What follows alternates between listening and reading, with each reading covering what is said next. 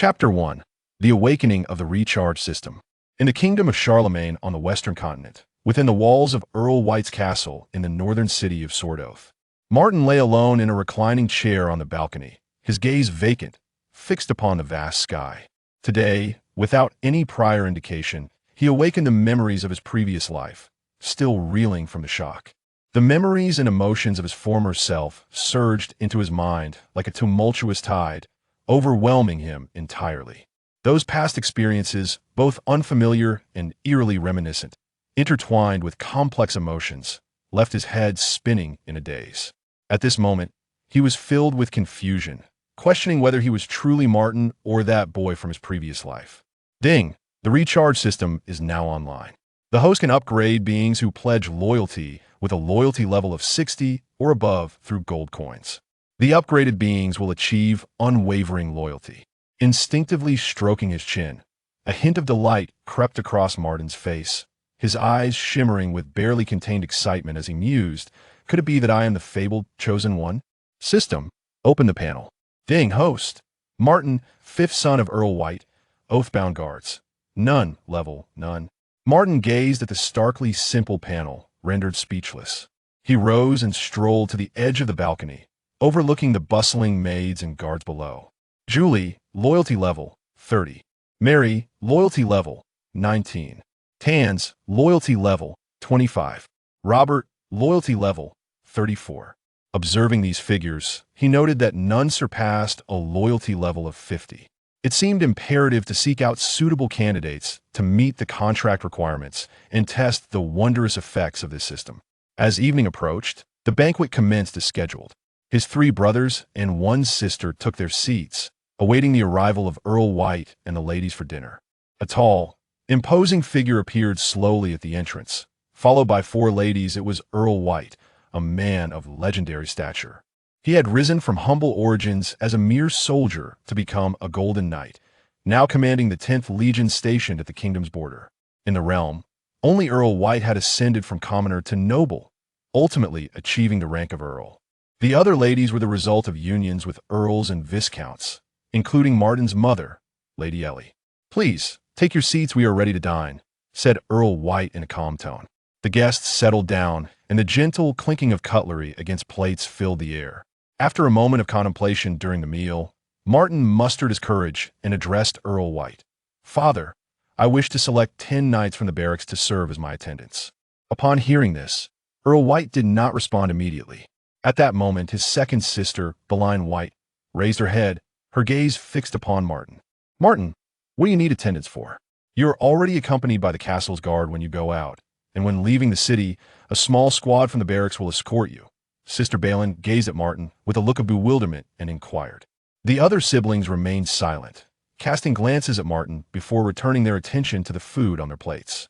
Count White, having finished a piece of beast meat, elegantly wiped his mouth and addressed Martin, saying, "You may select 10 attendants from the valiant knights, as they have just returned from their duty for a well-deserved respite.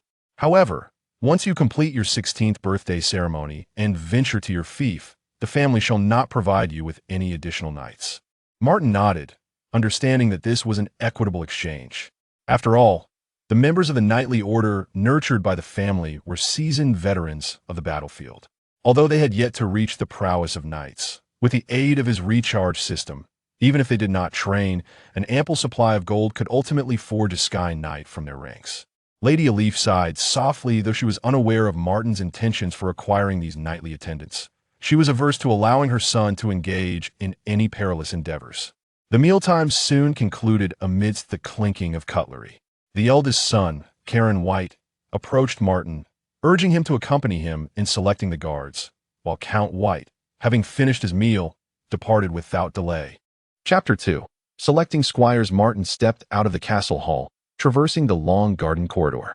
Along the way, passing maids and guards bowed respectfully, their postures low and their gazes filled with reverence. His elder brother, Carlin, led the way and spoke. "I truly fail to comprehend your intentions behind selecting these 10 squires. However, as your older brother, I must remind you that these guards will eventually become your personal soldiers. The family will no longer prioritize their training, merely providing them with basic sustenance and shelter. As for the maintenance of armor and knightly potions, those expenses will not be covered. Furthermore, do not entertain thoughts of embarking on adventures." He paused, then added earnestly, "Although these squires are not yet true knights, their aspirations deserve your consideration. While your status as the Count's son may compel them to follow you, you currently lack a fief, making it no small feat to support them." As the two conversed, they soon arrived at the encampment of the knightly order. The Count's domain commanded 5 knightly orders, each comprising approximately 800 men. This was no ordinary assembly of soldiers. It was a congregation of extraordinary knights, each possessing formidable prowess. Even the lowest-ranked squire within the order was not to be underestimated. A single knightly order could decisively vanquish a battalion of 50,000 regular soldiers, with the Silver Knights possessing a terrifying combat capability that allowed them to single-handedly confront 1,000 foes. Moreover, the physical constitution of the squires surpassed that of ordinary men, easily overpowering a dozen fully armed soldiers.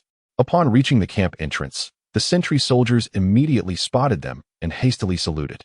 Carlin inquired, "Captain Wally, is the barracks occupied at present?" The soldier promptly replied, "My Lord Carlin. Captain Wally and the vice-captain have just returned from their duty shift and are currently in the barracks replenishing knightly potions.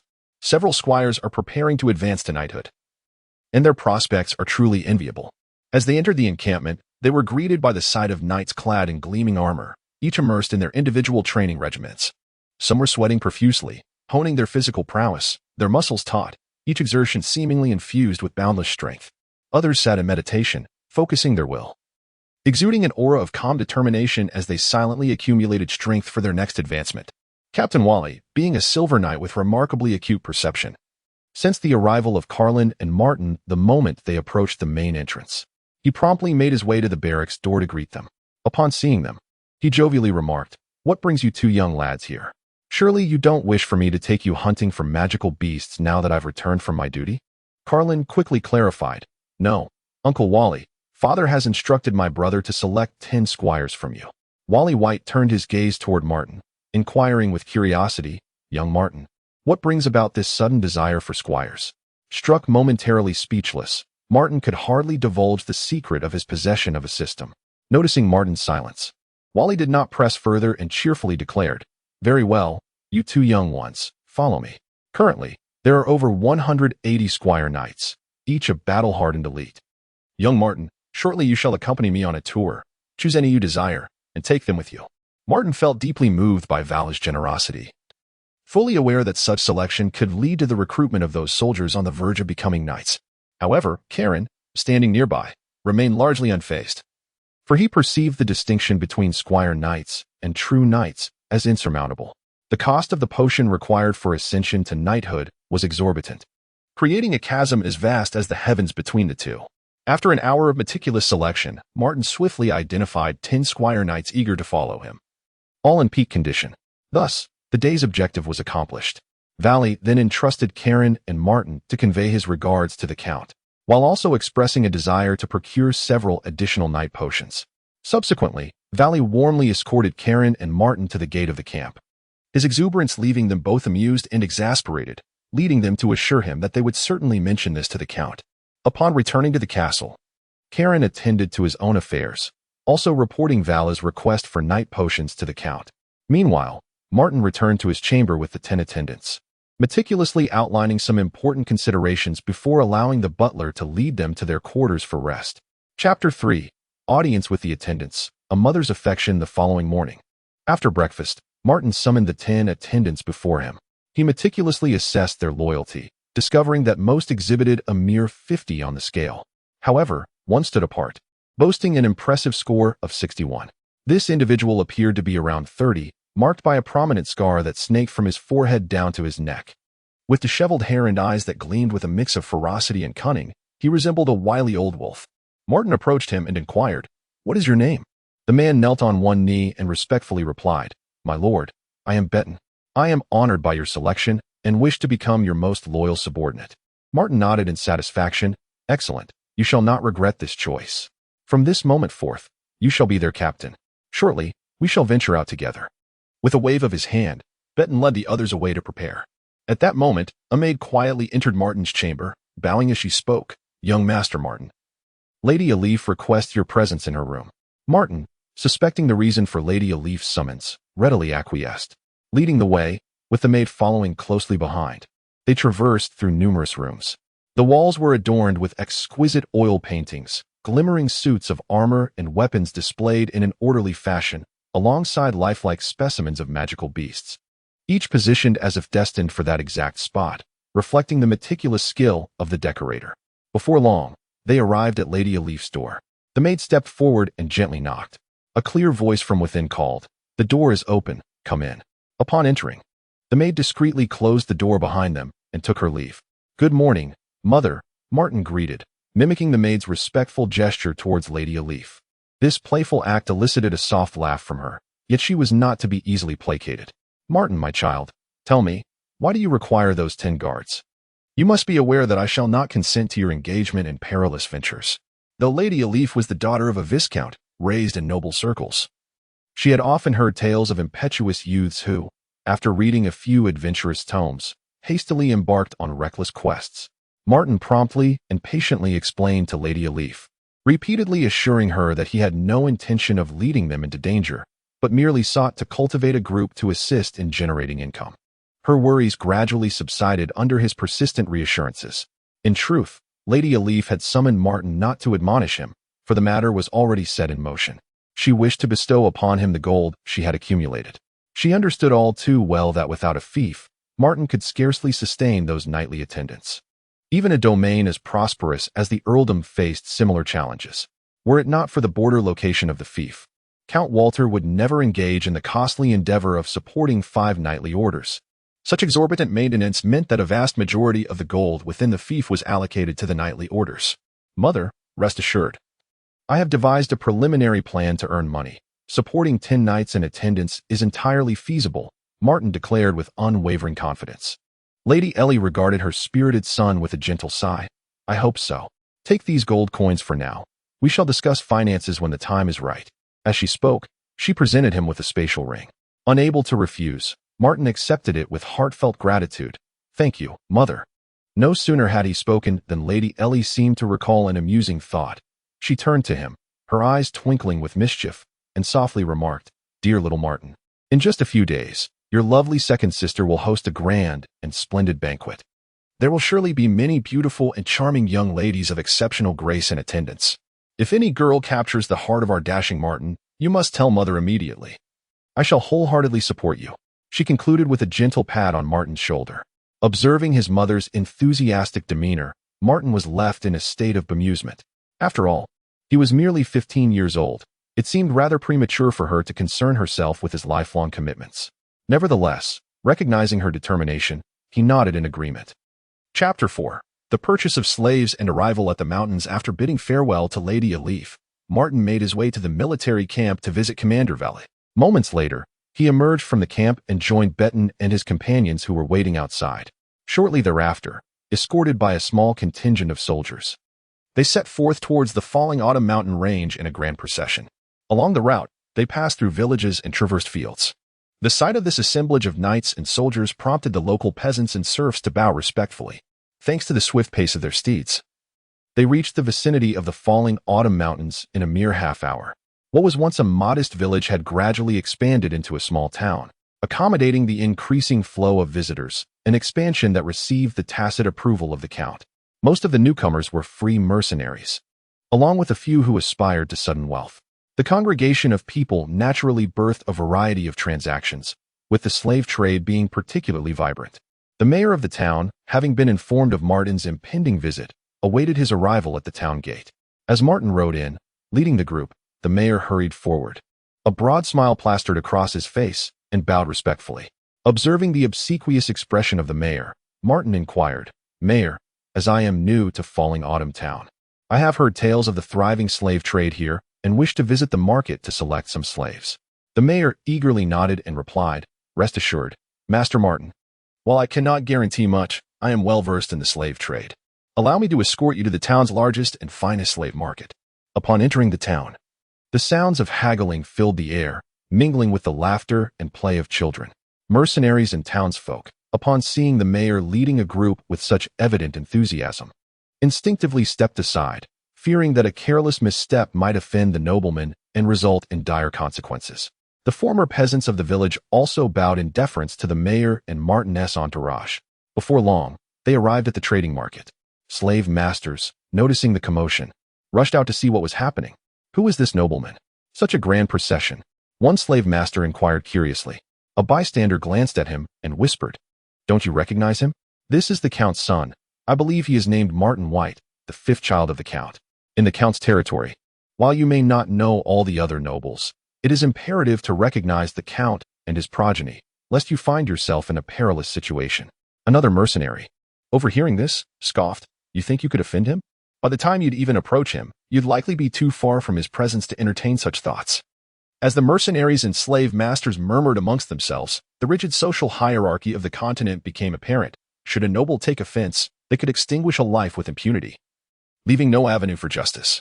The mayor summoned the overseer of the slave market, the tax collector, who was responsible for regulating the slave trade and collecting taxes, and who possessed an intimate knowledge of the market's operations. Martin articulated his demands to the tax official, who promptly navigated through the various slave owners' stalls.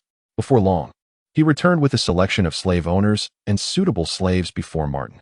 One by one, Martin assessed the slaves, and after a thorough selection process, he found that only 26 half-orcs and 60 orcs met his criteria. After another careful culling, he managed to gather a total of 100 individuals. Once the payment was settled, the group continued their journey toward the falling Autumn Mountain Range. Martin understood that the cultivation of talent is not an endeavor to be rushed. Thus, he did not intend to invest excessive resources in these slaves. The falling Autumn Mountain Range was home to a multitude of different races, and with an abundance of slaves available, he would not feel remorseful about discarding these orcs once they had served their purpose, provided they helped him achieve his aims without squandering his gold coins. With a contingent of 100 slaves, the pace of their progress had significantly slowed. It was only around 5 p.m. when they finally reached the foothills of the falling Autumn Mountains. Benton glanced at the sky and remarked, "Young master, it seems we lack the time to venture in today. Shall we rest for the night and enter the mountains tomorrow instead?" However, Martin shook his head resolutely and replied, "No, we must enter tonight. Only then will we have the opportunity to capture those magical beasts. Only live-captured beasts can fetch a good price." He instructed everyone to rest briefly and summoned a nightly attendant, directing him to ride back and inform the steward that they would not be returning to the castle that evening. Chapter 5. The Capture of the Shadow Wolves. Objective achieved. As night descended slowly, the thick darkness enveloped the surroundings like ink. Martin and his companions seized the moment, meticulously inspecting their equipment and organizing their camp before nimbly mounting their horses. With a flick of the long whip in hand, they urged the slaves onward, delving deeper into the depths of the falling Autumn Mountains. During their journey, Benton, wearing a puzzled expression, could not help but inquire of Martin, "Sir, logically speaking, the Shadow Wolf pack should have been discovered by now, given the numerous mercenaries in the vicinity. Yet, there has been no news from the town, which is indeed strange." Observing Benton's bewildered demeanor, Martin's lips curled into a smile as he elucidated, "A month ago, Captain Vala and I ventured to the outskirts of the falling Autumn Mountains for a hunt, where we fortuitously stumbled upon a small pack of shadow wolves migrating to this area. At that time, Captain Valley led me and several bronze knights in pursuit. We located them in a remarkably concealed valley. The pack was not large, comprising merely about 10 wolves, considering their limited numbers and the fact that it was daytime. Capturing them could result in their demise, hence, we withdrew without disturbing them. Before our departure, Captain Valley set up magical devices around the valley to obscure their presence from others. This morning, before our expedition, Captain Valley and I struck a deal. In exchange for 10 bottles of night training potions, this batch of shadow wolves shall belong to me." As Martin spoke, he navigated the winding and rugged mountain path, recalling the route from memory. Time slipped by unnoticed, and before they realized it, they had reached the latter half of the night. At last, the group arrived, albeit with some difficulty, at the secluded valley. Observing Martin halt the reins, his expression calm, he began to devise a plan. Soon, let the slaves charge into the valley. Once mature, shadow wolves possess strength comparable to night attendants and can traverse the night without leaving a trace. Because of this unique ability, the price of shadow wolves has remained exorbitantly high. They do not emerge during the day, and to prevent a reduction in their numbers during combat, this seemingly clumsy method must be employed. The shadow wolves will reveal themselves when they attack the slaves, at which point the night team will swiftly advance to capture them. Beton, take your men to seize the cubs. Under no circumstances should the slaves be allowed to harm them amidst the chaos. With his instructions given, Martin directed the night team to conceal themselves against the wind, reiterating the critical reminder. They could only inflict serious injury upon the shadow wolves, ensuring not a single one perished. He then signaled to Beton to drive the slaves toward the shadow wolf pack. Upon realizing their mission, the slaves became agitated. However, bound by the collective slave contract, they had no right to resist and were compelled to obey Martin and his companions. Yet a few slaves, harboring a glimmer of hope for escape, seized the opportunity when Beton and his men loosened their restraints, promptly sprinting in all directions. In response, Beton and his comrades swiftly mounted their horses and pursued, their swords drawn, executing the fleeing individuals on the spot. This brutal display served as a deterrent to the remaining slaves. Nevertheless, the scent of blood began to permeate the air, and the magical devices previously arranged by Captain Valley were gradually exhausting their limited power. The vigilant shadow wolves, sensitive to the unusual disturbances in the air, emitted a piercing howl that echoed through the night. The shadow wolves hunting in the wild heard the alarm and immediately changed direction, racing towards the valley like bolts of black lightning. In an instant, the sentry shadow wolves and the 3 mother wolves left behind in the den surged forth with fierce determination, leaving only one mother wolf to guard the younglings. The shadow wolves concealed themselves in the darkness, swiftly and silently reaping the lives of the enslaved. As the number of captives dwindled to around 40, Martin shouted, "Now is the time." The night squad, along with Bait-End and others, armed with their sharp knightly swords, charged forth like arrows released from a bow towards the shadow wolves that were slaughtering the slaves. 2 of the shadow wolves, caught off guard, were immediately ensnared by the knight's powers, immobilized in place. The restrained shadow wolves thrashed wildly, baring their sharp fangs in a desperate attempt to bite the knights who held them captive. Suddenly, a strange ripple surged through the darkened space, gradually revealing the forms of the shadow wolves. Martin focused intently, counting a total of 5. Upon their emergence, the shadow wolves bared their teeth and roared lowly at the night squad and Bait-End. Undeterred, Bait-End and the knights launched their assault first, splitting into 2 groups, one charging towards the returning shadow wolves and the other racing towards the shadow wolf den. Martin perched upon a sturdy branch of a large tree, surveying the battle unfolding in the valley below. As time passed, the tide of the conflict began to shift in favor of the night squad. Observing this, Martin descended from the tree with satisfaction and made his way towards the valley, closely followed by the squad leader of the Bronze Knights. In the valley, the slaves had been nearly exhausted, and the night squad had successfully ensnared all the shadow wolves. Meanwhile, Bait-End and his group had successfully discovered the 5 younglings within the wolf den. Martin privately calculated that upon their return to the castle tomorrow, he could sell these shadow wolves and their young to the family trading company in the capital, undoubtedly fetching a handsome sum of gold coins. Chapter 6. Feeding the shadow wolves and encountering the mayor. Martin had endured an entire night, his face betraying his exhaustion, with dark circles under his eyes and a gaze that reflected his fatigue. In contrast, the night squad and Beton remained spirited and showed no signs of weariness. As dawn broke, the group, now unburdened by the slaves, quickened their pace and successfully arrived at Falling Autumn Town. Upon hearing reports of Martin and his companion's arrival, the mayor hastily emerged from his warm bed. With the attentive care of the mayor's wife, he hurriedly donned his clothes and, filled with urgency, made his way towards Martin. At that moment, Martin was fighting to keep his eyes open, nearly succumbing to sleep. He struggled against his weariness and instructed Beton to find a nearby inn with decent accommodations. Once inside the room, he neglected his hygiene and collapsed onto the bed, falling into a deep slumber. When the mayor arrived and saw Beton and the others, upon learning that Martin had already retired, he chose to remain rather than depart. He promptly instructed his subordinates to prepare a sumptuous feast for the esteemed knights. After ensuring the shadow wolves were properly settled, the knights gathered around the dining table to indulge in the delightful cuisine, relishing the meal. Until Martin awoke, none dared to approach the valuable shadow wolves. Time slipped by quietly, and soon it was afternoon. Martin slowly opened his eyes, stretched lazily in bed, and sat up. After refreshing himself, he stepped out of his room. Outside, Beton, with keen eyes, immediately noticed Martin's emergence and respectfully bowed. Martin nodded slightly in acknowledgement and inquired, "Where are the shadow wolves now?" Beton quickly replied, "My lord, The Shadow Wolves are in the backyard, being overseen by the night squad. He then led Martin toward the backyard. Upon arriving, Martin observed the squad members guarding the magical cage, which had been specially transported from the slave market at the mayor's request. The Shadow Wolves were indeed a rare commodity. It was prudent to keep them under close watch to prevent any ill-intentioned individuals from attempting to seize them. Martin approached the cage and instructed Betten to prepare 10 portions of food, ensuring the Shadow Wolves were well fed. Soon after, Betten arrived with the mayor, bearing a message from the Count urging Martin to complete his tasks promptly and return to the castle. Following the instructions, Betten meticulously placed the food into the bowls in front of the Shadow Wolves. Once they had eaten sufficiently, he planned to take the remnants back to his family, entrusting them to the family caravan for sale in the capital, thus maximizing their profit. Martin, utilizing the system to assess the loyalty of Betten and the others, discovered that each individual's loyalty had surpassed 60, which was indeed encouraging news.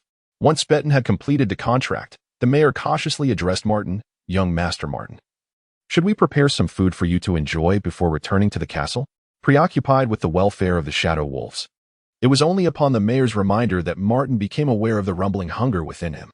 Consequently, under the mayor's thoughtful arrangements, the group savored a hearty meal before preparing to return to the castle. On his way back to the castle, Martin contemplated the meager amount of gold coins remaining in his possession. Even with the additional coins bestowed upon him by Lady Elif, he realized it would be insufficient to upgrade all 10 of his companions. However, he remained unfazed, considering that once he sold the Shadow Wolf, his financial situation would likely improve. He was acutely aware that promoting a Knight Squire to a Black Iron Knight required 100 gold coins. Advancing to a Bronze Knight necessitated 500 coins, and elevating to a Silver Knight demanded an astonishing 5,000 coins. The subsequent costs for further upgrades would only escalate from there. Upon returning to the city of the Oath of the Lost Sword, Betten and his companions made their way back to the guards' quarters. While the Knight Squad returned to the military camp, Martin first sought an audience with Count White, and the two engaged in a lengthy conversation, the specifics of which remained a mystery to outsiders.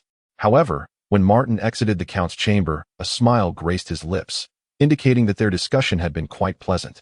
As Martin proceeded towards the residence of his mother, Lady Elif, he passed a familiar figure engrossed in reading in a corner of the corridor, his third brother, Wayne. Wayne had already attained the strength of a Knight Squire, and it could be said that he was nearly on par with their elder brother.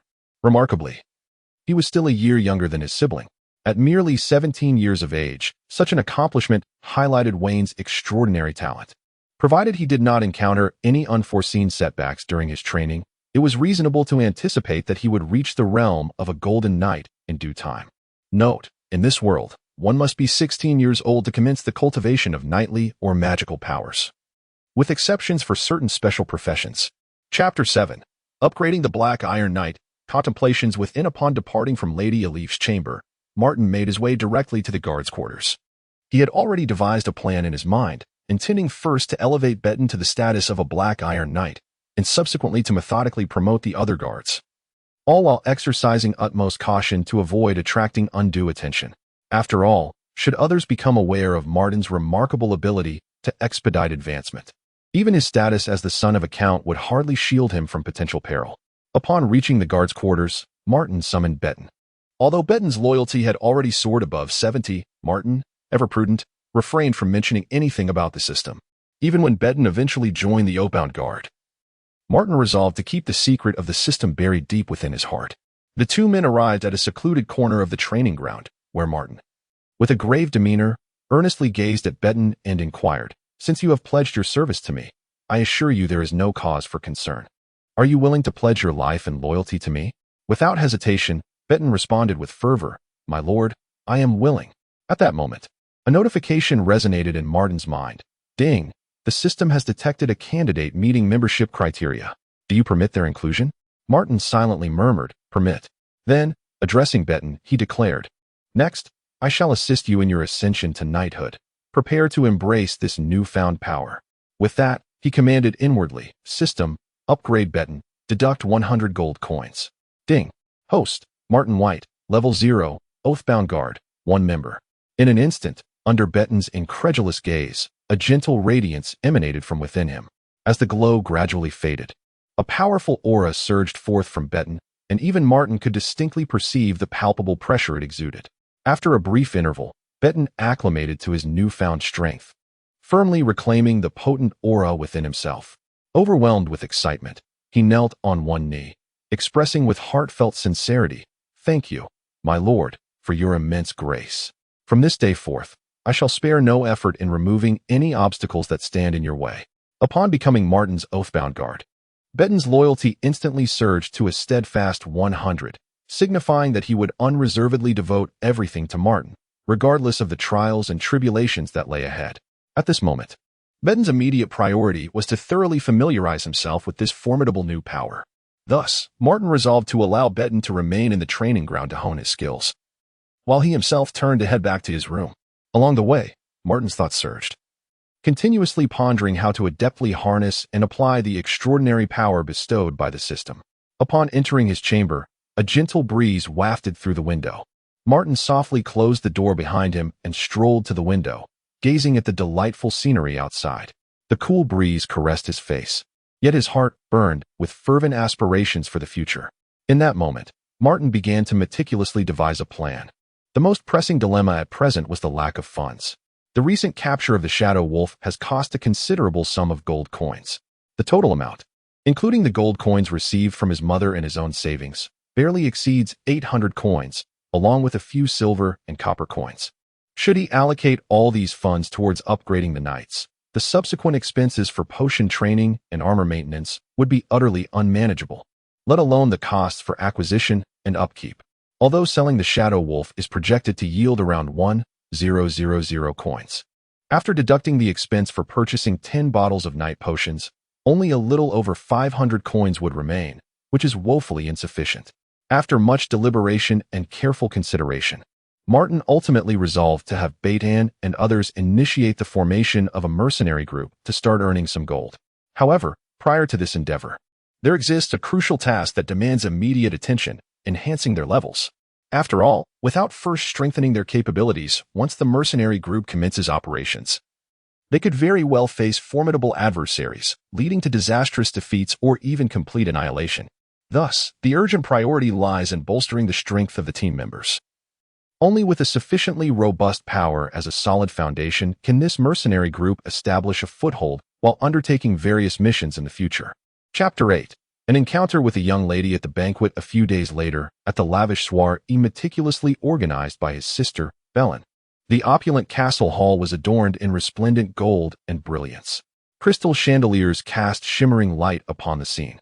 Various noble ladies and young maidens, clad in sweeping gowns, dazzled with diamond necklaces and pearl earrings that sparkled against their fair skin.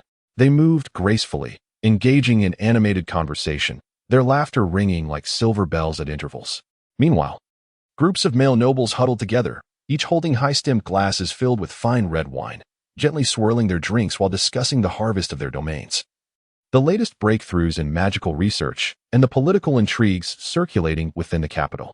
Occasionally, a few impetuous young nobles would boast about recent hunting exploits, their eyes gleaming with excitement as they animatedly recounted the thrilling chase and their valiant kills, drawing gasps of admiration from those around them.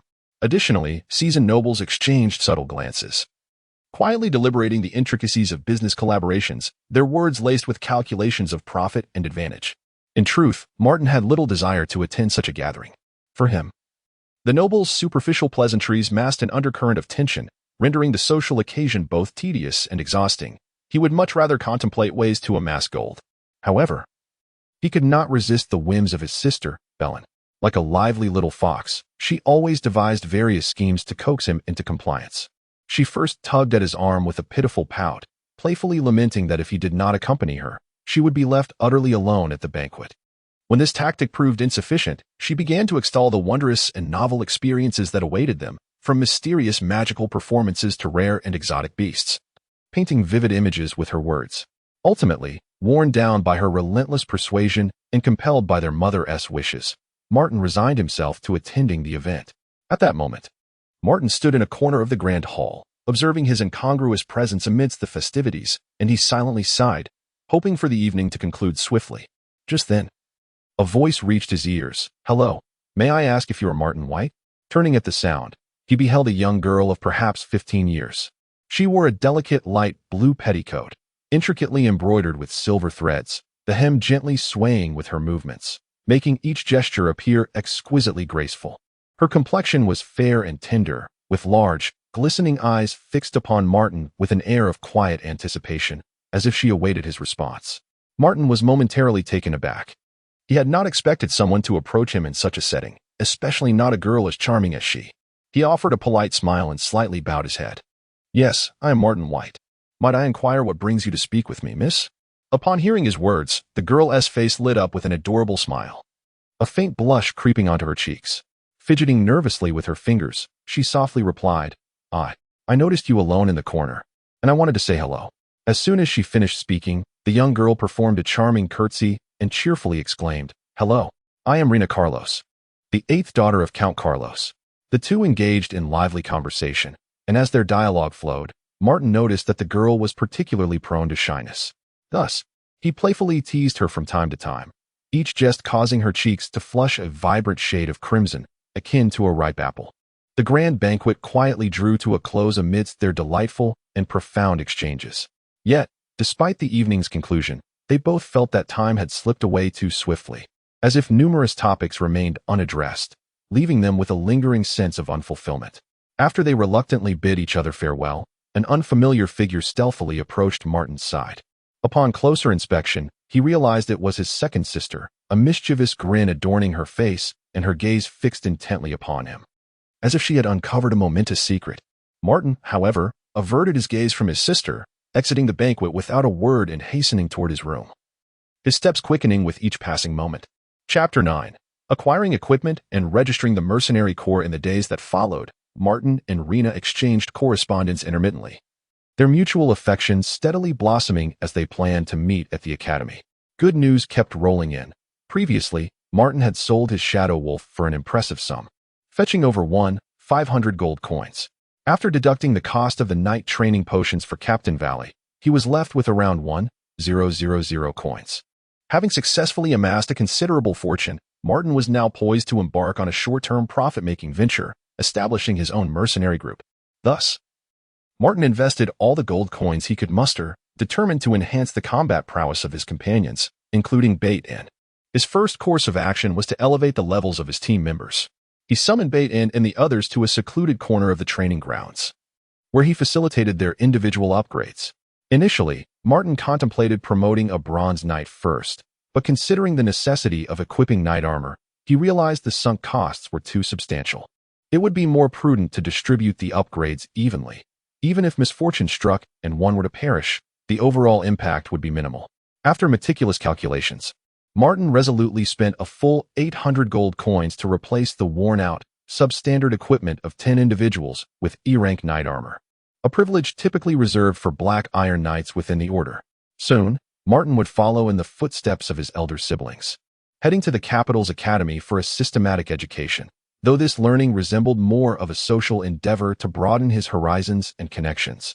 The sight of Martin's several guards clad in E-rank knight armor naturally drew the attention of those around them, yet most merely felt a flicker of curiosity.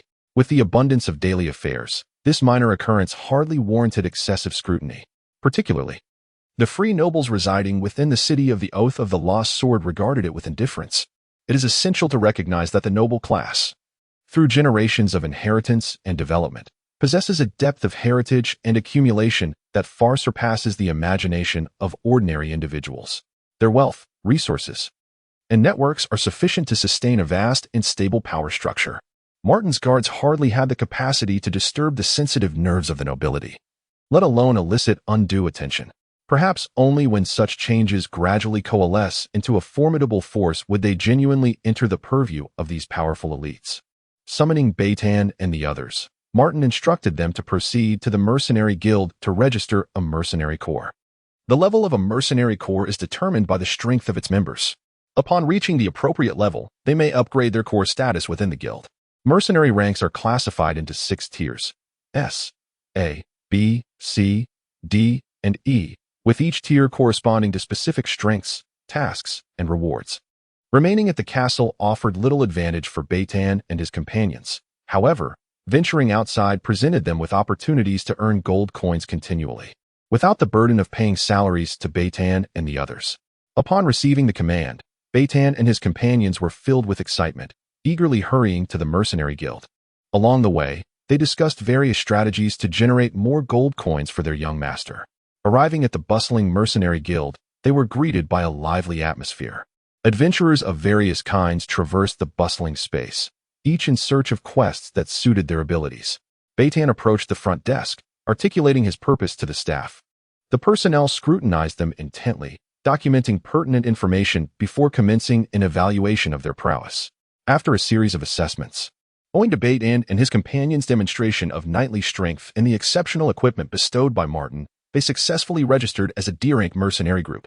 This rank signified their eligibility to undertake numerous intriguing and lucrative missions. Subsequently, they perused the task board, aiming to select a quest that was in close proximity to the royal capital. Having finalized their choice, the group set forth on their journey. Chapter 10. Strengthening Oneself. Urgent news from the border in the days that followed. Martin diligently spent his daily life within the castle's walls, adhering to a structured routine. To avoid any embarrassment in the imperial capital due to issues of etiquette, he enlisted the help of the butler to find several etiquette instructors and military academy coaches. Intending to learn the nuances of noble conduct while simultaneously engaging in physical training. At the break of dawn, as the first rays of sunlight filtered through the curtains and illuminated his chamber, Martin awoke from his slumber. After swiftly attending to his morning rituals, he donned a neat and appropriate outfit and strode purposefully towards the designated venue for teaching noble etiquette. There, experienced mentors patiently and meticulously instructed Martin in the intricate yet vital protocols of manners. Whether it was walking, sitting, or dining, each action and detail adhered to stringent requirements and standards. Martin listened intently to the instructor's explanations, diligently practicing those seemingly simple yet deceptively challenging movements, striving to internalize these etiquettes until they became second nature. Besides immersing himself in the study of noble manners, Martin devoted ample time to the expansive training grounds. Here, various training apparatuses awaited him, allowing him to enhance his physique under the guidance of instructors who tailored suitable physical enhancement potions to prevent any harm to his body. Time passed swiftly, and soon it would be time for him to depart for the academy. During this period, Martin could only communicate with Beitan and the others through letters, as magical communication crystals were prohibitively expensive, costing 5 gold coins each, an extravagant expenditure. The castle allotted him 10 gold coins monthly, which, while generous, was still limited. 2 coins could sustain a common family for an entire year. However, expenses associated with magic were typically steep. With a landholding heir, the Earl would not dispense funds. From his correspondence, Martin learned that they had successfully completed several missions, amassing 20 gold coins, and were gradually drawing nearer to the royal capital. This fortnight of training had visibly strengthened Martin's physique. During this time, Lady Elif often visited to check on his progress. On this day, as Martin engaged in his usual training on the grounds, an unexpected figure materialized in the sky. A griffin rider. He piloted a battle-scarred griffin, which circled weakly above, seemingly on the brink of collapse. Ultimately, the griffin descended laboriously onto the training grounds, stirring up a cloud of dust. Witnessing this, the other knights were taken aback, hastily setting aside their weapons and training to rush towards the scene like a rising tide. In the blink of an eye, the training area was surrounded by numerous tents, fully armed knights. The griffin rider, displaying an expression of urgency, wasted no time catching his breath before hastily dismounting and rushing towards the center of the gathering crowd, where Captain Valley was approaching in haste. Before Captain Vala could utter a word, the griffin rider exclaimed, "Captain Vala, we must find the Earl at once. A grave situation has arisen. The Orc Kingdom has launched a sudden attack and has breached Frost Zero Pass." Having spoken, he was utterly exhausted and fainted. When that shocking news swept into the ears of the knights like a sudden tempest, disbelief was etched upon each of their faces. Their eyes widened in astonishment, and some even instinctively parted their lips, as though they had encountered an absurd fable. How could such a thing possibly occur? In their understanding, even if the enemy had indeed breached the impregnable Frost Zero Pass, how could no word of it have reached them beforehand? Had the A-grade magic array, Fury of Frost, failed to hold? And what of the magical communication crystal? Why had no one utilized it to convey such critical military information at this pivotal moment? As the knights exchanged bewildered glances, the tension mounting to an unbearable degree, a figure seemed to materialize from thin air, appearing before them. Instantly, Their gaze was drawn to this newcomer, and upon closer inspection, it was none other than the Count, whose arrival added an extra layer of gravity to the already taut atmosphere. Chapter 11. The Communication Council. The Count's defeat after the unconscious knight and Griffin were taken away by the apothecary for treatment. The Count's expression turned grim as he entered his study and strode directly towards the large communication crystal. His fingers trembled slightly, his heart filled with anxiety and unease. As he activated the crystal with determination, with a flash of light, the communication was established, and the Count conveyed the dire news of Frost Zero Pass being breached by the Orc Kingdom to the Royal Council.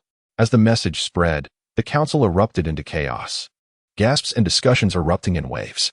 Chairman Marcato abruptly rose, slamming his hands on the table with a grave and resolute demeanor, commanding loudly, "Count White, you must immediately dispatch the Imperial 10th Legion, stationed at the border and currently recuperating, to provide swift support to Frost Zero Pass. At all costs, seal the breach in the defense line. We cannot allow the orcs to ravage the north, or the consequences will be unimaginable." As the light of the communication crystal faded, Count White's expression darkened further. He understood the urgency of the situation. There could be no delay. He quickly retrieved the small communication crystal from his waist and deftly relayed orders for the 10th Legion to assemble at once and march towards Frost Zero Pass. Without pausing, the Count commenced contacting the nobles in the north. He first reached out to the formidable Marquis Roderick. Once the crystal connected, the Count spoke gravely. "Marquis Roderick, the orcs have breached Frost Zero Pass. I have just informed the Capital Council, and they have commanded me to lead the 10th Legion to seal the breach. However, the pass is already compromised, and the orcs are likely advancing directly into the north. You must urgently rally your forces and prepare to march north at a moment's notice." Marquis Roderick immediately pledged his full cooperation. Subsequently, Count White contacted other minor nobles, and despite the cumbersome process, he patiently elucidated the dire circumstances to each noble, urging them to hasten their troop mobilization and remain ready for deployment. Through his relentless efforts, the entire North began to mobilize rapidly. Martin paced back and forth in the room, the sound of his boots echoing on the wooden floor. Outside, the sky grew darker. Yet the unease in his heart spread like wildfire. The news of Frost Zero Pass being breached weighed heavily upon him, like a massive stone pressing down on his chest. At last, hurried footsteps approached, and the steward entered the room, speaking urgently. "Young Master Martin, the Count has summoned everyone to the hall." Martin took a deep breath, adjusted his attire, and swiftly made his way to the hall. In the hall, Count White stood before the assembly, his expression solemn. The ladies appeared pale. Worry etched across their faces. His eldest son, Colin, clenched his fists, while Balin, Wayne, and Delra White wore serious expressions, their gazes fixed intently upon the Count. The Count spoke slowly. "Frost Zero Pass has fallen. The orcs may invade the north at any moment. The city of the Lost Sword is the closest to Frost Zero Pass. I have ordered the other 4 knightly orders to return to the city of the Lost Sword at once, while 2 ordinary legions will be stationed at the fortresses on either side of the city. I shall lead the Valiant Knight Order to rendezvous with the 10th Legion, entrusting the affairs at home to all of you. Karen, as the eldest son, you must bear the weight of the family's honor and safeguard the castle and your kin." Karen nodded solemnly, his eyes reflecting unwavering determination. The Count then turned to the other heirs. "You shall follow Karen and assist him in managing affairs. Remember, vigilance must never wane." The heirs stood tall, responding loudly, "Yes, Father." Once all instructions were given, the Count turned and strode purposefully towards the door. The Knight Order of Valley had already assembled in the courtyard, their steeds whinnying. Knights clad in armor with grave expressions. The Count mounted his horse, raising his sword high, and shouted, "Onward!" Beneath the dimming sky, the Count and the Knight Order swiftly made their way to Frost Zero Pass. Martin watched the departing knights, a swirl of emotions stirring within him. He understood that from this moment, the fate of the North hung by a thread. Returning to his chamber, Martin remained sleepless throughout the night. The following morning, Karen convened everyone to discuss defensive strategies.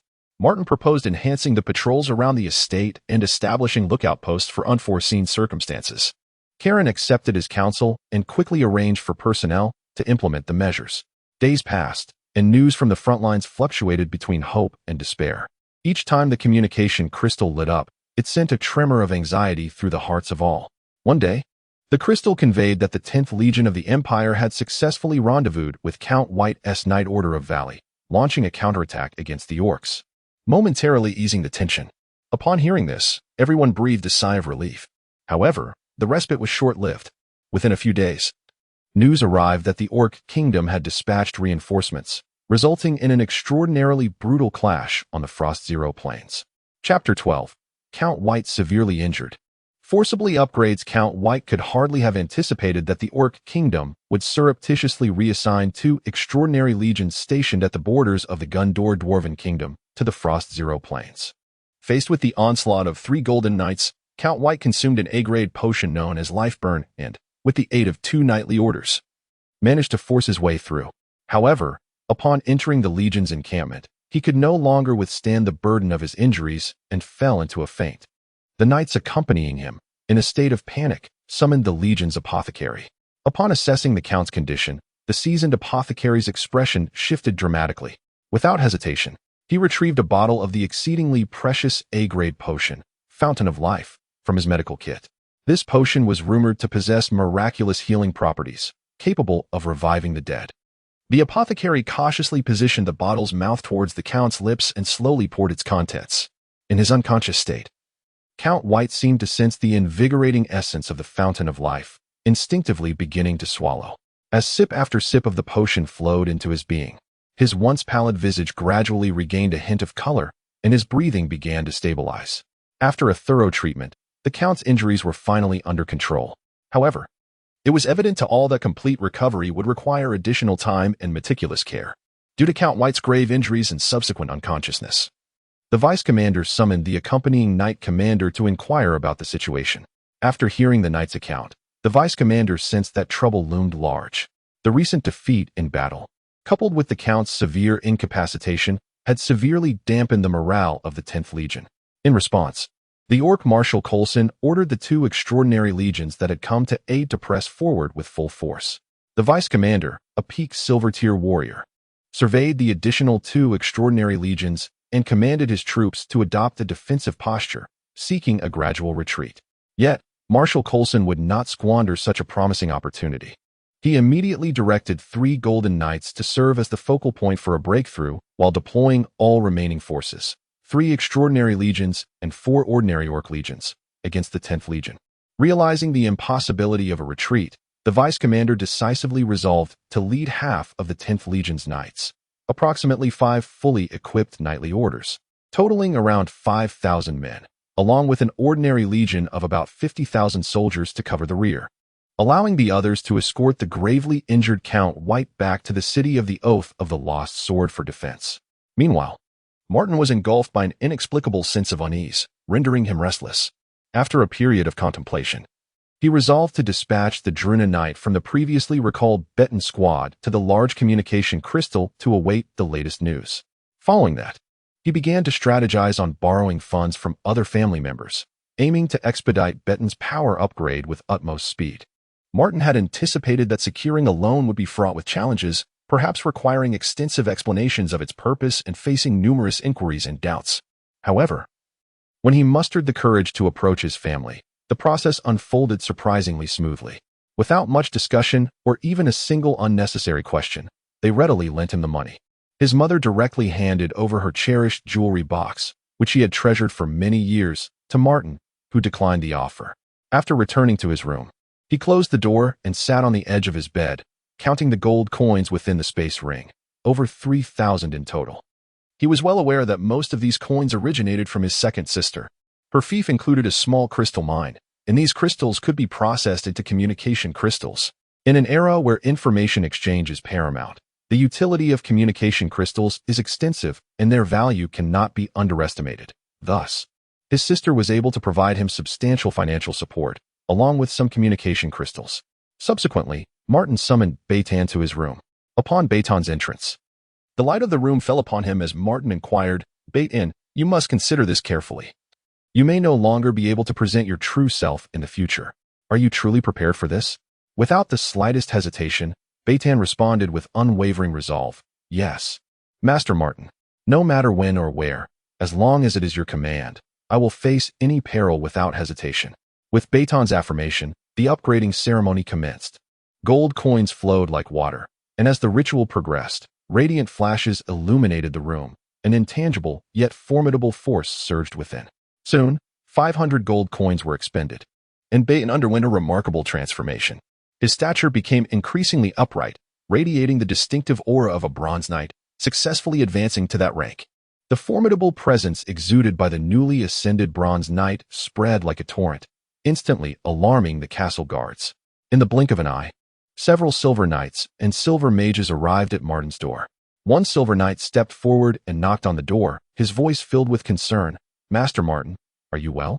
At that moment, should Martin's response betray any sign of distress, the silver knights and mages would not hesitate to break down the door. With a creak, the door slowly opened, revealing Martin with a smile. His tone relaxed. "Thank you for your concern. I am perfectly fine. There is nothing amiss. You may all return to your posts." Seeing him unharmed, they refrained from inquiring about the source of the earlier formidable presence and withdrew one by one, returning to their respective positions. Chapter 13. The Royal Capital Resolution. Information suppression. After closing the door, Martin addressed Baton, instructing him to gather his belongings immediately and depart for the city of the Oath of the Lost Sword to seek refuge. "Ensure you keep this communication crystal safe. Await my message," Martin added before signaling for Baton to leave. Baton complied, quietly packing his items under the bewildered gazes of his companions. Without pausing or exchanging farewells, he strode directly toward the castle exit, his figure gradually fading from sight. Once Baton had departed, Martin approached the window, gazing at the sky outside, lost in thought.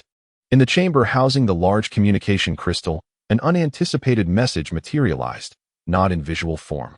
The content revealed: Commander White lay gravely injured and unconscious. The 10th Legion had suffered a crushing defeat, and both the deputy commander and half of the Legion's members, along with an entire regular Legion, had been annihilated. At that moment, several knights from the 10th Legion were escorting the severely wounded Commander White toward the city of the Oath of the Lost Sword. The onlookers stared at the communication, frozen in disbelief. After a brief silence, the knights and their squires snapped back to reality, hastily rising and rushing out of the room to relay the information to their respective families. As the news spread, the situation escalated rapidly. Upon receiving the report, Karen promptly arrived at the enormous communication crystal, transmitting the battle report from the Frost Zero Plains to the Royal Capital Council. Upon receiving the council's message, the king immediately initiated a video call with Marquis Roderick. As soon as the connection was established, the king gravely recounted the dire circumstances of the battle on the Frost Zero Plains. After listening, Roderick's initial shock transformed into determination, and without hesitation, he responded, "I will immediately command the 5 knightly orders stationed in Valley City to hasten their march to the city of the Oath of the Lost Sword for assistance." Upon hearing this, the king furrowed his brow slightly and earnestly cautioned, "Ensure that Karen halts the dissemination of information. The current situation is severe.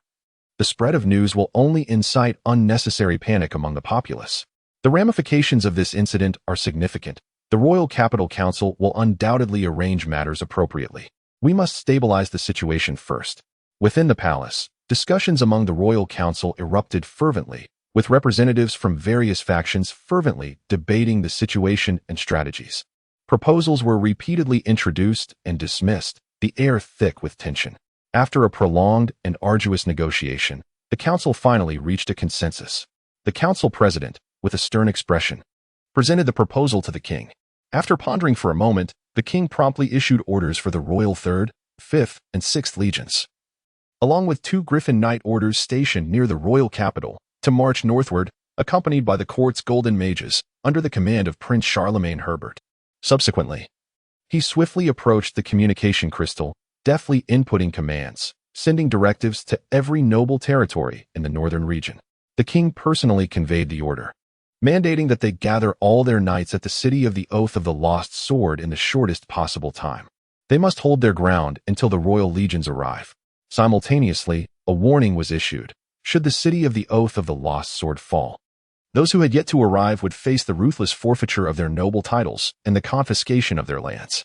On Karen's side, the communication crystal illuminated at an opportune moment, emitting the deep and resonant voice of Marquis Roderick.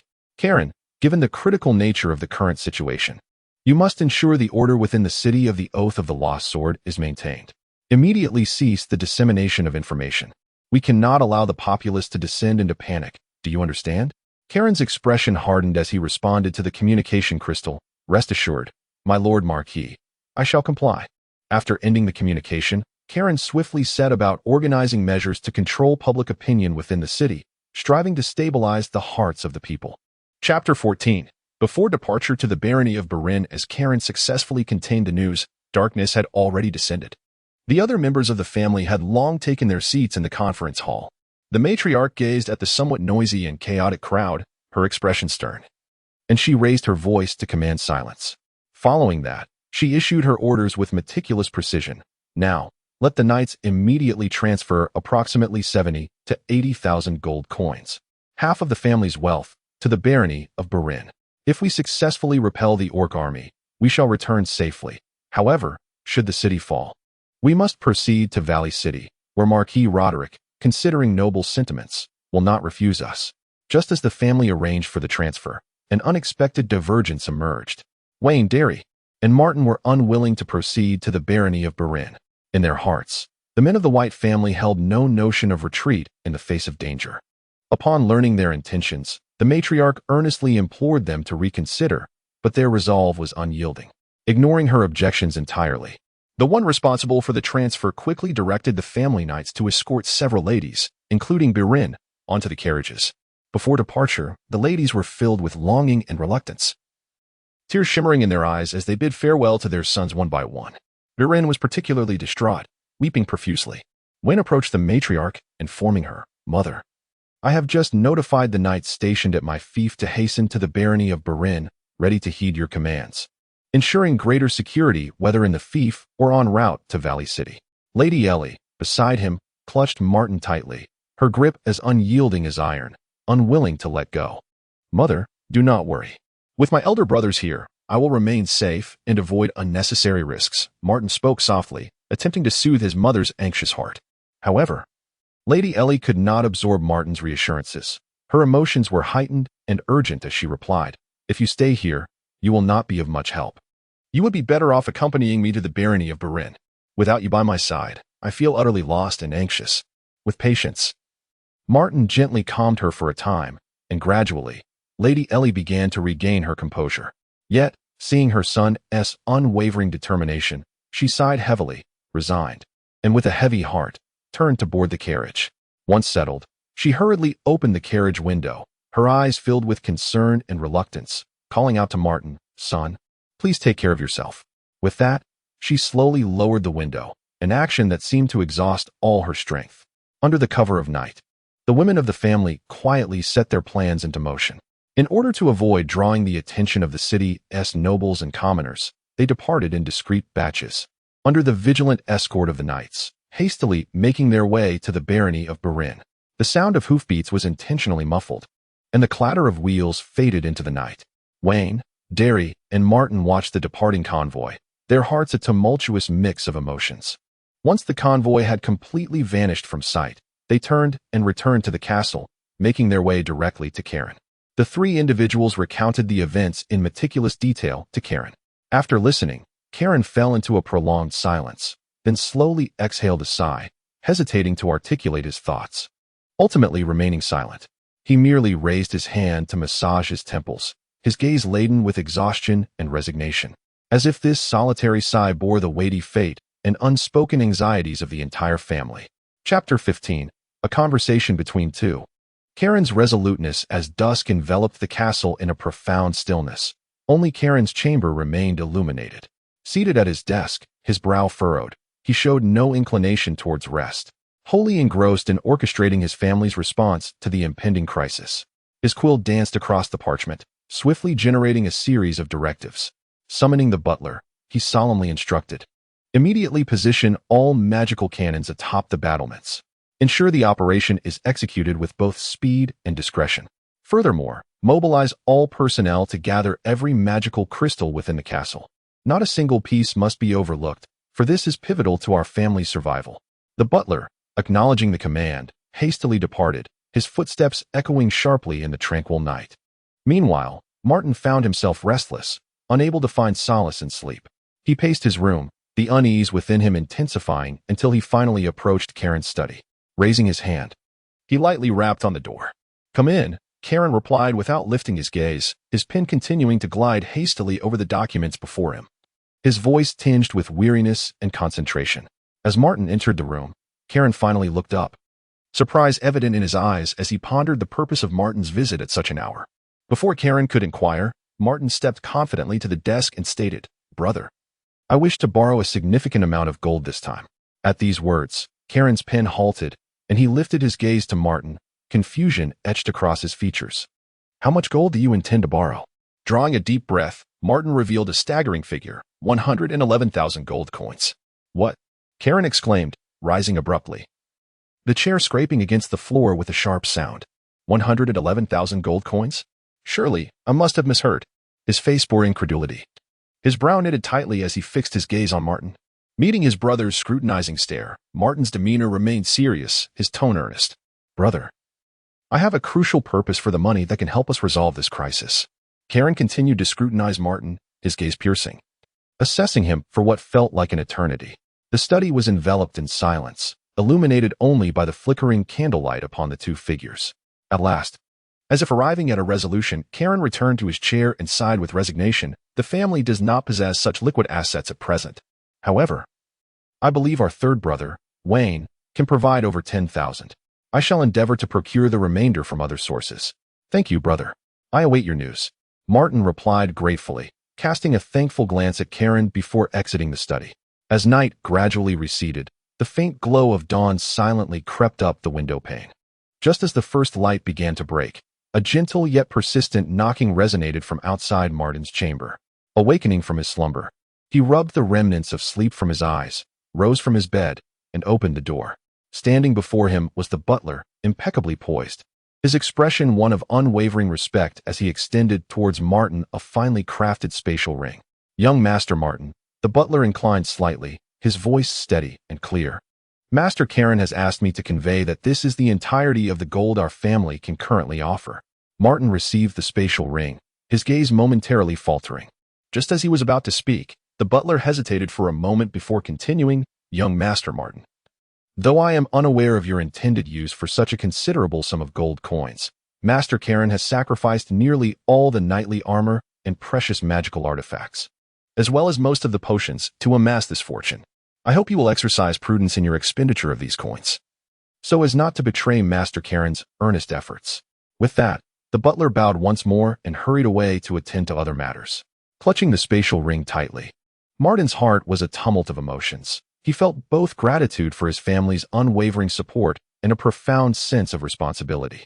He silently vowed to utilize these gold coins to alleviate the family's plight. Chapter 16. Breaking through to the golden night awakened by the butler. Martin gazed at the spatial ring upon his hand, instantly shedding any remnants of sleep. After a brief adjustment of his attire, he stepped out of the castle. Outside, in front of the guards' quarters, he encountered Sir Druna, who immediately knelt before him in respect upon his arrival. Martin nodded slightly and said, "Druna, accompany me outside." Sir Druna rose in compliance and followed closely behind Martin as they made their way to the stables, where they selected two magnificent steeds, true magical beasts possessing the strength of a novice knight. Their endurance was remarkable when galloping. As they traversed the path, Martin retrieved a communication crystal from his pocket and quietly recited an incantation, causing the crystal to illuminate. He sent a message to Beitan, instructing him to await at the eastern gate of the City of the Sword's Oath. Subsequently, Martin and Sir Druna proceeded directly to the Emerald Chamber of Commerce. Upon entering the opulent doors of the chamber, a dazzling array of magical artifacts greeted them. Navigating with familiarity, Martin approached a staff member to express his intent to purchase two B-grade magical items known as Thousand Faces. Although these items could alter one's appearance, they were ineffective in disguising one's essence, rendering them somewhat limited in practicality. Fortunately, they were relatively affordable. After a spirited negotiation, Martin successfully secured a 20% discount. Having completed the transaction, Martin and Sir Druna exited the chamber amidst the beaming smiles of the staff. Before long, they arrived at the eastern gate, where Beitan was already waiting. As the trio prepared to leave the city, a patrol of knights happened to pass by. The leading knight, upon spotting Martin, hastened forward to inquire, "My Lord Martin, do you require a knight squad to escort you beyond the city?" With a gentle smile, Martin waved his hand dismissively, responding, "There is no need. I am merely attending to a small matter and shall return shortly." He then instructed Serdruna and Beitan to share a mount as they ventured towards the outskirts of the city. However, as they approached the city gates, a palpable tension filled the air, an unsettling contrast between the calm outside and the heightened vigilance within. Upon reaching the gates, Martin glanced upwards to observe that magical cannons had been positioned atop the battlements, and the number of patrolling knights had increased significantly. Once through the gates, Martin, riding alongside Serdruna and Beitan, headed directly toward a nearby secluded valley. This was the same spot Martin had traversed during their previous expedition to capture the Shadow Wolves. The valley was serene and tranquil, rarely visited by others, surrounded by dense foliage. Martin deemed it a perfect location for their ascent to the Golden Knight rank. Upon entering the valley, the refreshing scent of damp earth and verdant flora enveloped him. Taking a deep breath, he turned to Serdruna and Beitan, his eyes brimming with anticipation. "This is the place. Here, I shall guide both of you to break through to the Golden Knight rank." Exchanging glances filled with trust and unwavering obedience, Serdruna and Beitan prepared themselves. After securing their mounts on a soft patch of grass within the valley, Martin, with a mere thought, activated the spatial ring, which shimmered as gold coins cascaded forth like a torrential river, forming two small hills in the clearing of the valley. After a thorough count, a total of 500 coins was confirmed. Martin was aware that the extra 500 coins were allocated for the advancement of Druna's Bronze Knights. With everything prepared, Martin turned to Beitan and Druna, his expression solemn. "The moment for your transformation has arrived." With that, he gestured for Beitan to step forward. As the coins were consumed, Beitan's aura began to rise, progressing from a Bronze Knight to a Silver Knight. Immediately thereafter, the formidable power surged onward, boldly advancing towards the realm of the Golden Knight. The instant Beitan successfully entered the Golden Knight domain, an overwhelming pressure emanated from him, radiating outward. Martin and Druna felt as though they were under immense weight, especially Martin, whose breathing grew labored, as if a colossal stone pressed upon his chest, making each breath a struggle. Once Beitan's aura stabilized, Martin quickly gathered the remaining coins and sought a flatter area in the valley for Druna to begin his breakthrough. With each coin diminished, Druna's aura continuously transformed. Soon, all 500 coins were expended. Martin, weakened by the two formidable auras, stumbled to a large tree some distance away and sat down to rest, quietly waiting for the two to complete their ascension. Who could have anticipated that this wait would stretch from morning until noon? As it became evident that the breakthroughs would not conclude swiftly, Martin decided to send a message to Kalen. He retrieved a communication crystal, reciting the incantation, and the crystal immediately erupted with brilliance. At that moment, Kalen received the message. Learning that Martin would not return that night and would only be able to come back the following morning, Kalen inquired with concern whether assistance was needed. But Martin politely declined, assuring him of his safety and that he was merely occupied with some matters, promising to return the next day. After ending the communication, Martin observed the figures of the two and opened the system panel. Host, Martin, Level 0, Outbound Guards. 10. Note: upon reaching 100 members, the system will upgrade, allowing direct absorption of magical minerals, items, herbs, etc., to be stored as equivalent gold in the system. Unbeknownst to him, nightfall quietly descended, enveloping the valley in darkness, interrupted only by the occasional chirping of insects that shattered the silence. Watching Beitan and Druna, who were still diligently stabilizing their realms with no sign of conclusion, Martin retrieved some provisions and fresh meat from his spatial ring. He scoured the vicinity for dry wood, striking flint to create sparks, and soon a roaring campfire sprang to life. He placed the meat over the flames, the dripping fat sizzling and splattering, filling the air with an enticing aroma. As Martin savored the roasted meat, his gaze remained fixed on the two, steadfastly solidifying their realms, his thoughts drifting far away. That night, due to the powerful auras radiating from Beitan and Druna, not a single mosquito dared approach, let alone any magical beasts to disturb them. In this rare tranquility, Martin leaned against the tree and fell into a deep, dreamless sleep. The following morning, sunlight pierced through the gaps in the foliage, casting a gentle glow upon Martin's face. Slowly awakening, he rubbed his sleepy eyes and gazed at Beitan and Druna, who remained immersed in their steadfast realm. He noticed the subtle furrows on their brows. Though their energies were restrained, they occasionally fluctuated. Martin contemplated that they might be experiencing a rejection response due to multiple advancements occurring simultaneously, rendering it difficult for them to achieve complete stability in a short span of time. As time flowed languidly, Martin maintained his quiet vigil, waiting through the entire morning. Suddenly, the communication crystal illuminated, revealing a message from Karen. Martin, you must return before nightfall. The remnants of the Royal 10th Legion are besieged by 4 battalions of the Orc Transcendent Legion. Other Orc legions are swiftly approaching the Count's territory, and it is uncertain when Marquis Roderick's knights will arrive at the city of the Oath of the Lost Sword, Vane Delhi, and I have arranged for each to lead a nightly order to support the 10th Legion. Karen's voice conveyed a sense of urgency through the crystal. Martin's expression grew serious, fully aware of the pressing situation. However, the condition of Betten and Druna hindered his ability to depart. He addressed the communication crystal, stating, I understand the gravity of the situation. As soon as this concludes, I will return immediately. Please ensure your safety until my return. After severing the connection, Martin turned his gaze back to the two in the valley, silently praying for their swift stabilization. Chapter 17, Promotion completed. News leaked as the sun gradually descended in the west. Afternoon arrived in the blink of an eye. During this time, Karen once again sent a message to Martin through the communication crystal, his words unyielding and authoritative, commanding him to return to the castle before nightfall. Wayne and Drina had embarked on their journey at dawn, and at this moment, they were surely racing along the road. However, whether they could reach Count White's side before darkness fell remained uncertain. Upon receiving the message, Martin hastily acknowledged it, promising, I shall return before nightfall.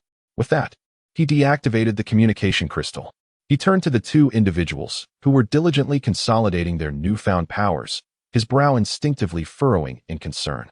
Just then, Martin keenly sensed 2 formidable presences gradually coalescing. Betten and Druna slowly opened their eyes, their expressions gleaming with uncontainable delight, clearly having felt the surging strength within them. Martin approached them swiftly, inquiring with genuine concern, How do you feel now? Have you mastered your powers? Betten and Druna, upon seeing Martin approach, knelt on one knee in unison, exclaiming, Thank you, young Master Martin. We have fully mastered our powers and can now unleash the full might of Golden Knights. Hearing this, Martin's heart swelled with pride, a gentle smile gracing his lips. He then retrieved 2 magical artifacts from his pocket and handed them to the duo, instructing, Were these B-grade magical items? As they donned the masks, their appearances morphed as if sculpted by an unseen hand, gradually transforming into the likeness of 2 different individuals. After a thorough inspection, Martin nodded in satisfaction and earnestly cautioned, From now on, whenever you engage in combat, you must never reveal your true identities. Some powerful nobles possess B-grade or higher magical items that can track your combat aura, and that would lead to significant troubles. Having conveyed his instructions, Martin waved his hand, saying, Let us proceed to the city of the Oath of the Lost Sword. They journeyed swiftly, and by evening, the group finally reached the vicinity of the city gates. Martin turned to the two and calmly stated, I will enter the city first. Druna, you give me the large horned horse. You both shall enter later. Remember, Druna, do not return to the castle. Accompany Betten to his residence to rest. As he spoke, Martin produced a communication crystal and handed it to Druna, saying, Take this crystal for convenient communication. In due course, I will find a way to provide you with spatial rings for easier carrying of items. Upon reaching the city gates, Martin sensed something amiss. The gates, which were usually open, were now tightly shut. On the city walls, knights hurriedly patrolled, their expressions grave, casting vigilant glances around. Upon recognizing Martin, the knights swiftly signaled to open the gates. Martin rode in, looking up at the captain of the knights stationed in the watchtower, asking, What has transpired? The captain, with a troubled expression, simply replied, If you seek young Master Karen, you shall know. Martin was not concerned about Betten and Druna entering the city. At this moment, as he walked down the main street leading to the castle, ordinary soldiers were bustling about, patrolling the various streets. They greeted Martin with respectful bows. Along the streets, numerous shop doors stood tightly closed, enveloping the area in an eerie silence. Typically, this time of evening would see commoners venturing out for leisure and indulging in snacks, yet the present scene exuded an inexplicable strangeness. A sense of foreboding settled in Martin's heart. Could it be? He dared not dwell on the thought, and hastily urged the antelope to quicken its pace. Soon, Martin arrived at the castle gates. The patrolling knight recognized him at once, announcing his presence loudly while directing the soldiers to open the castle doors. Upon entering the castle, Martin observed that the training grounds were filled with carriages. He intercepted a soldier to inquire about the situation. The soldier reported candidly, "This morning, it seems a noble inadvertently leaked information, and the news of the breach at Frost Zero Pass and the severe injury of the Earl spread rapidly. The nobles within the city, reluctant to abandon their assets, flocked to the castle seeking assistance. The commoners, upon learning of the news, nearly incited a riot. Young Master Karen hesitated to let the knights suppress the unrest, as the knights' heavy-handed approach could result in significant casualties. Instead, they dispatched 2,000 soldiers from the nearby fortress to stabilize the situation, and a curfew was soon imposed. After hearing the account, Martin instructed the soldier to return the horses to the stables, then quickly made his way to find Karen. On the opposite side of the castle, the conference hall was in chaos. The city's prominent nobles had almost emptied their ranks, crowding the spacious hall to its limits. The stifling air was thick with tension and unease, as the cacophony of voices created a deafening uproar. These nobles, who typically carried themselves with composure and grace in various settings, were now utterly stripped of their facade by the news of the breach at Frost Zero Pass and the Earl's injury. They resembled a pack of enraged cornered beasts. Losing their usual calm and restraint, their faces flushed and veins protruding. Shouts and insults echoed, as some angrily accused those responsible for the news blackout. Others vociferously questioned the subsequent countermeasures, their words growing increasingly heated, even rolling up their sleeves as if ready to throw punches, completely abandoning their customary poise and elegance.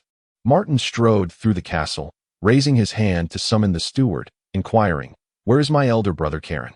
Upon receiving the information, he wasted no time and hurried towards Karen's study. The atmosphere in the study was grave. Karen was engaged in discussions with several noble representatives regarding the management of their estates. Martin approached the door and gently knocked. "Come in." Karen's voice resonated from within. Martin pushed the door open, scanning the room and politely nodding to the assembled nobles before discreetly signaling to Karen. Understanding the unspoken message, Karen nodded apologetically to the nobles and rose to follow Martin into an adjacent room. Upon entering the room, a confident expression instantly illuminated Martin's face. His eyes sparkling with brilliance as he gazed at Karen, a faint smile playing on his lips. "Brother, rest assured, the Wade family will undoubtedly weather this storm," he asserted with conviction. Observing his brother's unwavering confidence, Karen, though filled with curiosity about Martin's recent endeavors outside the city, instinctively chose to trust him. For he knew that Martin never spoke without purpose. Just as he was contemplating, Martin abruptly inquired, "Brother, what do these nobles want from you?" Karen let out a slight sigh and recounted in detail the discussions among the noble representatives regarding the arrangement of their estates. Upon hearing this, Martin's eyes instantly brightened, and his heart swelled with secret delight. He sensed that this was a rare opportunity. If navigated skillfully, it could lead to the acquisition of these estates.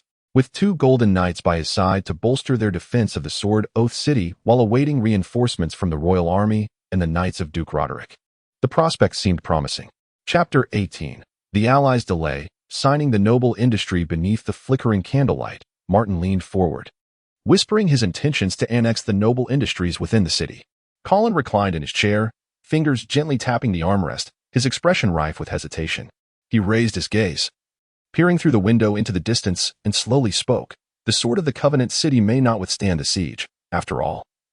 It is an extraordinary legion led by 3 golden knights that approaches. In my view, before reinforcements arrive, the sword of the Covenant City will likely fall." Despite the king's personal decree commanding the powerful nobles of the north to mobilize their forces, Colin understood, after conversing with the noble representatives, that the influential lords within the Dragon's Tooth Pass had no desire to confront the orcs head-on. These nobles were scheming to intercept the orcs at the strategically significant Dragon's Tooth Pass, leveraging its formidable terrain to mount an effective defense while minimizing their own casualties. Consequently, assembling the allied forces proved fraught with challenges, as the nobles within the pass merely symbolically hired a few C and D grade mercenary bands for support. Upon learning of this situation, Marquis Roderick, though filled with indignation, sternly ordered the nobles to take action. Yet, only those outside the Dragon's Tooth Pass responded, while the influential lords within continued to procrastinate, offering various excuses to evade their obligations. Roderick found himself powerless against this impasse, gritting his teeth in silence, contemplating settling the score with them once the war concluded. The king also received the news. After a moment of silence, he instructed someone to quietly record the names of those nobles, and then calmly directed Marquis Roderick to consolidate the allied forces with his knightly retinue. Once the consolidation was complete, they were to proceed to support the Sword of the Covenant City. After much deliberation, Martin realized that without Colin's support, the White family's ambition to absorb the noble industries within the city was utterly unattainable. Contemplating the prospect of the White family feasting while he merely sipped the broth, he ultimately decided to lay his cards on the table. Leaning closer to Colin, Martin lowered his voice, a hint of barely concealed pride lacing his tone. To be frank, I command 2 golden knights who are loyal to me. Upon hearing this, Colin's previously composed demeanor was instantly replaced by astonishment. His eyes widened. And just as he was about to inquire further, the words caught in his throat. Taking a deep breath, he adopted a serious expression and fixed his gaze on Martin, enunciating each word carefully. Can you completely control them? Martin's lips curled into a slight smile as he confidently replied, Brother, you need not worry about this. Everything is under my command. At Martin's assured declaration, Colin's taut nerves relaxed, and he exhaled heavily, reflecting on Martin's self-assured demeanor upon entering the room. Suddenly realizing that everything seemed to fall into place, the two continued their discussion within the chamber as time slipped away. Meanwhile, the noble representatives in the study grew increasingly impatient, their whispers escalating into a chorus of complaints. Finally, Colin pushed open the door and stepped into the study. Wearing a perfectly measured expression of apology, I sincerely apologize for the delay, esteemed guests. Having said that, he delved directly into the core issue. Addressing the matter of the noble estate's disposition, considering our long-standing camaraderie, the White family is willing to acquire your properties at a mere 10% above the original price. Of course, this would not be settled in cash, rather, it would be secured by 3 mineral assets of equal value under the White family's name, which they could redeem at the pledged price within 3 years. As soon as these words were uttered, the study erupted in an uproar. The faces of the noble representatives flushed crimson, some pounded the table in anger, while others gaped in disbelief at Karen, their eyes wide and breaths heavy, as if they were gazing upon a greedy marauder. Yet, Karen remained composed, leisurely lifting the cup of tea that had long since cooled, sipping it gently while allowing the tempest of indignation to swirl around him. After a considerable pause, the emotions of the noble representatives gradually subsided, and they huddled together to confer in hushed tones. Eventually, an elder representative stood forth, his tone sincere yet tinged with resignation. Young Master Karen, the price you propose is simply too low. We cannot even recoup our initial investments. You are aware that many nobles have families to support, and their livelihoods are already precarious.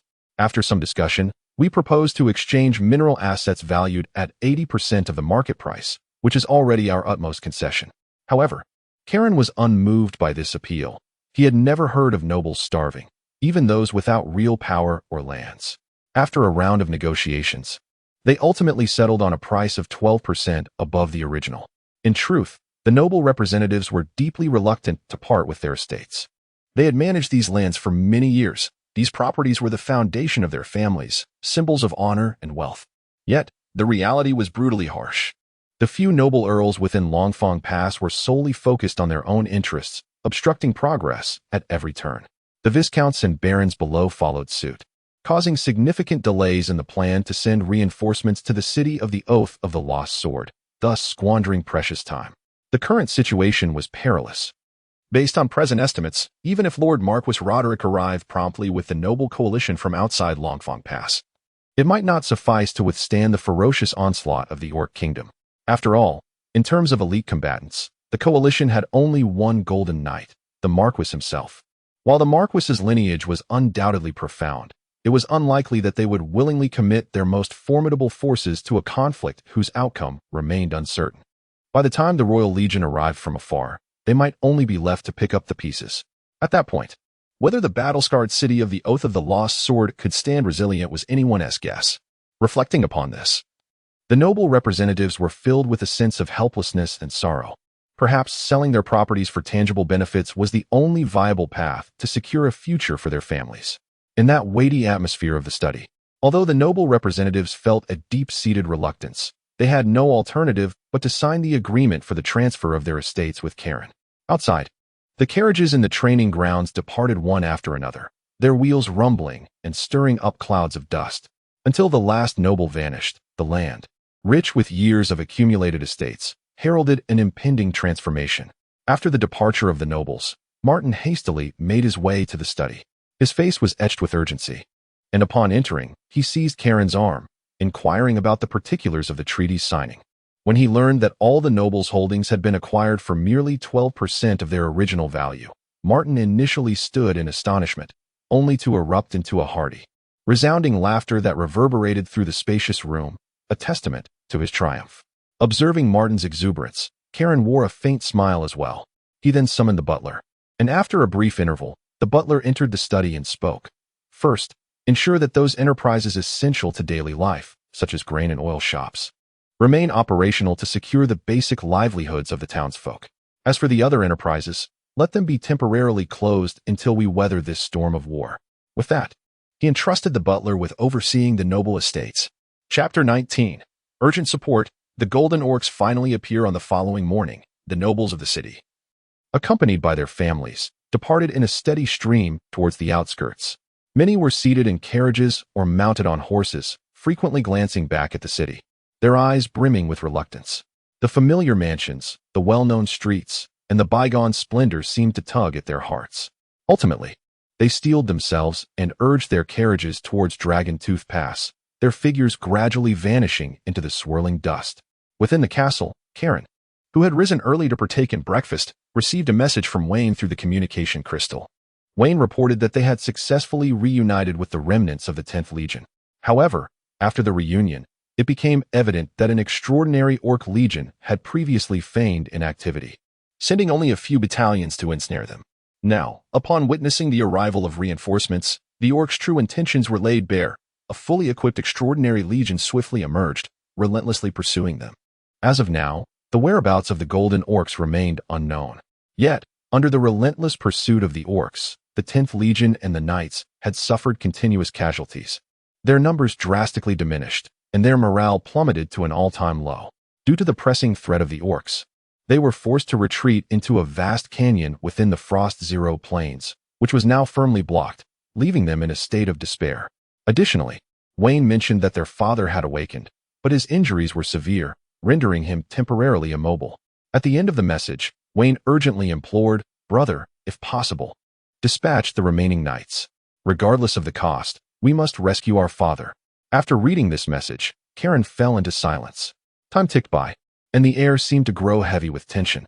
After a long pause, Karen took a deep breath, grasped the communication crystal, and forwarded the message in its entirety to Martin, including the location of the canyon, hoping he could devise a plan to extricate their father from peril. Having just finished his morning routine, Martin received the message.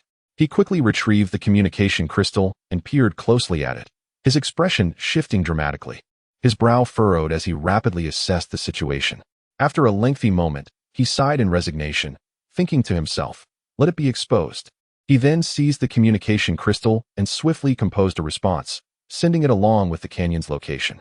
Meanwhile, Beitan and Druna received the orders and sprang into action. The two swiftly exited their quarters, the power of the knights surging around them as they vanished in an instant. Before long, they arrived at Martin's room. Martin raised his hand, signaling them to wait briefly before turning to exit. A moment later, Martin hurried back. His thoughts focused as he summoned from his spatial ring the last two sets of A-class knight armor belonging to the White family. The armor bore numerous shallow scars, a testament to the passage of time. Martin handed the armor to the two, who accepted it without hesitation and quickly donned the gear. In an instant, a powerful surge of energy erupted from their beings, their once ordinary figures now towering and formidable in their armor. The two exchanged a glance, then bowed respectfully to Martin before gathering their strength and vanishing into two fleeting shadows, racing towards the canyon. Meanwhile, in the distant royal palace of the capital, within the quarters of Prince Sokka, the court musicians were fully engrossed in performing a beautiful melody. Prince Sokka reclined comfortably in a plush seat, savoring the exquisite ambience. Suddenly, a dark figure stealthily emerged from the shadows of the palace corner. Sensing something amiss, Prince Sokka raised his hand, signaling everyone to withdraw. Once the musicians and attendants had filed out and securely closed the door, Prince Sokka spoke with a hint of urgency. Have you brought the item? The shadow that had concealed itself in darkness began to shift, revealing the robust form of an orc. The orc exuded a primal aura, draped in a cloak of magical artifacts. Stepping into the light, he neither bowed nor displayed any courtesy, his demeanor notably brusque. Your magical devices have proven effective. The communication crystals in that area have ceased to function instantly, but it is a pity that the S-rank artifact has been wasted. As he spoke, the orc retrieved an ancient SS-rank magical artifact, the Dragon Ring, from his spatial ring, extending it towards Prince Sokka. The elder instructed me to deliver this to you and wished for a pleasant cooperation, he declared. With that, the orc gradually retreated to the corner of the palace, his form vanishing into the shadows in the blink of an eye. Prince Sokka accepted the dragon ring, gently caressing it in his hand. After a long moment of reluctance, he finally placed the ring into his spatial ring. At that moment, a fierce battle was raging in the Frost Zero Plains Canyon, where the orc forces had driven the remnants of the 10th Legion and the Knights into the gorge. As the pathway below narrowed, rendering it unsuitable for combat, the momentum of the assault gradually waned, and the beleaguered soldiers breathed a sigh of relief, relying on the terrain to withstand the orc onslaught. Just then, at the rear of the orc army, the orc commander, observing the stagnation of their advance with a fierce glint in his eyes, could no longer contain his impatience. In a flash, he appeared directly before the knights. Alone, like a bolt of black lightning, he charged toward the remnants of the 10th Legion. In an instant, the already faltering defenses of the 10th Legion were utterly shattered. Upon witnessing this, the remaining 2 commanders of the Legion and 2 knights from the White family exchanged glances and galloped forward without hesitation. However, upon their first confrontation, all 4 were swiftly slain and fell from their mounts. The knights behind them watched in horror as fear spread like a tidal wave through their hearts. Yet, the orc commander showed no signs of halting. With a flicker of movement, he plunged into the throng. In no time, anguished cries echoed. Severed limbs and broken bodies fell amidst the bloodied ground. As their numbers dwindled, some knights could no longer bear the weight of their fear and turned to flee. Upon witnessing the chaos, Wayne and Deli cried out loudly, striving to maintain order. Yet, amidst the tumultuous scene, it was evident that no one heeded their commands. Under the meticulous care of the apothecary, the Count finally managed to utter a few words. Gazing at the disordered and despairing scene outside the tent, the Count's expression turned grave as he instructed Captain Valley, quickly summon Wayne and Deli. When the 2 hastily arrived at the Count's bedside, he, with great effort, propped himself up and turned to Captain Valley, saying in a solemn tone, "Lead the knights and assist them in breaking through. Even if you all perish, you must ensure their escape." Upon hearing this, Valley could not help but inquire, "And what about you?"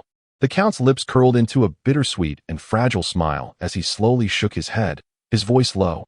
"The orcs will not allow me to leave." Captain Valley, upon receiving the Count's words, momentarily froze, a flicker of conflict crossing his eyes. After a brief hesitation, he silently nodded and turned to exit the tent. He took a deep breath to steady his emotions and then commanded his subordinates to swiftly gather the knights. Wayne and Deli, upon learning that the Count wanted them to break free, wore expressions of resolute determination, almost in unison declaring, "We absolutely will not leave. If we must die, we shall do so together here." At this, the Count was taken aback, a surge of anger causing him to cough violently, his face turning crimson. The apothecary, witnessing this, grew anxious and hastily retrieved a healing potion, carefully administering it to the Count. After a considerable time, the Count gradually regained his composure, and once his breath had steadied, he looked at Wayne and Deli with earnest gravity and said, "You must leave. The family is in peril, and we need you to protect it. You bear a heavy responsibility. You cannot all fall here.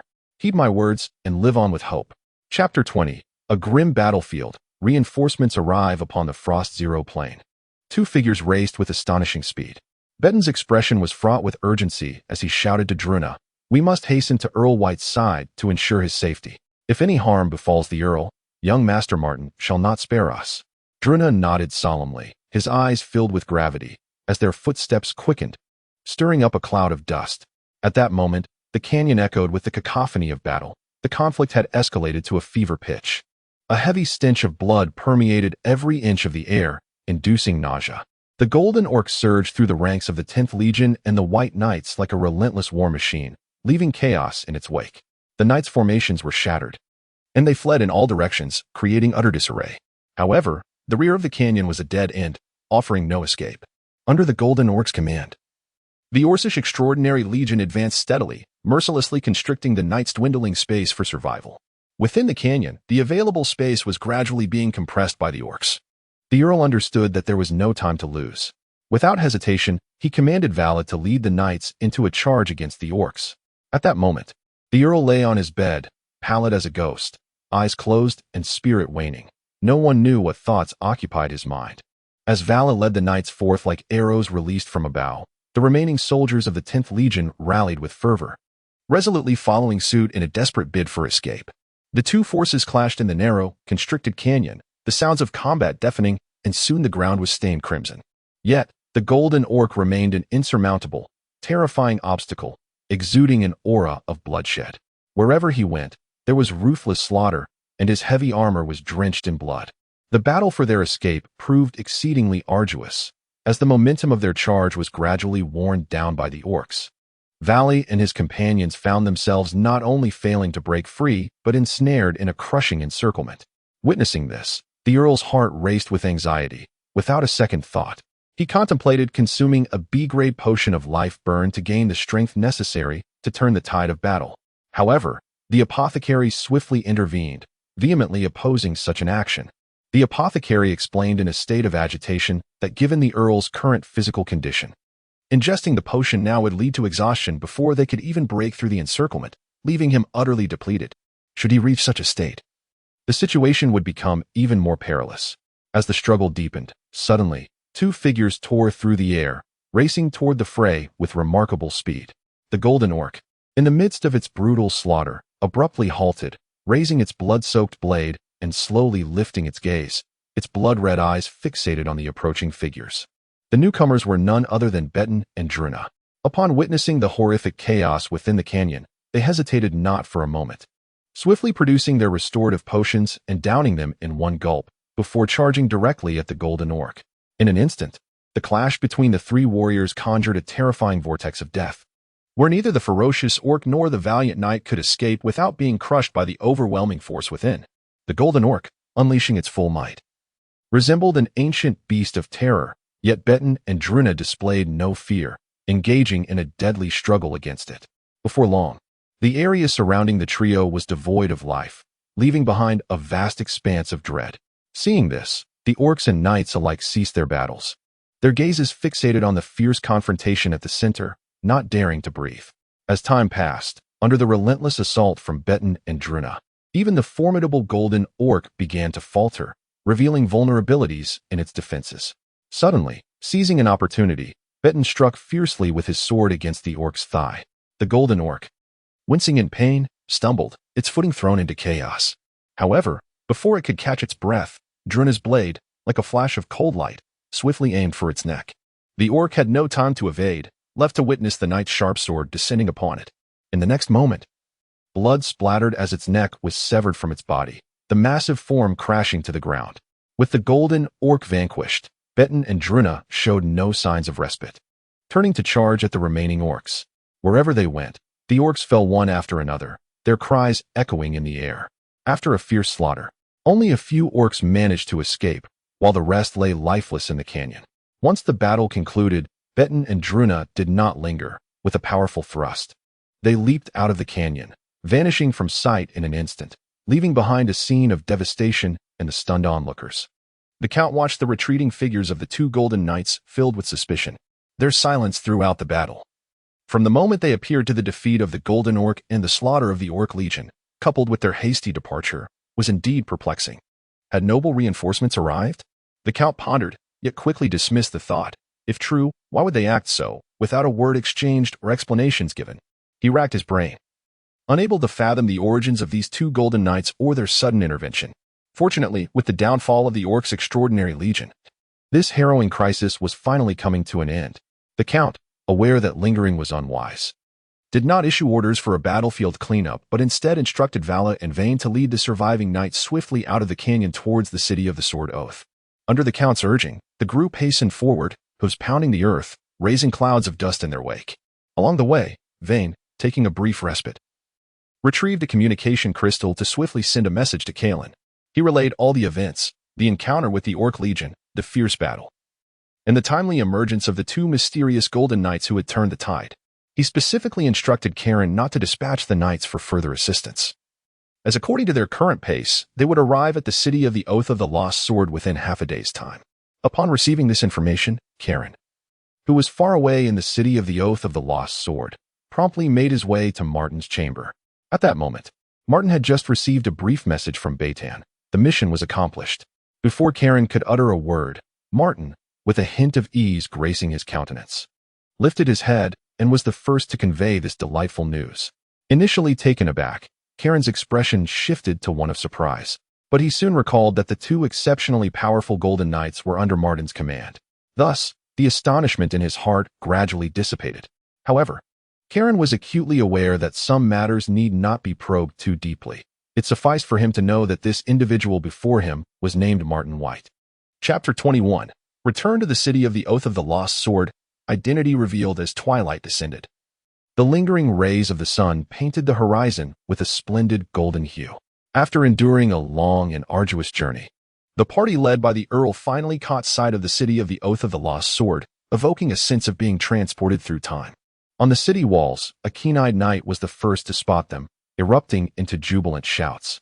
The captain of the knights bellowed at the top of his lungs. The Earl has returned. His voice echoed through the air, shattering the evening's tranquility. He promptly dispatched a messenger to inform young Master Colin and young Master Martin. When Colin and Martin hurried to the city walls, the Earl and his weary yet eager knights had already arrived at the city gates. The seasoned knights, having weathered countless trials, were overwhelmed with emotion at this moment. Some knights' eyes glistened with tears, while others joyously erupted into cheers, with many more unable to articulate their profound excitement. Observing this, Colin swiftly commanded the gates to be opened, welcoming the Earl back. He then methodically organized the 10th Legion and his own knightly order, ensuring their proper accommodation within the city's barracks. Simultaneously, he instructed for an ample supply of food to be prepared to soothe their hunger, while an apothecary hurried to arrive with healing potions, ready to tend to the wounded. Amidst the warm reception, the Earl, enveloped by Colin and others, entered the castle. Perhaps it was the comfort of returning home that allowed him to relax completely. He soon fell into a deep slumber. Colin and the others, sensing his need for rest, silently refrained from disturbing him, opting to defer any matters until the following day. Thanks to the diligent care of the apothecary throughout the night, combined with the restorative power of an A-grade life essence from his family, the Earl was soon able to rise and walk, fully aware that the Orc Kingdom might launch an attack at any moment. He wasted no time and instructed his attendants to summon Colin and the other heirs to his chamber. Once everyone had gathered, the Earl's gaze swept over each individual. His voice slightly hoarse as he said, "During my absence, many events must have transpired at home. Colin, please share the details." Colin stepped forward and recounted the occurrences of the past few days in meticulous detail. From the safe relocation of the lady and family to Lady Beline's fief, to the frantic escape of the nobles, the annexation of properties, the inability of Marquis Roderick's knights to arrive, and the critical delays caused by the nobles at Dragontooth Pass. Every detail was vividly laid before them. However, just as the conversation was about to touch upon Martin, Colin suddenly halted. He instinctively glanced at Martin, his eyes filled with hesitation, his lips parted, yet seemingly caught by an unspoken constraint, uncertain whether to proceed. The Earl, keenly attuned to this subtle shift, furrowed his brow and gently urged, "We are all family here. Feel free to speak your mind without concern." Yet, despite this reassurance, Colin hesitated, casting another inquiring glance towards Martin, as if seeking his approval to continue. Martin, bemused by the situation, gave a slight nod to Colin, silently granting his consent. After obtaining Martin's permission, Karen took a deep breath before revealing the existence of two Golden Knights under Martin's command. Upon hearing this, the Count's initial surprise was swiftly replaced by a grave expression, as memories of the events at the Grand Canyon flooded his mind. He fixed his gaze on Martin, suspicion and scrutiny evident in his eyes, and uncertainly inquired, "Could it be that those two Golden Knights from the Grand Canyon belong to you?" With an air of calmness, Martin nodded slowly without a trace of hesitation. Unable to contain his curiosity, Wayne blurted out, "Martin, how on earth did you manage that?" Delry, standing nearby, nodded in agreement, his eyes shining with a thirst for knowledge. Martin pursed his lips, remaining silent. Sensing Martin's discomfort, the Count understood that there must be hidden circumstances. so he refrained from pressing further about how it was achieved. Instead, he looked at Martin with concern and said earnestly, "I do not care how these 2 golden knights came to be. What matters to me is whether they will fully obey your commands." With unwavering resolve, Martin replied, "Rest assured, Father, the moment I command them to take their own lives, they will do so without hesitation. They are my loyal death soldiers, utterly devoted." Upon hearing this, the Count's taut nerves instantly relaxed, and he exhaled deeply. After all, if 2 maleficent golden knights were to infiltrate the family, their formidable power could potentially dismantle the entire lineage, with consequences that would be dire indeed. After a moment of contemplation, the Count spoke again. "Such loyal knights deserve to be met in person. I wish to express my gratitude to them directly." However, without a moment's thought, Martin shook his head in refusal, stating, "Father, it is better not to meet them. I do not wish for them to appear too frequently in public." Although the Count felt a twinge of regret at Martin's words, he understood the implications and did not press the matter further. Turning his attention to Karen, his expression grew serious as he said, "Karen, time is of the essence. You must quickly ascertain our casualties and the number of personnel still capable of fighting. The Orc Kingdom remains a looming threat, with at least 2 extraordinary legions and several ordinary Orc battalions stationed on the Frost Zero Plains. We have no knowledge of whether the Orc Kingdom will continue to mobilize extraordinary legions to the Frost Zero Plains. Therefore, we must gather all available forces and hold our ground until the reinforcements from Marquis Roderick arrive. Although the number of reinforcements may be limited, if we can endure until the Royal Legion of the Kingdom arrives, I believe this crisis can be resolved." Karen, with a solemn demeanor, nodded earnestly, committing the Count's orders to memory. Once these matters were addressed, the Count waved his hand, signaling that Karen and the others might take their leave. The crowd exited in an orderly fashion, with Martin's figure blending into the throng. Yet, the Count's gaze remained fixed on Martin until his silhouette vanished beyond the doorway, his thoughts drifting into profound contemplation. Was he not my son? This thought struck the Count like a bolt of lightning, causing his heart to tremble with shock. Martin's recent extraordinary behavior and his enigmatic style of conduct, coupled with the sudden emergence of 2 golden knights, all radiate an inexplicable strangeness that inevitably breeds suspicion.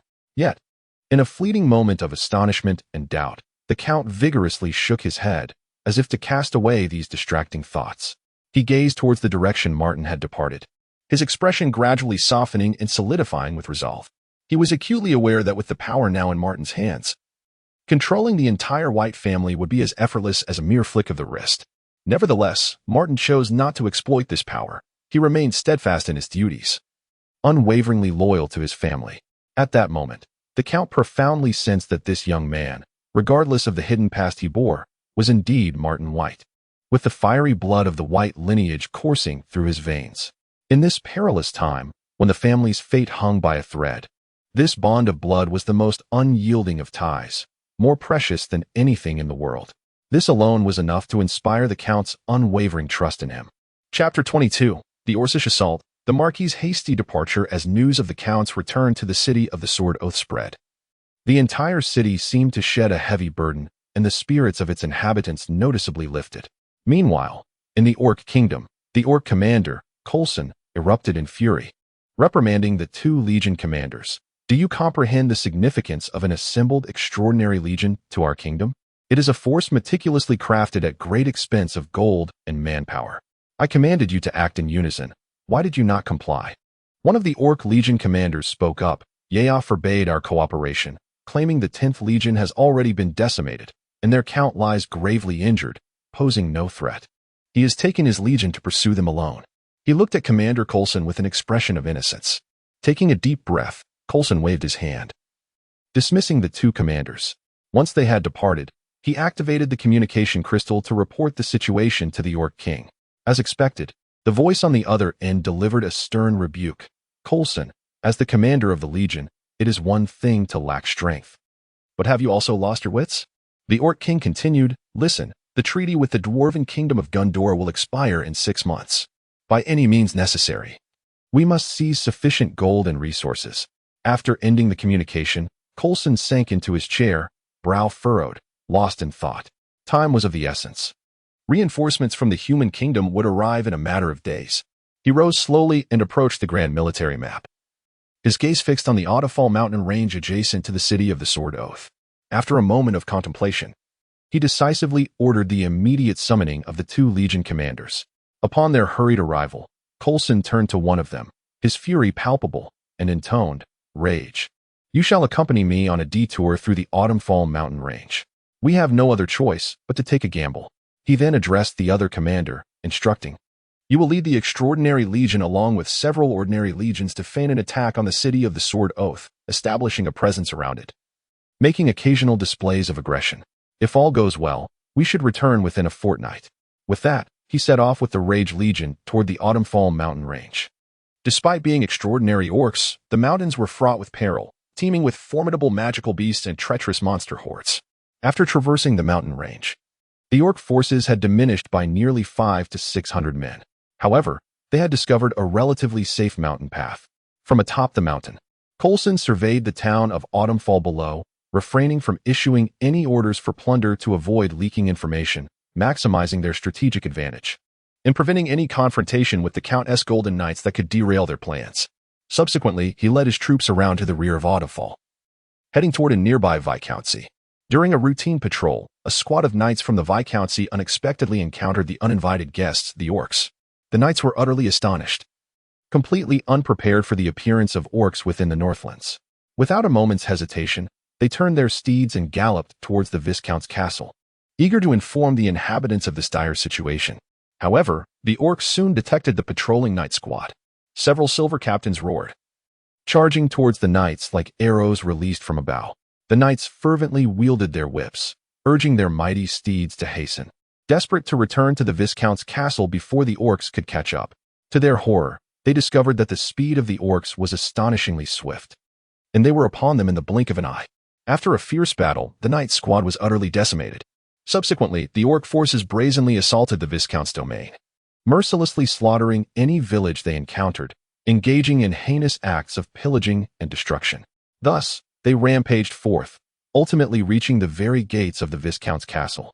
At this moment, the Viscount had taken the only knight order in the castle to rally the allied forces, leaving behind only a few small squads of knights and some ordinary soldiers.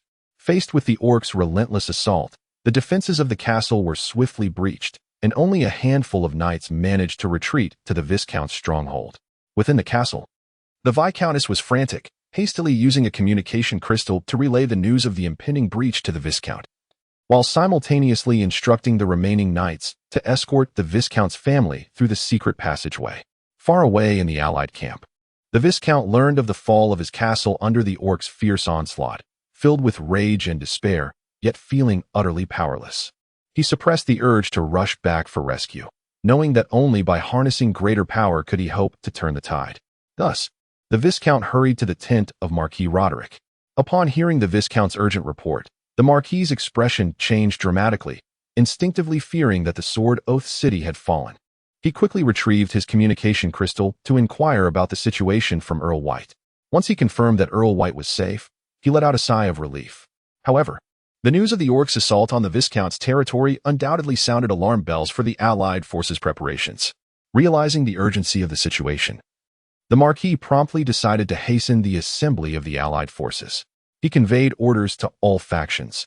If they could not arrive by the following morning, they would not wait any longer, and the army would depart immediately.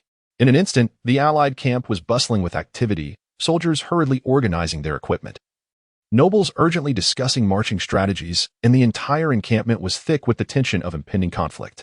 Meanwhile, Coulson, having tasted success, immediately commanded the orcs to transport the plundered gold and supplies back through the falling autumn mountains to Frost Zero Pass.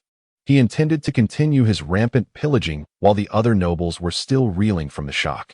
When the powerful lords of the Northlands learned that orcs had bypassed the Sword Oath city and infiltrated their rear to wreak havoc, panic spread amongst them. They urgently sought guidance from Marquis Roderick, pleading for him to dispatch troops without delay. Under the intense pressure of the nobility that very afternoon, the Marquis reluctantly ordered the troops to mobilize, directing them straight towards the marauding orc forces wreaking havoc within the realm. However, due to the hasty nature of this operation, the Marquis could only assemble 12 knightly orders. To make matters worse, the composition and equipment of these orders were alarmingly inconsistent, and the command structure was exceedingly chaotic. Originally, The Marquis had intended to wait for the full assembly of the Allied forces before establishing a cohesive strategy and organization. Yet, with the orcs rampaging and the situation dire, he was compelled to hastily issue personnel orders and set forth, just as the Allied forces were on the march. Another piece of grim news arrived. A baron's territory had been completely sacked, its treasures plundered, and its civilians mercilessly slaughtered. Upon hearing this, the Marquis's countenance darkened. His heart brimming with fury and anxiety, he could only suppress his emotions and command the Allied forces to quicken their pace, striving to catch up with and eradicate the orc menace. Along the journey, the Marquis reached out to Count White via a communication crystal, hoping he could deploy his knights from that direction for a pincer attack. However, after receiving Karen's detailed report, Count White regretfully replied that only 6 knightly orders remained available for immediate engagement, and that was with the addition of the Royal 10th Legion. Moreover, the traces of orc legions had already been detected outside the city of the Sword Oath, placing immense pressure on the defensive lines. He could barely hold his position, having exhausted all his efforts, and was truly unable to provide further support. Chapter 23. A test once more, acquiring immense wealth within the chamber of the Count. Lord White summoned Martin with a grave expression, revealing astonishing news. The orcs had crossed the borders of the city of the Sword Oath. Martin, upon hearing this, was taken aback, his mind swirling with confusion, struggling to comprehend how the orcs had managed to circumvent the city of the Sword Oath. Yet, he understood well that the Count had called him forth for a reason, and indeed, after a brief pause, the Count continued with evident concern, "I am deeply troubled for the ladies and for Belen. The orcs are currently ravaging the lands outside the Count's domain, and it is uncertain whether they will turn their attention to our territory. I summoned you to arrange for a golden knight to travel to Belen's fief. This way, their safety will be assured." Without a moment's hesitation, Martin nodded in agreement. After all, his own kin resided there, and with the orcs rampaging outside, it would be utterly disconcerting not to send a golden knight for their protection. Observing Martin's prompt and decisive response, the Count's eyes gleamed with relief, dispelling the lingering unease that had haunted his thoughts. Suddenly, a piercing cry shattered the air, "Help!" as the last civilian fell victim to the orc's blade. Yet another Viscount's domain succumbed to ruin. Coulson gazed at the mountain of spoils with a triumphant grin and promptly commanded the orc squad to hasten towards the falling autumn mountain range with the spatial rings in tow. News spread rapidly, and reports of the plundered fiefs reached the ears of the Marquis and other nobles. The scale of the orc horde began to materialize, an almost fully assembled extraordinary orc legion. Upon receiving this information, many nobles felt their hearts race with apprehension. Yet they could not remain idle regarding the safety of their territories. The Marquis immediately summoned the nobles to the grand tent. Standing before a military map with a solemn demeanor, he addressed them. "Another Viscount's domain has fallen. My friends, I have devised a plan. The orcs are currently positioned in the Tsanyan territory, and at its center lies a place called Frost Spine. Regardless of the path the orcs choose, they must pass through here, and we shall fortify our defenses at this location. The golden orcs possess remarkable perception. A surprise attack is out of the question." At this moment, a Viscount could no longer contain his curiosity and inquired, "What about the other 2 baronial territories? Shall we abandon them?" The Marquis responded gravely, "Any endeavor entails sacrifice. Establishing defenses at Frost Spine is our best course of action at present. There is no need to discuss further. It is settled." The assembled nobles nodded in agreement. Suddenly, 2 barons spoke up. "My lord Marquis, may we first evacuate our families?" The Marquis pondered for a moment before conceding, "Yes, but it must be done swiftly." The 2 barons, granted permission, hurried out of the grand tent, quickly gathering their knights to rush towards the direction of their families. However, misfortune struck in quick succession. Within the next 2 days, the 2 baronial territories fell one after another, their wealth plundered entirely. And the wives and children of the barons did not escape the horrors of this calamity. As 2 barons hurriedly returned to their territory, they were met with a throng of panicked civilians fleeing in all directions. Upon recognizing their lords, the populace rushed to inform them of the dire news that their domain had been breached. Before the barons could fully immerse themselves in their sorrow, they encountered a horde of orcs pursuing the fleeing citizens. Without a moment's hesitation, the barons, armed with their knightly swords, led their knights fearlessly into the fray against the orcs. They fought valiantly, swiftly dispatching the immediate wave of adversaries. Unfortunately, this act of bravery drew the attention of other orc warriors. Outnumbered, the 2 barons ultimately met their demise on the battlefield. In the ensuing days, the Marquis finally arrived at Frost's Spine, promptly organizing his forces to methodically construct defensive fortifications. Meanwhile, deep within the Fall Autumn Mountains, a band of mercenaries was engaged in hunting magical beasts. Despite the looming shadows of war, these mercenaries remained largely indifferent. To them, retreating when faced with insurmountable odds was a viable option, as sustenance could always be found elsewhere. Suddenly, the mercenaries keenly detected a subtle yet unusual disturbance. Assuming it to be the magical beasts they sought to hunt, they swiftly and silently crouched in the grass, camouflaging themselves among the foliage. However, what met their eyes was not the anticipated beasts, but rather a cadre of orcs, their faces adorned with wild grins as they hurried past. Abruptly, an orc squad leader came to a halt. Possessing the peak strength of a knight, he relied on his heightened senses to detect a group of night-tier humans lurking in the nearby grass.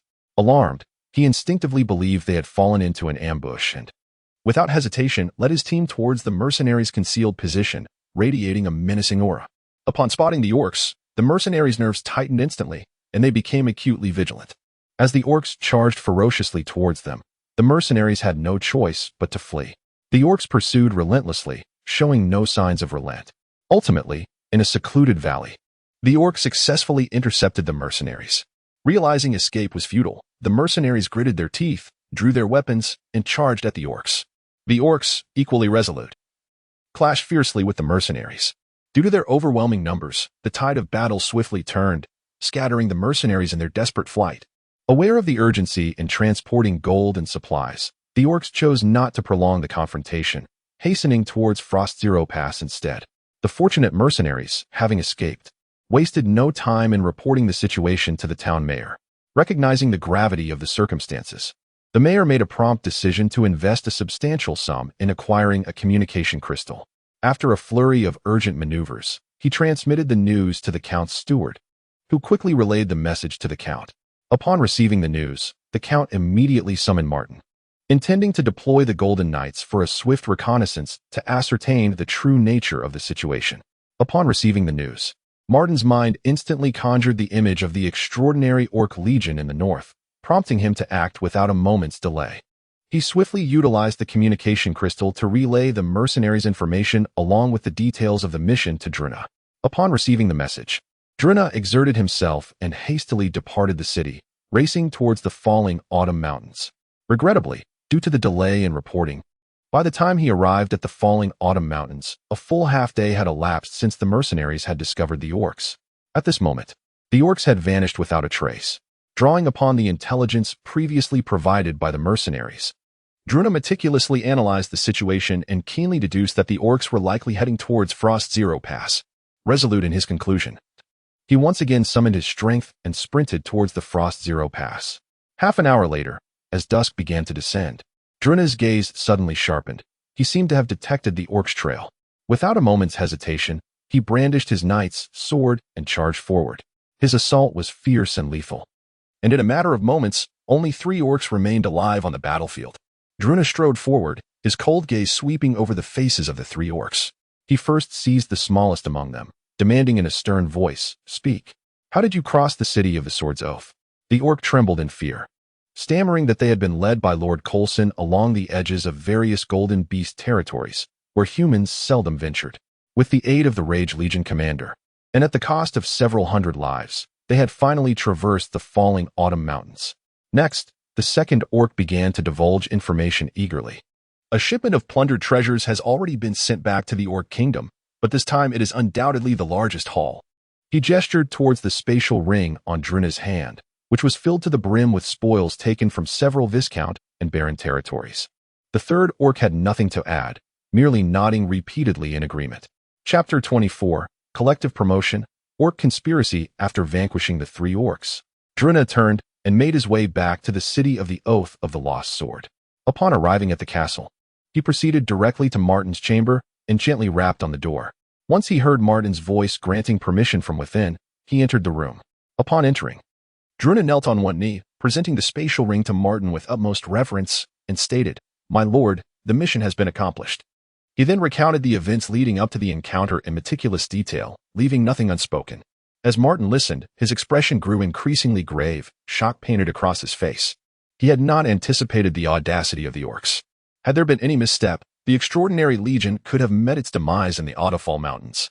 After all, it had been confirmed that 3 Sky Knight-level magical beasts and a frost dragon wielding the power of a sky mage resided within those mountains. The magnitude of this force was overwhelming. Any folly could spell catastrophe, and even the kingdom had limited recourse. Upon concluding the report, Martin accepted the spatial ring from Druna and retrieved another ring from his own storage space, offering it to Druna. Within this ring, you will find 1,000 gold coins and an assortment of potions. Take it.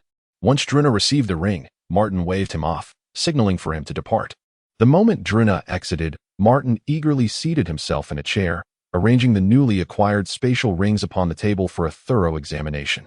As he delved deeper into the contents, his eyes widened, and the expression of delight on his face intensified. The rings contained over 200,000 gold coins, along with various precious potions, superior armor, and ample supplies of provisions, an incredibly bountiful haul. In a state of exhilaration, Martin promptly summoned his servants, instructing, "Go, bring forth my guards." Before long, 8 guards assembled in orderly fashion, hastily arriving at Martin's quarters. His gaze, sharp and discerning, swept over them, and he meticulously selected 3 individuals, pointing to them and declaring, "You 3, accompany me." With the 3 guards in tow, Martin utilized a communication crystal to summon Druna, who had just departed. They discreetly exited the city in pairs, as they lacked steeds and the remaining 3 were merely Black Iron Knights, while Martin himself was an ordinary man. After 2 arduous hours, they finally reached the valley from earlier, where everything remained as serene and unchanged as before. Surveying the surroundings, Martin issued commands to the 3 guards, instructing them to position themselves around the perimeter of the valley. Then, he bent down and retrieved 166,500 gold coins from his spatial ring, skillfully dividing them into 3 piles. Once all was prepared, Martin inhaled deeply, his eyes gleaming with anticipation, ready to empower his guards for their advancement. With a mere thought, the 3 piles of gold coins seemed to be drawn by an invisible force, gradually vanishing from sight. Simultaneously, a peculiar radiance enveloped the guards, their strength ascending from bronze to silver, ultimately breaking through to the golden level. As they ascended in rank, an overwhelming and oppressive aura enveloped them, and Martin acutely felt the weight of this pressure, as if a colossal stone were pressing upon his chest. Fortunately, with Druna by his side, he witnessed Druna step forward with remarkable swiftness, channeling the power of a knight to shield Martin from this formidable force. Subsequently, Martin retrieved a communication crystal from his pocket and sent a message to his steward, informing him that he would return in a few days. Having completed this task, Martin and Druna made their way to a lush tree. Martin tilted his head slightly to look at Druna, saying, "Please gather some firewood. After our prolonged exertion, we ought to indulge in a late-night snack." Afterward, he produced several fresh cuts of beast meat and a bottle of fruit wine from his spatial ring, placing them on the grass nearby. Before long, Druna returned with an armful of dry twigs and quickly set a fire to roast the meat. The flames danced, and the aroma of the meat filled the air. Martin, unable to contain himself, began to feast heartily. Druna occasionally took a few bites, yet most of the food found its way into Martin's stomach. Thus, they toiled through the night, and Martin gradually succumbed to drowsiness, finding a comfortable spot beneath the tree, easing into slumber while Druna stood vigil beside him. In the ensuing days, the progression to higher ranks unfolded smoothly. During this time, the Count inquired with concern about Martin's return and whether he required assistance. Martin replied that he anticipated returning in the next couple of days, having encountered no significant troubles. Time flowed gently, and before long, the 4th day arrived. This group was advancing directly from Black Iron Knights to Golden Knights, due to varying physical aptitudes. Some adapted to the changes within 3 days, stabilizing their aura, while others struggled to control theirs, fluctuating wildly with signs of potential eruption. Yet they managed to suppress it repeatedly. As the 7th day dawned, the last knight finally succeeded in advancing to the rank of Golden Knight. During these 7 days, numerous events transpired. Karen had also contacted Martin, urging him to return swiftly, and informed him that the defense situation in Frost's Spine was exceedingly dire. With no strategic terrain to fortify, they were forced into a passive defense. Initially, the first day saw the orcs' assaults as relatively mild, yet inexplicably, on the second day, the orcs attacked with frenzied vigor, their onslaught exceptionally fierce. The casualties were staggering, nearly reaching a ratio of 3 black iron knights for every orc lost, a toll that the Marquis and other nobles found intolerable. Upon hearing this, Martin speculated that perhaps the orcs, having learned of their plundered wealth, were eager to recover their losses, yet intimidated by the 2 golden knights that had previously appeared, they refrained from invading the Count's territory, redirecting their assault towards Frost's Spine instead. However, Martin could never have anticipated that Coulson had already foreseen the deficiency in high-end combat power and had summoned 2 golden shamans from the Orc King. They feigned an attack on Frost's Spine to mislead the human coalition while secretly dividing their forces, preparing to launch a surprise assault on the city of the Oath of the Lost Sword. Once the golden shaman arrives at the Orc Legion on the Frostfire Plains, a full-scale assault will be launched, with the initial objective of capturing the city of the Oath of the Lost Sword.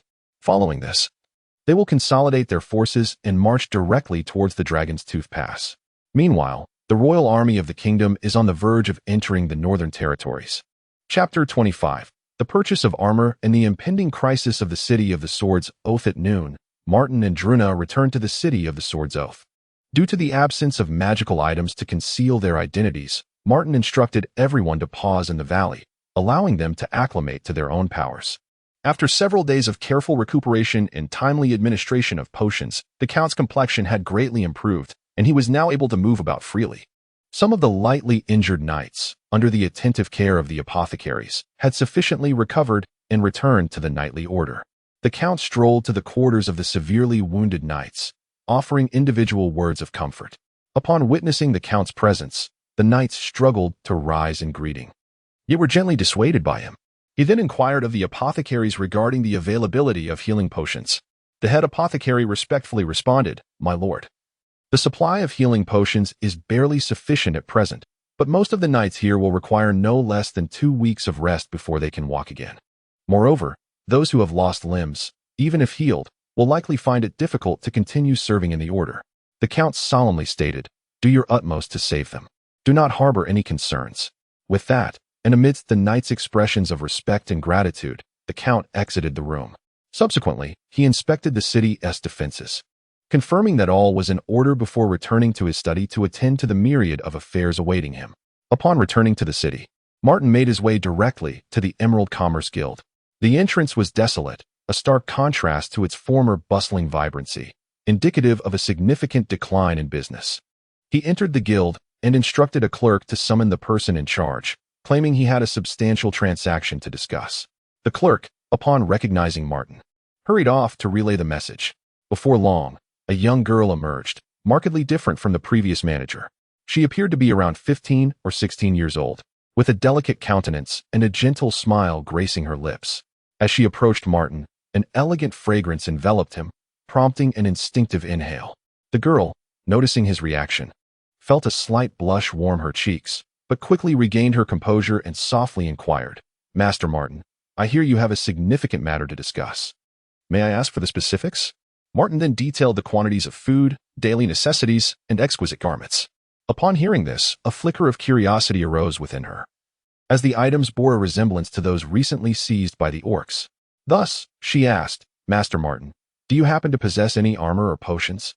Our guild is willing to offer a premium for such items." To be candid, in a few days, the Emerald Commerce Guild, alongside other guilds, intends to temporarily withdraw from the city of the Sword's Oath, given the rampant warfare here has severely impacted business and transportation. Martin nodded, indicating his willingness to sell some armor and potions, provided the price was agreeable. He then inquired about the valuation of these goods, prompting the girl to summon the previous manager to assist with the assessment.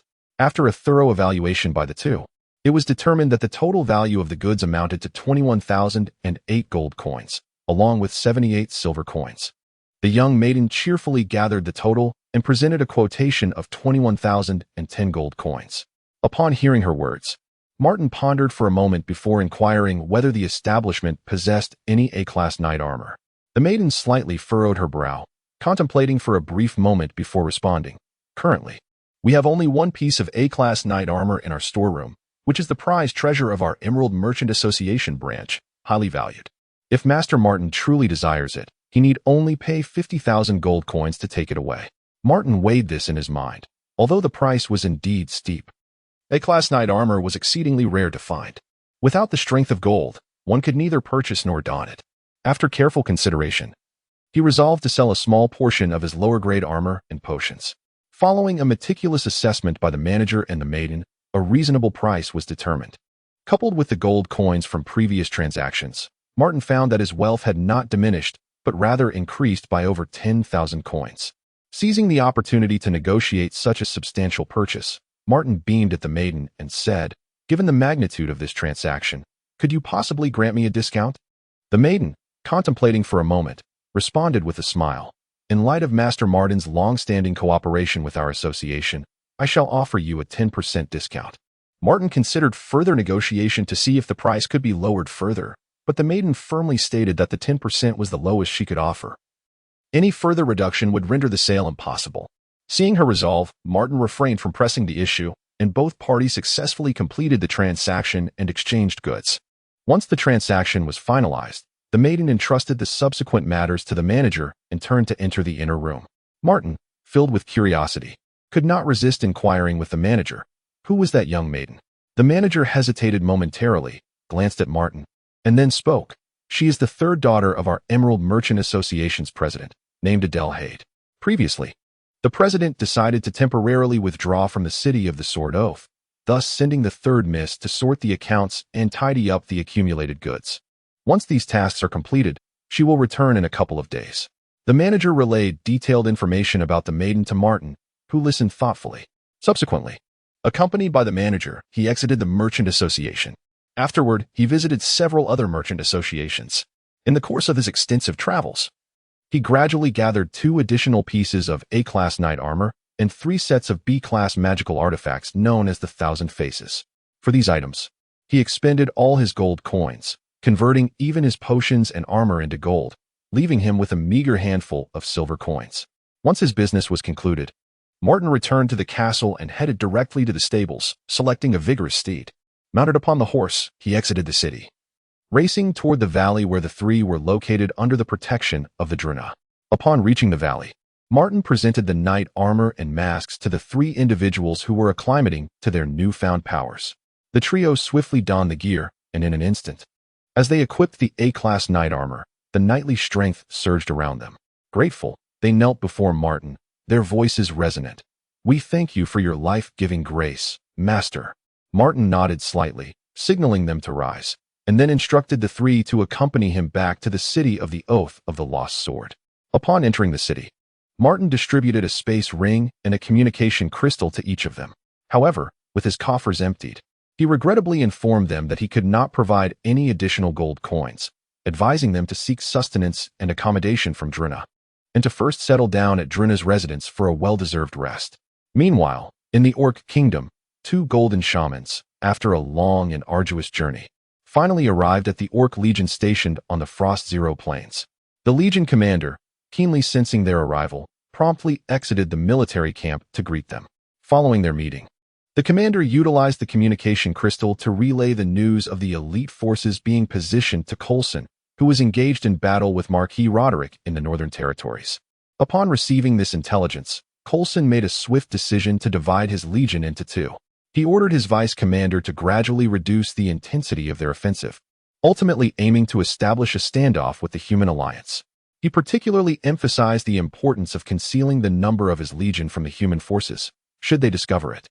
He insisted that every measure must be taken, even if it meant sacrificing half of the extraordinary Orc Legion, to prevent the Human Alliance from breaching the Frost Spine and to buy time for the assault on the city of the Oath of the Lost Sword.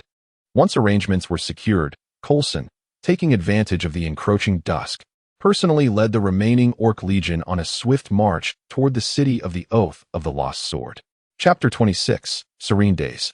The siege begins within the confines of the Oath of the Fallen Blade. All remained as it had been.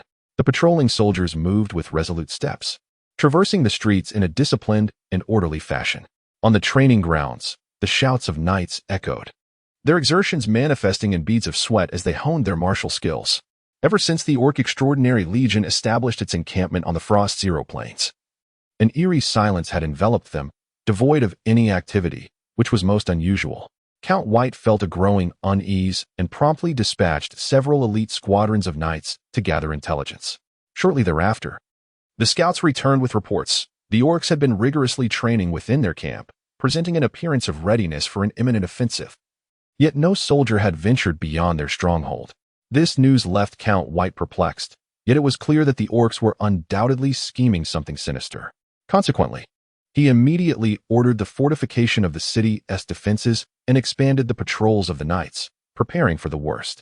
Upon his return to the castle, Martin settled in comfortably. His elder brother, Carlin, frequently visited him, eager to impart knowledge on managing complex affairs. Martin, ever the eager learner, diligently followed Carlin's guidance, absorbing every detail. His brothers, Vane and Dury, often engaged him in training, fostering a spirit of camaraderie as they practiced together. In moments of leisure, Martin would connect with his mother through the communication crystal, reassuring her not to worry excessively about him. He also enjoyed conversations with Rena, whose family resided safely within the Dragon Tooth Pass. She had departed for the Noble Academy in the royal capital on the day of the new term. As their discussions deepened, the two shared amusing anecdotes from their lives, laughter resonating through the communication crystal. The warm days passed swiftly, and mere days later, as the reports from the two night patrols abruptly ceased, the Count, holding the two pieces of intelligence, ordered the knights to prepare their equipment for the impending conflict. Meanwhile, on the orc front, upon receiving a message via the communication crystal, Coulson and the orc forces stationed on the Frost Zero plains sprang into action. They swiftly organized their weapons, armor, and provisions, and once all was ready, they advanced in a grand procession towards the Oath of the Fallen Blade. Within the Count's domain, after 3 days of marching and nearing the Oath of the Fallen Blade, Coulson chose not to evade the patrols of the various villages and small towns within the Count's territory as he had previously, but instead opted for a direct approach, eager to reach their destination. As the orcs continued their advance, a stream of intelligence began to flow into Count White's hands. Upon reviewing the reports, the Count's expression grew grave, fully aware of the urgency of the situation.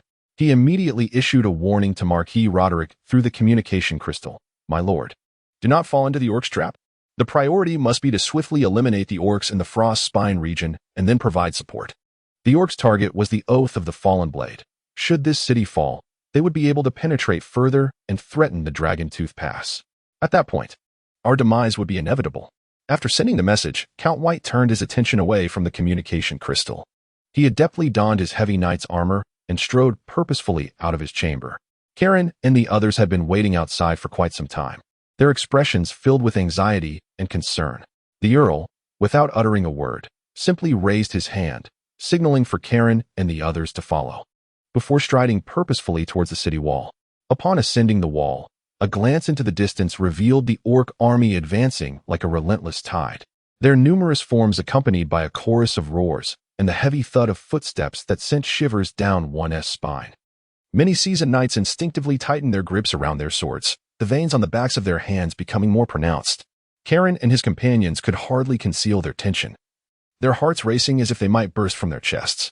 The Earl, noticing their unease, beckoned them closer, allowing them a brief moment to top the wall to absorb the palpable atmosphere of impending battle. He then spoke softly, urging them to return to the rear. Karen and the others understood well that they had yet to become true knights, their strength and experience woefully inadequate. Remaining at such a perilous front would not only hinder their comrades, but also render them a burden. Thus, with heavy hearts, they silently nodded and turned back, immersing themselves in the task of organizing supplies, hoping to contribute to the defense of the city of the Oath of the Lost Sword in another capacity. Only Martin returned alone to the castle.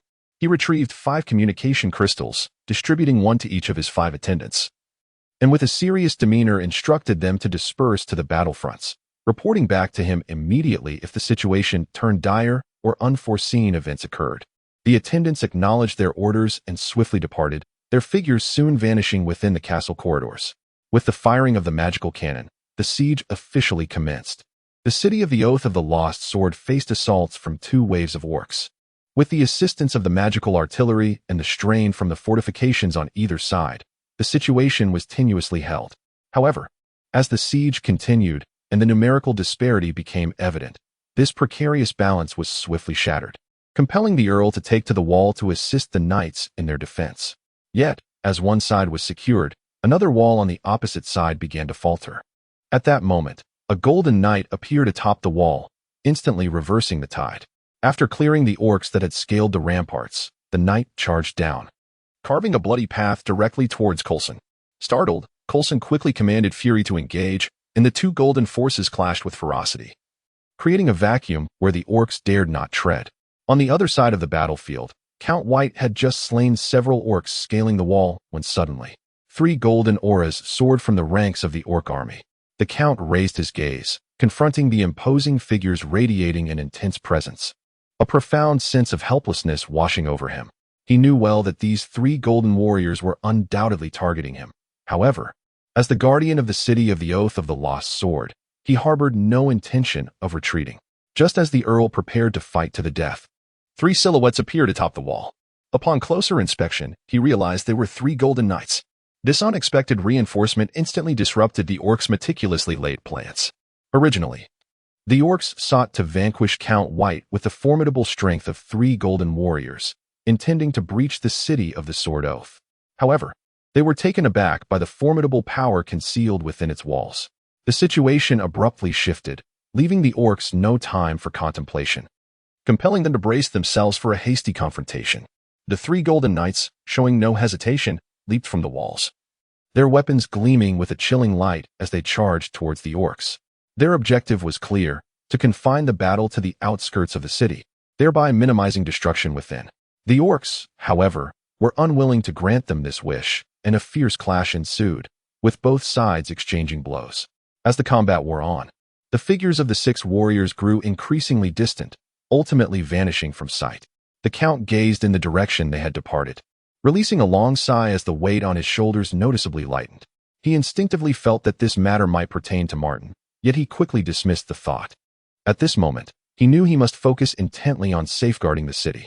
Chapter 27. The Struggle to Defend the City. Orcs retreat. The fierce battle for the city raged on unabated. Despite the successful containment of the enemy's golden forces, the number of the Orc Extraordinary Legion still outnumbered the human knights by a staggering 3-1. Count White tirelessly provided support, yet his injuries rendered him less effective, causing the situation on the city walls to become increasingly precarious. As the fortifications on both sides were dismantled, the orcs began to surge onto the walls like a relentless tide, their grotesque faces illuminated by a bloodthirsty glint in their eyes. The human knights, undaunted, wielded their blades with fervor, fighting valiantly against the onslaught. The cacophony of battle cries echoed deafeningly.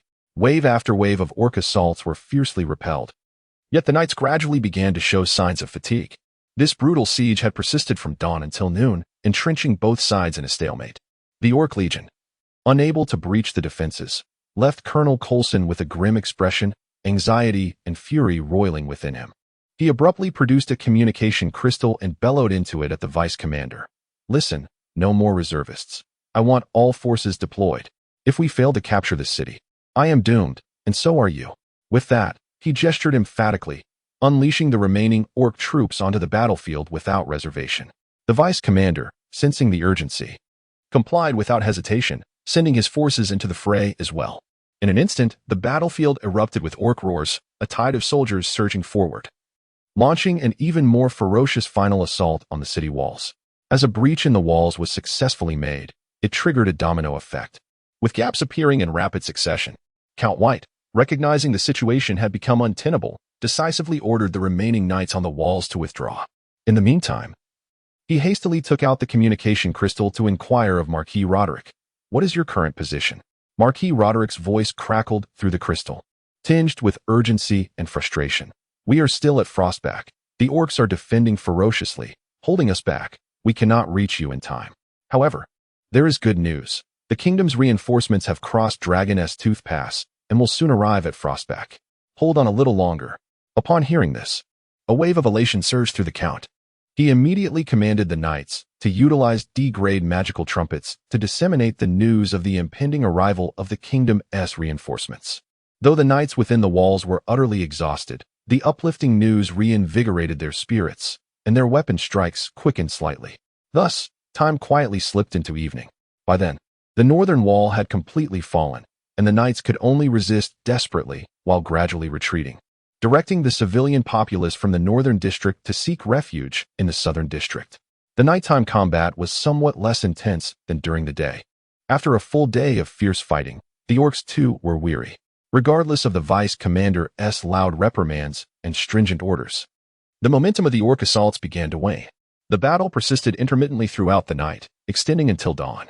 When morning broke, the northern district had been entirely overtaken by the orcs, and the eastern wall had just fallen into enemy hands. The speed of the conquest left Coulson exceedingly dissatisfied. Yet he found himself powerless to change the course of events. As early as yesterday afternoon, the golden orcs had returned, and both sides tacitly agreed to refrain from striking, merely engaging in mutual restraint. Coulson understood all too well that he could not afford to lose. However, even if he were to capture the city of the Oath of the Lost Sword, he would be unable to hold it. While Coulson was lost in his troubled thoughts, the communication crystal suddenly relayed a message from the vice commander of the Frostspine region. Reinforcements from the human kingdom had arrived, and our half of the legion was on the brink of exhaustion. Take care, Commander. Coulson was taken aback, hastily attempting to reconnect, only to discover that communication had been severed. This news felt like the final straw that broke the camel's back, rendering Coulson momentarily stunned, as if his very soul had been wrenched from him. After what felt like an eternity, he finally regained his composure. Feeling as though he had aged decades in an instant, his visage etched with fatigue and despair. After a brief moment of calm, Coulson summoned his resolve, grasped the communication crystal, and sent a message to the commander of the Northern Legion. Immediately withdraw from the city of the Oath of the Lost Sword. Abandon Frost Zero Pass and return to the Orc Kingdom. The commander, upon receiving the order, was filled with confusion and quickly replied, Commander, what is the reason for this? We have exerted such great effort, and victory over the city of the Oath of the Lost Sword is within our grasp. Why the sudden retreat? Coulson sighed deeply and conveyed the grim tidings from the Frostspine region to the commander. A long silence ensued on the other end, and after what felt like an eternity, the commander finally responded, I shall obey your orders. However, Commander, how will you return? You need not concern yourself with that. Your immediate task is to safely escort the Legion back to the Frost Zero Plains, where you will await my arrival. And then we shall withdraw from the Frost Zero Plains together. Coulson concluded, disregarding the commander's further inquiries and terminating the communication. He then summoned the Fury Legion commander, issuing him the same directive, withdraw from the city of the Oath of the Lost Sword. We shall proceed to the Falling Autumn Mountains. Before long, the resonant and somber sound of horns echoed across the battlefield. The orcs, who had been on the offensive upon hearing the horns, seemed to receive a unified command and began to retreat in a slow, orderly fashion. Meanwhile, the communication crystal flickered to life, bringing news from Marquis Roderick. It turned out that the kingdom's reinforcements had successfully crossed the Frostspine region, advancing with unstoppable momentum, and had triumphed over the orc forces stationed there. They were now swiftly approaching the city of the Oath of the Lost Sword. In an instant, the Marquis grasped the situation. No wonder the orcs had surged forward like a tumultuous tide only to suddenly retreat. A flicker of pursuit ignited within him. Yet upon turning to observe the battered and weary knights, that impulse was swiftly quelled by reason. These knights had endured a protracted and brutal siege. Their bodies and spirits pushed to the brink, rendering them incapable of undertaking the burden of pursuit. On the other side, Martin, through messages relayed by his subordinate's communication crystal, was privately speculating on the reasons behind the orcs' retreat. He pondered whether the kingdom's reinforcements had indeed arrived. Regardless of the truth, Martin was unwilling to let this band of orcs slip away easily. Thus, he made a decisive decision, commanding the 4 golden knights via the communication crystal to set forth immediately, exerting every effort to pursue the retreating orc forces. In the falling autumn mountains, a throng of orcs hurriedly advanced, their faces etched with weariness, their bodies burdened by days of relentless combat, yet their steps betrayed no hint of faltering. Coulson could not help but glance back toward the direction of the city of the Sworn Blade, his eyes brimming with resentment and indignation. That city, so close yet ultimately unconquered, felt like an unhealable wound within his heart. After staring for a long while, he gritted his teeth and turned to follow the main force. At that moment, the Fury Legion commander abruptly halted, causing the orc ranks behind him to gradually slow their pace.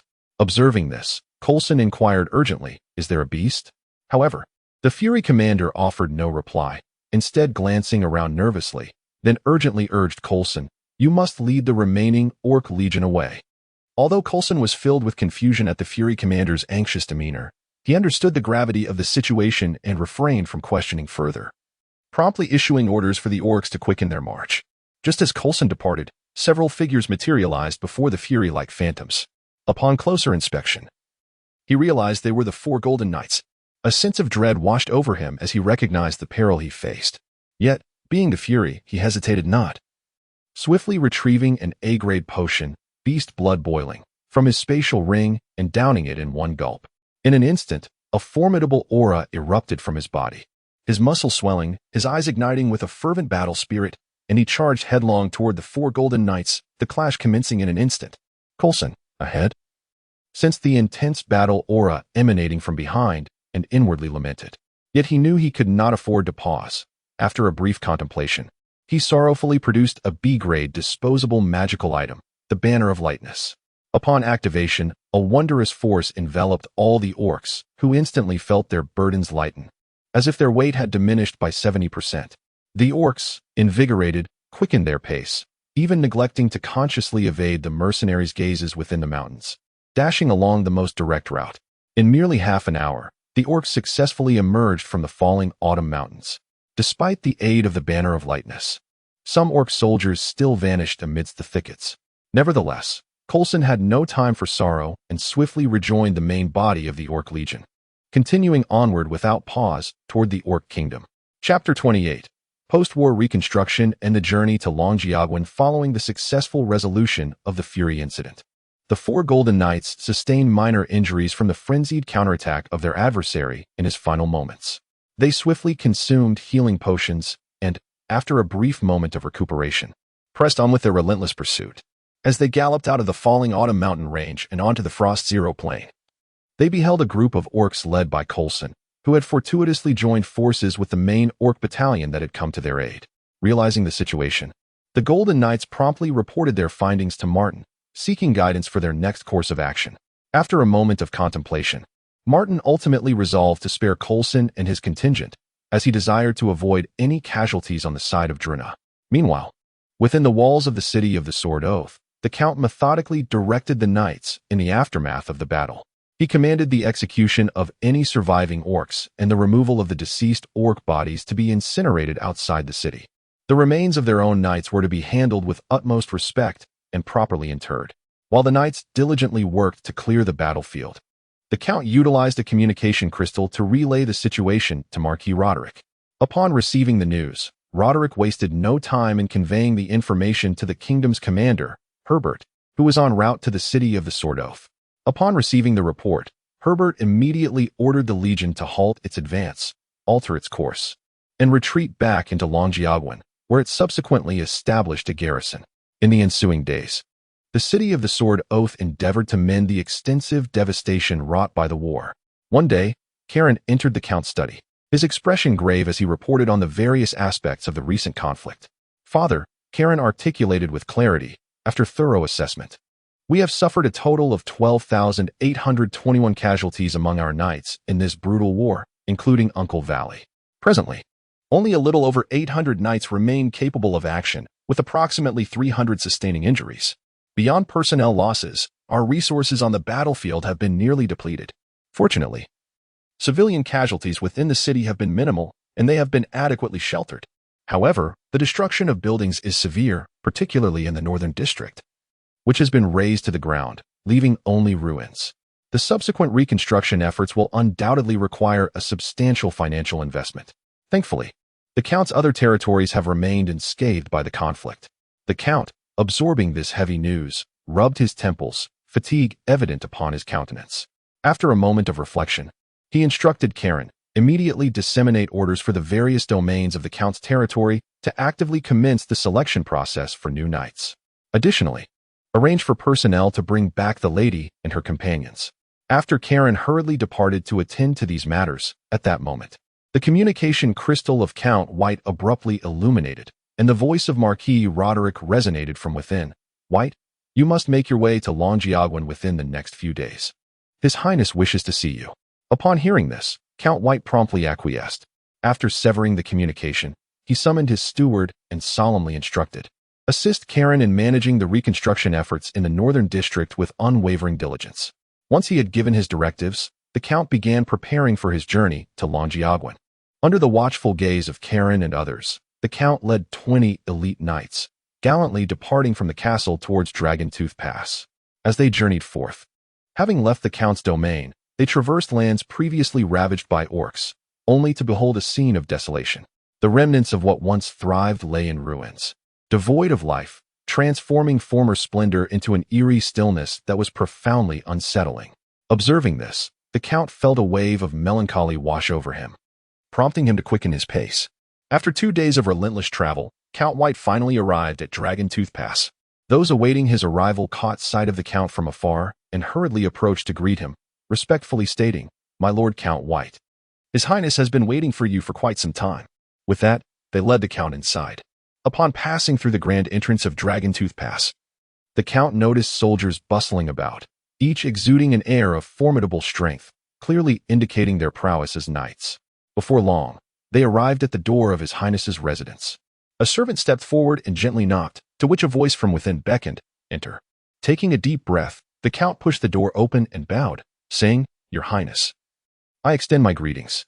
Upon raising his gaze, he was met with the prince's dignified visage, which bore a weighty demeanor, yet also an unexpectedly amiable charm. The prince casually closed the book he had been perusing, turning his attention to Count White, a familiar smile gracing his face as he remarked, "Count, it has been nearly a year since our last encounter at the royal banquet." Count White promptly nodded and replied with respect, "Indeed, Your Highness." The prince waved his hand dismissively, his tone warm. "There is no need for such formality. You executed the defense of the Sword Oath City remarkably well." Suddenly, his expression shifted, and with narrowed eyes, he seemingly nonchalantly inquired, "By the way, are those golden knights who appeared on the battlefield your acquaintances?" Count White's heart skipped a beat, and he quickly clarified, "No, Your Highness." At that moment, Sword Oath City was in dire peril and in desperation.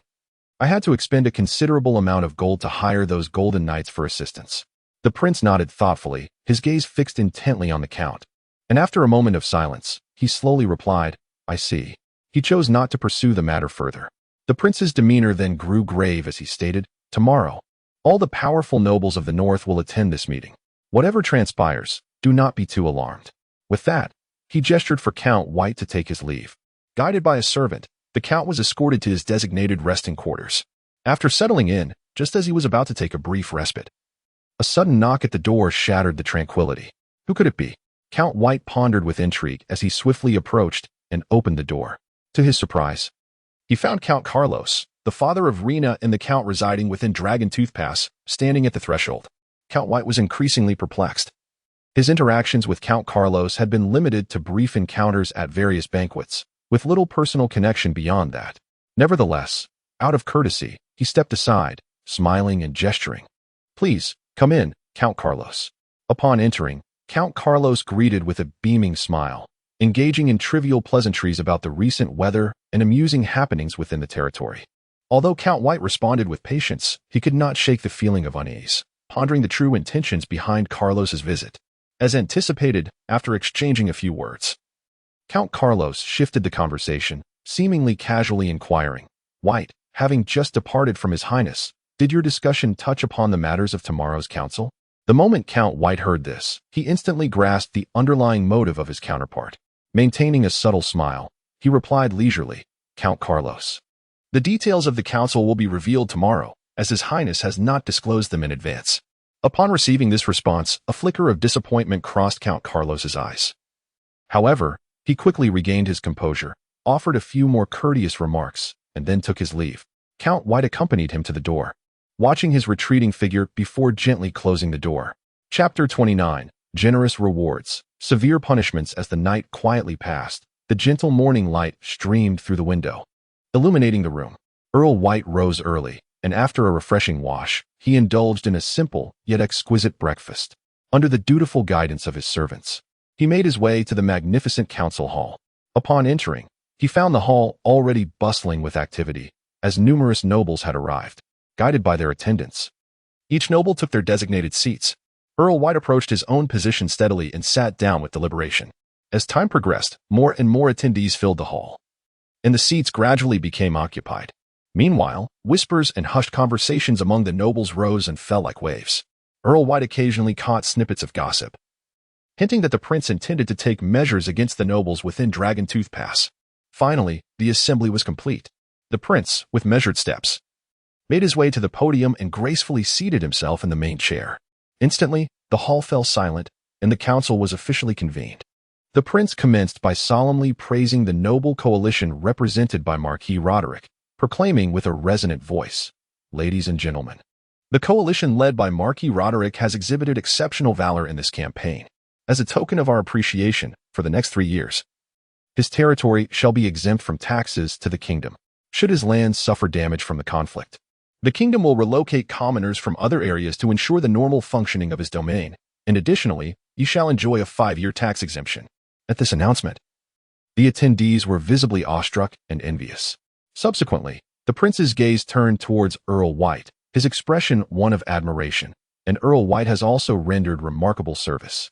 Reports indicate that the Royal 10th Legion and nearly 3 knightly orders have been annihilated, with significant destruction wrought upon the buildings of the Sword Oath City. Yet, through extraordinary strategy and unwavering resolve, Earl White managed to pin the formidable orc forces firmly in the Frost Zero Plains. By unanimous consent of the Capital Council, he is to be richly rewarded, a 10-year tax exemption for his territory, with all collected taxes accruing to the Earl himself. Furthermore, he shall receive 4 sets of A-grade knight armor, 10 A-grade potions, 2 A-grade staves, and a bounty of 150,000 gold coins. This series of exceedingly generous rewards left the assembled nobles in a state of disbelief, their astonishment and shock evident as they murmured among themselves. However, the nobles within Dragontooth Pass fell into a heavy silence, not daring to voice their thoughts. They understood all too well that the kingdom's bounties for others would likely be met with harsher penalties for themselves, an ominous foreboding casting a shadow over their hearts. As expected, once the rewards were dispensed, the prince's expression darkened, and the atmosphere grew tense. His gaze, piercing and intense, swept across the crowd before he began to call names, his voice cold and clear. "Nobles of Dragontooth Pass, heed my command. Count Carlos, Count Firmin, Count Leon, along with 8 viscounts and 13 barons, step forward at once." The nobles whose names were called turned pale, their faces drained of color as they hesitantly moved forward, their hearts heavy with dread and trepidation. As the crowd settled, the prince raised his voice, proclaiming, "By the decree of the Royal Council, Count Carlos, Count Firmin, and Count Leon, during the critical moment of the orc assault on the Northern Territories, chose inaction and refused to engage in battle, nearly leading to the downfall of the North, a sin unforgivable. The penalties are as follows. Each of the 3 families must immediately assemble 3 fully staffed knightly orders to be incorporated into the soon-to-be restructured Royal 10th Legion, as a means of atonement. Furthermore, each family is fined 5 sets of Grade A knightly armor, 50 Grade A potions, 10 Grade A staves, and 300,000 gold coins." Upon hearing such a severe punishment, the attendees collectively gasped in astonishment. Nevertheless, the prince's words did not cease there. He then cast his gaze upon the viscounts and barons, his tone growing increasingly severe. "As for the 8 viscounts and 13 barons, blindly following the tide and disregarding the king's orders, you too are not to be forgiven. Each viscount is fined 250,000 gold coins, and each baron 150,000 gold coins, to be collectively paid to Prince Herbert stationed at Dragontooth Pass within 7 days." This series of harsh penalties struck the assembly like a series of heavy blows, leaving them dazed and bewildered. An uproar ensued, with the nobles whispering among themselves, speculating in disbelief at the gravity of the Royal Council's punishments. They had presumed that the law spared the multitude, harboring a sense of luck among the nobles within Dragontooth Pass. Yet, they were met with the kingdom's merciless retribution. With the announcement of the penalties concluded, the prince, with an air of authority, surveyed the punished nobles and coldly declared, "Regardless of your means, the fines must be gathered within 7 days. Should anyone fail to comply or resist payment after this period, do not blame me for leading the Royal Legion to lay waste to your territories and appointing new lords." With that, he strode out of the council hall, his footsteps echoing resolutely in the vast chamber. The other nobles, witnessing this, rose and departed in small groups, leaving the heavily penalized nobles standing in shock, their faces ashen. Count Carlos was the first to regain his composure. He sighed deeply and said, "Gentlemen, we must return and prepare the fines." After uttering these words, he departed with heavy steps. The remaining nobles exchanged glances filled with bitterness and helplessness, ultimately dispersing to prepare for the astronomical fines. Once they exited Dragontooth Pass, they hurried back to their respective castles. Upon informing their families of this harsh penalty, an uproar ensued. The clan members were stunned, furious, and despairing, their emotions intertwined. Such a punishment was more lethal than the orcs' rampage, with each penalty meticulously calculated to deplete the family's wealth and manpower. Even if they managed to scrape together the sums, their families would inevitably suffer severe repercussions, rendering them incapable of recovery. Yet, despite their deep-seated resentment, they found themselves powerless. The Royal Legion under the prince's command was stationed at Dragontooth Pass, a sword suspended over their heads. Should they defy the orders, no matter their lineage or background, the prince would show no mercy. The harsh reality forced these families to bow their heads, reluctantly embarking on the arduous path of fundraising. In the days that followed, the penalized families found themselves in a frantic and desperate struggle. In their desperate bid to settle the fines, they resorted to every possible means. Families liquidating their assets frantically cataloged every valuable item within their homes. The treasury of the Count of Carlos was thoroughly rummaged, revealing not only ancient paintings and exquisite porcelain, but also historical weaponry that once symbolized the family's grandeur, all brought forth in search of buyers. Count Fearman, in a state of acute anxiety, hastily sold off generations of collected jewelry at meager prices to affluent merchants in the capital. Families seeking loans scurried about, humbly beseeching for assistance. They traversed various merchant guilds, making countless promises, wagering the future of their territories. Some families, in their desperation for funds, even signed harsh contracts with exorbitant interest rates, burdening themselves with heavy debts for years to come. Certain nobles, eager to amass quick wealth, extended their grasp towards the wealthy merchants of their fiefdoms. They imprisoned the merchants under various unfounded charges, forcibly seizing their riches. The merchants, powerless to resist, could only watch helplessly as their accumulated wealth was plundered, leading many to financial ruin. Additionally, some families leveraged the mineral veins of their domains as bargaining chips, engaging in transactions with powerful entities, which, while securing urgently needed funds, also cost them invaluable resources. Amidst this frenzy of nearly frantic actions, the fines imposed on the viscounts and barons were swiftly settled. On the count's side, gold coins, armor, potions, and other supplies were delivered punctually. Yet the crucial knightly orders remained conspicuously absent. For a time, the entire northern noble circle observed in hushed anticipation, speculating whether the prince would be enraged and what repercussions the counts might face. As the days passed, curiosity and tension escalated.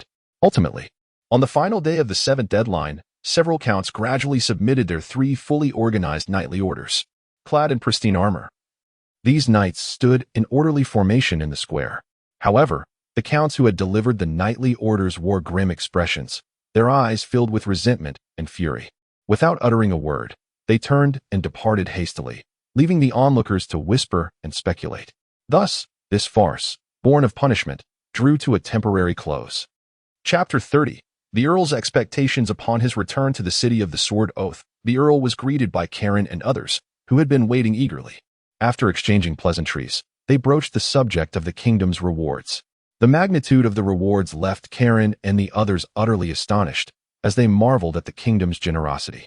After discussing matters with the group, the Earl turned his gentle gaze towards Martin and subsequently called him into the study for a private conversation.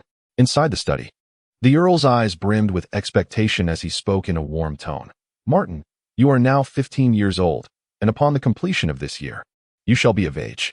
Given the strength you have demonstrated thus far, I have 2 proposals for you. First, I intend to grant you your own fief ahead of schedule. Second, I wish for you to continue your studies at the Royal Academy. I choose the fief," Martin exclaimed without hesitation, for the possession of a personal fief is an unparalleled honor for anyone.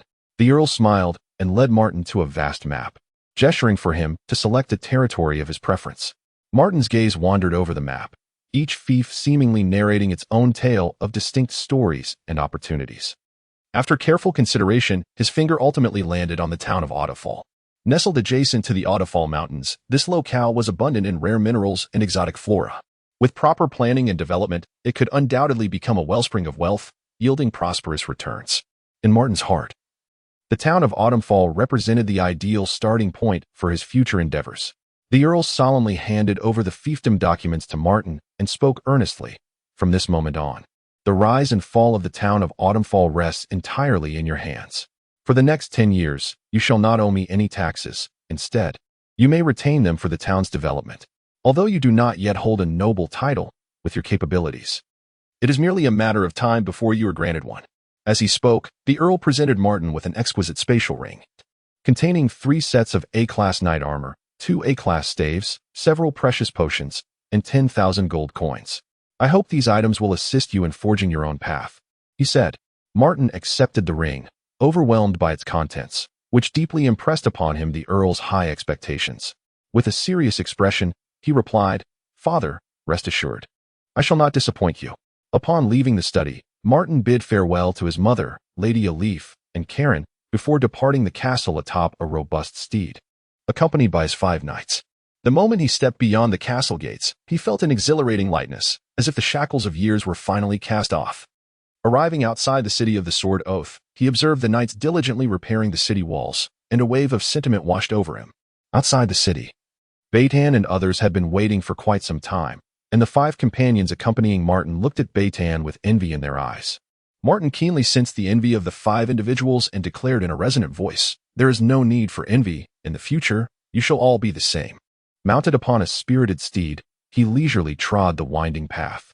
The warm sunlight bathed him in its glow, and at that moment, his mind brimmed with visions of the future, diligently contemplating his plans upon reaching Autumnfall town. He pondered the necessity of first enhancing the town's infrastructure, meticulously organizing the streets and renovating the dilapidated houses, ensuring that the townsfolk could live and work in peace. With a burgeoning population, tax revenues would increase. Furthermore, leveraging the abundant resources of the Autumnfall Mountains, he sought suitable business opportunities to forge pathways for the accumulation of gold coins. Thereafter, he would wholeheartedly devote himself to forming a knightly order, enlisting brave and loyal knights to create a well-trained and formidable force. Everything must be approached step by step. With no urgency to hasten, Martin and his companions meandered leisurely, taking most of the day to reach Autumnfall town. The mayor, having received early notification, stood respectfully at the town gate, awaiting their arrival with great anticipation. As Martin approached, the mayor's face lit up with a broad smile, and he hastened to greet him. This time, his address was markedly different, imbued with reverence. "My lord, the journey must have been arduous." Following this, the mayor expertly detailed the situation in the town. "To report, my lord, we currently have over 4,000 townsfolk in Autumnfall, with a guard force totaling 100, among which there is 1 bronze knight and 12 knights, while the remainder consists of squire knights. Our town is adjacent to the Autumnfall Mountains, hence we have constructed a rudimentary wall. There are also numerous mercenaries here, with varying strengths. Some possess silver-level prowess, beyond the control of even the guard. Fortunately, as we are within the Count's domain, those mercenaries dare not act too recklessly. Additionally, slave-catching groups frequently establish themselves here or come for supplies. Periodically, the caravan of Lord Count White, alongside other merchants, arrives to procure materials for potion making, hides of magical beasts, flesh, and even magical beast cubs, including live specimens. When these caravans come to Autumnfall, the wild men, orcs, and half-orc humanoids captured in the Autumnfall Mountains are particularly lucrative, and the slave-catching groups transport them to larger cities for sale, thus making the slave trade quite prosperous here. Martin listened intently, and by the end of the mayor's discourse, he had gained a substantial understanding of the situation in Autumnfall town. It must be said, the complexities of Autumnfall town could prove challenging for others to manage. But for him, these matters posed no concern. As they spoke, the group arrived at the town center. Under the mayor's guidance, Martin took residence in the finest inn in town. With the castle yet to be sited and constructed, he could only find temporary lodging in the inn for the time being. Once settled, Martin requested the mayor to show him around to better grasp the actual conditions, while Beitan and the others remained steadfastly at his side, tasked with his protection. Upon entering the residential area of Autumnfall town, the warmth of everyday life enveloped him, with narrow streets and humble abodes reflecting the simplicity and hardships of existence. In stark contrast, the affluent district showcases exquisite mansions and meticulously manicured gardens, exuding an air of opulence and abundance. The disparity between the two realms is strikingly evident within the city. Martin proceeded onward to the bustling marketplace, alive with the cacophony of vendors hawking their wares. The slave trading stalls were abuzz with activity, while in the adjacent auction house, the auctioneer fervently called out bids amidst a myriad of shops teeming with an array of goods. Merchant caravans from the guild navigated through the throngs, procuring local merchandise. This collaborative model proved mutually beneficial, cleverly mitigating the substantial risks posed by the beastly tides. After surveying the marketplace, Martin made his way to the town hall and the guardhouse. Within the town hall, officials diligently attended to their affairs. At the guardhouse, the sentinels stood tall, eager to leave a favorable impression on their lord. Unbeknownst to him, the sky gradually began to don the hues of twilight. After his circuit, Martin had garnered a general understanding of the situation in Fall-Autumn Town. At that moment, the mayor warmly invited Martin to dine at the local inn. Following the meal, Martin instructed Mayor Yord to meticulously document the town's tax situation and present it to him the following day. With that, he rose and returned to the inn, preparing to reflect upon the day's observations as night enveloped the world. Chapter 31. Taxation Issues and Troubling Nobles. As the night enveloped the town, the stars twinkled above. Martin returned to the inn, his weary body dragging along. He strode directly to the window, resting his hands on the sill, gazing down at the bustling street below, where crowds flowed incessantly. The flickering lights along the street elongated and shortened the shadows of the passers-by, weaving a lively yet anxiety-inducing tapestry of urban life. Expanding Otterfall Town and sustaining the expenses of the nightly order all hinge upon the availability of funds, Martin murmured, his brow furrowed deeply. After a moment of contemplation, determination began to flicker in his eyes, and a plan took shape in his mind. He must first assemble his own caravan, commencing with the most fundamental trade operations, progressing steadily to enlarge and strengthen his enterprise. Then, a flash of ruthlessness crossed his gaze. A monopoly must be established. In Otterfall Town, no other caravan would dare to conduct business without my consent.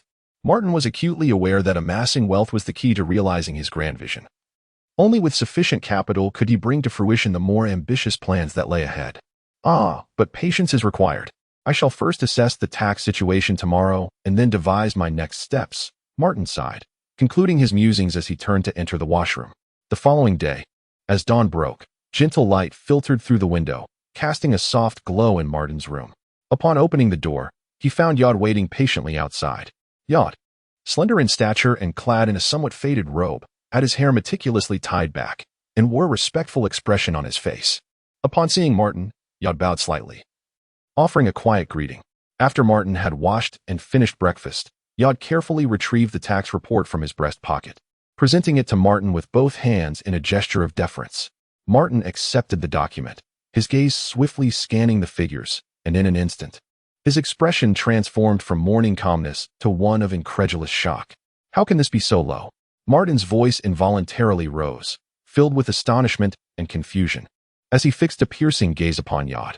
Noticing Martin's reaction, Yod quickly stepped forward, bowing slightly, and urgently explained, "My lord, the tax revenue in Otterfall Town primarily derives from three sources: the transaction tax, the resident tax, and the taxes from businesses such as shops and auction houses. However, the current situation is that most caravans engage in private transactions, making it difficult for us to collect taxes from them.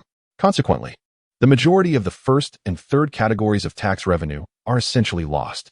At present, the only transparent source of revenue we have is from the slave trade, which constitutes a significant portion of our tax income. To prevent deceitful practices and tax evasion during these transactions, I have arranged for tax officials to be stationed permanently at the slave market. I previously reported this matter to the Count, who instructed me to await further instructions. But since then, I have heard nothing, and the tax revenue has remained stagnant." Yod concluded his explanation, bowing slightly once more, patiently awaiting further directives. After listening, Martin's expression remained tranquil as he gestured for him to withdraw. Upon returning to his chamber, Martin settled before his ornate writing desk and retrieved the softly glowing communication crystal from his pocket. He murmured an incantation, and a gentle blue light emanated from the surface of the crystal. Soon, he composed a message: "Father, good morning. I have just inquired with Yod regarding the tax situation, and the outcome is astonishing. The taxes are remarkably low. According to him, this matter has long been reported to you, but remains unresolved. Now that Autumnvale is my domain, I am eager to understand why these issues have not been addressed before. After sending the message, Martin leaned back in his chair, his fingers softly tapping the desk as he patiently awaited a response. Before long, the crystal shimmered, and the Count's message arrived. Martin, the situation is far more complex than you might imagine. Most merchant caravans are backed by noble interests, with several even being properties of the Marquis. The stakes surrounding the Autumn Mountains are immense. Initially, I sought to monopolize all trade in Autumnvale, but I soon received stern warnings from several marquises. It was only after a personal conversation with Marquis Roderick that I became aware of the intricate web of interests involved. Martin, this is the reality. Now that you are also a lord, it is up to you to weigh the pros and cons and navigate the situation. Rest assured, the White family will always be your staunchest support. Upon grasping the convoluted interests at play, Martin fell into deep contemplation. He paced the room, furrowing his brow as a myriad of thoughts flitted through his mind like a carousel. After a considerable time, he halted, took a deep breath, and seemed to have made up his mind. He summoned the guard outside to fetch Beitan, who soon arrived in haste. Beitan entered with a robust physique, exhibiting a blend of competence and respect. Upon entering, he immediately knelt on one knee, awaiting orders. Martin regarded him and said, Beitan, you are to depart at once in search of a secluded valley, one sufficiently remote to facilitate training and learning activities. Once located, procure 500 wild men slaves and 500 half-orcs, and settle them in the valley, awaiting my further instructions. As he spoke, Martin produced a softly glowing spatial ring from his pocket and handed it to Beitan, stating, within this ring are 2,500 gold coins and a communication crystal. 500 coins and the crystal are for you. You have been truly diligent during this time. Beitan's eyes sparkled with surprise as he eagerly accepted the ring with both hands, exclaiming, My lord, it is my utmost honor to serve you. I am filled with boundless energy. Martin nodded and instructed him to attend to the matter. Once Beitan departed, Martin rubbed his aching temples and murmured, These nobles are indeed troublesome. It seems they cannot be moved just yet.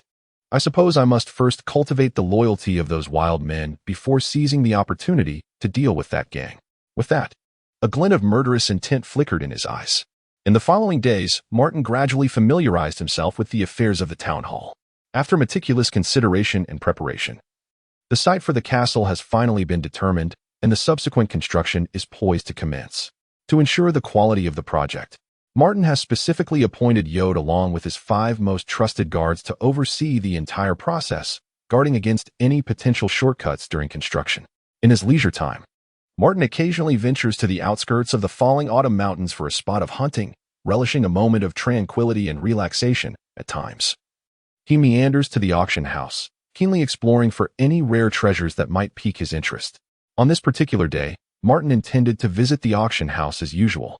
Just as he stepped out of his door, his communication crystal suddenly illuminated. He hastily retrieved the crystal and upon opening it, he found a message from Beitan, boldly stating that all the tasks he had assigned had been completed. Without hesitation, Martin summoned Druna and the other guards, setting forth towards the valley. Chapter 32. Training slaves and establishing a caravan. According to the information conveyed by Beitan, Martin and his companions arrived at a secluded valley. This valley, not far from Autumn Town, was artfully concealed among the mountains and forests, making it exceedingly difficult to discover unless one sought it with intention. It was evident that Beitan had devoted considerable effort to locating this place. Upon entering the valley, Martin beheld Beitan standing in an open area, methodically directing a group of slaves as they felled trees and constructed wooden shelters. Noticing Martin's arrival, Beitan swiftly approached him and respectfully exclaimed, Young Master Martin, you have finally arrived. He then proceeded to introduce the slaves before him, over 800 male slaves and more than 160 female slaves. I was thinking of training these women thoroughly, so that they may remain by your side in the future, providing both protection and care for your daily needs. Martin couldn't help but feel a mix of amusement and exasperation. However, recognizing Beitan's sincere intentions, he nodded in agreement, while also reminding him, during training, the living and training quarters must be strictly separated by gender. Subsequently, Martin instructed Beitan to gather all the slaves, as he wished to declare his identity and requirements, ensuring that these individuals understood who their master was and to whom they owed their loyalty. Soon, under Beitan's efficient organization, all the slaves gathered neatly beneath the makeshift platform. Martin ascended the platform, ensuring that every individual below could clearly see him. He then spoke slowly, From this day forth, You are no longer mere slaves at the beck and call of others. I hereby dissolve the bonds of your slave contract. The past, with all its burdensome experiences and fleeting joys, holds no significance here. I have 3 demands: loyalty, loyalty, and once more loyalty. For the next month, you shall undergo rigorous training here. During this time, you need not worry about food, clothing, or shelter. I shall arrange everything. Your sole task is to cultivate genuine loyalty to me by the end of this month. As for those who fail to meet this requirement, Martin paused deliberately, allowing the weight of his words to linger before stepping down from the platform, signaling Beton to disperse the assembly. Calling upon Druna and Beton to join him, Martin imparted specific instructions. Ensure that the training intensity is appropriate, focusing on enhancing their physical capabilities, but above all, prioritize the reinforcement of their loyalty. The methods you choose are at your discretion. Beton, you will train the males. Druna, the female shall be under your charge. Remember, the training process must be conducted with utmost discipline and restraint. After a brief pause, Martin added, as long as the death toll does not exceed 300. There is no need to report to me. You may handle matters as you see fit. With that, he handed Beton a spatial ring containing provisions and clothing sufficient for 2,000 individuals for 1 month.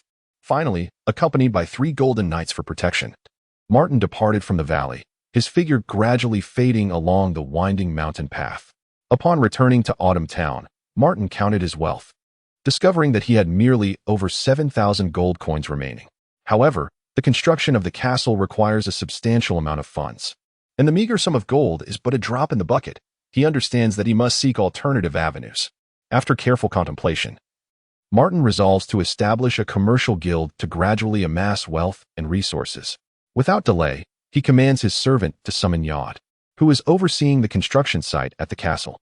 Yod arrives hastily, and as Martin observes the elderly man with graying hair, he ponders internally. Previously, he had assessed Yod's loyalty through the system, which stabilized around 70, indicating that this man is trustworthy. Thus, Martin issues a directive: Yod, go to the town and gather individuals with a knack for business. Even if their abilities are somewhat lacking, it matters not. Yod, upon receiving the order, promptly sets out to fulfill his task. At this moment, Martin acutely feels the dilemma of insufficient manpower. He sighs resignedly, realizing that he must cultivate his own faction step by step. Before long, noon arrives, and as Martin dines, Yod rushes in. Noticing Martin occupied with his meal, Yod stands respectfully to the side, intending to wait until Martin finishes before reporting. However, Martin, sharp-eyed, addresses Yod. If there is something to discuss, speak freely. Do not hold back. Only then does Yod respectfully reply, My lord, I have found several individuals with business acumen. Hearing this, Martin's interest piques, and he instructs Yod to bring them forth, eager to assess whether Yod's selections are reliable. Before long, Yod enters the room briskly, accompanied by 3 men. Martin checks their loyalty scores through the system and is pleasantly surprised to find that each of the 3 has a loyalty rating hovering around 40. A remarkably high figure in Martin's estimation. Yod then begins to introduce the foremost individual. My lord, this is Roland, a fallen nobleman. He came to Falling Autumn Town in hopes of discovering precious herbs in the Falling Autumn Mountains to restore his family's fortune. Alas, reality proved harsh. He found nothing and squandered his savings. If not for my recognition of his talents in commerce, he would likely be laboring for others or resigned to servitude. As for the other 2, Yod explains that they both possess prior business experience, which is why he brought them along. Martin, having considerable trust in Yod's judgment, given his 6 years as mayor, contemplates for a moment before producing 200 gold coins and handing them to Roland. This is the initial funding for the guild. Pursue your endeavors freely and develop as you see fit. He then instructs Yod to select 10 knights from the guard to assist Roland. After conveying these orders, Martin gestures for them to withdraw. Thus, the foundation of the trading company is temporarily established, and its subsequent operations will require observation over the next month. Having concluded these matters, Martin, accompanied by his 3 attendants, Eric, Lucas, and William, sets off towards the Falling Autumn Mountains, hoping to uncover valuable treasures. Upon entering the mountains, the refreshing scent of foliage greets them, yet Martin and his companions are too preoccupied to appreciate the natural beauty, forging ahead into the depths of the range. After a prolonged journey, they were pleasantly surprised to discover a grade B medicinal herb beside a waterfall. Just as Martin was about to approach for a closer inspection, a massive python, adorned with dark patterns, suddenly lunged out from the underbrush. Judging by its formidable and oppressive aura, it was likely a Grade B magical beast. Without a moment's hesitation, Martin commanded his attendant, Eric, take care of that giant python. Eric, upon receiving the order, allowed a confident smile to grace his lips. In an instant, he vanished from sight, his sword gleaming with lethal brilliance. Within mere moments, he had dispatched the python with a few deft strikes. Satisfied, Martin nodded and instructed, "First, collect the python and the herb. We shall examine them in detail upon our return." As they ventured deeper into the wilderness, the magical beasts around them grew increasingly powerful. Along the way, they occasionally encountered wild men and half-beasts, yet Martin, singularly focused on acquiring magical beasts and herbs, paid them no mind, continuing his relentless advance. Apart from Martin, the other three possessed golden-level strength, and they wielded their formidable power with abandon, reaping considerable rewards in this region. Unbeknownst to them, the sky gradually darkened, and the twilight cast a golden veil over the forest as the setting sun illuminated the landscape. Martin glanced upward, contemplating, "Let's call it a day. We are nearing the depths of the falling autumn mountain range. It's best to return early. Venturing further could attract formidable foes. Yet, fate has a penchant for irony. The very fears one harbors often manifest." Just as Eric and the others had slain a golden-level magical beast and were preparing to store it in their spatial ring, a deafening roar echoed from the depths of the forest. This roar resonated with unyielding authority and pressure, causing Eric and the others to turn pale, their movements halting in sheer terror. With no time to collect the magical beast, they swiftly turned, one of them hoisting Martin onto his shoulders, and they sprinted with all their might towards the mountain's edge. As they ran, they unleashed their knightly powers to shield Martin from the tearing sensation caused by their rapid pace. They dared not pause for even a moment, fleeing without looking back until they escaped the falling autumn mountain range. Upon returning to the small town, Eric and the others remained visibly shaken, panting heavily, their faces still etched with fear. Seeing their distress, Martin quickly inquired, "What on earth happened?" Eric steadied himself, his voice trembling as he replied, "Young master, we may have encountered an S-level magical beast." That roar pierced my ears, instilling a profound fear within me. Such terror can only be invoked by an S-level creature.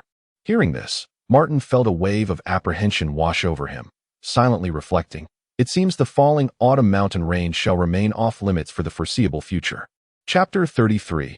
The depletion of gold coins. Completion of slave training. The following morning, as the first rays of sunlight gently illuminated the room, Martin completed his morning rituals and breakfast before summoning Roland to his chamber. He presented him with a spatial ring containing the magical beast hunted the previous afternoon, precious medicinal herbs, and a communication crystal. With a calm demeanor, Martin stated, "All of this is entrusted to you. Whether you choose to sell it in the capital or manage it as you see fit is entirely your decision. I expect to see satisfactory results within a month. Should you fail to meet my expectations, prepare yourself for a life of servitude." Upon checking Roland's loyalty through the system, Martin discovered it had reached 50. Roland understood that this was a stern test for Martin, his final opportunity. After all, Martin had entrusted him with the spatial ring, along with the valuable beast corpses, rare herbs, and the gold coins from before. If he failed in this endeavor, servitude would likely be his fate. Yet, what if he succeeded? Roland chose not to dwell on this thought any longer. Martin then instructed Lucas to accompany Roland, both to supervise and to protect him.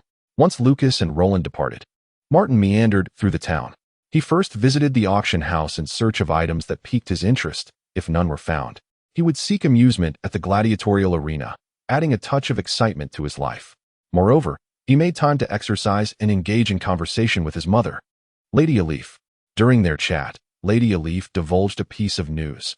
Count White had been dismissed from his position as the commander of the Royal 10th Legion, with the role rumored to have been granted to a duke. Martin, upon hearing this, did not appear overly surprised. The kingdom had previously bestowed numerous rewards, but had not summoned Count White to the capital during the Legion's restructuring. Such signs hinted that the kingdom's higher-ups or a powerful figure no longer wished for Count White to oversee the Royal 10th Legion.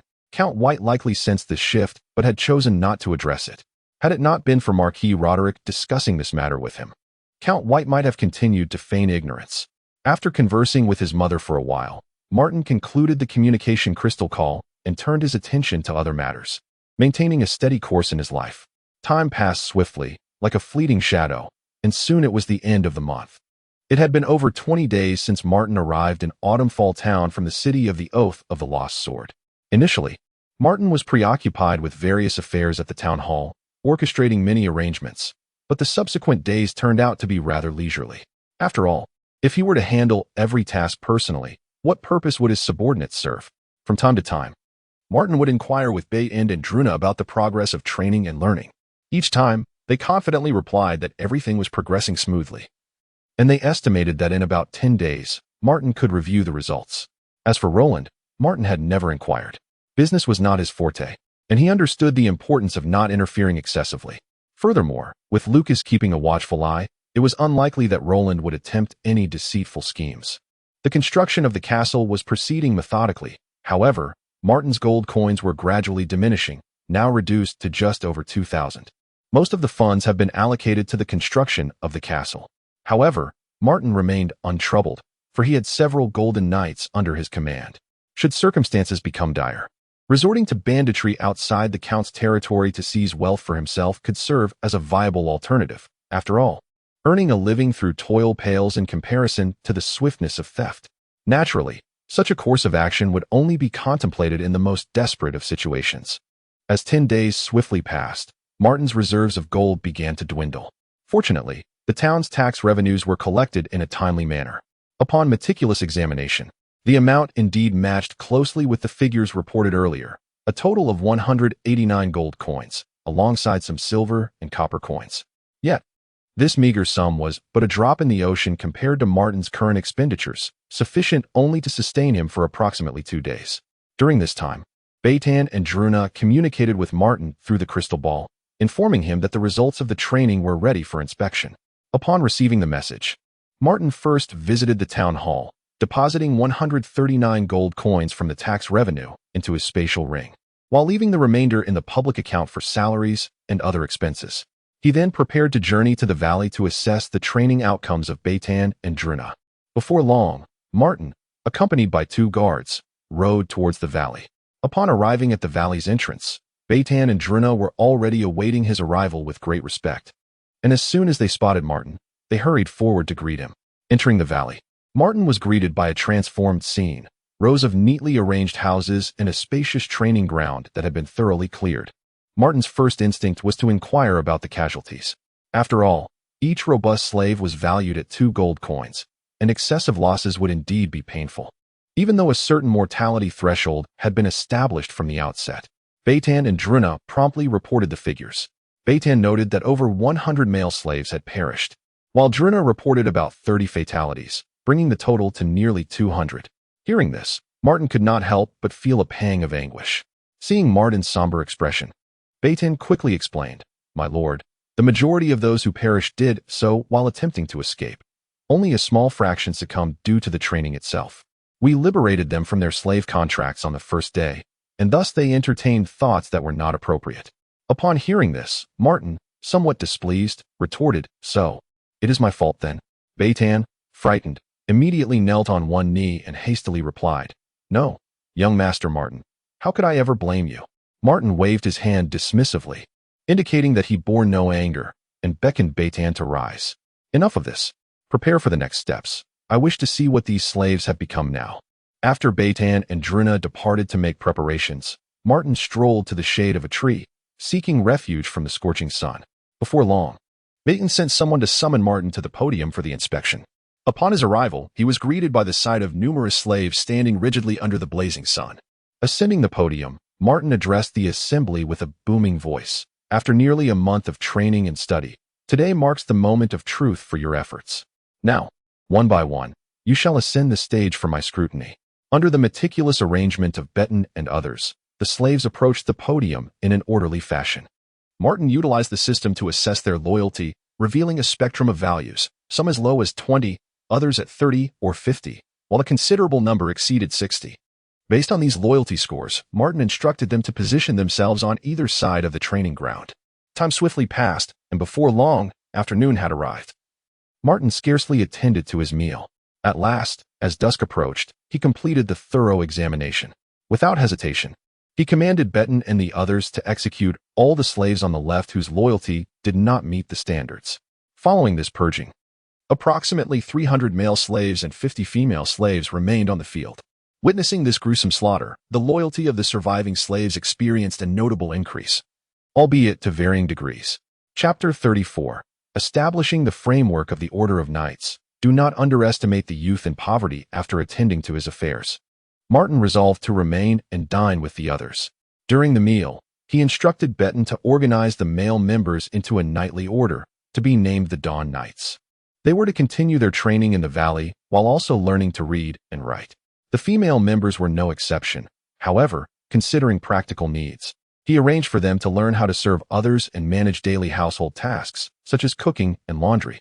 Martin stated, "Tomorrow, I will arrange for several teachers to come, allowing everyone to learn at a gradual pace. While speed is not of the essence, progress must be evident."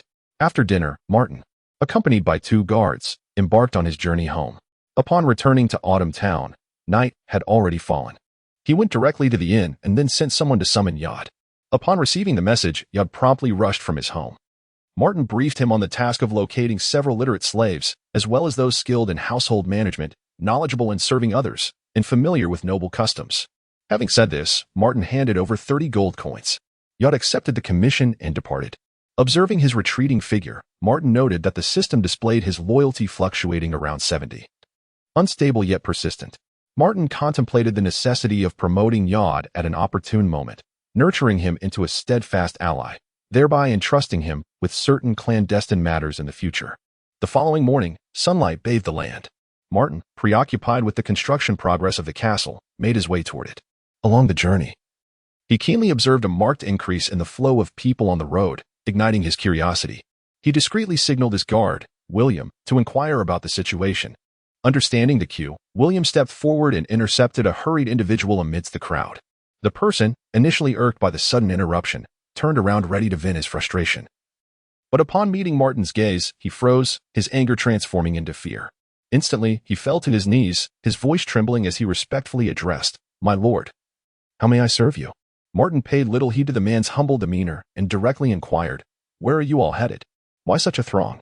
The commoner quickly smiled and explained, "It is as follows, my lord.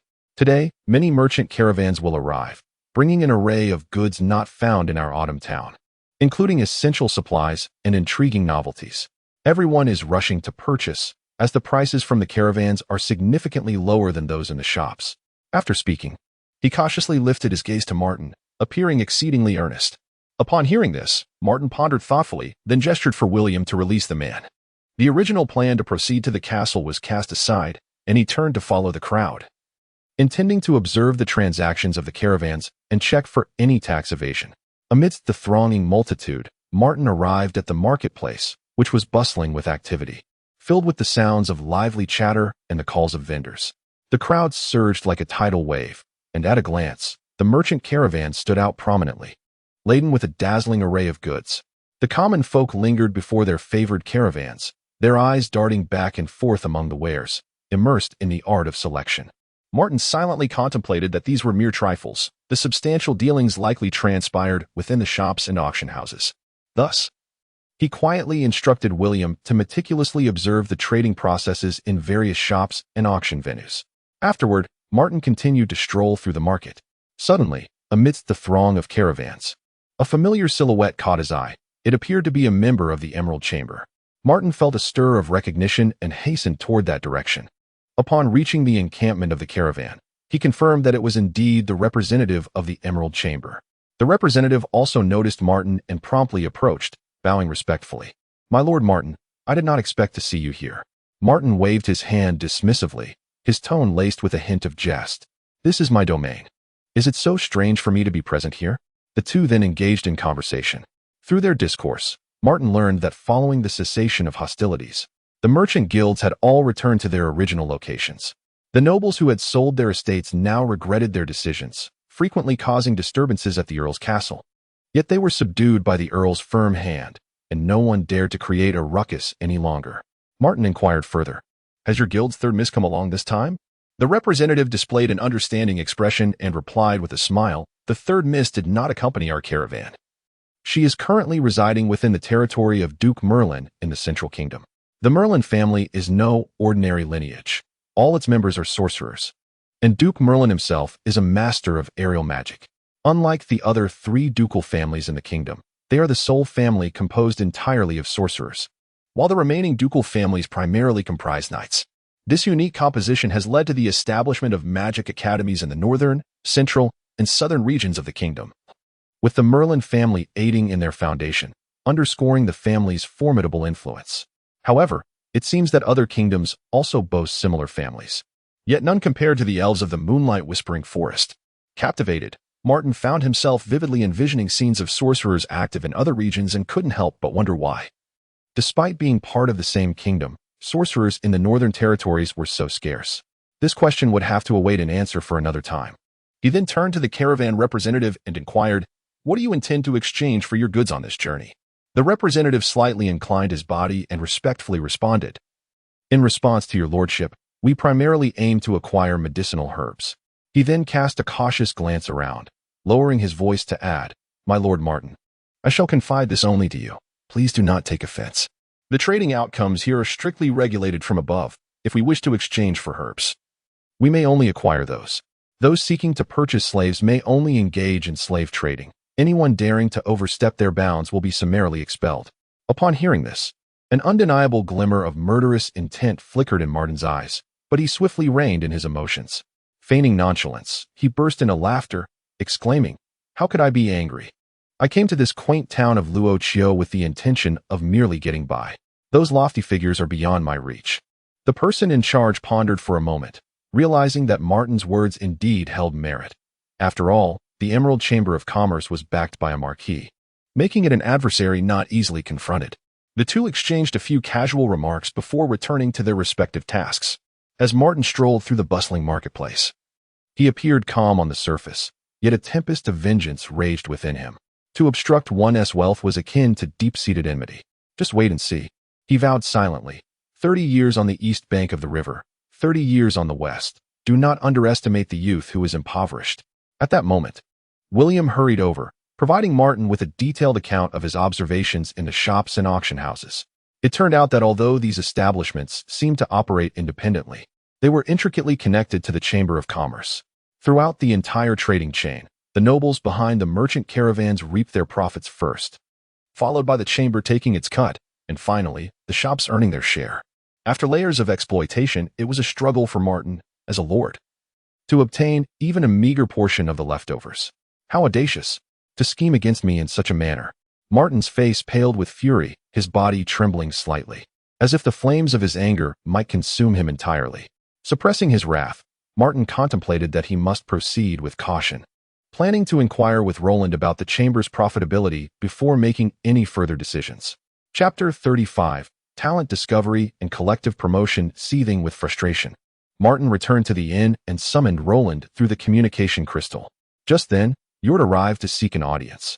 Yord approached Martin swiftly and respectfully stated, "Young Master Martin, I have successfully acquired the slaves you instructed me to find.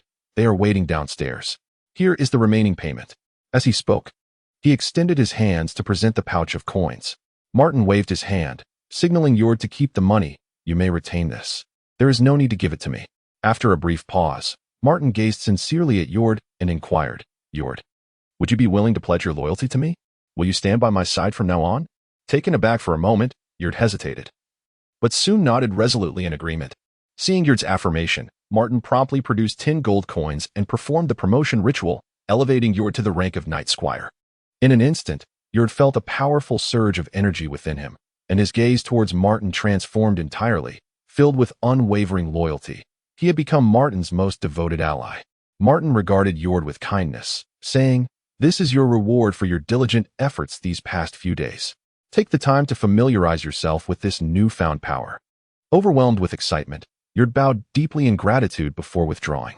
Martin then turned to William and instructed, "Take the slaves brought by Yord to the valley and ensure they are properly settled." William acknowledged the command and swiftly departed to carry out the task. Meanwhile, Roland hurriedly made his way to the inn, arriving breathless. Upon seeing Martin, he immediately bowed and inquired, "Young Master Martin, may I ask the reason for your summons?" Martin's expression softened slightly as he directly asked, "Roland, how is our trading company progressing? Have the items in the spatial ring been exchanged for gold coins?" With unwavering confidence, Roland responded, "Rest assured, young Master Martin. This is the gold we have earned from our trading activities and the compensation from handling the beast corpses. Additionally, there are still some herbs left, and I plan to sell them today, as the timing is optimal for maximum profit. During my recent market visit, I discovered that entry-level herbs are in high demand, and a merchant caravan is arriving today. I intend to sell the herbs to them and swiftly recover the gold." Upon hearing this, Martin first took the spatial ring and examined the quantity of gold within, a smile creeping onto his face as he remarked, "At last, we have some good news." Subsequently, he generously praised and encouraged Roland, increasingly convinced that this fallen noble was a rare talent with exceptional aptitude for business. Unable to contain his joy, Martin checked Roland's loyalty level through the system, noting it had reached 65, which greatly pleased him. He then promoted Roland in the same manner as Jord. After the promotion, feeling the shift in his power, Roland was taken aback with delight. Martin patted him on the shoulder and earnestly advised, "Keep up the good work, and take the time to familiarize yourself with this newfound strength." Roland, flushed with excitement, bowed deeply to Martin and retreated after accepting the spatial ring handed to him. Following Roland's departure, Martin promptly stepped out of the room and made his way to the residence of the guard squad. Upon arrival, he instructed the night attendant on duty to summon everyone to gather immediately at the training ground. Subsequently, Martin patiently awaited in the duty room. Half an hour swiftly passed, and the patrolling personnel were summoned back. Before long, 100 knights and their attendants stood in orderly formation at the training ground. At this moment, the knight attendant approached Martin with brisk steps and respectfully stated, "My lord, the guard squad has assembled." Martin nodded slightly and proceeded towards the training ground. Once at the training ground, Martin's gaze swept over the crowd as he proclaimed, "Now, Autumnfall Town has become my fief. Without the sustenance of the Sword Oath City, it is indeed unfeasible to maintain such a number of knights and attendants solely on the taxes from Autumnfall Town. Therefore, beginning next month, knight potions will no longer be distributed. I shall explain this matter to my father, and in due course, I will arrange for you to serve in the Knight Order of Sword Oath City, so there is no need for concern." Having said this, he instructed the knights to gather their personal belongings and assemble outside Autumnfall Town. Simultaneously, Martin contacted Count White through a communication crystal, expressing his desire for him to incorporate these 100 knights and attendants into the family knight order. Upon hearing this, the Count inquired with concern, "What about the security of your fief?" Martin confidently reassured him that there was no need for worry, as he had already made proper arrangements. By evening, under the guidance of Martin's attendant, Eric, the 100 individuals embarked on their journey to Sword Oath City. Meanwhile, Martin returned to the inn, awaiting William's return, planning to venture to the valley together to recruit additional personnel. Upon William's return, Martin informed him of their intended trip to the valley, as all available forces had been dispatched for other tasks. Upon reaching the valley, they directly approached Baytan and requisitioned 110 soldiers before swiftly departing. Martin instructed William to seek a temporary encampment for the group, and when William returned, they proceeded towards that temporary valley. Upon arrival, Martin directed William to meticulously survey the perimeter of the valley. William soon returned, reporting no unusual circumstances. Consequently, Martin instructed him to stand guard while he turned solemnly to the 110 soldiers, raising his voice to inquire, "Are you all willing to pledge your allegiance to me now?" In that moment, the valley was filled only with the sound of the wind, as everyone contemplated. After a brief pause, one soldier mustered his courage and replied loudly, "I am willing." This declaration shattered the tranquility, and soon, scattered affirmations echoed forth. In no time, the voices of all the soldiers converged into a unified and powerful chorus of willingness. Hearing this harmonious response warmed Martin's heart, prompting him to deduct 1,100 gold coins from the spatial ring. In an instant, mysterious energies surged into the bodies of the 110 soldiers like threads of silk. Martin stood quietly to the side, his gaze intently fixed upon the crowd. Before long, he observed that 5 individuals were awakening at an unusually rapid pace, and he silently committed their names to memory.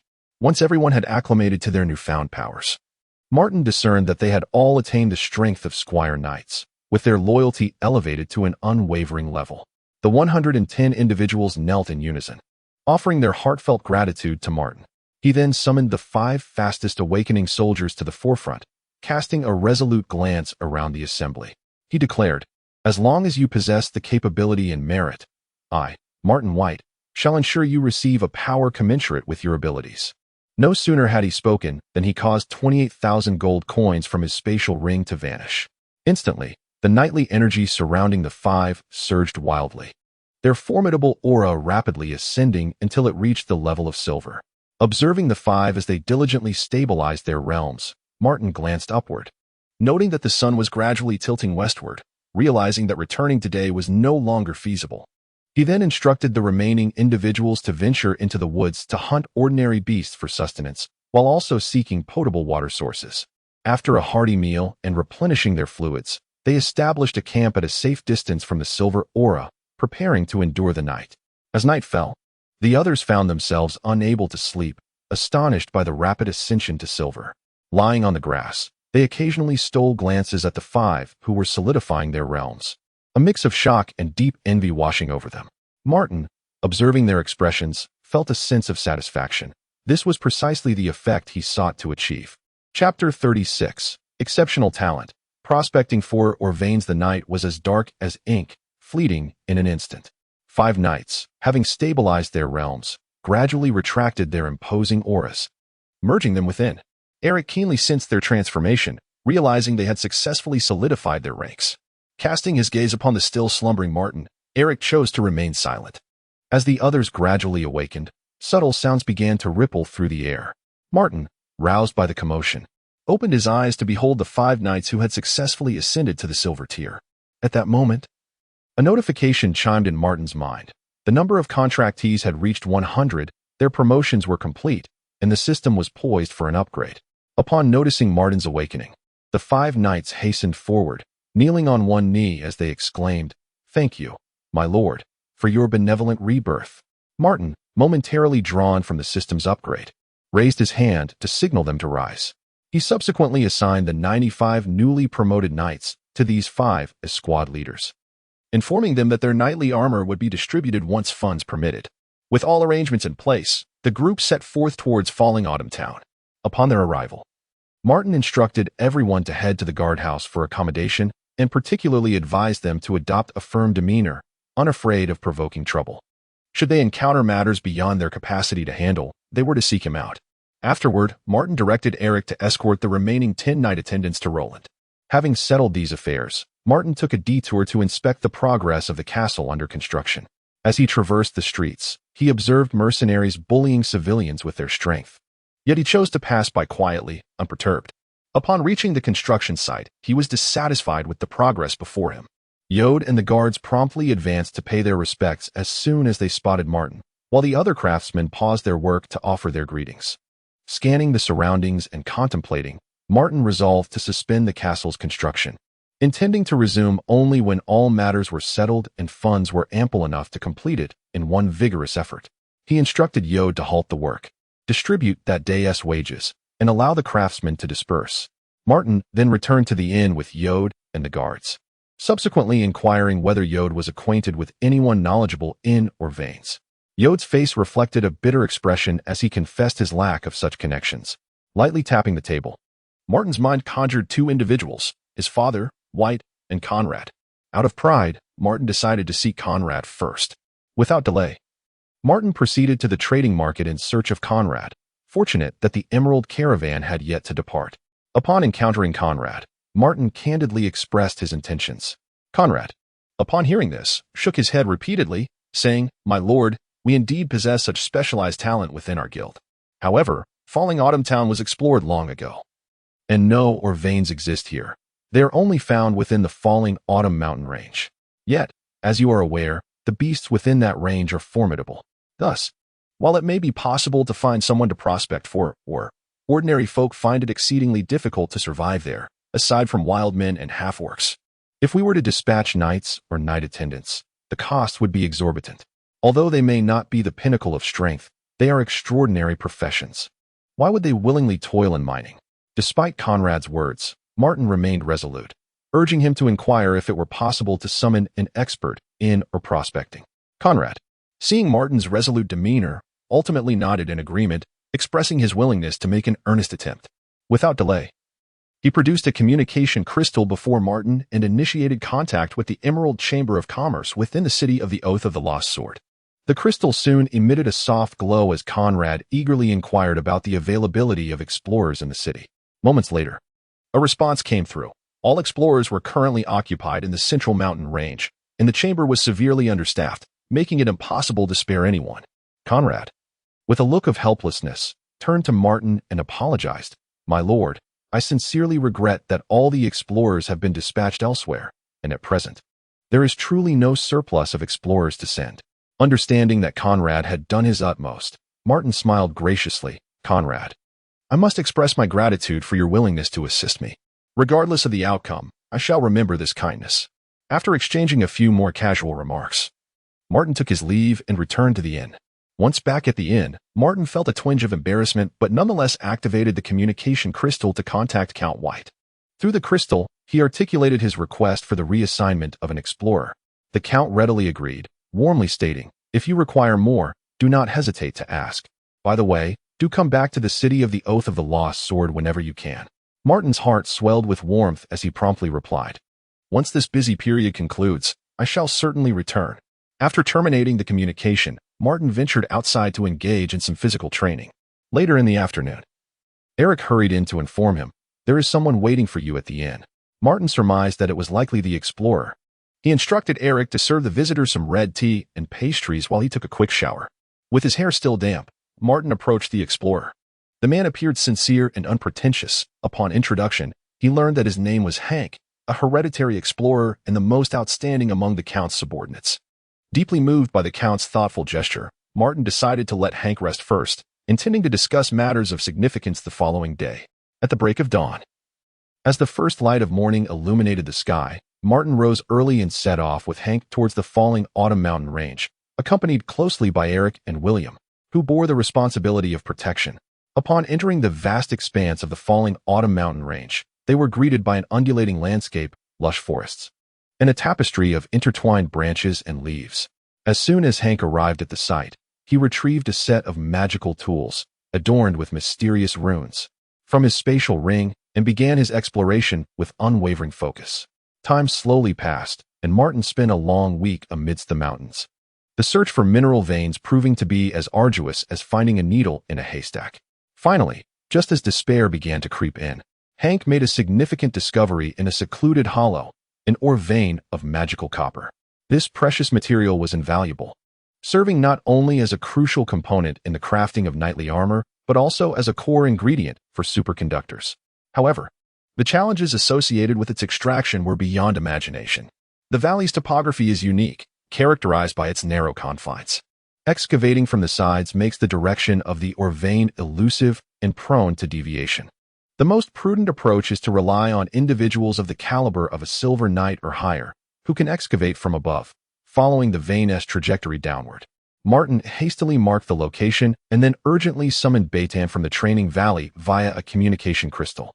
Concurrently, he assembled 50 elite guards from the town. Upon their gathering, they returned to the town. Yod had already procured all necessary mining tools as per Martin's instructions, neatly packed them into a spatial ring, and presented them to Martin. Martin convened Beitan, William, and the 50 guards before him, earnestly instructing, "You shall accompany Hank to excavate this magical copper vein. During the mining process, it is imperative to heed Hank's commands. Excavate from the angles he specifies, and do not act independently." Once the directions were imparted, everyone swiftly set to work. With the mining operations arranged, Martin sought out Yod, saying, "Yod, return to your former duties and handle matters at the town hall on my behalf. Should mercenaries cause a disturbance, maintain a firm stance. Do not falter, even if confronted by a gold knight. Should any insurmountable issues arise, contact me immediately." With all matters diligently organized, Martin set forth with Eric on the journey back to the city of the Oath of the Lost Sword. Chapter 37. Reuniting with Family. Suspected elven presence, Martin embarked upon the road to the city of the Oath of the Lost Sword, the dust rising gently beneath his feet. As he walked, he delved into his spatial ring to assess his wealth. After deducting expenses for upgrades from the spatial ring given by Roland, he found over 2,000 gold coins remaining. Combined with his own savings, totaling around 3,000 to 4,000 gold coins. This amount, in Martin's grand design, was woefully insufficient. Fortunately, with the system's recent upgrade, new avenues had opened, allowing the use of other magical items for further enhancement. This thought invigorated Martin. Once he unearthed the magical copper ore, he could directly funnel it into the system and continue to seek more, perpetually replenishing his reserves. The splendid prospects filled him with delight. However, he soon furrowed his brow, realizing that relying solely on one mining site would not yield results swiftly enough. He needed to request additional surveyors from his father and, seizing the opportunity, orchestrate a heist elsewhere to procure more surveyors. Thus, by diversifying his mining endeavors, he could create a snowball effect. In less than 30 years, or even within a year, he would compel those noble families, including the old Bidens, to return their investments with interest, teaching them the lesson that one must not underestimate the youth. Amidst these contemplations, the spirited steed beneath him maintained its brisk pace. As time silently slipped away, the silhouette of the city of the Oath of the Lost Sword gradually materialized in the distance. Upon reaching the city gates, the soldiers immediately recognized the prominent emblem of the White family, promptly bowing respectfully and clearing the way.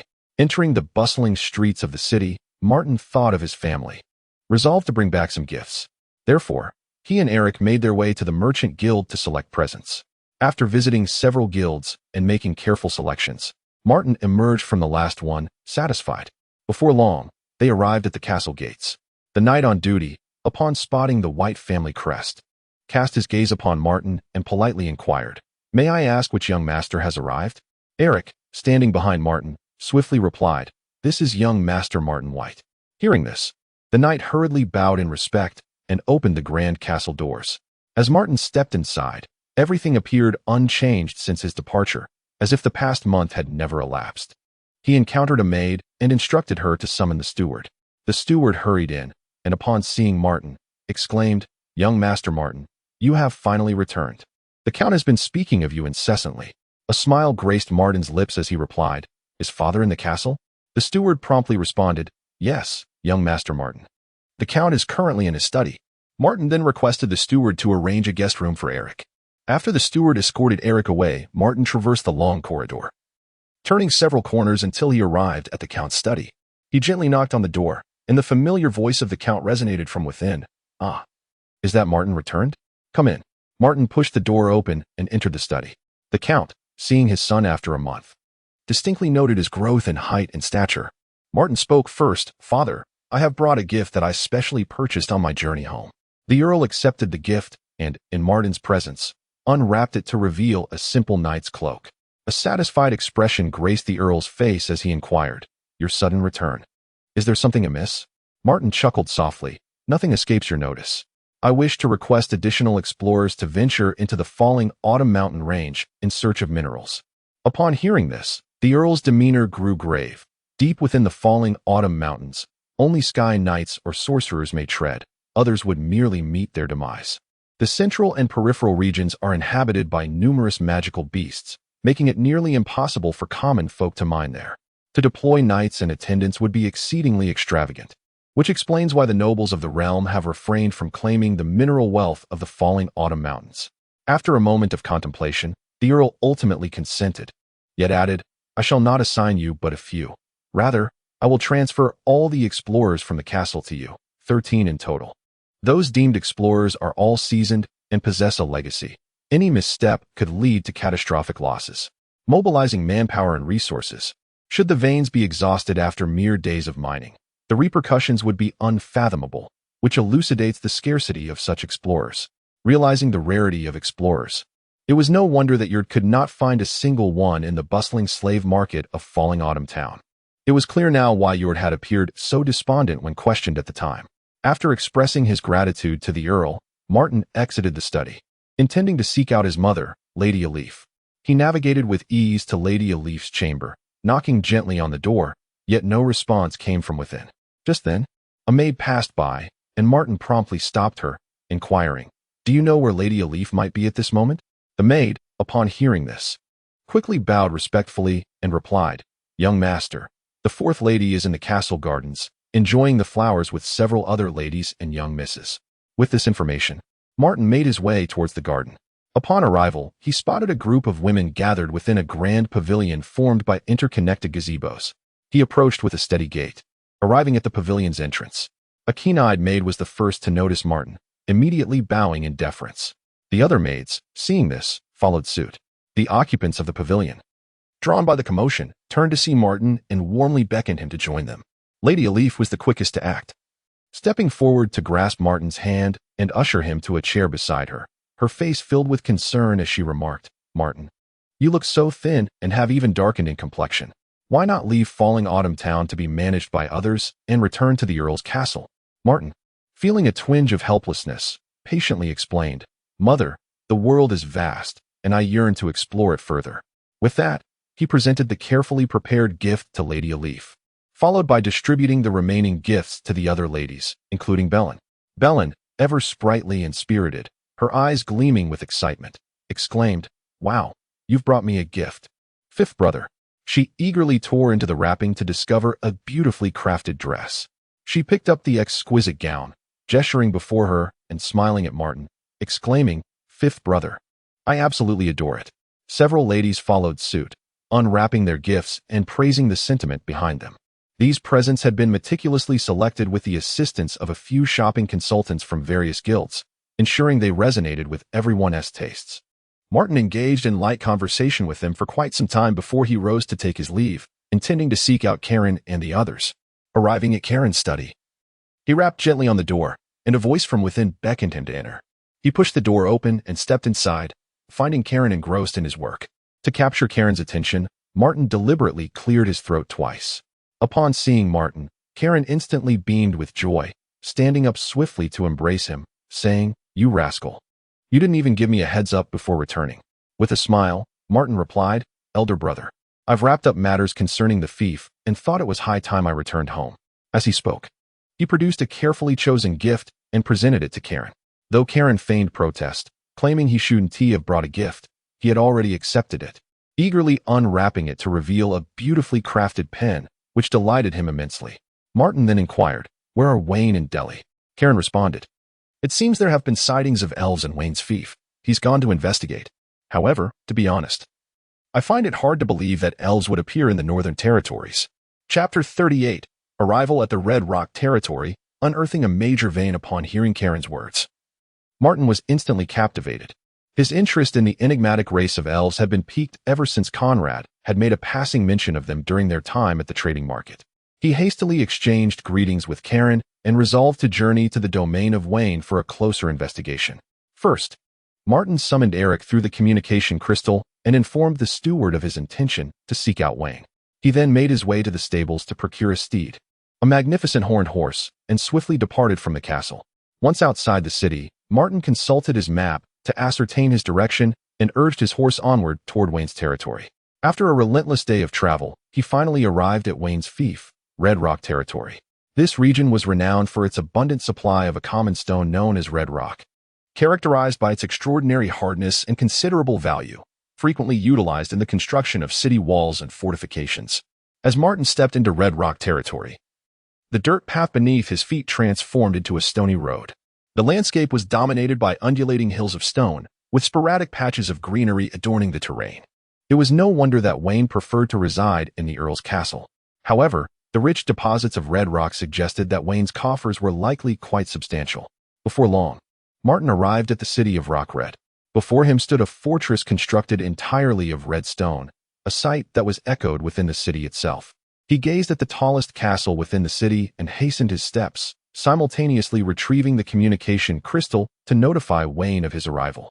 Along the way, the sights and experiences bore a striking resemblance to those of Autumn Town, with one notable difference. Numerous free nobles inhabited this place, who, despite their noble status, possessed no territories of their own. Upon reaching the castle gates, the guarding knight, upon noticing the emblem of the White family, respectfully inquired, "May I ask, which young master is this?" No sooner had he spoken than a figure rushed out from the castle in haste. It was Wayne. Ignoring the knight beside him, Wayne seized Martin's arm and led him into the castle. After navigating through a labyrinth of corridors, the two arrived at the study. Inside, they found Doree already present. Upon seeing Wayne enter with Martin, he rose to greet them. Wayne, without delay, approached the military map and pointed at it, saying, "Martin, elves have been spotted in this area. I have ventured to that region, which comprises a vast expanse of red rock mountains, surrounded only by a few trees, hardly a place one would expect elves to frequent. Yet, as the saying goes, where there's smoke, there's fire. Perhaps my own strength is insufficient, or it could be that those elves possess magical artifacts that deceived both myself and the mercenaries and nobles." Martin recalled the multitude of free nobles he had observed upon entering the city and surmised that they were likely drawn there by the prospect of capturing elves. At that moment, Wayne continued, "Martin, I would like you to enlist your Golden Knights to assist me by investigating that area. To be honest, it is the elves we are speaking of. Aside from the Moonlight Feather Forest, elves are nearly impossible to find in the wild these days. Were it not for the Elven Queen's unparalleled power, surpassing even that of the Sky Sorcerers, and the 10 Elders, each a pinnacle Sky Sorcerer in their own right, the Moonlight Feather Forest might have long since vanished." Upon hearing this, Martin could not quell his curiosity and wished to behold the elves for himself, thus instructing Eric to venture into that region for further exploration. Upon witnessing this, Wayne's worries dissipated instantly, and he casually remarked, "Martin, having journeyed all the way to my domain, how could I possibly neglect to offer you proper hospitality? I shall promptly inform the tavern within the city to prepare a grand feast to be delivered to the castle." This tavern, a branch of the one in the royal capital, was named the Griffin and the Rose, renowned for its delectable cuisine. So much so that even the city of the Covenant of the Lost Sword lacked a branch of its own. Subsequently, Wayne engaged in light conversation with Martin and Delry for a while before instructing the steward to bring the meal from the tavern to the study. The four of them gathered around, dining and chatting together. Half an hour later, they were all sated. Martin couldn't help but commend the tavern's culinary skills. But upon inquiring about the price, he was taken aback to learn it was 50 gold coins.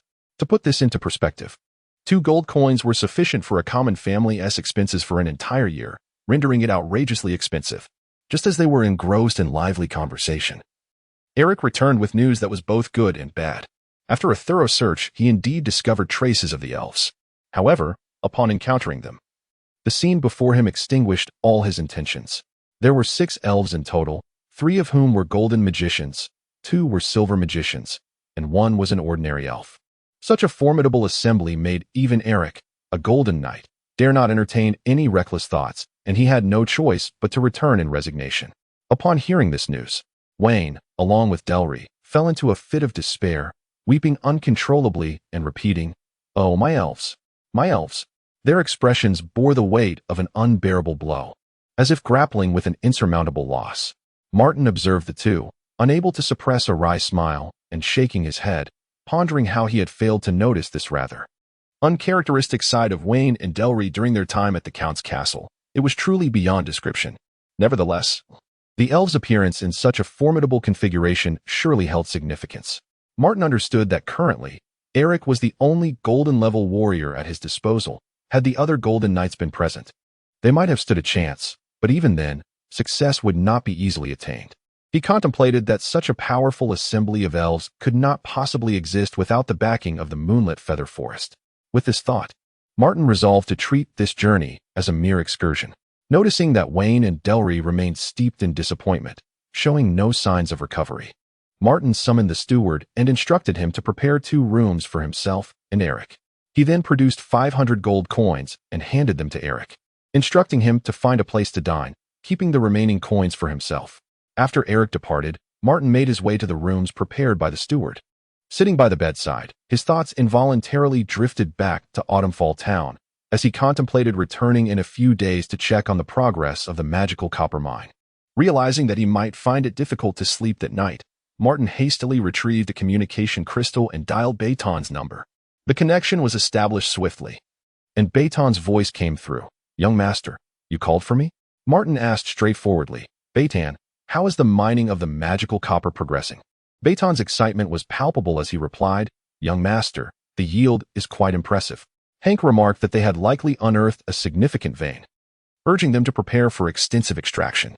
Currently, they were yielding 10 tons of unrefined magic copper or daily, each ton capable of fetching 1,000 gold coins. However, "Young master, there was a shortfall in manpower. Should they acquire additional workers, a doubling of output would be easily achievable." Upon hearing this, Martin felt an overwhelming urge to soar to the mine. Such news stirred his passions, rendering him increasingly restless as sleep eluded him. Subsequently, Martin contacted Yod, instructing, "Please reach out to the slave owner and arrange for a batch of slaves." He glanced at his spatial ring and continued, "This time, we require 1,000 robust male slaves." Once he had conveyed his orders, Martin terminated the communication crystal. Lying in bed, he tossed and turned, his mind consumed with thoughts of magic copper ore and the impending arrival of slaves, a flurry of ideas racing through his mind, preventing any semblance of calm. It was not until past 2 in the morning that he finally drifted into a hazy slumber. Chapter 39. The Misguided Steward and the Count's Deception. The following day, Martin slumbered soundly until well past 10 in the morning. Upon awakening and attending to his morning rituals, he instructed a servant to summon the steward. Before long, the steward approached Martin, who was in the midst of grooming, and respectfully inquired, "Young Master Martin, what are your commands?" Martin replied, "It is nothing of great consequence." "Are Wayne and Derry currently at the castle?" The steward hesitated briefly before responding, "Both Lord and Master Derry are indeed present at the castle." Martin nodded and continued, "Well, there are still matters in Fall Autumn Town that require my attention, so I shall likely return this afternoon. Please reserve a table at the Griffin and Rose Tavern for the same dishes we had last night." With that, he produced 50 gold coins and handed them to the steward, stating, "I wish to enjoy a hearty meal with them at noon." Afterward, Martin dismissed the steward. However, just as he was about to resume his grooming, he noticed that the steward had not departed and wore a troubled expression. Sensing that the steward had more to say, Martin inquired, "Is there something else?" After a lengthy hesitation, the steward decided to disclose the matter at hand. It turned out that ever since Eric had informed them about the reconnaissance, the two had gathered in the evening, filled with discontent.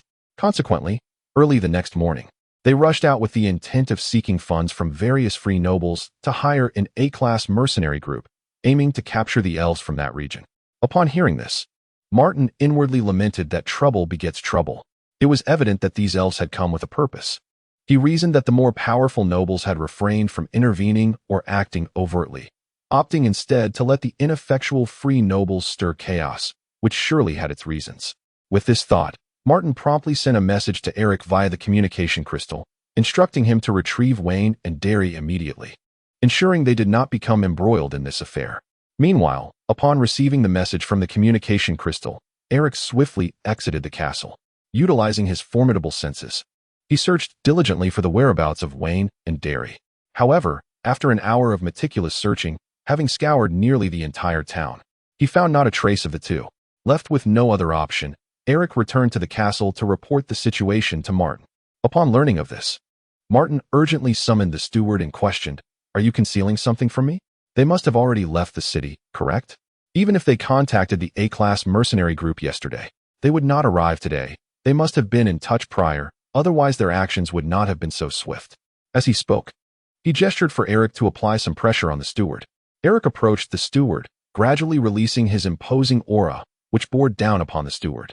After a moment, the steward felt as though he might perish under the weight of the pressure. At that moment, Martin instructed Eric to cease. The steward's orifices began to bleed from the strain, yet he still refused to relent. Seeing this, Martin prepared to have Eric continue the pressure. Ultimately, the steward could bear it no longer and divulged the truth. They had contacted the A-class mercenary group before Martin's arrival. Upon learning that the mercenary group was executing a mission in the Count's territory, specifically aimed at capturing an elf, the mercenaries proposed to forego the guild's commission, thereby reducing their fee. However, when the subject of payment arose, a substantial disagreement ensued. The mercenary group demanded 50,000 gold coins, a sum deemed exorbitant by the Lord. The Lord had merely intended to enlist the mercenaries as a precaution against a potential encounter with a golden mage, viewing it as a form of insurance that hardly warranted such an extravagant expenditure.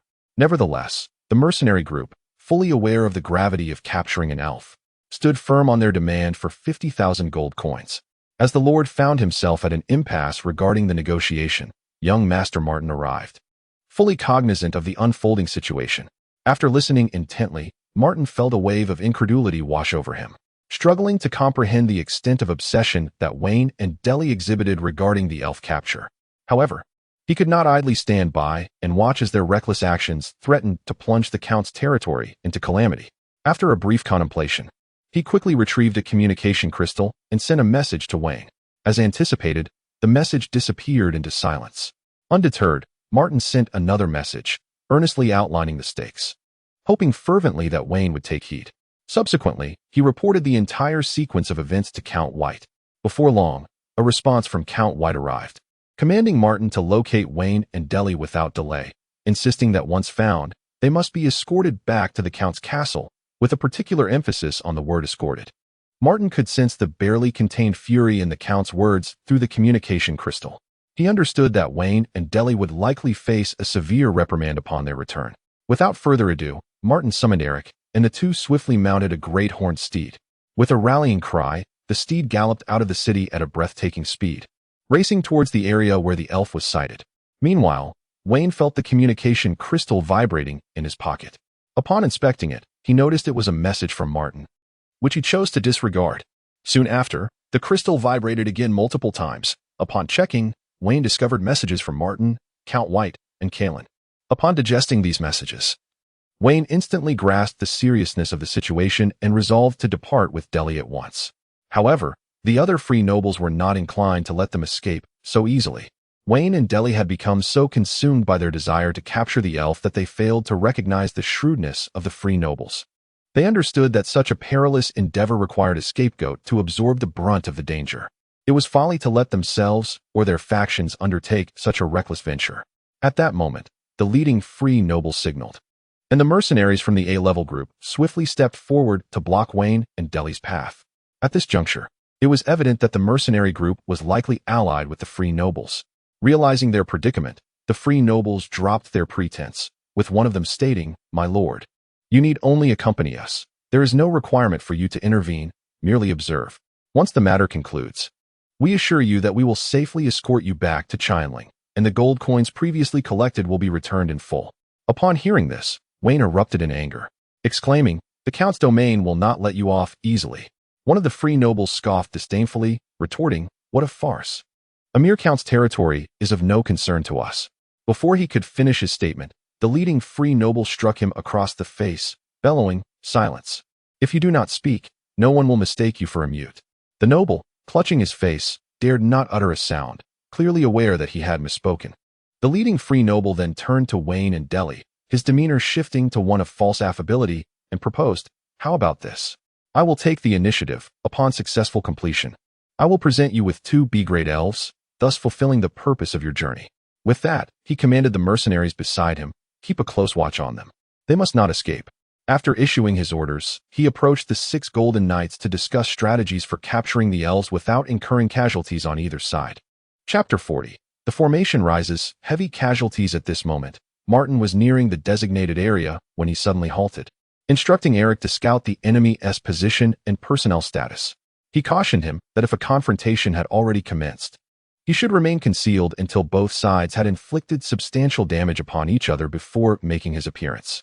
After acknowledging the command, Eric swiftly proceeded. Although Wayne and Deli were not bound by ropes, their movements and communications were severely restricted, leaving them no choice but to obediently trail behind the nobleman. Their hearts were laden with regret, yet, at this juncture, words held no power to alter their fate. The leading nobleman and the mercenary captain were engaged in a hushed discussion regarding their mission, while the others deliberately lagged a few paces behind to avoid overhearing confidential matters. The mercenary captain, with a furrowed brow, voiced his concerns. "Isn't His Highness to wed the candidate saintess of the Starry Holy Kingdom? Why then are we tasked with capturing the princess of the Featherlight Spirit Forest? Should anything go awry, it could ignite another war. The Starry Holy Kingdom is not to be trifled with. Their troops are said to be fanatics, fervently devoted to their nation's doctrines, believing that death is merely a passage to the divine realm, making them fearless in battle." The leading nobleman, maintaining a calm demeanor, dismissed the concern. "No matter. We shall use the earldom as a cover." Among the accompanying nobles, several possessed the backing of dukes and marquises. With their influence, discovering our intentions will not be a simple task. Once the situation becomes chaotic, we shall retreat with the elf and casually release a couple of elves to divert attention. The nobles trailing behind were not oblivious. They understood the deep ties between their leader and the mercenary group. Their sole aim was to capture the elf and return it to their benefactors in exchange for bountiful gold coins, leaving all else as inconsequential. Each individual harbored ulterior motives, each with their own schemes. Before long, they discerned the trail of their target. The mercenary group swiftly mobilized, following the clues until they arrived at a peculiar rocky shore. As far as the eye could see, the landscape was dominated by jagged stones, eerily silent, devoid of any sign of wildlife. In an instant, the mercenary captain and the other 6 golden knights felt a sense of foreboding. Just as they were about to raise the alarm, radiant magical runes began to materialize around them. These runes intertwined, rapidly forming an enormous magical array that enveloped all within. At that moment, the noblemen awakened from their stupor, frantically retrieving their magical artifacts in a desperate attempt to break the formation. Just then, a group of elves appeared outside the array. A young girl, adorned in splendid attire yet radiating no aura of cultivation, spoke first, her voice clear yet tinged with a hint of arrogance. "I anticipated your arrival. I have been waiting here for quite some time. To think you would dare attempt to capture me is nothing short of a foolish fantasy. The formation of this little secret realm requires the strength and life force of your knights to activate. Otherwise, how could I allow you filthy, wicked maggots to discover me so easily?" Upon finishing her words, she turned to the A-level mage beside her and commanded, "Ively, activate the formation, and let them witness their vitality being gradually siphoned away." "As you wish, Your Highness," Ively responded, a circular stone tablet materializing in her hands. As she continuously infused it with magical energy, mysterious runes began to emerge upon the surface of the tablet. Simultaneously, the magic circle began to rotate slowly. Those within the formation, particularly the stronger individuals, felt an increasing discomfort in their bodies. Clearly, this formation was designed to first extract the power of the more formidable knights, followed by others in succession. The several golden knights within the circle quickly discerned this pattern, realizing their deteriorating condition while the others remained unharmed. They instantly understood their predicament and swiftly gathered together, preparing to unleash their combined force to break the formation by brute strength. After several vigorous attempts, not only did they fail, but they were also overwhelmed by a profound sense of helplessness. The mercenary leader, witnessing this, shouted, "Do not hold back any longer, otherwise we shall all perish here." With that, he produced an S-level magical artifact. The others, comprehending the urgency, likewise retrieved their powerful magical items. In an instant, the formation was illuminated with dazzling light, a spectrum of colors intertwining, beautiful yet laced with lethal peril. The nobles, along with Vayne and Deli, hurriedly took cover, fearing that the backlash from their full-force assault might obliterate them. As the group unleashed their unrestrained fury, the fluctuations of the magic circle intensified. Ively, seeing the dire situation, hastened to increase her magical output. Yet, despite her efforts, the formation remained unstable. She cast a pleading glance at the other 2 elves. Realizing the persistent turbulence of the formation, they swiftly channeled their magic to assist Ively in stabilizing it. Through their combined efforts, the formation soon regained its equilibrium. No matter how forcefully the individuals within tried to exert themselves, the magic circle remained unmoved. Despair filled the hearts of those inside as, amidst a cacophony of curses and pleas for mercy, the first few golden knights were transformed into desiccated husks, their demise harrowing to behold. Subsequently, the remaining mercenaries and nobles met the same fate, each one succumbing to the voracious magic, disappearing entirely from the cursed terrain of the formation. At that moment, only Vayne and Deli remained within the magic circle. Vayne, possessing merely the strength of a knight squire, and Deli, an ordinary mortal, were both subjected to a ghastly transformation.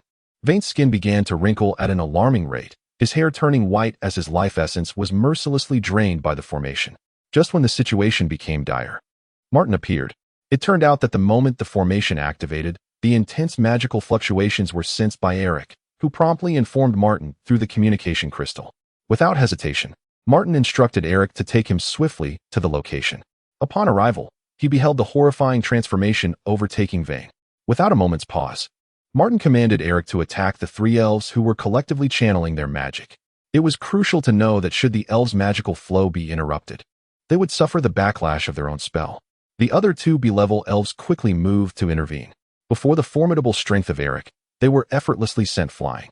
At that moment, the elegantly dressed young lady hastily spoke up, addressing Martin with urgency. "You would do well to refrain from rash actions. Otherwise, the 2 individuals within the formation will be obliterated by it, and none of us shall survive." Upon hearing this, Martin immediately commanded Eric to desist, then vociferously demanded, "Order those 3 elves to cease at once, or we shall all meet our demise together." The 3 elves turned their gazes towards the young lady upon hearing his words. She glanced at the stone tablet in Evelyn's possession, noting that the energy had nearly reached its peak, and instructed the three elves, dissolve the formation.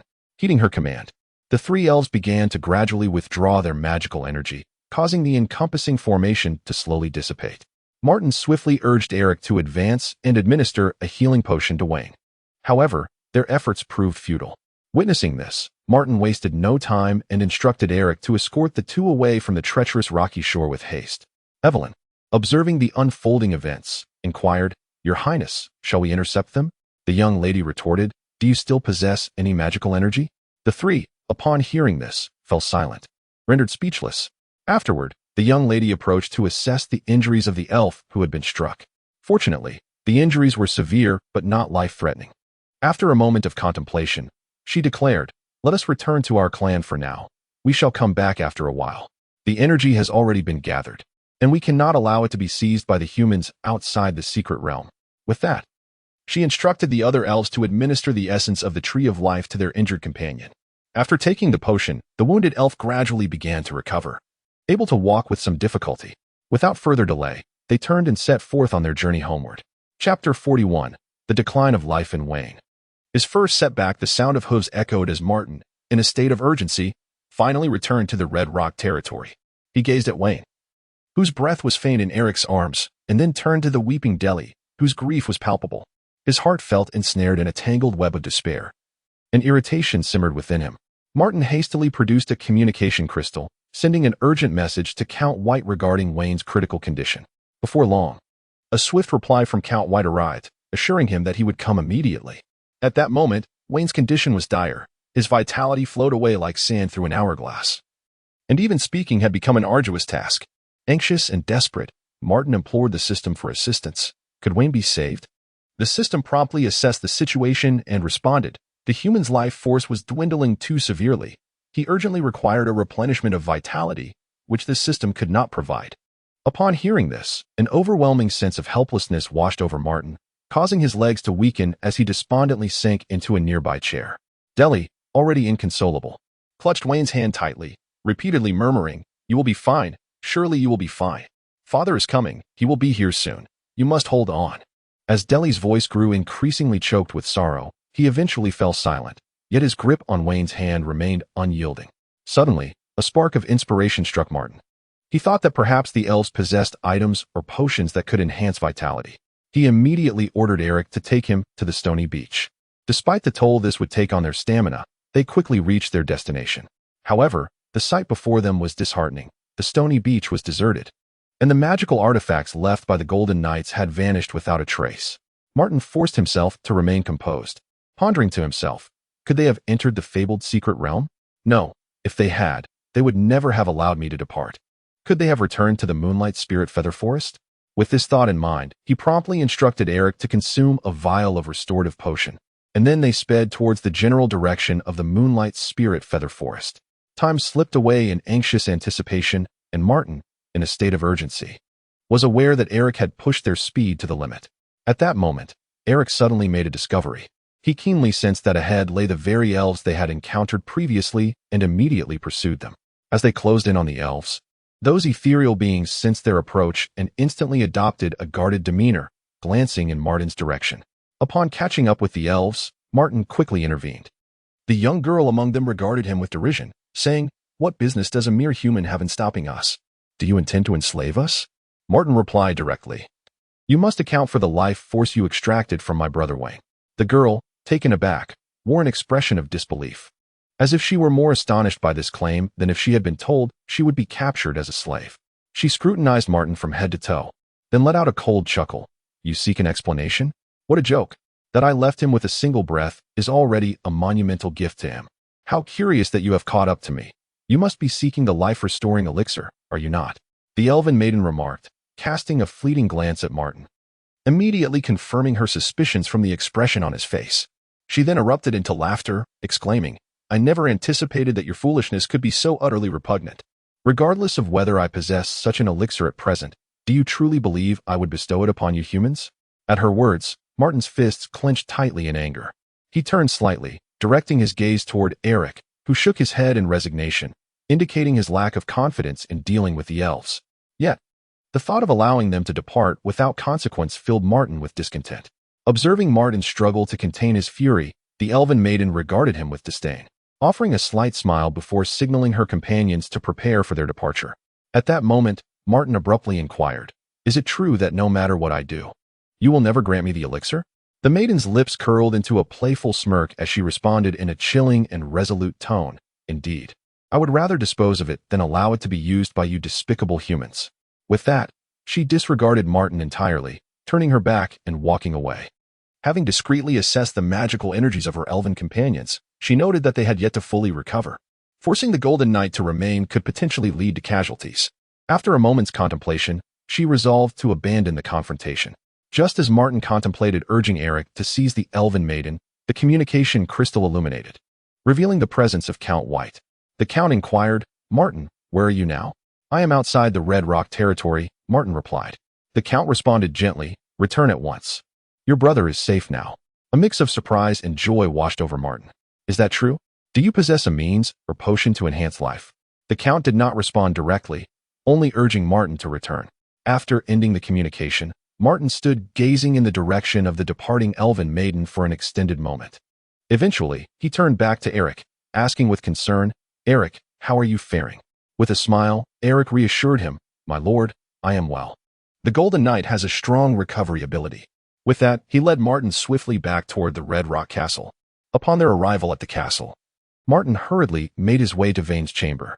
He burst through the door to find Vane still appearing frail, yet radiating a vibrant life force. The juxtaposition of these two states was strikingly discordant. Martin approached quickly, leaning down to ask Count White, "Father, what has transpired?" The Count, maintaining a calm demeanor, replied slowly, "It was the elixir that saved him." As if anticipating Martin's next question, the Count continued, "This is an S-class elixir, Dawn of Life, that I acquired while in the royal capital. I saved a certain prince at the cost of nearly losing my own life, but I ultimately prevailed. The reward was substantial. I received this elixir and was bestowed with the title of Commander of the 10th Legion.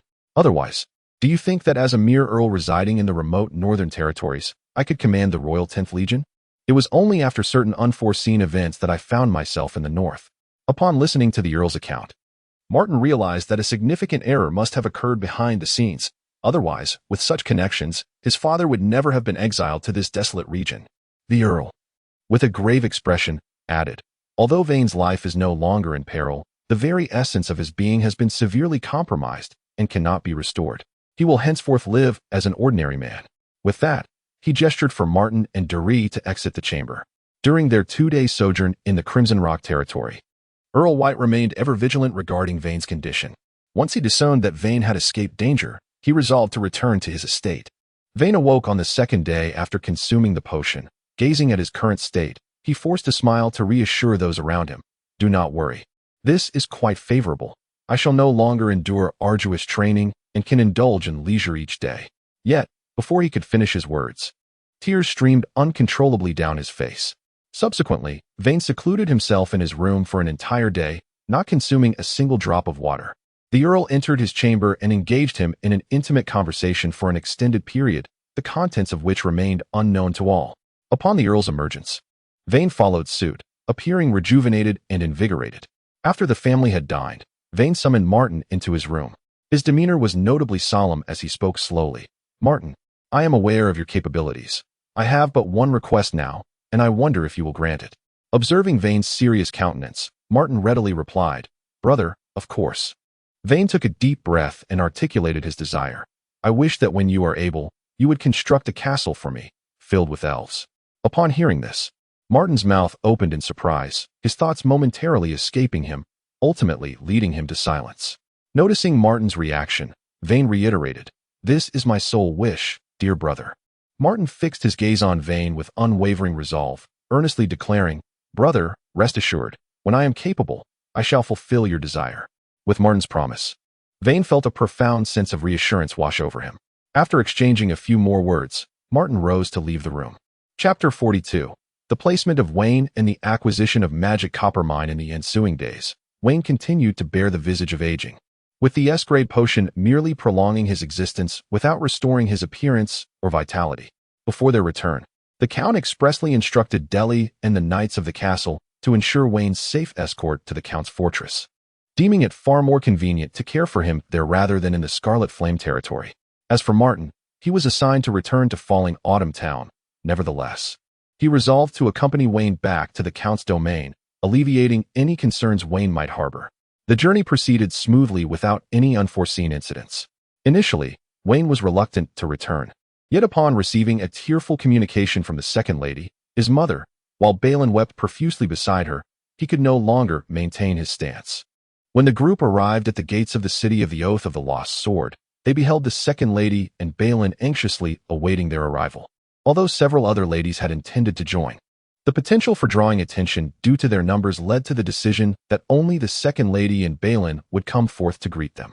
Seated in the carriage, Wayne gazed at his mother and sister, suppressing his emotions and feigning composure as he remarked, "Let us not linger at the gates any longer."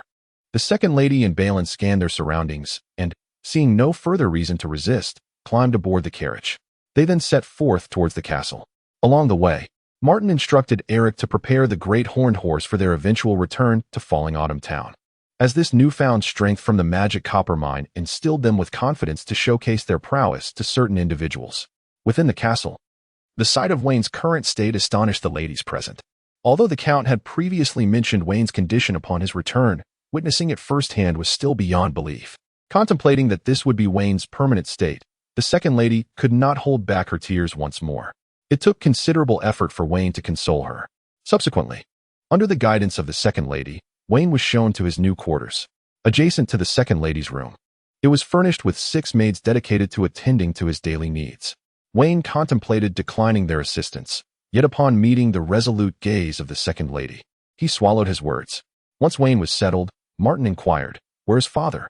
The first lady replied, "He has gone to the royal capital with Karen for a banquet." Seemingly aware of some underlying matters, the first lady did not withhold information from Martin, revealing the possibility of the establishment of the Royal 11th Legion. Martin speculated privately that this was likely the result of the machinations of a certain prince in the royal capital. Yet he was uncertain whether the Count and Karen's journey to the capital would bear fortune or misfortune. Afterward, Martin conversed with Lady Ellie for a while before preparing to depart with Eric. As they embarked on the road to Falling Autumn Town, Martin was filled with questions and turned to Eric beside him, asking, "What do you believe is the true identity of that elven maiden?" Eric slightly inclined his body, responding respectfully, "Young master, in my estimation, the presence of 3 A-grade mages and 2 B-grade mages escorting her suggests that the elven maiden is either of royal lineage or a descendant of that esteemed sovereign." Martin nodded thoughtfully, acknowledging the rationale. Henceforth, he resolved to capture more sprites for Wayne. After this exchange, the two resumed their discussion on trivial matters. Meanwhile, within the prince's residence in the royal capital, a figure glared furiously at the free nobles below, roaring with indignation. "Do you have any idea how much time and effort I expended to establish that A-grade mercenary group? 6 golden knights, and they were lost just like that?" The nobles below fell silent, rendered speechless by the prince's wrath. After all, this command had been issued directly by the prince. Who could have anticipated that not even 6 golden knights could handle a mere 6 sprites, leading to the complete annihilation of the entire mercenary group? As the prince's temper began to temper slightly, he suppressed his fury and addressed the nobles below. "Let this matter rest for now. You must think of a solution. I absolutely cannot marry that candidate Saintis, for otherwise, my prospects of inheriting the throne would be entirely extinguished." With that, he waved his hand, dismissing the nobles. The flickering candlelight cast shadows on the prince's face, revealing him to be the elder prince. After a long journey, Martin finally arrived at the outskirts of Falling Autumn Town. The patrolling squad quickly detected his presence. However, the members of the squad were not equipped with knight armor, as Martin had been financially constrained in recent days and had delayed the purchase. Upon recognizing Martin, the knight attendants of the patrolling squad dismounted and bowed respectfully. Martin inquired about the town's current state, and upon learning that, under Yode's careful management, everything remained as it was when he departed, he instructed the patrol squad to continue their duties. He chose not to enter the town, but instead headed straight for the Falling Autumn Mountains to assess the progress of the magical copper mines extraction. In the Falling Autumn Mountains, as the mining operations continued, the noise grew increasingly prominent, attracting a number of magical beasts, including several A-grade creatures. These beasts launched attacks not only by day, but also frequently staged nighttime ambushes. Although there had been no fatalities thus far, the number of injuries was rising sharply. Betten was deeply troubled and hesitated over whether to inform the young master about this situation. Just as he was about to retrieve the communication crystal, it suddenly illuminated, revealing a message from Martin. Martin informed Betten that he was nearing the magical copper mine and requested him to prepare the extracted ore in advance. Betten paused momentarily, then quickly replied, "Understood, young master." Before long, Martin arrived at the mining camp of the magical copper mine. Upon entering the camp, he noticed that the number of workers seemed significantly diminished.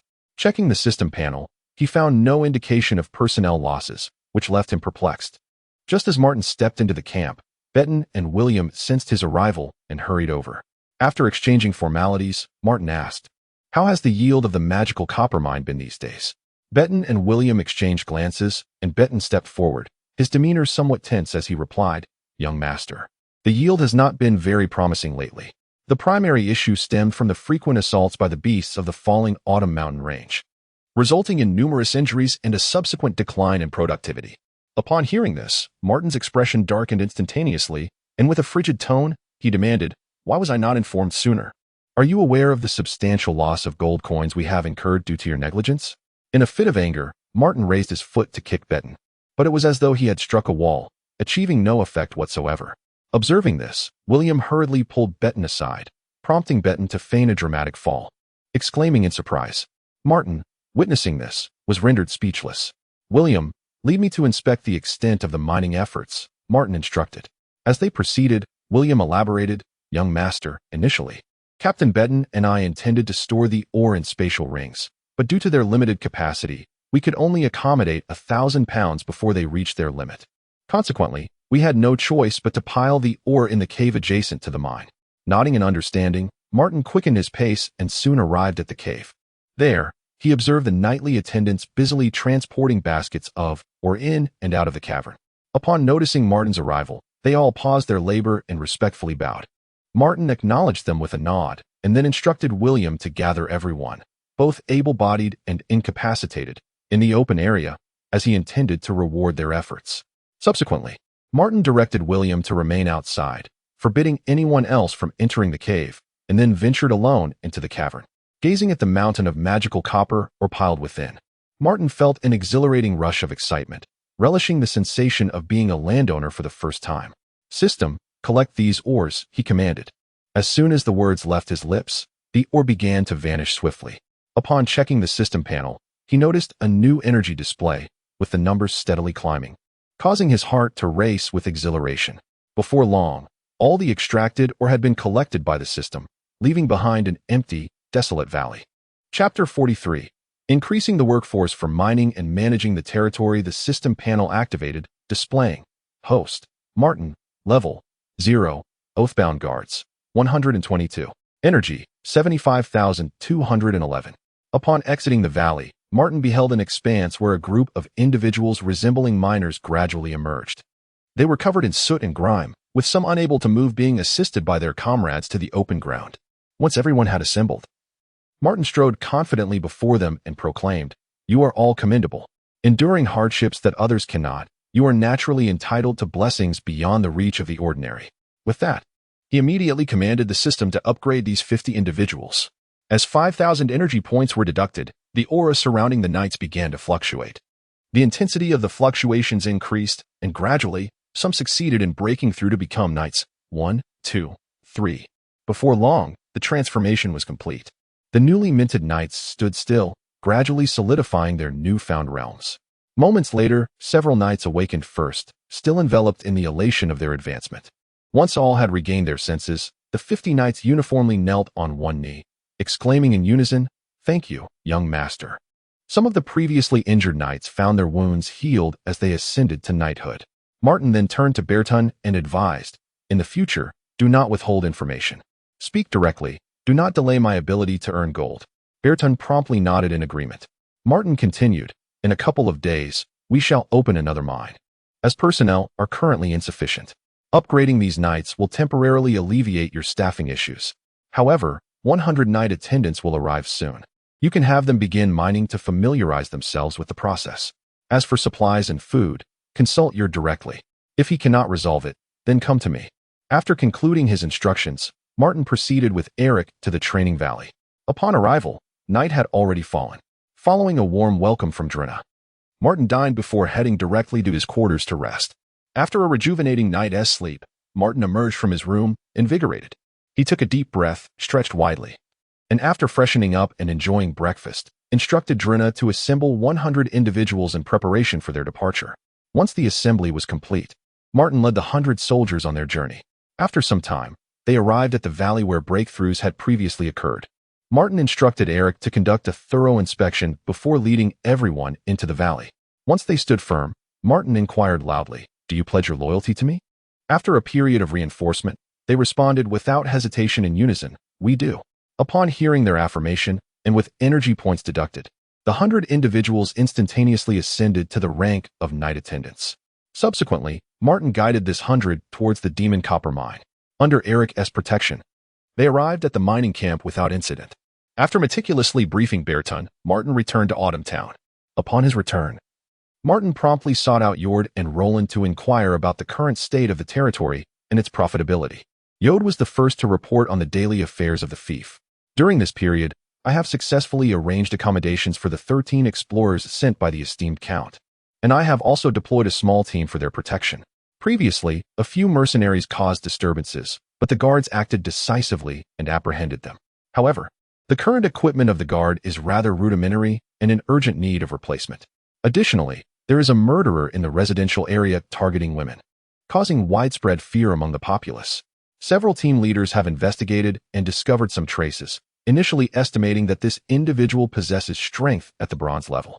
Yet he proves to be exceedingly cunning, making capture quite challenging. Upon finishing his report, Yod respectfully stood aside, awaiting Martin's instructions. After a moment of contemplation, Martin replied, "As for the equipment, I will make arrangements after reviewing Roland's report. Regarding the murderer, Eric, you shall go and eliminate him. There is no need to bring him back." Eric, upon receiving his orders, swiftly departed to execute the task. Martin then instructed, "Keep those troublesome mercenaries detained for now. We will address them later." Yod, having heard this, retreated to the side. At that moment, Roland stepped forward to report to Martin, "Young master, during this period, we have garnered a substantial profit from the trade of medicinal herbs, yet this has infringed upon the interests of several individuals, resulting in multiple assassination attempts. Fortunately, Lucas has been by my side for protection."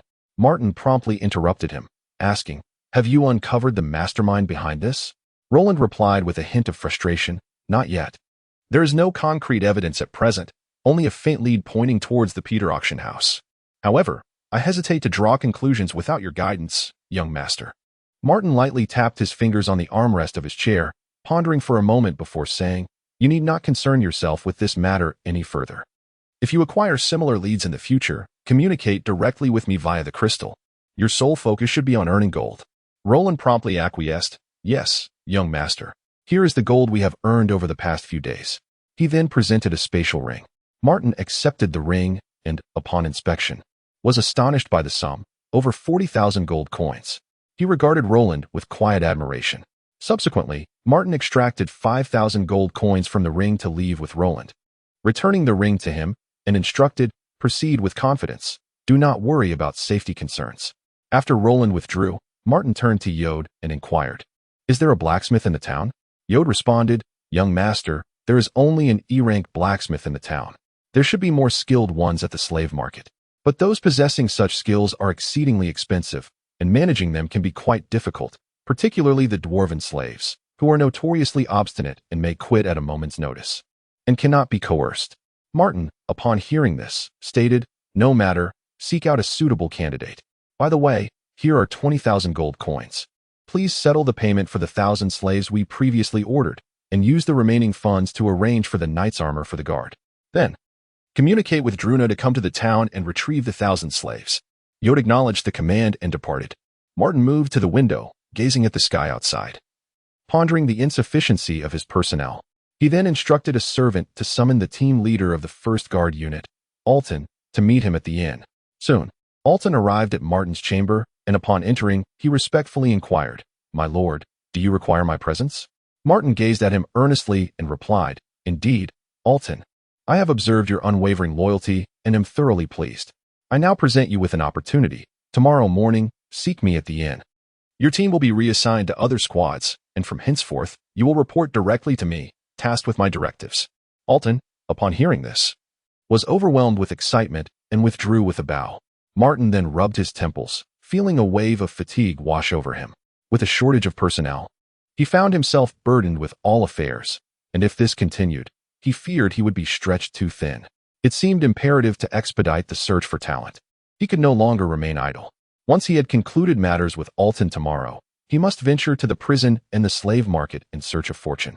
After all, while these places may appear to harbor vice, they are, in fact, potential reservoirs of talent. Amidst the chaos, he might discover several capable individuals. Chapter 44. The Slaughter at the Auction House. Talent in prison. As dusk descended, Eric returned to report to Martin, declaring that the mission had been accomplished. Martin nodded slightly, signaling Eric to take his leave and rest. Time passed swiftly, and a night slipped by in an instant. The following morning, after finishing his ablutions and breakfast, Martin departed from Falling Autumn Town alongside Alton and Eric, who had been waiting for some time. They soon discovered a cave in the vicinity. Martin instructed Eric to enter first and thoroughly inspect the cave, ensuring it was safe, before beckoning Alton to join him inside. Upon entering the cave, Martin fixed his keen gaze upon Alton and inquired, "Are you willing to pledge your loyalty to me?" Without hesitation, Alton responded, "I am willing, my lord." In that moment, a surge of energy dissipated, and Alton's knightly power surged like a tidal wave, fluctuating in intensity. He exerted all his effort to stabilize his standing, his aura pulsating continuously. Martin and Eric patiently waited in the cave for 3 full days. On the 4th morning, Alton slowly opened his eyes, a determined light flickering within them, and immediately knelt on one knee to express his unwavering loyalty to Martin. Satisfied, Martin nodded and presented Alton with a set of A-grade knight armor. Alton received the armor with both hands and quickly donned it. Instantly, his knightly power surged wildly around him, elevating his presence to new heights. Martin then produced a spatial ring, a communication crystal, and 500 gold coins, handing them over to Alton. Seeing this, Alton attempted to kneel in gratitude once more. But Martin promptly halted him, saying, "There is no need for such formality. Your dedication in serving me henceforth will be the greatest demonstration of loyalty." Subsequently, Martin led Eric and Alton back to Falling Autumn Town. Upon their return, Martin commanded Eric and Alton to eliminate everyone at Peter's auction house and to pack up all valuable items, particularly those slaves of exceptional talent. The two swiftly complied with the orders. After they departed, Martin used the communication crystal to send a message to Yord, summoning him. Shortly thereafter, Yord arrived in haste and respectfully inquired, "Young Master Martin, what is the reason for your summons?" Martin replied, "You will accompany me to the prison shortly. By the way, how many individuals are currently incarcerated there?" Although filled with curiosity, Yord answered truthfully, "Young Master, there are over 80 individuals in the prison at present, most of whom are death row inmates, with only a few who have not taken a life." Upon hearing this, Martin instructed Yord to lead him to the prison. Upon arrival, Martin stepped into the cell area. The inmates, upon seeing a youth clad in opulent noble attire enter, displayed expressions of astonishment. However, a few audacious inmates, oblivious to the gravity of their situation, uttered foul words. Calmly, Martin signaled the prison guards to drag the offending inmate out and execute him on the spot. This decisive action had an immediate effect, and as Martin continued onward, the inmates dared not utter any further disrespectful remarks. Subsequently, Martin requested the prison warden to bring forth the list of inmates, beginning his examination and interrogation of each one. During this period, Martin received a message from Eric through the communication crystal, informing him that the mission had been accomplished and the individual had been brought to his inn. After several hours of meticulous selection, Martin finally chose a death row inmate, a half-orc named Barbarian Wind. He had brutally slaughtered the entire family of a shopkeeper who had forcibly purchased a fur worth 5 gold coins for a mere silver coin, and was subsequently apprehended by the guard. Upon conversing with Barbarian Wind, Martin discovered that the man possessed a peculiar and almost mad way of thinking. Despite being a knight, when he became unhinged, he could rival even the Bronze Knights, which was truly astonishing. After all, in the realm of strength classification, each level resembled an insurmountable barrier. And unless one possessed extraordinarily powerful magical artifacts, one could not engage in battles beyond their rank. After signing a slave contract with Barbarian Wind, Martin took him out of prison, intending to train him diligently, hopeful that if he could reach the realm of Golden Knights, he might be able to exchange a few blows with the Sky Knights. Upon exiting the prison, Martin informed Yod that he would return the following day, as he planned to first inspect the acquisitions from Peter's auction house before visiting the 13 explorers. He urged Yod to attend to his own affairs and then return to the inn with Barbarian Wind. Eric and Alton had been waiting for a considerable time. Upon seeing Martin, they immediately bowed. Martin nodded in acknowledgement and inquired, "What have we gained from this endeavor?" Eric stepped forward and presented 6 spatial rings. Martin was quite astonished, having expected only 1 or 2 at most. He had not anticipated such a bounty.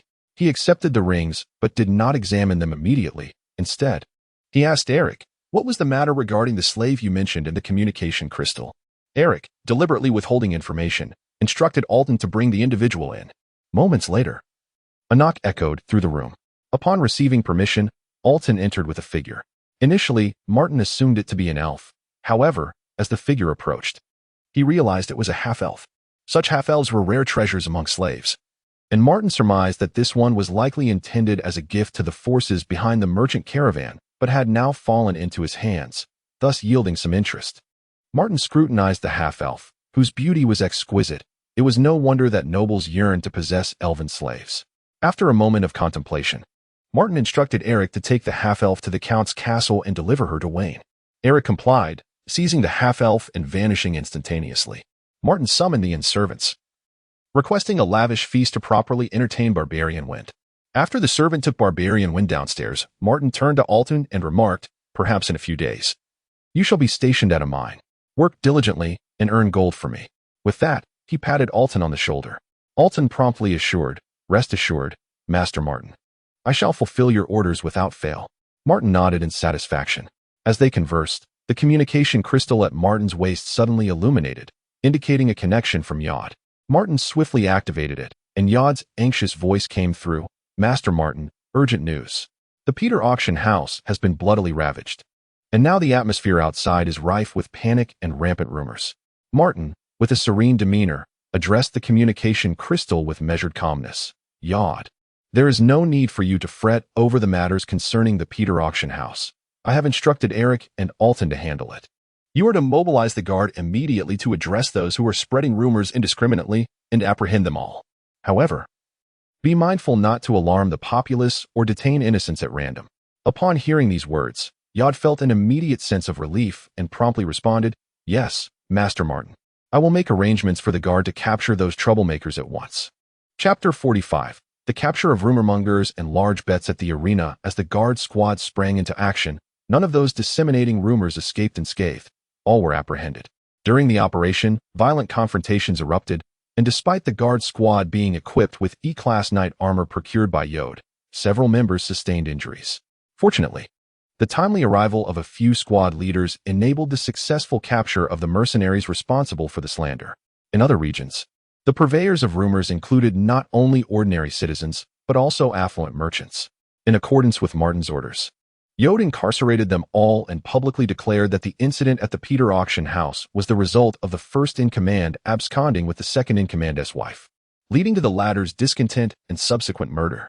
Regardless of whether the common folk and mercenaries believed this narrative, Yod ensured that it was disseminated as such.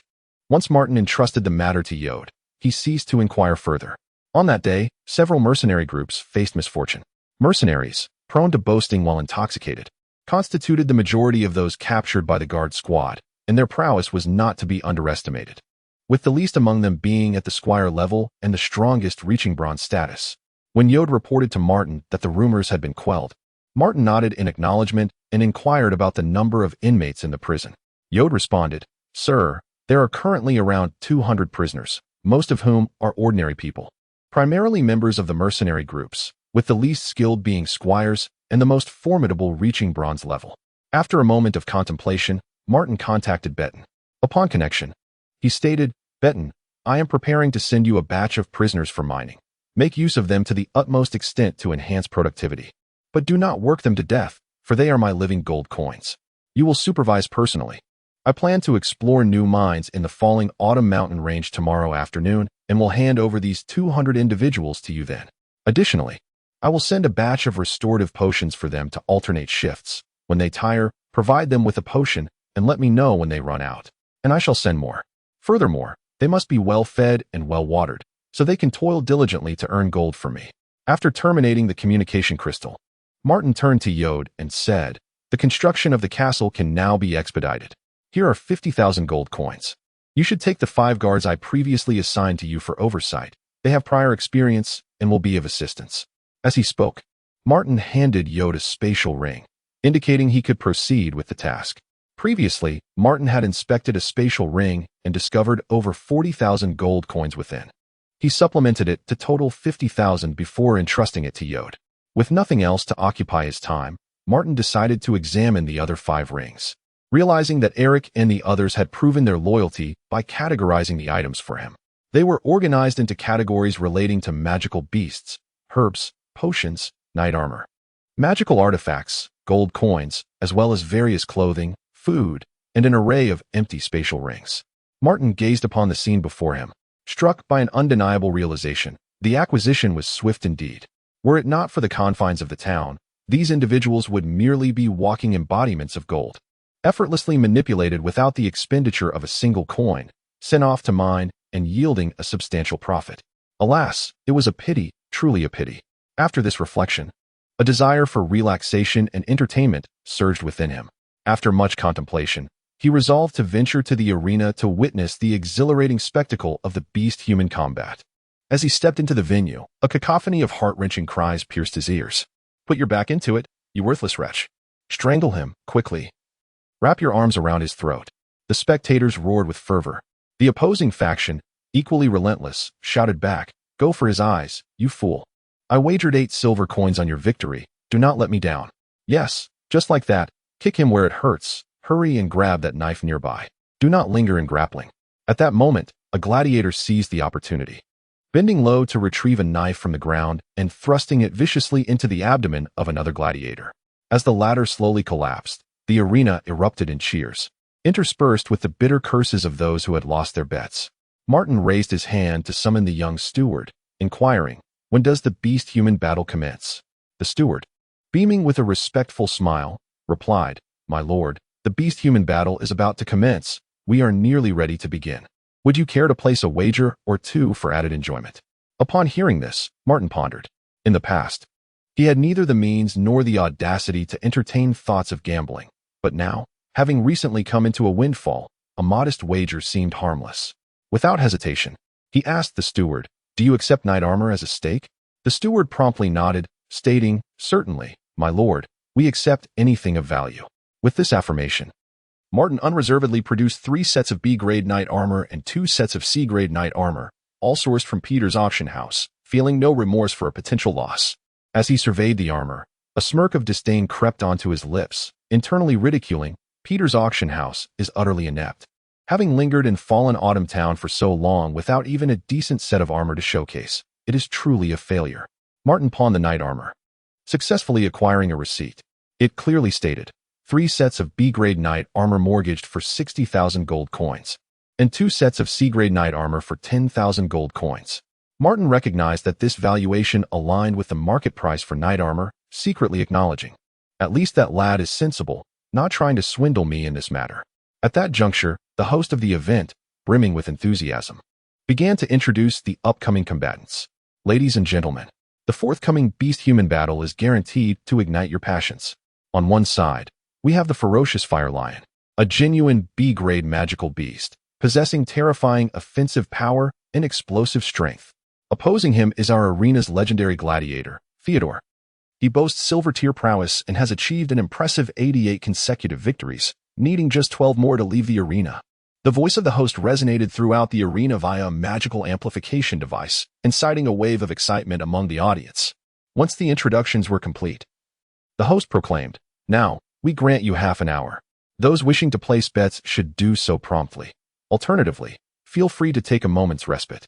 However, please be advised that leaving the arena is prohibited, though you may roam freely within."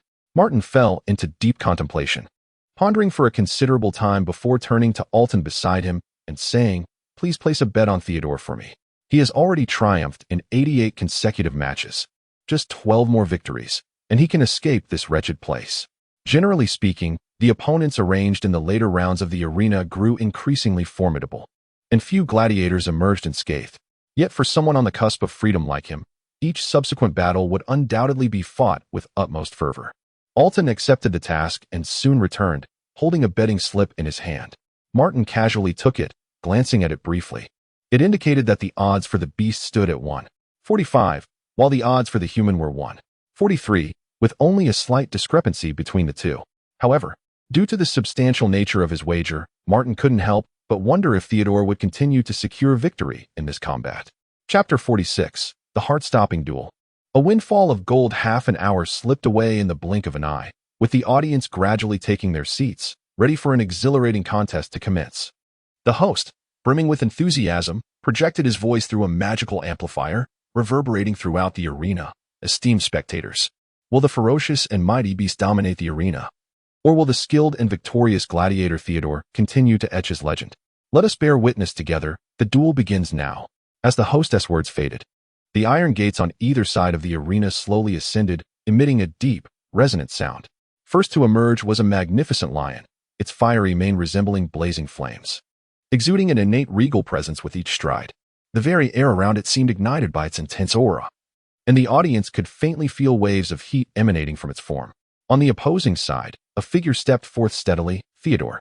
The crisscrossing scars upon his body silently narrated the brutal tales of past battles, yet his indomitable spirit, unperturbed by the specter of death, remained undiminished.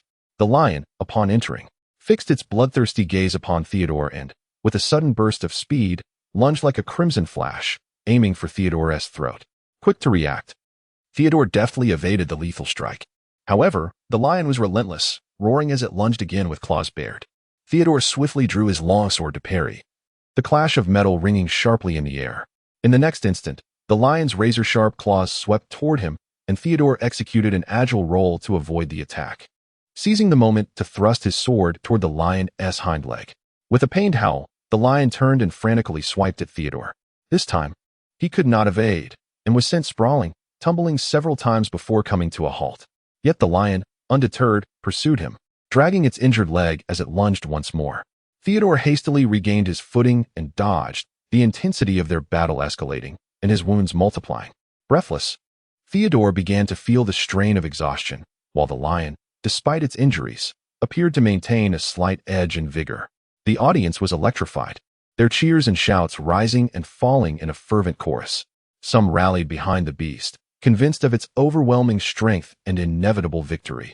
Others fervently supported Theodore, confident that his vast combat experience and exceptional skills would allow him to turn the tide.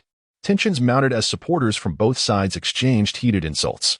Theodore, fully aware of the stakes, dared not relent. Just as he raised his sword once more to fend off another assault from the lion, a shocking incident occurred. The sword shattered. In a nearby chamber, Martin, observing the duel, thought to himself, as expected, the weapons used in such contests are typically commensurate with the gladiator's strength. A B-grade longsword should not be so easily broken by a B-grade beast. Theodore, momentarily taken aback by the shattered blade, quickly regained his composure, wielding the broken sword to continue his engagement with the lion.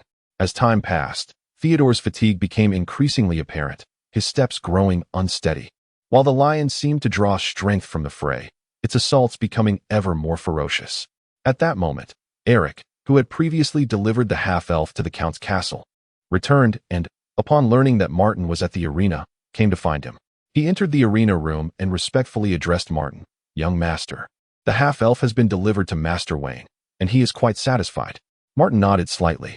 After observing the combat for a while, he turned to inquire of Eric and Alton behind him. "Who do you think will emerge victorious in this bout?" Without hesitation, Eric responded, "It will be that gladiator." Intrigued, Martin had initially believed the beast would triumph. He was surprised by Eric's contrary prediction, especially since Eric had just returned and could not possibly know the status of his wager. Thus, he turned to Alton, who affirmed, "Indeed, young master, Theodore will win. He has been gathering strength. Although I am not certain of the technique, as a golden knight, I can sense that the power within him has been accumulating. It appears that he may be on the verge of collapse, yet the majority of his strength is concentrated in his sword-wielding arm."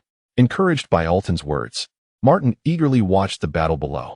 As time passed, Theodore's breaths grew heavier, and the lion began to pant as well. Knowing the moment had arrived, Theodore feigned a weakness. The beast, lacking human cognitive abilities, seized the opportunity and leapt high into the air, expending all its strength to pounce upon Theodore. In that critical instant, Theodore swung his broken sword, his movements markedly different from before, as if infused with a newfound power. The two figures brushed past each other, Theodore sustaining a long gash from the lion's claws, while the lion, upon landing, lay motionless, blood gushing from its neck wound. The announcer, witnessing the scene, immediately shouted with excitement, "The victor is Theodore." The arena erupted into cheers, the audience roaring in celebration of the spectacular duel. Martin felt an immense sense of exhilaration, a smile unconsciously gracing his lips. He then handed the betting slip to Alton, instructing, "Go exchange these coins." Alton took the slip and hurriedly exited the room. Before long, Alton returned, his expression slightly unusual, and said to Martin, "Young master, the arena claims they cannot immediately produce the 100,000 gold coins. The person in charge wishes to speak with you and is currently waiting outside." Martin furrowed his brow slightly, pondering, what could this person in charge possibly be up to? He waved his hand, signaling for the individual to enter. Upon stepping through the door, the official wore a broad smile, his demeanor exceedingly respectful as he slightly bowed and said, "My lord, congratulations on the resounding victory of your chosen gladiator. However, the arena truly cannot muster 100,000 gold coins at this moment. I have contemplated two compromise options. May I inquire which you prefer? The first option is to present you with a set of A-grade knight armor along with 60,000 gold coins. The second is to offer you magic crystal ores valued at 110,000 gold coins." Martin weighed his options and calculated in his mind. Choosing the magic crystal ores would enable him to cultivate 2 additional golden knights, which was evidently more advantageous. After a brief contemplation, he made his decision. "I choose the second option." Upon hearing this, the person in charge promptly responded, "Rest assured, my lord, I shall attend to it immediately." However, Martin halted him and said, "Place the magic crystal ore in the Luminous Valley, situated outside of Falling Autumn Town." Martin had long intended to use the Luminous Valley as a site for his breakthrough, thus sparing himself the trouble of searching for a suitable location at the critical moment. After receiving his orders, the official hurriedly went to make the necessary arrangements. Subsequently, Martin and his companions departed from the arena and returned to the inn. After partaking in dinner, he allowed the others some leisure time while ensuring the guards were prepared. Martin then retreated to his room, completed his ablutions, and soon succumbed to the embrace of slumber. Chapter 47. Exploiting the mystic crystal iron mine. The motto of loyalty is dawn broke. The gentle sunlight filtered through the window, casting a warm glow in Martin's chamber.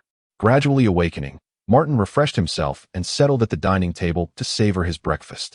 Once he finished his meal, Eric hurried over and respectfully informed Martin, "Young master, the gladiatorial arena has successfully transported the magical crystal ore worth 110,000 to the Falling Sunset Valley overnight. I have arranged for Alton to guard it, to prevent any covetous attempts at theft." Martin nodded slightly and took up the communication crystal. Sending instructions to Yord, escort all death row inmates from the prison to the outskirts of Falling Sunset Valley. The situation around the Falling Autumn mountain range is complex. If the escort is insufficient in number, I fear there may be a revolt among the inmates en route. Yord promptly responded via the crystal, affirming his understanding of the arrangement. Martin then contacted Betten, instructing him to lead 100 men to the outskirts of Falling Sunset Valley to meet Yord and escort the death row inmates. Betten swiftly replied, acknowledging the task. Time slipped by quietly, and soon it was midday. After having lunch, Martin prepared to lead 13 explorers to the Falling Autumn mountain range. Along the way, they detoured to Falling Sunset Valley. Martin entered the valley alone and found Alton already waiting. Upon seeing Martin, Alton immediately bowed in greeting. Martin nodded, signaling Alton to step aside. He approached the magical crystal ores and silently chanted, "System recharge." In an instant, the ores vanished like phantoms, and the energy value on the system panel began to surge. Once all the ores had disappeared, Martin opened the panel to inspect. Host: Martin. Level: 0. Contracted guards: 222. Energy: 122,111. Observing this energy figure, Martin contemplated that upgrading 2 of his golden knights was of utmost importance. Exiting Falling Sunset Valley, he rejoined his companions and set forth towards the Falling Autumn mountain range. Regarding Falling Sunset Valley, Martin planned to send personnel to garrison it later. He was confident that this was his domain, and no one would dare to encroach upon it. Upon entering the Falling Autumn mountain range, Martin directed the explorers to commence their operations. As expected, the circumstances were akin to before. The veins were exceedingly difficult to locate. Fortunately, with ample manpower this time, they successfully discovered a vein, the Mystic Crystal Iron Vein, within just 2 days. However, after meticulous examination, the explorers concluded that it was merely a small vein. Nevertheless, Martin resolved to commence extraction regardless. He produced a map and meticulously marked the vein's location before the group proceeded to the camp of the magical copper mine. Throughout the journey, although they did not encounter significant peril, minor troubles arose continuously. At one point, they were unexpectedly ambushed by an A-grade magical beast.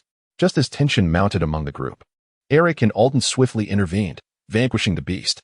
This spectacle astonished the 13 explorers, revealing to them that Martin's entourage comprised Golden Knights.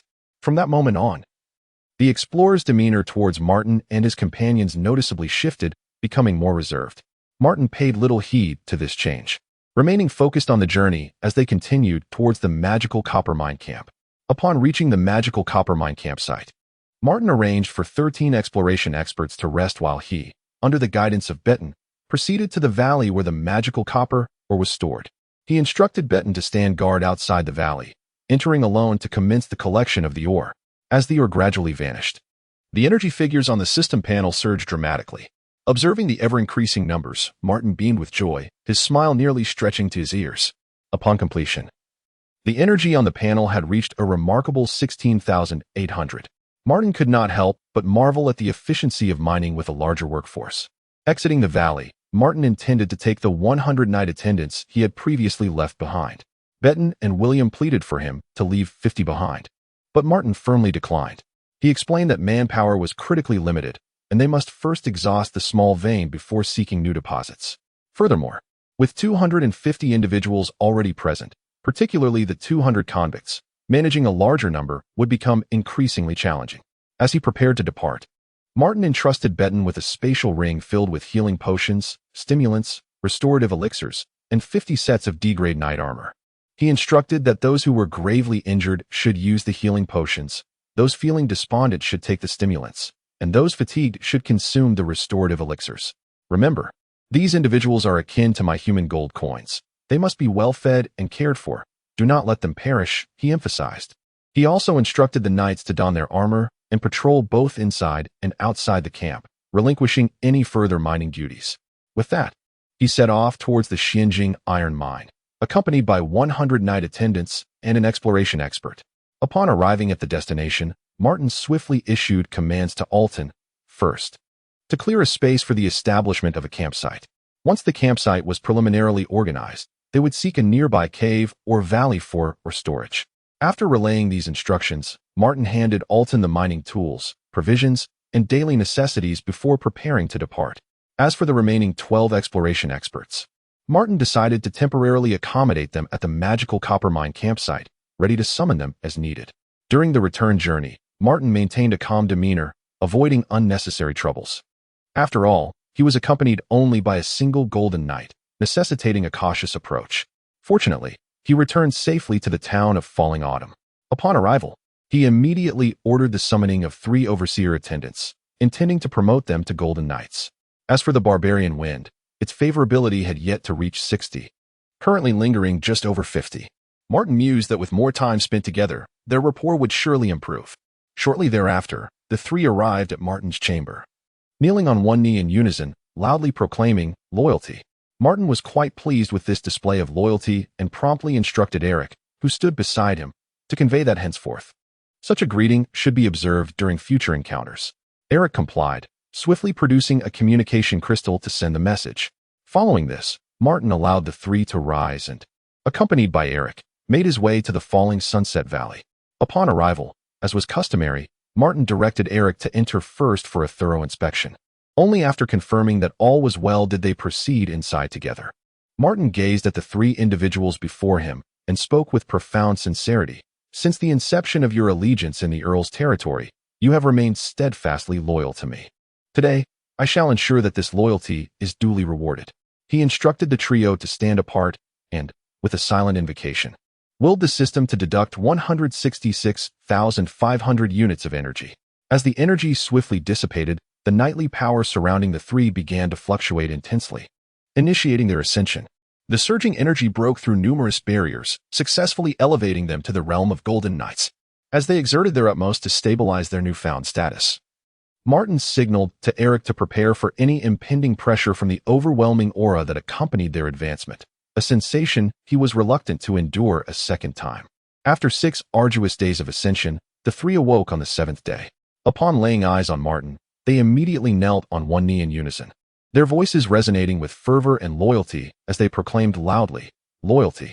Chapter 48.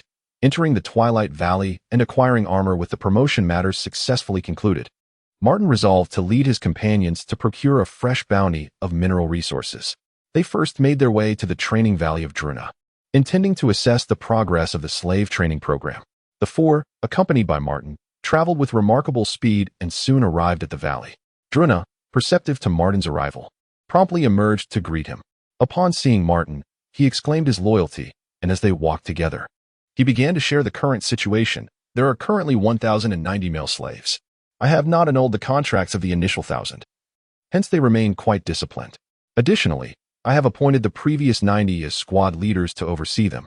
On the female slave side, there are 50, and under the careful tutelage of the slave instructors, they have nearly reached the standards of noble maidens.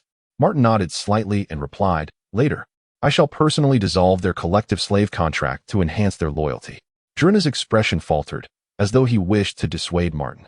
Sensing his concern, Martin reassured him, "Do not worry, I will assign a Golden Knight to assist you, alleviating any pressure."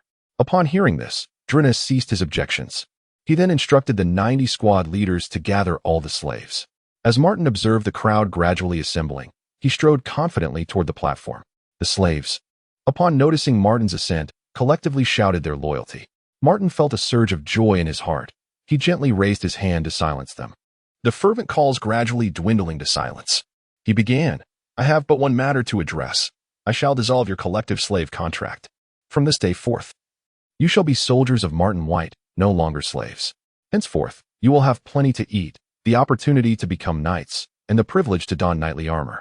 However, there is but one condition to attain all this: unwavering loyalty to me, absolute loyalty."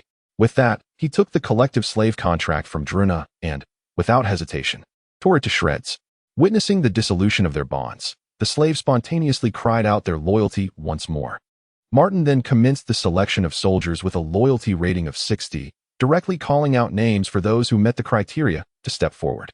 After half a day's effort, he identified a total of 360 loyal soldiers, instructing the Golden Knight to escort them to the Twilight Valley for garrisoning. He then allowed the remaining individuals to disperse. Approaching Druna, Martin said, "Continue to cultivate their loyalty. I shall return in due time to draw more from them. You are entrusted with the affairs of the training valley. Should any issues arise, communicate with me through the crystal." With that, Martin left behind a Golden Knight and departed. Subsequently, Martin and his party proceeded to 2 mineral veins to harvest energy, yielding 70,000 and 30,000 respectively. The second vein was nearing depletion, and it was anticipated that a search for new veins would soon be necessary. Following this, Martin returned to the town of Autumn's End. As Martin returned to the town, night had already enveloped the landscape. He communicated with Yod and Roland through a crystal of communication, requesting their presence the following day to discuss matters concerning tax reforms, the progress of castle construction, and the profitability of the Merchant Guild. After a brief wash-up, Martin reclined on his bed and drifted into slumber. Early the next morning, Yod and Roland arrived promptly. Martin invited them to share breakfast, engaging in casual conversation to avoid spoiling their appetites by broaching serious matters. Once they had finished their meal, they proceeded to Martin's chamber. Yod stepped forward to report first, "Young master, while the tax issue itself is not particularly challenging, the real difficulty lies with the forces backing the caravans. If we do not manage this aspect properly, we will be ignored, and we might even offend those nobles." After speaking, Yod turned his gaze towards Martin. At this moment, Martin directed his attention to Roland and inquired, "Do you know which guild sells knightly armor?" After a moment's contemplation, Roland replied, "Both the Shale Guild and the Emerald Guild offer such armor for sale." Upon hearing that the Emerald Guild sold knightly armor, Martin promptly retrieved his crystal of communication and contacted Conrad. The connection was established swiftly, and Martin stated, "Conrad, I have a significant business opportunity. I require 400 sets of D-grade armor. Could you calculate the total cost? Conrad, taken aback, repeatedly sought confirmation from Martin to ensure he was not jesting. Once assured of Martin's seriousness, he began to calculate.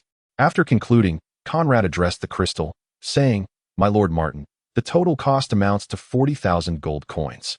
Martin pondered for a moment before asking, "What discount can you provide this time?" Conrad replied, "My lord Martin, the best I can offer is an 85% discount, which is my maximum authority." Martin agreed and then inquired, "Is it possible to offset the cost with, or?" Conrad responded, "That can be arranged, my lord Martin. However, the logistics will require some time. The delivery will arrive in Falling Autumn Town in 5 days." After finalizing the arrangement, Martin turned to Roland and asked, "Regarding the Merchant Guild's operations during this period, how many gold coins can we currently summon?" Roland replied, "Young Master Martin, I have assimilated the assets of the Peter Auction House, yet after managing operations for this time, we are barely maintaining stability. So I am unable to produce gold coins at present." Upon hearing this, Martin did not harbor any doubts. He knew that the loyal Roland would never deceive him. It appeared that they would have to resort to trading or for the armor. Speaking of ore, Martin reflected on the current shortage of miners, deeming the retention of so many prospectors a sheer waste.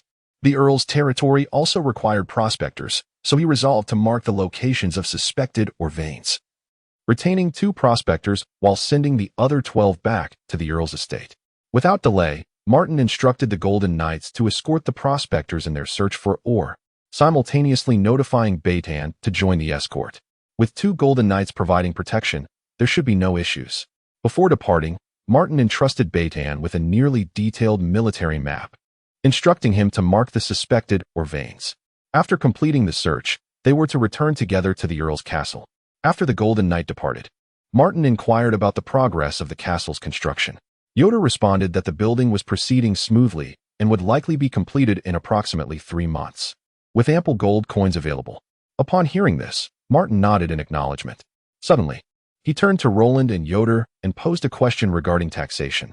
What if we approached it from a different perspective? Instead of taxes, what if we exchanged them directly for other goods of equivalent value? He continued, "Starting tomorrow, Yoder, please register all shops, auction houses, and any places in the town where transactions occur. Since they are evading taxes and we cannot deal with those noble scoundrels, why not impose taxes from another angle? If they wish to leave, let them depart. If they choose to stay, they must pay their dues honestly." Chapter 49, The Foolish Ones. Armored and prepared in the ensuing days, Yurt diligently traversed the various trading venues, both overt and covert, throughout the small town. After 4 full days of tireless effort and compilation, Yurt finally arrived at the town hall. With the assistance and contributions of numerous officials, this comprehensive report was successfully completed. After meticulously reviewing the document to ensure its accuracy, Yurt personally presented it to Martin. Within the confines of the room, Martin was engrossed in the report, genuinely astonished. He had not anticipated that such a seemingly insignificant town harbored such intricate dealings beneath the surface. Yet, the taxes associated with these transactions were woefully inadequate, with many having never been paid at all. This realization ignited a surge of indignation within Martin. It was evident that a firm approach was now unavoidable. Once the armor arrived tomorrow, he was prepared to take decisive action against these tax evaders. In recent days, Martin had visited the magical copper mine, garnering 4,000 units of energy, and he had stored the remaining value of 34,000 in or within his spatial ring, filling it to the brim with 34 units. The Peter Auction House had significantly contributed to this endeavor. Subsequently, Martin made his way to the Luminous Valley. Amidst fervent shouts of loyalty from the crowd, he expended 72,500 energy to successfully elevate 360 individuals to the rank of knight. Among those who awakened swiftly after their promotion, 10 were selected, with 3 ascending to Silver Knights and 7 to Bronze Knights. Thus, the Dawn Knights officially came into existence.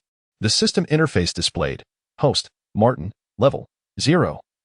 Obound Guards, 582, Energy, 31,500. On the 5th day, with a rare moment of leisure, Martin, having nothing to occupy his time, decided to summon Manfong to assess his loyalty. To his surprise, he discovered that Manfong's loyalty had not only failed to rise, but had actually declined. Confounded, Martin pondered how this could be, having rescued him from prison and provided him with ample sustenance and comfort. He then inquired of Manfong, "How have you fared these days?" Manfong bluntly replied, The food is good, the sleep is fine, but I'm lacking women. My lord, could you procure a few women for me?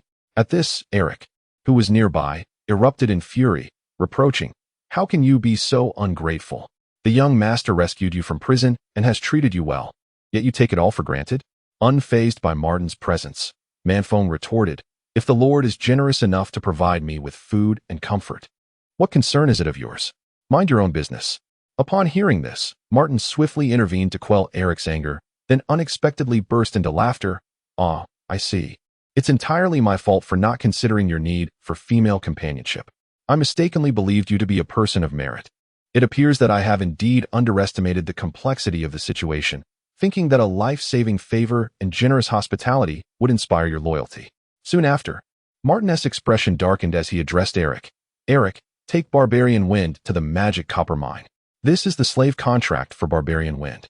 Deliver it to William and impress upon him the necessity of extracting 100-fold of what Barbarian Wind has consumed and utilized these days. Should Barbarian Wind perish before fulfilling this, I shall hold him accountable." With a dismissive wave of his hand, he signaled Eric to bind Barbarian Wind with knightly power and escort him to the mine. Still feeling aggrieved, Martin retrieved a communication crystal and contacted William. The connection was swiftly established, and Martin, with a stern demeanor, commanded, "Eric will be sending someone shortly. Ensure he mines incessantly for 23 hours a day, with 10 knights supervising him throughout. Provide ample potions. He must not die." William, upon hearing this, promptly acknowledged the order. It was the first time William had witnessed such fury from his master, leaving him to ponder who might have provoked Martin so gravely. An hour later, Eric brought Barbarian Wind to the magic copper mine and, upon releasing his restraints, unceremoniously tossed him to the ground. William, upon witnessing this, quickly inquired, "Is this the person the master instructed? How did he incur the master's wrath?" After some contemplation, Eric recounted the events. The master, noticing this man as potential, took him from the death row prison and treated him generously at the inn. Who could have anticipated that when the master inquired about his well-being, he would respond that he was well-fed and well-rested, but lacking women, even requesting the master to find him a few? William, astonished, gazed at the peculiar figure on the ground. After grasping the full context, William exchanged glances with Eric before leading the terrified Barbarian Wind into the mine, ready to carry out Martin's instructions. Following their departure, Martin, filled with bitterness, reflected, "Indeed, I have underestimated the complexities of the situation, naively believing in the existence of some grandiose power. Without the aid of the system, I would likely be nothing more than a useless being, waiting for death." Troubled, Martin resolved to seek diversion upon Eric's return, planning a visit to the open-air theater to listen to music, hoping to dispel the gloom within and soothe his spirit. He decided to wait in his room for Eric's return, passing the time with reading, as he felt uneasy without a measure of protective strength while away from home. At that moment, the communication crystal suddenly illuminated. Picking it up, Martin connected with Conrad, who informed him that the knight armors had been delivered to Falling Autumn Town. Martin instructed him to send the knight armors to the inn. Shortly thereafter, a knock echoed at the door. Upon opening it, Martin found Conrad standing there. Once inside, Conrad respectfully bowed and announced, "My lord Martin, here are the 400 sets of D-grade knight armors you requested." As he spoke, he extended a distinctive spatial ring towards Martin. Martin took the ring and, with a sweep of his consciousness, discovered that its internal space was vast, 5 times larger than that of a typical spatial ring. Neatly arranged within were 400 sets of D-grade knight armor. After confirming its contents, Martin handed a ring containing 34 spatial rings filled with or to Conrad. Upon inspection, Conrad affirmed its integrity and began the process of transferring the ores from the individual spatial rings into a more powerful one. Remarkably, all the ores fit seamlessly into the new ring. Subsequently, Conrad passed the spatial ring back to Martin, who, intrigued, inquired about its price. Conrad explained, "My lord Martin, spatial rings are classified as magical artifacts. The 2 rings I just presented are of B and C grades respectively. The one you provided me is of D grade, which naturally has limited capacity. If you wish to acquire a C grade spatial ring, it will cost 3,000 gold coins, while the B grade is even pricier. Such rings are quite rare. Most individuals or merchants typically opt for the more economical D grade rings, which are both affordable and sufficiently spacious." After pondering for a moment and negotiating with Conrad, Martin ultimately exchanged 30 D-grade spatial rings for 1 C-grade ring.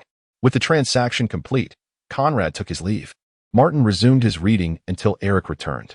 At that moment, Martin lost interest in cleansing his spirit at the open-air theater and instead led Eric towards the Valley of Falling Autumn, preparing to equip the local populace with knight armor, ready to commence their transformation. Chapter 50. Deterrence and Successful Tax Collection in the Valley of Falling Clouds. Martin had equipped all individuals with 360 sets of D-grade knight armor, setting off towards the town of Falling Autumn.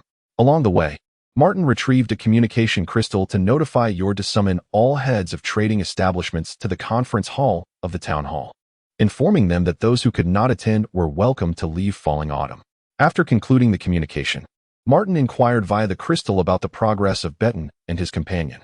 They swiftly responded, indicating that the Falling Autumn mountain range was vast, and they could only mark a small portion of the external mineral veins, totaling 10 sites, before resting at the Magic Coppermine camp, preparing to continue their exploration the following day.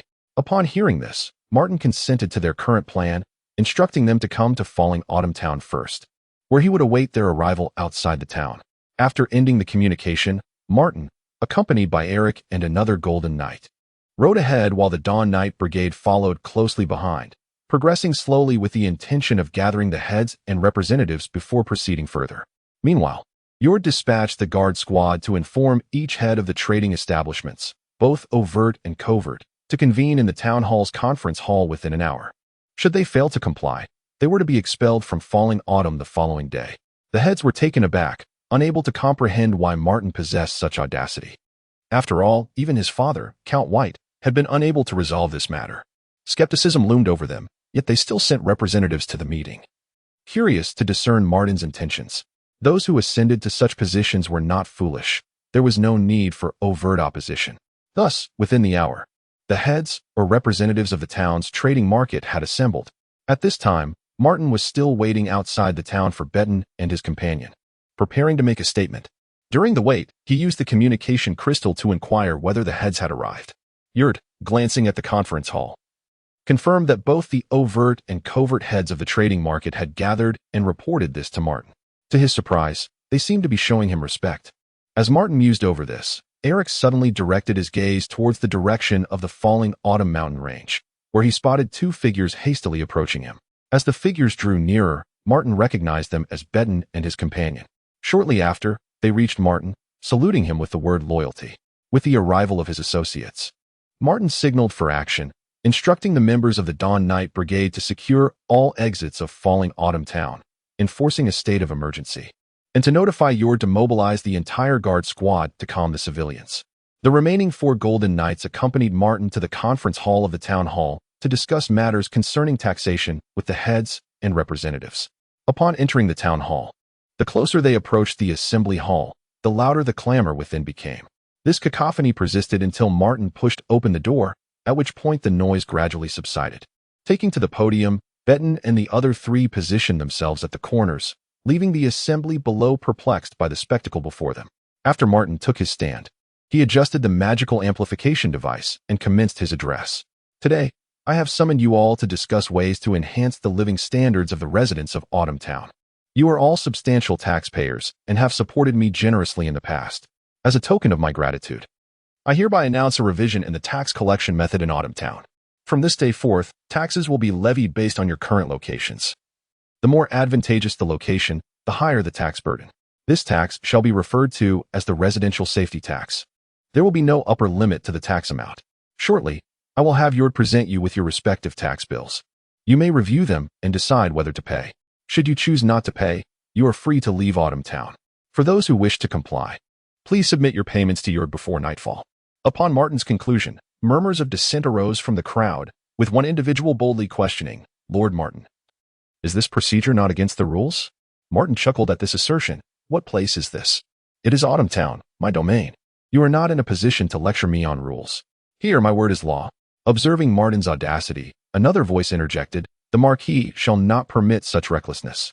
Martin, with a mischievous glint, retorted, which Marquis might that be? Such grand authority. The speaker fell silent. Disregarding the interruption, Martin noticed the crowd's reluctance and generously reiterated, as I have stated, you are not obliged to pay. Those who do not wish to settle their taxes must depart before dusk. Do not expect my assistance.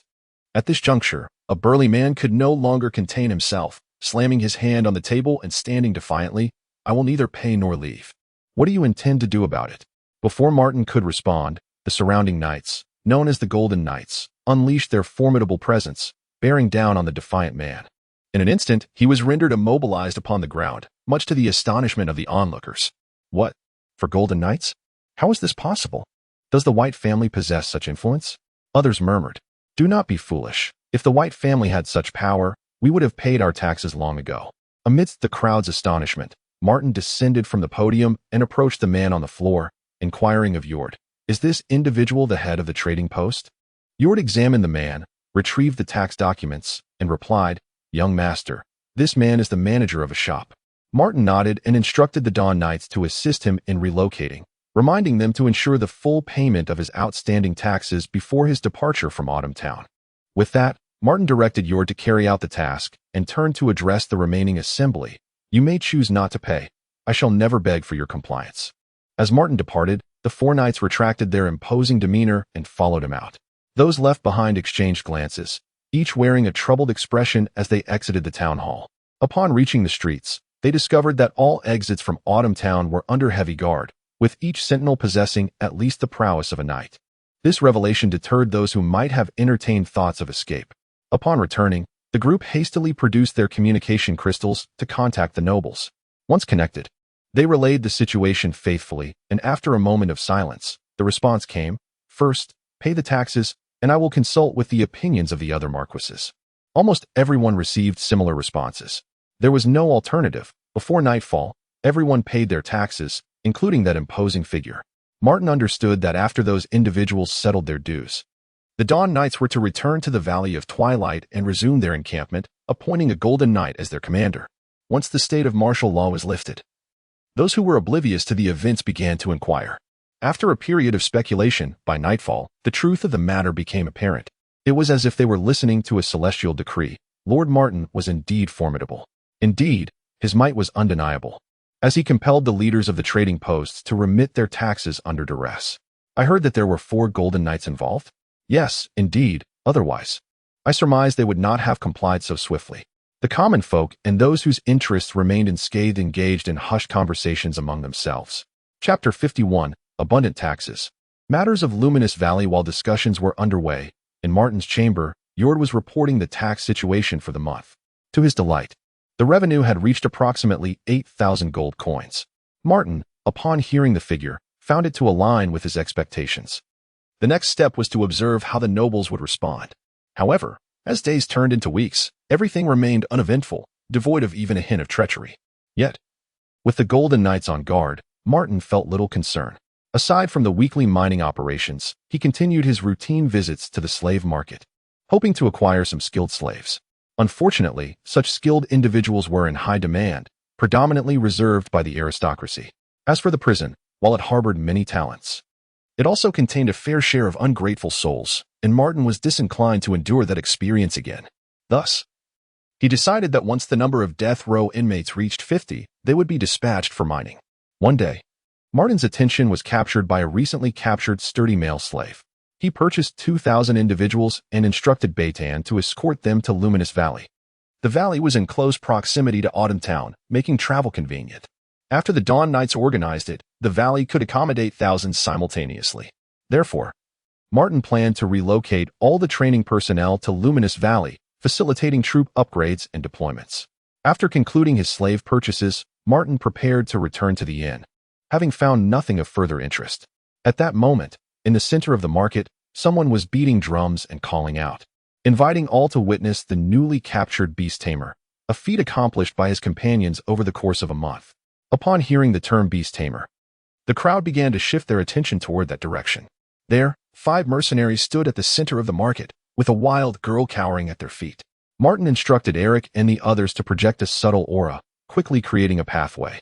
As he approached, one slave owner, who had managed to squeeze to the front of the crowd, exclaimed, "How can you be certain she is a beast tamer? This girl appears to be an ordinary person." Any profession involving the extraordinary would be evident at first glance. Upon hearing this, several potential buyers nearby began to murmur in agreement, prompting a heated exchange between the mercenaries and the crowd. At that moment, Eric discreetly remarked to Martin, "Young master, I sense a particular energy within that girl. However, I'm uncertain if she is indeed a beast tamer. Unlike knights and mages, some professions require maturity for cultivation. Yet, there are those whose innate constitution allows them to harness energy at an earlier age, making such individuals quite rare. Being able to cultivate for a few additional years often results in exceptional talent, capable of advancing from E rank to B rank with ease." Upon hearing Eric's words, Martin resolved to take the girl under his wing. Noticing the ongoing debate, he interjected decisively, 50 gold coins, I shall take her." Upon hearing Martin's offer, the leading mercenary remarked, "My lord, my brothers and I have spent over a month capturing her. 50 gold coins is far too meager." Upon realizing it was Martin who spoke, the prospective slave owners hesitated to voice their objections. Not wishing to engage in prolonged debate, Martin raised his offer by 10 gold coins and promptly freed the young girl from her cage. Ignoring the mercenaries' eager glances for a higher bid, he led the girl away. Upon arriving at the inn, Martin instructed the innkeeper's wife to bathe the girl and provide her with fresh clothing. After she complied and took the girl downstairs, Martin infused a communication crystal with mana and sent a message to Roland. Once connected, he advised, during this period, coordinate with Conrad to procure some B-grade and lower knight armor. They continued their conversation regarding the operation of the trading company, with Roland providing comprehensive updates. Satisfied with the progress, Martin encouraged him to keep up the good work. After concluding the communication, the innkeeper's wife returned, leading the clean young girl to Martin's room. Observing her, Martin intended to entrust her to the care of the 50 maids. First, let us visit the Falling Sunset Valley and assess how the settlement is progressing. The group rode swiftly on their large horned steeds, reaching Falling Sunset Valley in no time. The valley buzzed with activity, with houses rapidly being constructed, clearly transforming into a military stronghold. Upon arrival, Martin wished to avoid alarming them and sent Eric to summon Batian and the others. As Eric prepared to carry out his task, Batian and his companions swiftly approached Martin from various construction sites, displaying their loyalty. Gesturing for them to lead him to a suitable meeting place, Batian and the others guided Martin to a grand structure made of stone, wild and imposing, his first impression. Entering the building, they traversed a spacious interior and soon arrived at an open-air assembly hall, which boasted excellent lighting. After inviting everyone to take their seats, Martin began. "I have come today to assess your settlement situation, and I must say, it looks quite promising. Falling Sunset Valley will continue to welcome new arrivals, so we must establish a general direction moving forward. First and foremost, the Morning Dawn Knight Brigade will oversee Falling Sunset Valley. Carlos and Aiel will serve as the captain and vice captain, respectively, as we begin to form a framework with 20 silver knights and 50 bronze knights. Currently, we are short on personnel, but I will gradually fill the gaps. Should you require any supplies, simply approach Roland. Meanwhile, the other Golden Knights will remain stationed in Autumn Town, allowing for flexible deployment and preventing overextension of our forces. Though we may not yet boast formidable strength, we can now present ourselves openly. Thus, Batian, you and your companions may choose whether or not to wear masks. Regarding the matter of slaves, those who have undergone a month of rigorous training and learning but still fail to meet loyalty standards will be sent to work in the mines. Those who demonstrate adequate loyalty will undergo further reinforcement training with reduced intensity.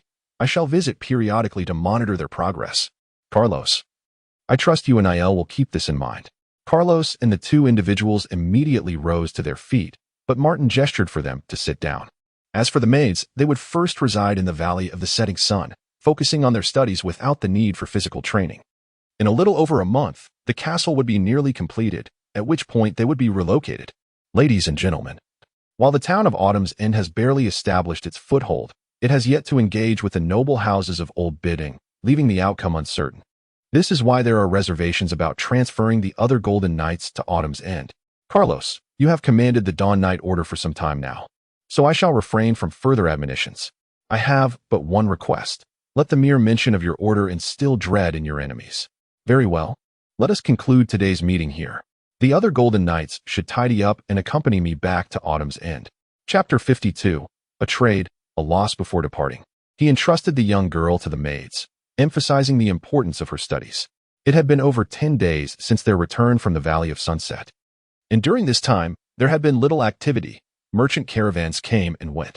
However, as the end of the month approached, taxes were due again the following day. He decided to wait and see how things would unfold. During this period, Martin had accumulated an impressive 13,000 units of energy, primarily due to the depletion of the Xianjing iron mine. The 10 veins previously explored had all proven unsatisfactory. It seemed as though fortune had abandoned him. As soon as some began mining, the veins would either cease abruptly or yield disappointingly small amounts, with only the magic copper mine remaining steadfast. Subsequently, Martin ventured to the Valley of Sunset to expand the Dawn Knight Order. Through considerable effort, he managed to increase the order's size to 600 members. In terms of promotions, 250 members were elevated to Black Iron Knights at the cost of 37,500. 13 ascended to Silver Knights, expending 71,500, and 40 were promoted to Bronze Knights, requiring an outlay of 20,000. This flurry of activity nearly depleted his energy reserves. Yet, misfortune compounded his troubles. The tax revenue the following day was abysmal, amounting to only half of what it had been previously. Roland's business also faced difficulties. As the Emerald Chamber ceased supplying him with knightly armor, and other enterprises were similarly marginalized, Martin summoned Jord, inquiring about the merchants who had failed to pay their taxes. Before Martin could call him over, Jord had already compiled a list of delinquent shops, auction houses, and certain names from the underground black market, ready to present to Martin. Upon arriving, Jord handed the list to Martin, who examined the names in the associated merchant guilds, totaling 5 in number.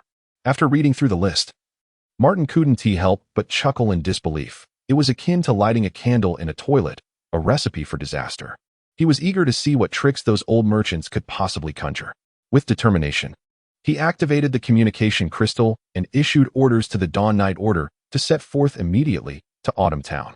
He instructed Beitan and the others to prepare to accompany him for a raid, while directing Jord to notify Roland to prepare for the acquisition of the 5 businesses. The Dawn Knight Order soon assembled, and after joining forces with them, Martin led his contingent to impose taxes upon the 5 establishments. The first was an auction house, reportedly backed by a marquis, a significant figure indeed. It is worth noting how many marquises a kingdom could boast. Offending such a person could jeopardize Martin's future aspirations for nobility. He could find himself donning larger shoes than he anticipated.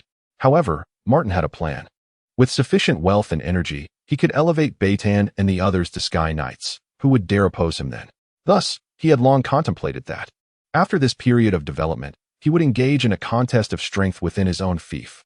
As the Dawn Knight Order marched down the bustling streets, commoners and mercenaries alike hastily stepped aside. Those unaware of the circumstances huddled together in hushed discussion. What is happening here? Why does our Lord appear with the knightly order, radiating such a fierce aura in Autumn Town? Indeed, it startled me just moments ago. Yet, I suspect it pertains to tax issues. After all, it is the start of the month.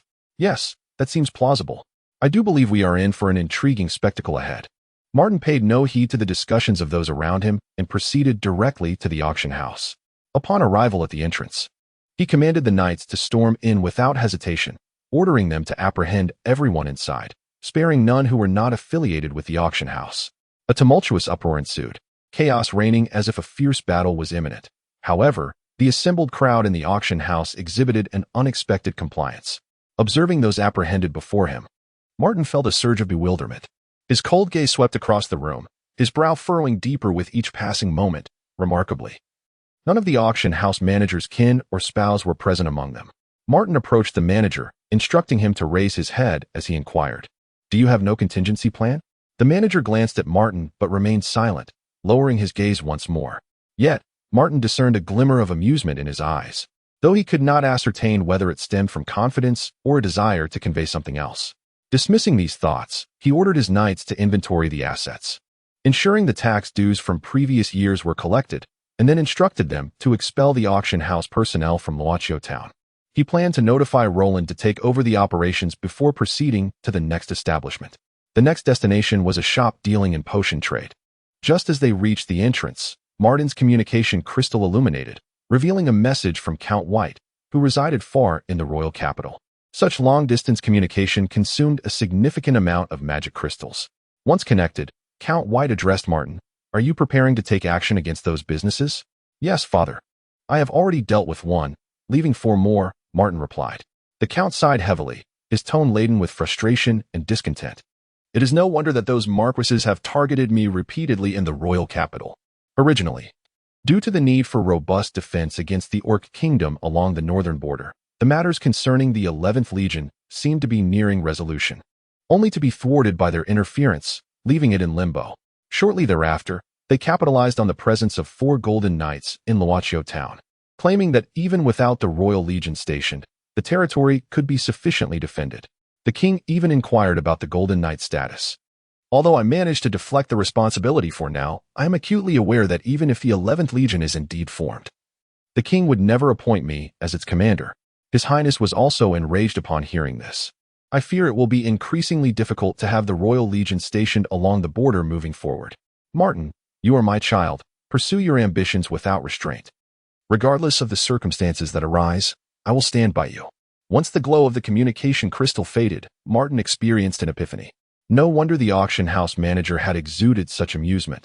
It was not born of arrogance, but rather a secret satisfaction upon witnessing Martin's actions against him.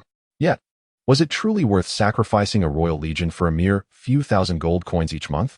The answer was unmistakably negative. Upon grasping the situation, Martin decided not to linger further with them.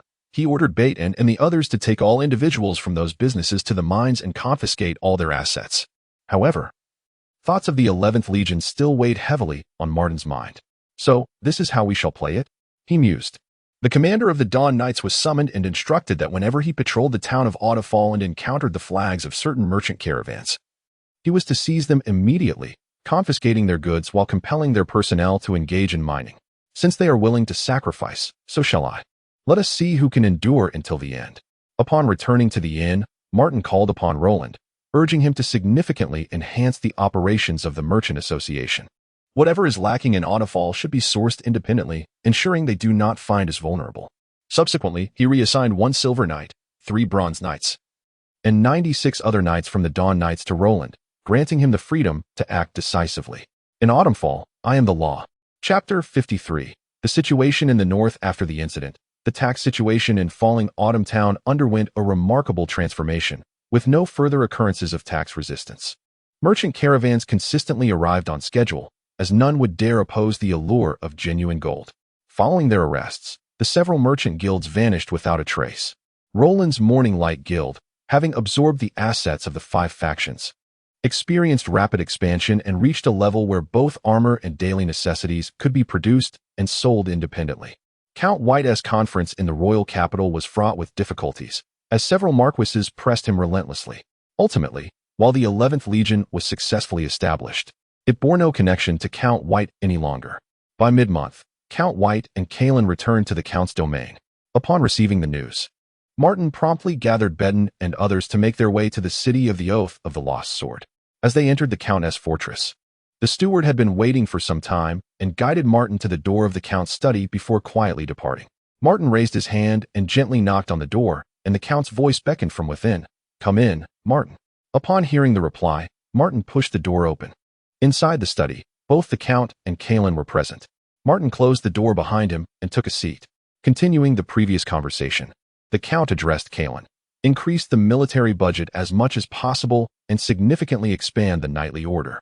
Otherwise, when the orcs launch another siege, we may find ourselves in dire need of manpower. After concluding his instructions, he dismissed Kalen. As Kalen passed by Martin, he greeted him, and upon exiting, gently closed the door behind him. The Count approached Martin with a smile and remarked, "You sly one, you've quietly accomplished something monumental, giving those marquises a good slap in the face. I finally feel some relief."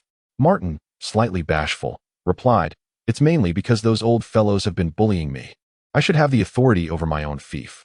The two engaged in casual conversation for a while, the atmosphere gradually becoming relaxed and congenial. After some lighthearted banter, Martin's expression turned serious as he inquired of Count White, "Is there truly no chance to salvage the situation regarding the 11th Legion?" The Count slowly shook his head in response. "It's all right, father. When the time comes, my knightly order will come to your aid. There's no need for concern." With that, Martin detailed the personnel configuration of the Dawn Knight Order. The Count, upon hearing this, was taken aback. Such an opulent arrangement was difficult to match even by the kingdom's royal First Legion. However, this revelation brought him a sense of reassurance. Subsequently, the Count elaborated on the current situation in the north. First and foremost was Frost Zero Pass, where the kingdom would continue to dispatch knights for garrison duty. However, During the recent conference in the royal capital, there was a proposal suggesting that Count White's domain should be responsible for guarding Frost Zero Pass, with the exchange being that Frost Zero Plains would be annexed to the Count's territory. The Frost Zero Plains are rich in minerals, and it was initially to safeguard these veins that Frost Zero Pass was constructed. The Count expressed his helplessness, stating, "I am acutely aware of my own limitations. Safeguarding the Count's domain has already stretched my capabilities to their limits. How could I possibly defend Frost Zero Pass?" Thus, he had declined the proposal at that time. Yet, upon learning that he had 4 golden knights under his command, the king revisited the matter, urging him to reconsider. The second great pass is the Longfang Pass, where several earls, backed by their factions, sought to relinquish territories outside the pass and allow the Royal Legion to be stationed within. This proposal was met with vehement opposition from the nobility, represented by Marquis Roderick, leading to a near confrontation, as Roderick's fief lay just beyond the Longfang Pass. Now, with the prowess of the Marten Knights known to all, there is a belief that perhaps they could take the Frost Zero Pass and join forces with the nobles outside to defend and share the profits of mining. Observing the Earl's wavering interest, Marten contemplated briefly and remarked, "Is there truly such a thing as a free lunch in this world? If guarding the pass were so simple, you, father, would never stand a chance against those nobles. We might end up losing more than we gain, even before we extract any resources." Marten deemed the idea of defending the Frost Zero Pass highly unreliable. Even with all the nobles outside, their disparate hearts would not unite for a common cause. The Earl did not engage in further debate on this matter, but shifted to other topics. The entire North was exhibiting a polarized situation. The nobles outside Longfang Pass yearned for expansion, while those within were content with the status quo and reluctant to take action. This issue had sparked countless arguments in the royal capital's meetings, yet the king remained non-committal, likely leading to yet another unresolved conclusion. Marten, the North is barren, with harsh climates and an extreme scarcity of food resources, driving the nobles outside to urgently seek expansion for survival. The king, wishing to avoid unnecessary conflicts, has been indecisive. The recent orc incursions reflect this. Once the orcs retreated, he abandoned any thoughts of attacking their kingdom. However, after years of recuperation, the kingdom's might has grown significantly, prompting varied opinions among the nobles. Yet for the North, and particularly for those outside the pass, this could prove fatal. Marquis Roderick once intended to lead his nobles to attack the neighboring dwarven kingdom, only to be forcibly restrained by the king. Now, the actions of the nobles outside are tightly constrained, which is precisely why I insist on defending the Frost Zero Pass. This is clearly a deliberate scheme, a tempting yet toxic cake that one cannot resist tasting.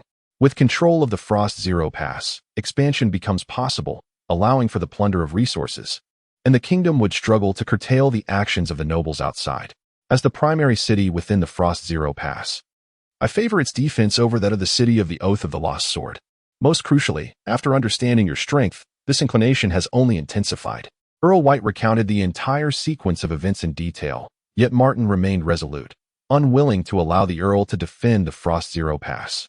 Nevertheless, often circumstances do not align with one's desires. The Earl furrowed his brow, fixing his gaze on Marten, attempting to discern any sign of acquiescence on his face. Yet Marten's expression remained stern, his eyes betraying an unwavering resolve. The Earl sighed inwardly, leaning back against his chair, his fingers unconsciously tapping the armrest, producing a dull sound. He understood clearly that since Marten's revelation of possessing 4 golden knights at the royal capital meeting, his standing in the North has become pivotal. Although he attempted to smooth things over at the time, discerning individuals recognized it as mere pretext. Now, the public is acutely aware of the elite forces under Marten's command. Without Marten's unwavering support, attempting to seize Frost Zero Pass solely with himself and the self-serving nobles would undoubtedly be a futile endeavor. Furthermore, Marquis Roderick would not commit all his elite forces solely to the defense of the pass. The Frost Zero Pass, with its treacherous terrain, is a crucial battleground. Should the enemy dispatch multiple elite forces to attack, while we lack the means to counter them, it would take but one A-grade orc leading an extraordinary legion to launch a fierce assault, and our defenses would struggle to withstand even a moment. The defense would inevitably devolve into a meaningless farce. Reflecting on this, the Earl helplessly waved his hand, his voice tinged with a sense of melancholy. Very well, very well. Since you have made up your mind, let us set this matter aside for now. Chapter 54, Family Greetings. Compelled to guard the Frost Zero Pass after engaging in a brief conversation with the Count, Martin felt that there was nothing more to discuss and stood up. Addressing the Count, "Father, it has been some time since I last saw Mother. I shall go visit her." The Count, upon hearing this, waved his hand despondently, dismissing Martin. Observing the Count's demeanor, Martin could only shake his head in resignation. Upon exiting the study and gently closing the door behind him, he made his way towards Lady Ellie's chamber. As he walked, Martin meticulously reflected on the Count's words, pondering the peculiarities of the Frost Zero Pass. The kingdom had stationed troops there for an extended period, extracting resources for years. Suddenly, they wished to withdraw and allow the nobles outside the pass to take over? To let them mine and profit? The entire situation felt awry. After all, the resources and manpower required to defend the Frost Zero Pass amounted to a staggering sum.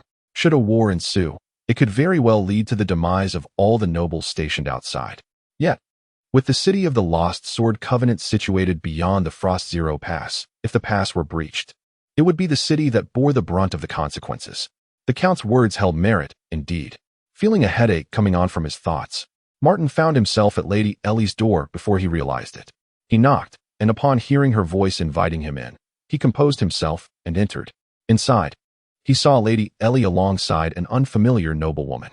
Lady Ellie promptly beckoned Martin over, encouraging the noblewoman to observe him closely. The noblewoman scrutinized him for an extended period, making Martin feel quite uneasy under her gaze. After what felt like an eternity, the noblewoman remarked to Lady Ellie, "Sister, he seems quite promising. Though I wonder if Martin would consent." Lady Ellie, with a troubled expression, replied, "I have no objections. It ultimately depends on Martin's perspective." Listening to their exchange left Martin bewildered, and a terrifying thought crossed his mind: an arranged marriage. Once the conversation between Lady Ellie and the noblewoman concluded, the latter bid farewell to Martin and departed. As soon as the noblewoman was out of earshot, Martin eagerly inquired, "Mother, please do not tell me I am being forced into an arranged marriage." In response to Martin's exclamation, Lady Ellie sighed, saying, "Is this not the consequence of your own actions? Your escapades in Autumn Town have reached not only the ears of the nobles, but also their wives, who are quite well informed. Upon learning of your situation, they have been inquiring if you are married. The desire for an alliance with the White family has led to this being the 7th proposal I have received. The lady who just left was the second wife of Marquis Roderick. With your older siblings yet to marry, it seems you are next in line, and now you understand just how sought after you are." Martin had not anticipated that a visit to see his mother would lead to such a predicament, and he contemplated returning to his fief immediately. Subsequently, he engaged in conversation with Lady Ellie for the remainder of the afternoon. This time, she refrained from urging him to return to the Count's castle. Based on the insights gleaned from the noblewomen, it became evident that he possessed considerable capability. He had grown, and excessive interference was unwarranted. Glancing at the sky, Martin rose to bid farewell to Lady Ellie. Afterward, he paid his respects to several other noblewomen, demonstrating his courtesy. Upon arriving at Wayne's chamber, Martin knocked on the door, but received no response. He thus inquired with a passing maid, who respectfully informed him that Master Wayne was presently in the garden with a half-elf maiden. Upon hearing this, Martin proceeded directly to the garden, where he soon discerned the half-elf's voice accompanied by Wayne's laughter. Upon entering the garden, he beheld Wayne reclining in the embrace of the half-elf, who was feeding him delicacies and subsequently offering him fruit wine. Life appeared to be exceedingly comfortable. As Martin stepped further into the garden, he deliberately cleared his throat, startling the half-elf, who nearly toppled Wayne to the ground. Fortunately, her quick reflexes prevented any mishap. Upon noticing Martin's presence, Wayne, with a disgruntled expression, remarked, "Martin, if you're coming, just come. There's no need for all that coughing." Martin couldn't help but chuckle, teasingly exclaiming, "Oh, how I envy my elder brother's indulgent lifestyle." He then flashed a mischievous grin and winked at Wayne. All right, Vivi is shy. Cease her teasing," Wayne replied, turning to the half-elf, Vivi, and said, "You may leave now. I shall seek you out later." Vivi obediently bowed to both Wayne and Martin before departing. Seating Martin at the table, Wayne poured him a glass of fruit wine, and the two began to engage in casual conversation. During this time, Karen and Derry also joined them, and the group, in unspoken agreement, refrained from discussing official matters. Meanwhile, their second sister, Beline, had gone to address some issues concerning their fief. As the hours slipped away, the twilight hours approached, and the group suggested that Martin stay at the Count's castle for the night, rather than return home. After contemplating the lack of urgent matters to attend to in the fief, Martin agreed. Following dinner that evening, the group, under the escort of Beton and the others, ventured into the Frost Zero Plains to hunt wild beasts. They reveled until midnight, and after satisfying their appetites, returned to the castle. Due to his vitality, Wayne had fallen asleep early on their journey back, and his companions chose not to disturb him.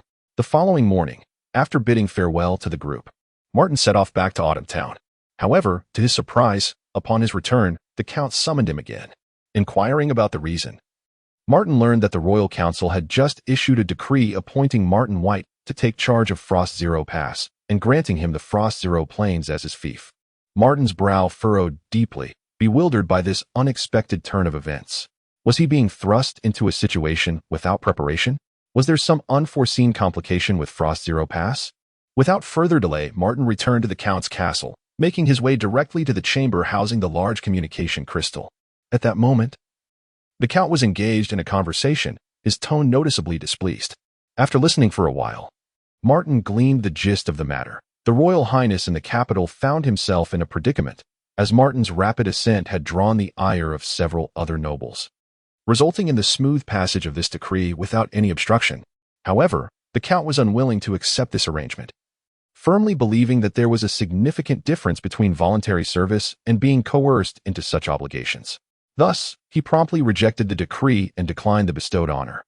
After hanging up the communication crystal, the Count turned to Martin and said, "Your assessment is indeed correct. There must be significant issues at Frost Zero Pass. Otherwise, they would not have reassigned you there merely to undermine His Highness. We shall not go. I refuse to believe that the royal capital would dispatch the Royal Legion to compel you. However, since this proposal has been approved, it shall not be easily rescinded."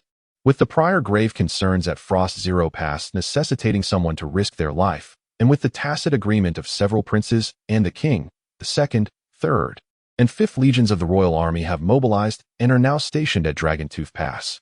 For the past few days, Martin did not return to Autumn Town, remaining in the Count's castle awaiting news. When Martin realized that the capital held him in such esteem as to send 3 fully organized royal legions to compel him to accept the situation at Frost Zero Pass, he and the Count exchanged a glance, remaining in silence for a lengthy moment. Chapter 55. Wit and Resolution at Frost Zero Pass. After a prolonged silence, Martin finally spoke. "Since the situation is beyond alteration, we must contemplate how to resolve it." With that, he turned to the Count and said, "Father, henceforth, in your name, summon all the nobles of the north. In 7 days, any noble accompanied by a knightly order who arrives at Frost Zero Pass shall be entitled to share in the mineral wealth of the Frost Zero Plains. The White family shall take no share, relinquishing everything to the families who stand guard at Frost Zero Pass, allowing them to receive their rightful portion based on the number of knights they bring." The Count pondered for a moment before grasping Martin's intent. It was a cunning stratagem: choose wealth or life. With the dispatch of the colossal communication crystal, numerous nobles promptly responded. Clearly, in the face of immense riches, no noble could resist the allure, with some even enlisting B-grade mercenary companies to bolster their forces for the journey to Frost Zero Pass. Upon accepting the kingdom's directives, the royal 2nd, 3rd, and 5th legions unhesitatingly withdrew from Dragontooth Pass, returning to their respective garrisons. The ensuing 7 days were bustling with activity. Many nobles, upon learning of the opportunity, rallied their friends, while others boldly brought all the knights from their domains to Frost Zero Pass. The nobles inside and outside the pass were utterly frenzied, inspiring even those from the central and southern territories to seek a piece of the action. The Count of White, having risen from humble origins, was unlike the long-established aristocracy. Both he and Martin were aware of the mineral veins in the Frost Zero Plains, yet they were oblivious to the vast reserves that lay beneath. Since the founding of the Charlemagne Kingdom, various minerals had been extracted from the Frost Zero Plains without any sign of depletion, and the old guard of nobles had long coveted these riches, yearning for an opportunity to stake their claim. However, the chance had now arisen, even with the knowledge that Frost Zero Pass harbored significant dangers. The temptation of great wealth proved irresistible.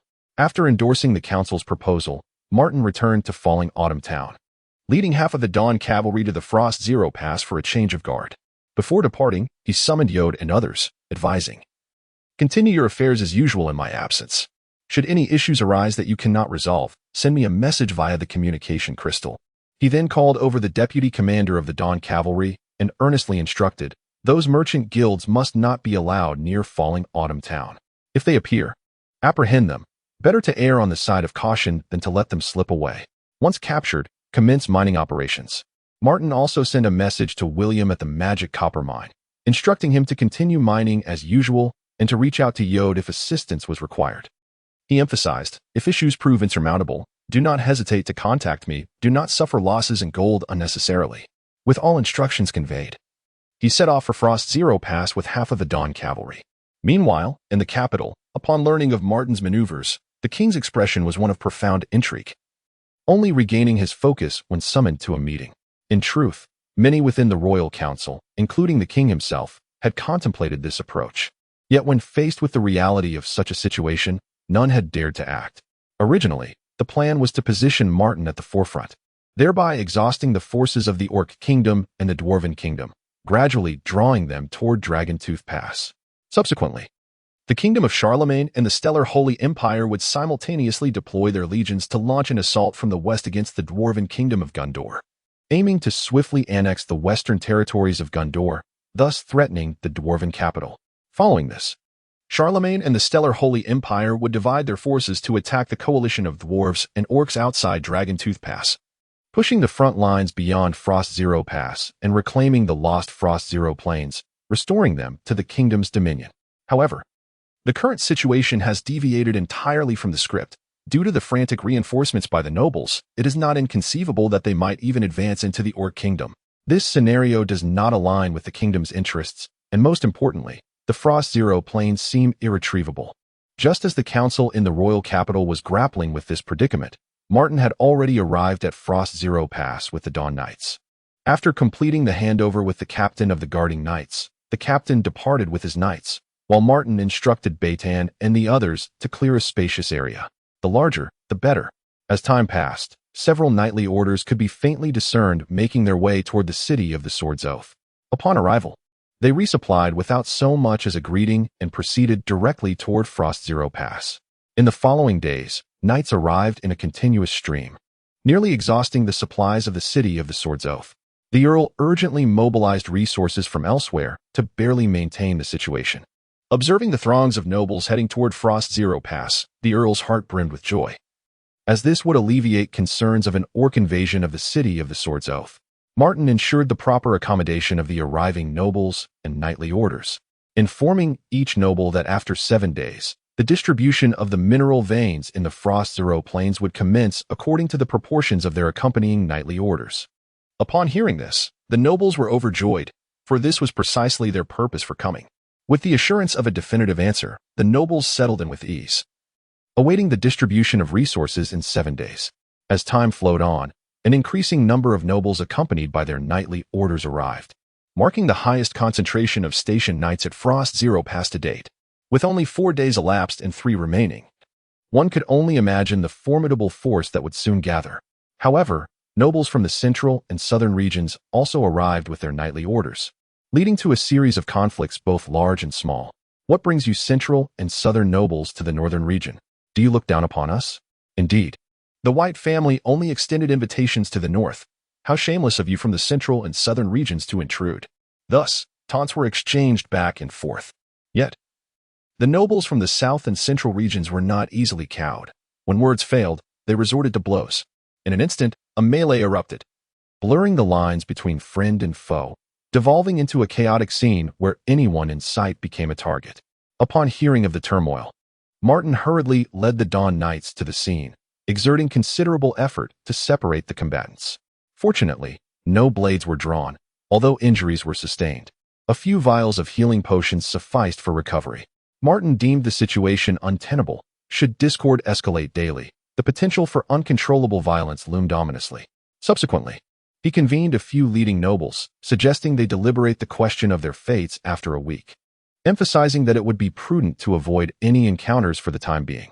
After a period of discussion, they reached a consensus, and Martin proceeded to reallocate their encampments. Thus, the tumult gradually subsided. The week elapsed swiftly.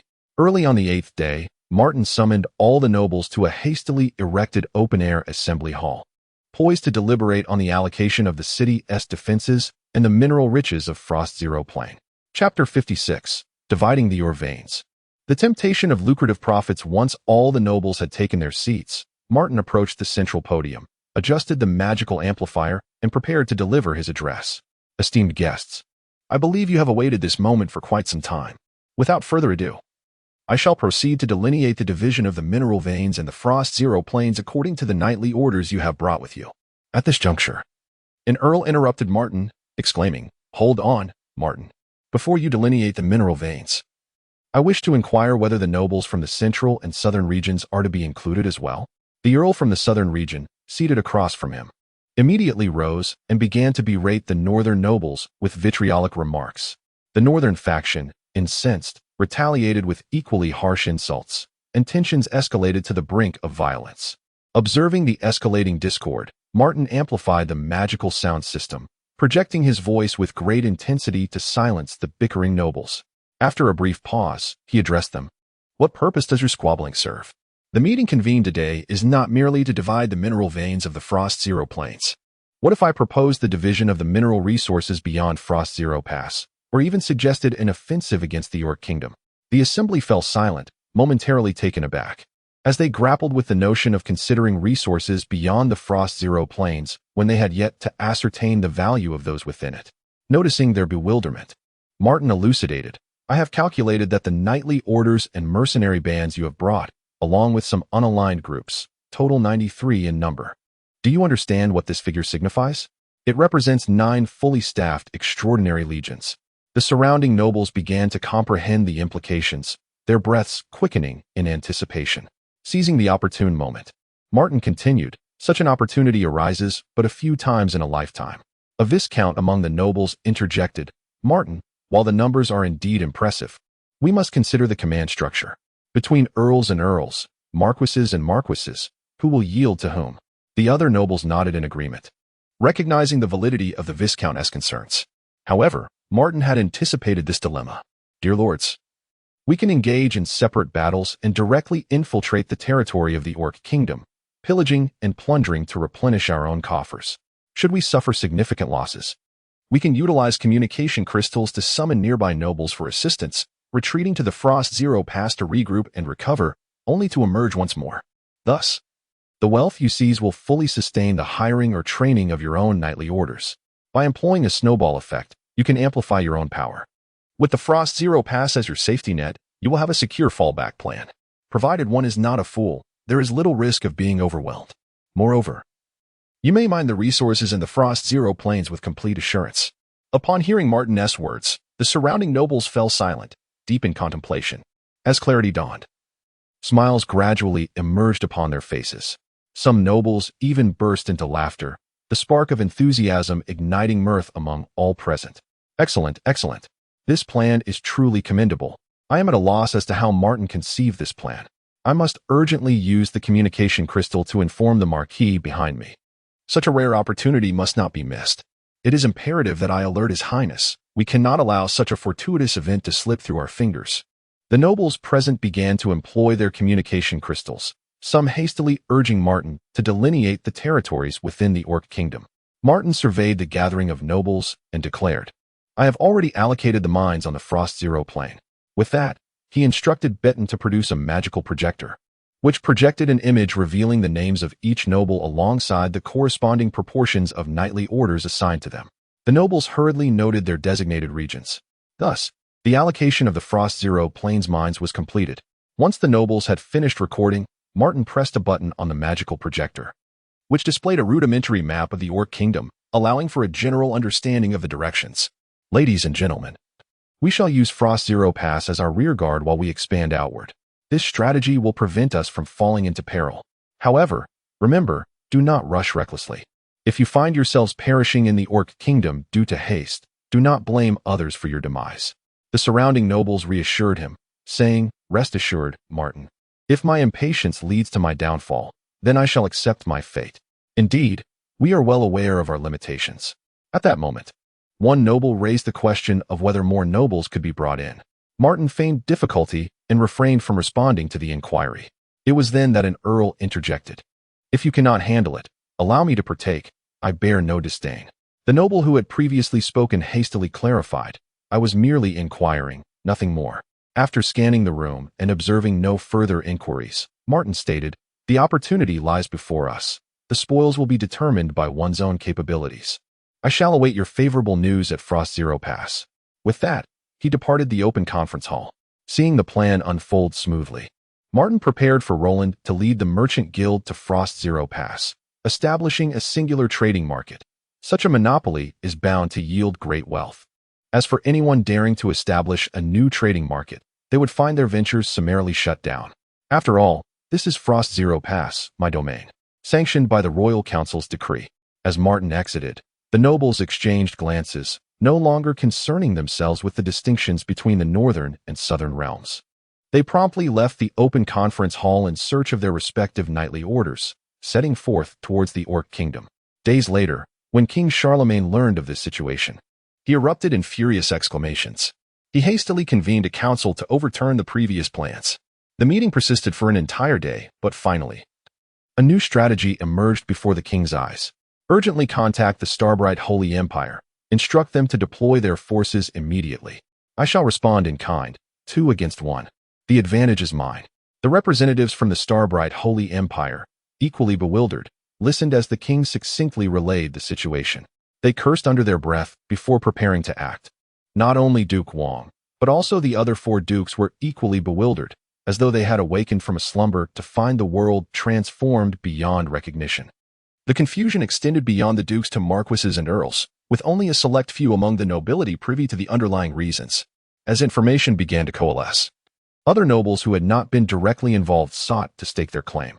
With no alternative, the proverbial pie of Frost Zero Plain had vanished. Yet the feast beyond the Frost Zero Pass was just commencing its division.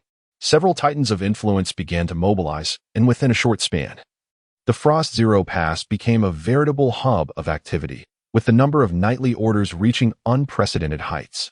To put it bluntly, one could easily toss a stone within Frost Zero Pass and strike a viscount. With a stroke of luck, perhaps even an earl. Chapter 57. The Enraged Orc King and the Approaching Orc Legion. In recent days, the Orc Court received a steady stream of battle reports from the southern territories. Infuriated, the Orc King cast the reports to the ground and demanded an explanation from General Barak regarding the whereabouts of the Crimson Rock Legion stationed at the southern border. Barak, facing the wrath of the king, took a moment before responding, "My liege, in alliance with the dwarven kingdom of Gondor, we are jointly assaulting the kingdom of Charlemagne. Your orders for the legions across the lands to converge towards the central southern region have left other areas severely undermanned. You assumed, as before, that the kingdom of Charlemagne would not initiate an offensive, and thus you recklessly redeployed the Crimson Rock Legion from the border. I had previously advised against this, but my counsel went unheeded. Upon hearing this, the king remained silent and issued a command for the assembled legions to advance toward the border, promising to inform the dwarven kingdom of Gondor accordingly. Once the others had departed, the Orc King activated a communication crystal to relay the situation succinctly. On the other end, it appeared the recipient was inebriated, unleashing a torrent of curses while questioning whether war was merely a game. Yet, with the situation pressing, there was no choice but to consent to an early deployment. After ending the communication, the Orc King's face exhibited a blend of pallor and fury, his breath quickening. Immediately following the king's call, an unprecedented wave of knightly orders surged forth from within Frost Zero Pass, launching a relentless assault on the Orc tribes at the southern border. In an instant, the Orc tribes found themselves devoid of combat capability. Some were captured, others slain, and a vast wealth was seized. Most significantly, the Orc territory's flat terrain had given rise to numerous wild beast herds, including giant antelope, savage cattle, and wind sheep, all of which held greater value than mere minerals. The nobles plundered with remarkable ease, able to stow their spoils within spatial rings. However, living creatures could not be so easily contained. Often, a portion of the captured beasts was sent back with the knights. Perhaps due to their overwhelming success, a coalition of several barons boldly surged into the central southern region. Yet they encountered far less wealth than anticipated. Instead, they were met with an indelible sight. On a vast plain lay 8 or 9 formidable orc legions. The barons, upon witnessing these organized extraordinary legions, felt their spirits plummet, the previous thrill of plunder replaced by icy dread. They hastily commanded their knights to retreat.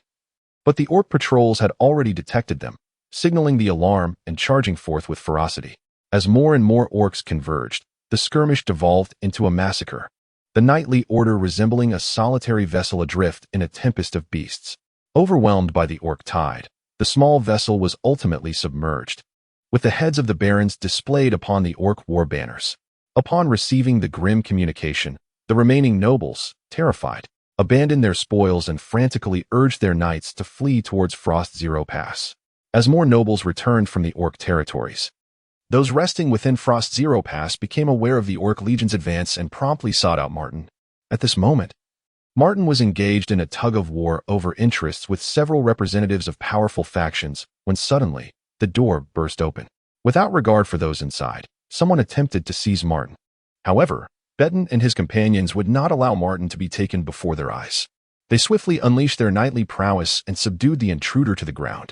Upon recognizing the individual, Martin discerned that it was an earl, whose anxious demeanor suggested urgent matters at hand. He exchanged a few words with the representatives and led the earl to a nearby room. Once inside, Martin instructed Betten and the others to release the earl. As soon as he was free, the earl urgently exclaimed, "There is grave news, Martin. The Orc Legions have assembled 8 or 9 fully staffed extraordinary battalions in the central southern region, and they are now advancing towards Frost Zero Pass." Hearing the earl's words, Martin's understanding dawned upon him, and cold sweat broke out. Fortunately, he had not succumbed to greed at that moment, or he might not have known how he would meet his demise. Truly, they were all cunning old foxes. Martin swiftly exited the room, followed closely by the earl. Along the way, he produced a communication crystal, summoning both Lucas and Carlos, the leader of the Dawn Knight Order, to meet with him. Inside Frost Zero Pass, chaos erupted as many sought to flee, yet others hesitated, unwilling to abandon the precious mineral veins of the Frost Zero Plains, leaving them in a state of indecision. Once assembled, Martin used the communication crystal to summon all the nobles to gather at the open conference hall, indicating he had important matters to discuss. The representatives soon caught wind of the news and relayed it to the influential figures, who quickly responded, instructing him to report at any time. As Martin gathered the nobles in the open conference hall, the crowd swelled beyond capacity, compelling him to direct Betten to clear a spacious area. Disregarding the surrounding ruins, Martin hastened to the podium and addressed the assembly with a magically amplified voice. "Esteemed guests, I presume you are all aware of the Orc Legion's situation. Are you not alarmed? Are you not tempted to flee? Yet, if I were to assure you that these orcs pose no threat, would you still choose to leave?" The crowd was puzzled by Martin's audacity. While numbers could be amassed, high-end combat power was another matter entirely. Just as his words faded, 5 golden knights, exuding an unmistakable aura of gold, materialized behind him. It was as if the assembly had been invigorated by a potent elixir. Engaging the orcs would yield a confrontation of 90,000 against 90,000, with the advantage firmly in their grasp. With so many golden knights present, fear gripped their hearts, and it seemed there was no need to flee. As the knights gradually retracted their formidable presence, Martin reassured the nobles to remain steadfast in their defense of the pass and to continue mining, for the orcs would not breach their defenses. With that, he descended from the podium with Betten and the others. Upon returning to the room, he instructed Lucas to resume his watch over Roland. As for Carlos, Martin emphasized the importance of remaining back during the defense of the city and managing logistics from the rear. Once these directives were conveyed, Martin sought out the representatives to continue their prior discussion. Seizing the moment, the representatives attempted to negotiate for lower prices. Martin, however, was unyielding and stated plainly, "Once the orcs retreat, a mere 30% of the trading market within the pass will be available for distribution. Do you still wish to negotiate for a lower price?" As he prepared to rise and depart, several representatives hastily grasped Martin, asserting their inability to make a decision and suggesting they first consult a communication crystal. Martin waved his hand dismissively, while the others took out the crystal and murmured for quite some time. After concluding their communication, they approached Martin and reported, "My lord, they have given their consent." "Very well, let us expedite the payment and dispatch our personnel," he replied. In truth, this transaction was a result of Martin's concession to the immense power of several magnates, a battle he could not hope to win. Unexpectedly, however, a pleasant surprise awaited him. Once the knights and elite forces of those magnates arrived, Frost Zero Pass would become even more impregnable. Chapter 58. The Sky Shaman's intervention and its terrifying might. As the transaction was successfully concluded, The representatives promptly returned to initiate the necessary preparations. At the command of the Orc King, the 9 legion commanders swiftly responded, mobilizing their respective legions towards Frost Zero Pass. Simultaneously, the armies of the Dwarven Kingdom of Gondor also struck camp, heading towards the same destination. Upon receiving the news, King Charlemagne and the Holy Star Dominion also took action. In an instant, the surrounding kingdoms were engulfed in a palpable tension, with the ominous shadow of war looming, ready to erupt. Upon learning of the military movements from Charlemagne's kingdom and the Holy Star Dominion, the Dwarven King was consumed with urgency and swiftly ordered the legions originally destined for Frost Zero Pass to return to the Western territories. The aggressive advance of these 2 kingdoms weighed heavily on his mind, prompting him to seek assistance from the Orc King in order to withstand their impending assault. At this juncture, the Orc King faced a daunting decision. According to the latest intelligence, nearly 9 knightly legions had assembled within Frost Zero Pass. After extensive deliberation with his ministers, he recognized that if the Dwarven Kingdom were to fall, his own kingdom would inevitably be endangered. After weighing the advantages and disadvantages, the Orc King resolved to deploy 2 Sky Orcs from the royal court. He also stationed 2 extraordinary legions along the border as bait to entice the enemy. Aiming to test whether the humans would initiate an attack, the Orc King calculated that if the humans were to launch an offensive, the Sky Shamans would unleash potent spells to eliminate them. As the kingdoms had forged an agreement that prohibited the involvement of those with sky-level strength and above unless their homeland faced direct aggression, with arrangements in place, the remaining extraordinary legions hastened to the western front of the Dwarven Kingdom to collaborate with the Dwarven forces in resisting the incursion of the human coalition. Within Frost Zero Pass, the nobles were fervently preparing for battle. However, after several days of waiting without a sight of the orcs, uncertainty began to loom over them. Consequently, they dispatched a small contingent of knights to investigate. Soon, the scouting knights returned with news that the orc legions had taken up position at the southern border, showing no signs of further movement. At that moment, the representatives who had previously engaged in negotiations with several powerful figures brought Martin an important message. King Charlemagne and the Holy Star Dominion were jointly launching an assault on the Dwarven Kingdom, and the Orc Kingdom had mobilized to intervene. Martin astutely recognized this as a splendid opportunity. He immediately relayed the information to all the nobles within Frost Zero Pass, allowing them to decide whether to muster forces to attack the Orc legions. After considerable discussion, several earls ultimately resolved to seize this once-in-a-lifetime opportunity to strike at the Orc legions. They even fantasized that, should their advance proceed smoothly, they might penetrate deep into enemy territory. With their decision made, they swiftly began to consolidate their forces. Some approached Martin, hoping he would deploy the Golden Knights to help restrain the 2 Orc Legion commanders. After a moment of contemplation, Martin agreed, but insisted on a share of 20% of the spoils, a proposition the nobles were reluctant to accept. Once adequately prepared, the nobles swiftly mobilized their forces. After half a day of meticulous arrangements, the Grand Army surged forth from Frost Zero Pass, heading towards the Orc legions stationed at the border. The Orc legions, too, did not dare to be idle, continuously dispatching patrols to gather intelligence. At last, one such patrol hastily returned with crucial news. The human legions had emerged from Frost Zero Pass and were advancing towards them. Upon hearing this, the 2 legion commanders promptly conveyed the information to the war tent. Inside the tent sat 2 gaunt elder orcs. Though they appeared unremarkable, the commanders showed them the utmost respect, thoroughly reporting the impending human assault. The elder orcs nodded slightly in acknowledgement, and as the commanders withdrew, their forms vanished in an instant, reappearing high in the sky. The human legions drew ever closer, an impressive 9 contingents marching forth. Upon reaching the orc defensive positions, they wasted no time and launched a direct attack. Human knights surged into the orc defenses only to be forcefully repelled, plunging both sides into a fierce and protracted struggle. The 2 legion commanders found themselves ensnared by 4 earls, and as time elapsed, wounds began to mar their bodies. In a moment of desperation, one of the commanders cried out to the heavens, "If our Lord does not intervene soon, the 2 orc legions will perish." Startled by this proclamation, the 4 earls felt a chill run down their spines. After a brief contemplation, cold sweat broke forth as they disregarded all else, hastily brandishing magical artifacts and fleeing towards Frost Zero Pass. They had never anticipated that the orcs would resort to such underhanded tactics, secretly deploying aerial orcs. However, They had scarcely distanced themselves when the two sky shamans made their move. Suddenly, their demeanor shifted, and overwhelming pressure descended upon the knights from above, causing the weaker among them to kneel in submission. The sky darkened rapidly, and the aura of magical energy thickened palpably. Two luminous orbs plummeted from the heavens, and as they made contact with the ground, they seemed to expand slowly, yet did so with alarming rapidity, enveloping all in their vicinity indiscriminately. With a deafening roar, the earth erupted into two fathomless craters, leaving no sign of life nearby. The elder orcs, observing the lifeless surroundings, swiftly darted towards the Orc King's court.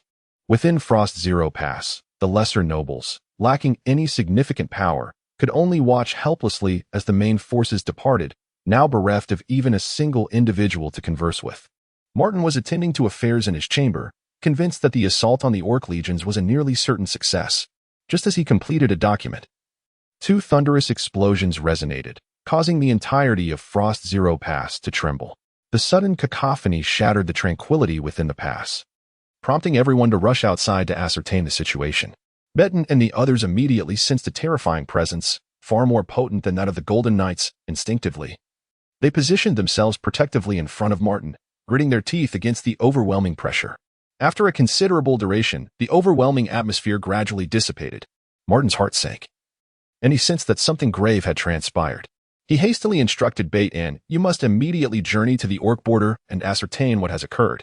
Upon receiving his orders, Beit-An did not dare to linger for a moment longer and galloped swiftly toward the Orc frontier.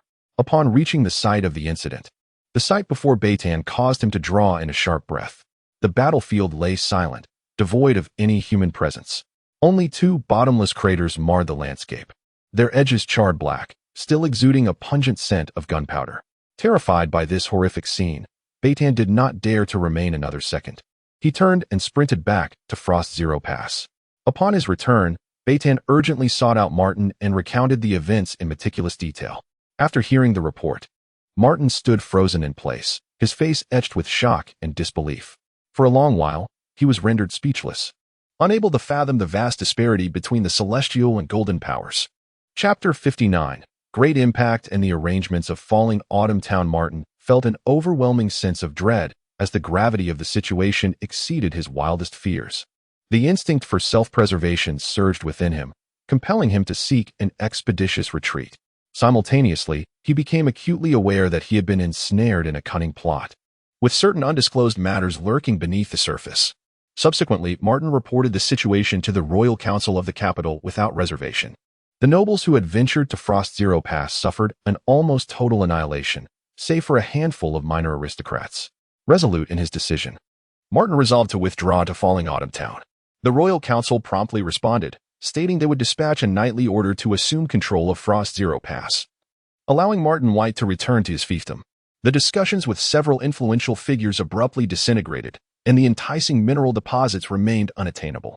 The Royal Council exhibited remarkable enthusiasm regarding the takeover of Frost Zero Pass.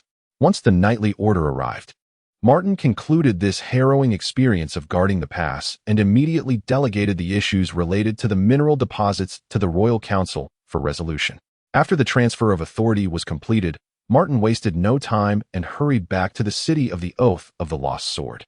King Charlemagne, upon learning of these developments, felt a profound sense of joy. Despite the adverse repercussions of this incident, the reclamation of the Frost Zero Plains rendered other matters relatively insignificant. Subsequently, the king intensified military operations against the Dwarven Kingdom. This war continued intermittently, and before anyone realized, a month had swiftly elapsed. During this period, numerous nobles sought accountability from the kingdom, adamantly asserting their rightful share of the mineral deposits in the Frost Zero Plains. However, the Royal Council deftly deflected the issue onto the Orc Kingdom. The influence wielded by these noble families was quite feeble, as most of their power had been exhausted along the borders of the Orc Kingdom, rendering them incapable of stirring any significant unrest. Martin had already returned to Falling Autumn Town. A month prior, he had instructed the Dawn Knight Order to return to the Valley of Falling Sunset, while Roland also returned to Falling Autumn Town, and he himself took residence in the Earl's Castle. Reflecting on his experiences at Frost Zero Pass, Martin remained haunted by lingering fears, a sense of being toyed with by fate, feeling diminutive and insignificant like an ant, which left him in a state of disarray for an extended period. The Earl of White, having learned the full extent of the events, could not help but sigh repeatedly, while secretly feeling grateful that had Martin followed the other nobles out of the pass, he would likely have already lost his life. After residing in the Earl's castle for a month, Martin gradually recovered from his fright. In the second month, disregarding the objections of his mother, Lady Elif, he resolutely returned to Falling Autumn Town. Upon his return, his first course of action was to inspect the status of the mines. Through this period of accumulation, Martin had amassed a total of 180,000 units of magic copper ore. As soon as Hank saw Martin, he hurriedly informed him that the magic copper ore was nearing depletion. The quantity of ore extracted was diminishing rapidly, and the vein would soon be exhausted, necessitating the reopening of new mines. After hearing this, Martin promptly arranged for Beitan and Rika to lead the exploration teams in search of new mineral deposits. Presently, the workforce at the magic copper mine was exceedingly ample, having expanded to over 500 miners. Martin promoted 100 nightly attendants and brought them back to the Valley of Falling Sunset, preparing to consolidate the Dawn Knight Order. Upon returning to the Valley of the Setting Sun with the newly promoted knights, Martin selected slaves whose loyalty exceeded 60 to expand the Dawn Knights to a full complement of 1,000. The system activated, displaying the panel: Host, Martin, Level 0. Sworn Guard, 1,012. Energy, 100,500. Just then, the number of contract holders successfully surpassed 1,000, prompting the system to initiate an automatic upgrade. Utilizing a communication crystal, Martin instructed Roland to properly arrange the knight armor before embarking on the journey back to Autumn Town with 51 maidens. This marked Martin's first return to Autumn Town in a month, and he was overwhelmed with emotion, feeling as if he had traversed through time. Upon learning of Martin's return, Yode hurriedly approached him, barely containing his excitement as he exclaimed, "Young Master Martin, you have finally returned. This is wonderful. The castle has been successfully completed." With enthusiasm, he guided Martin towards the castle. The castle itself was expansive, constructed entirely according to Martin's previous instructions, more than sufficient to accommodate the knightly order. As Martin wandered through the castle, surveying its comprehensive facilities, he nodded in satisfaction. He instructed the maidens to familiarize themselves with their new surroundings and selected Lilith to serve as the head maid, assigning her various responsibilities. Martin swiftly took up the communication crystal again, contacting Carlos, the leader of the Dawn Knights, and solemnly commanded, "Carlos, immediately lead the knights to garrison the castle and assume full responsibility for its defense."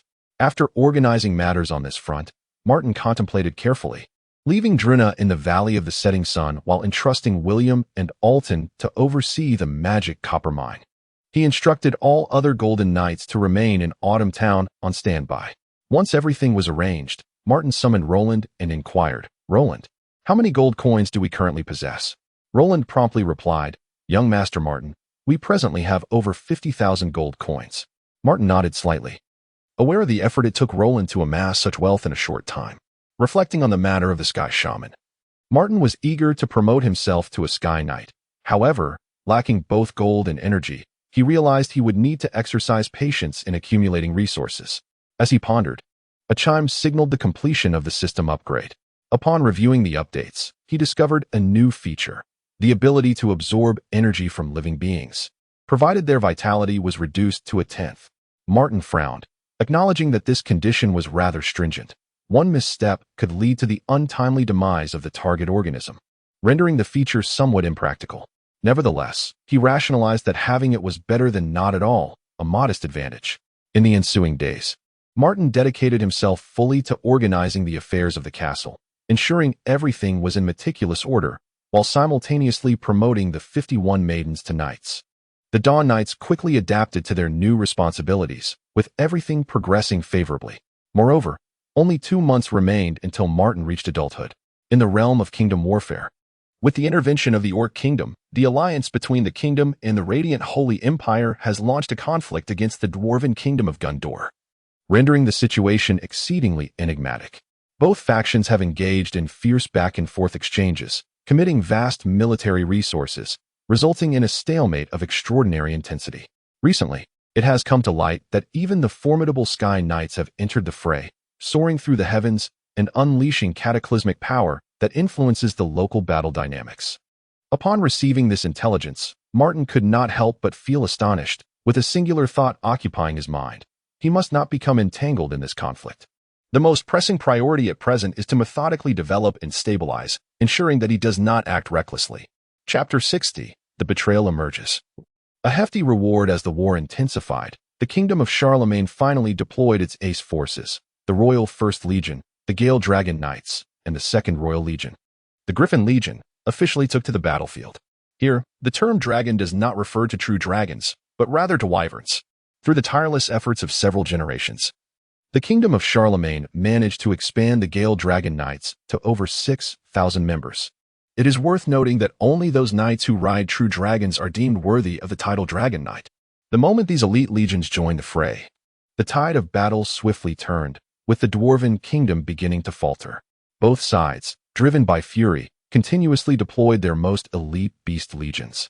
The Orc kingdom sent forth the Wyvern Legion and Wolf Riders, while the Dwarven kingdom countered with the Warbear Legion and Griffin Legion. However, at this critical juncture, the actions of the Radiant Holy Empire left many astounded. Not only did they refrain from sending beast legions to provide support, but they also withdrew their troops already on the battlefield. This act of betrayal incensed King Charlemagne. War is intrinsically tied to matters of life and death.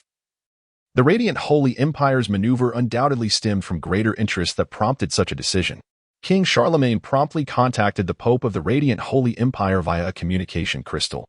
To his astonishment, the Pope opened with exorbitant demands, insisting that the missionary influence be allowed unfettered entry into the kingdom of Charlemagne.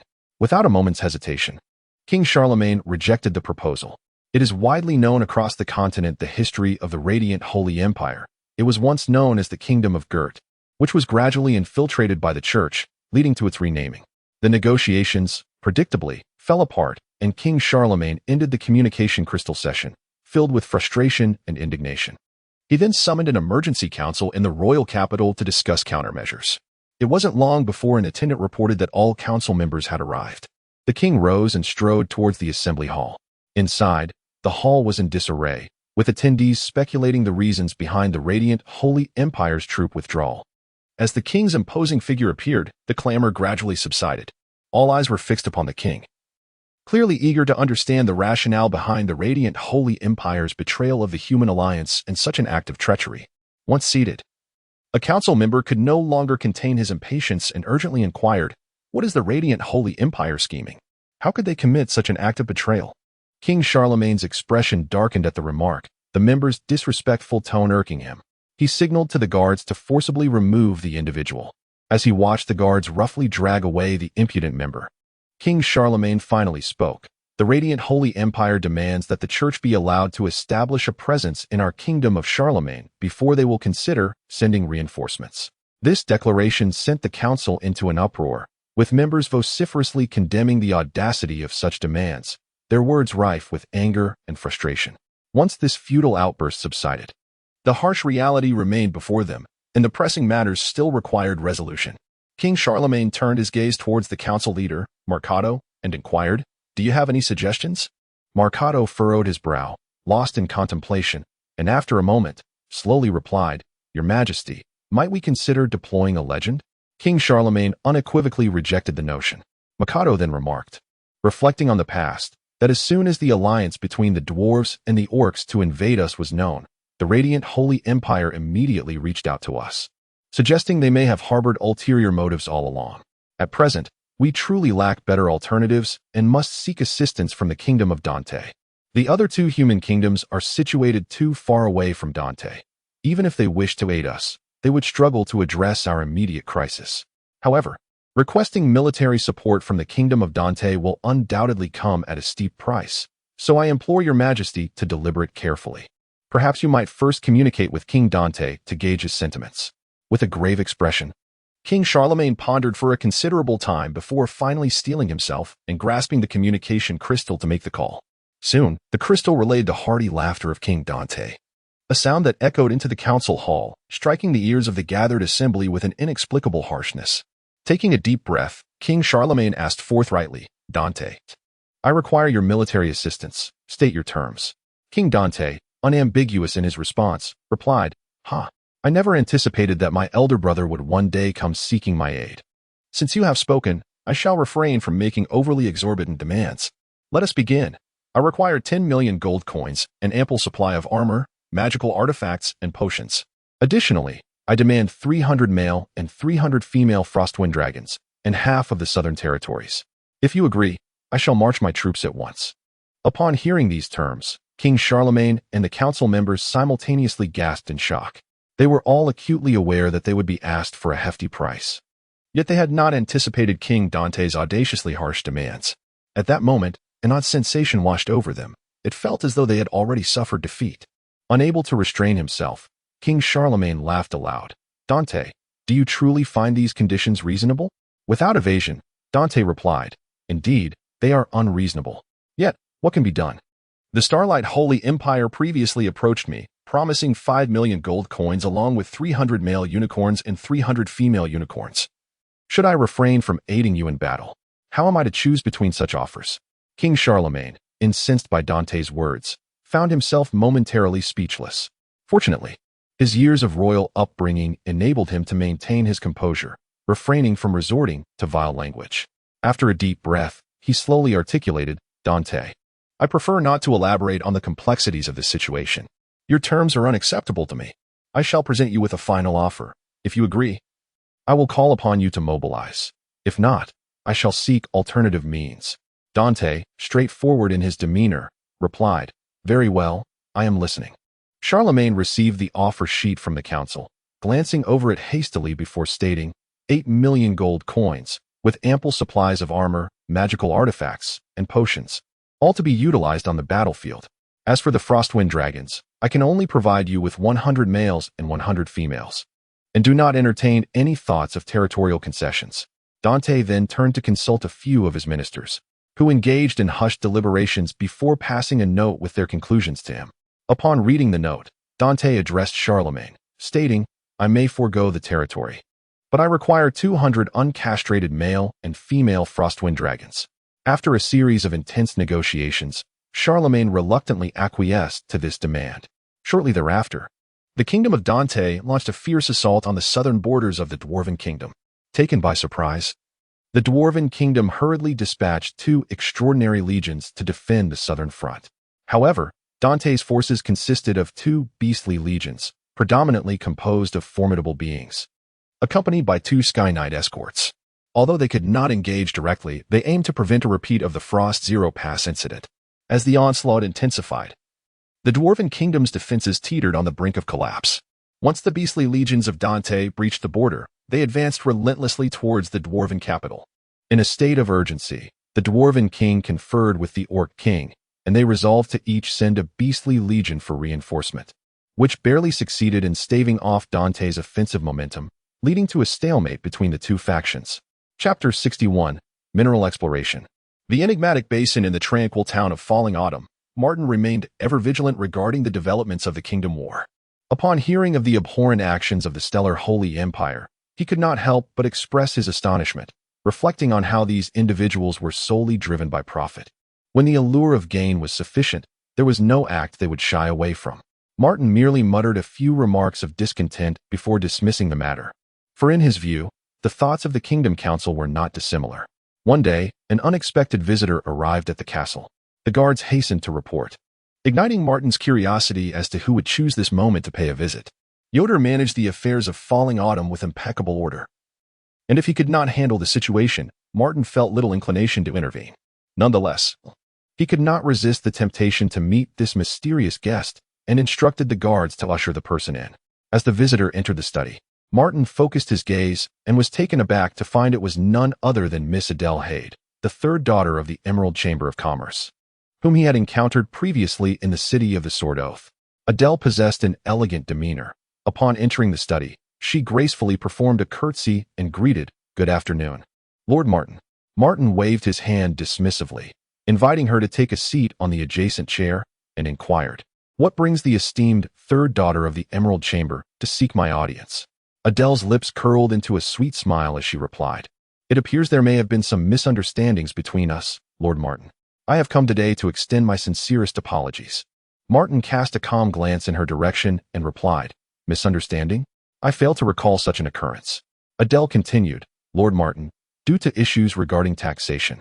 My subordinates inadvertently offended you.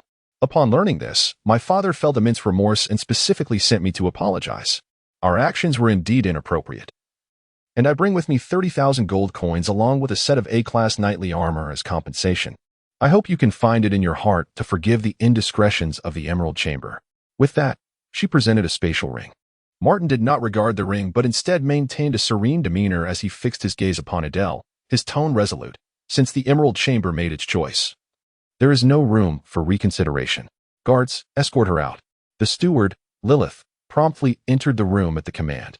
Adele, wishing to speak further, met Lilith's gaze and, recognizing the cue, wisely chose silence as she followed Lilith out of the study.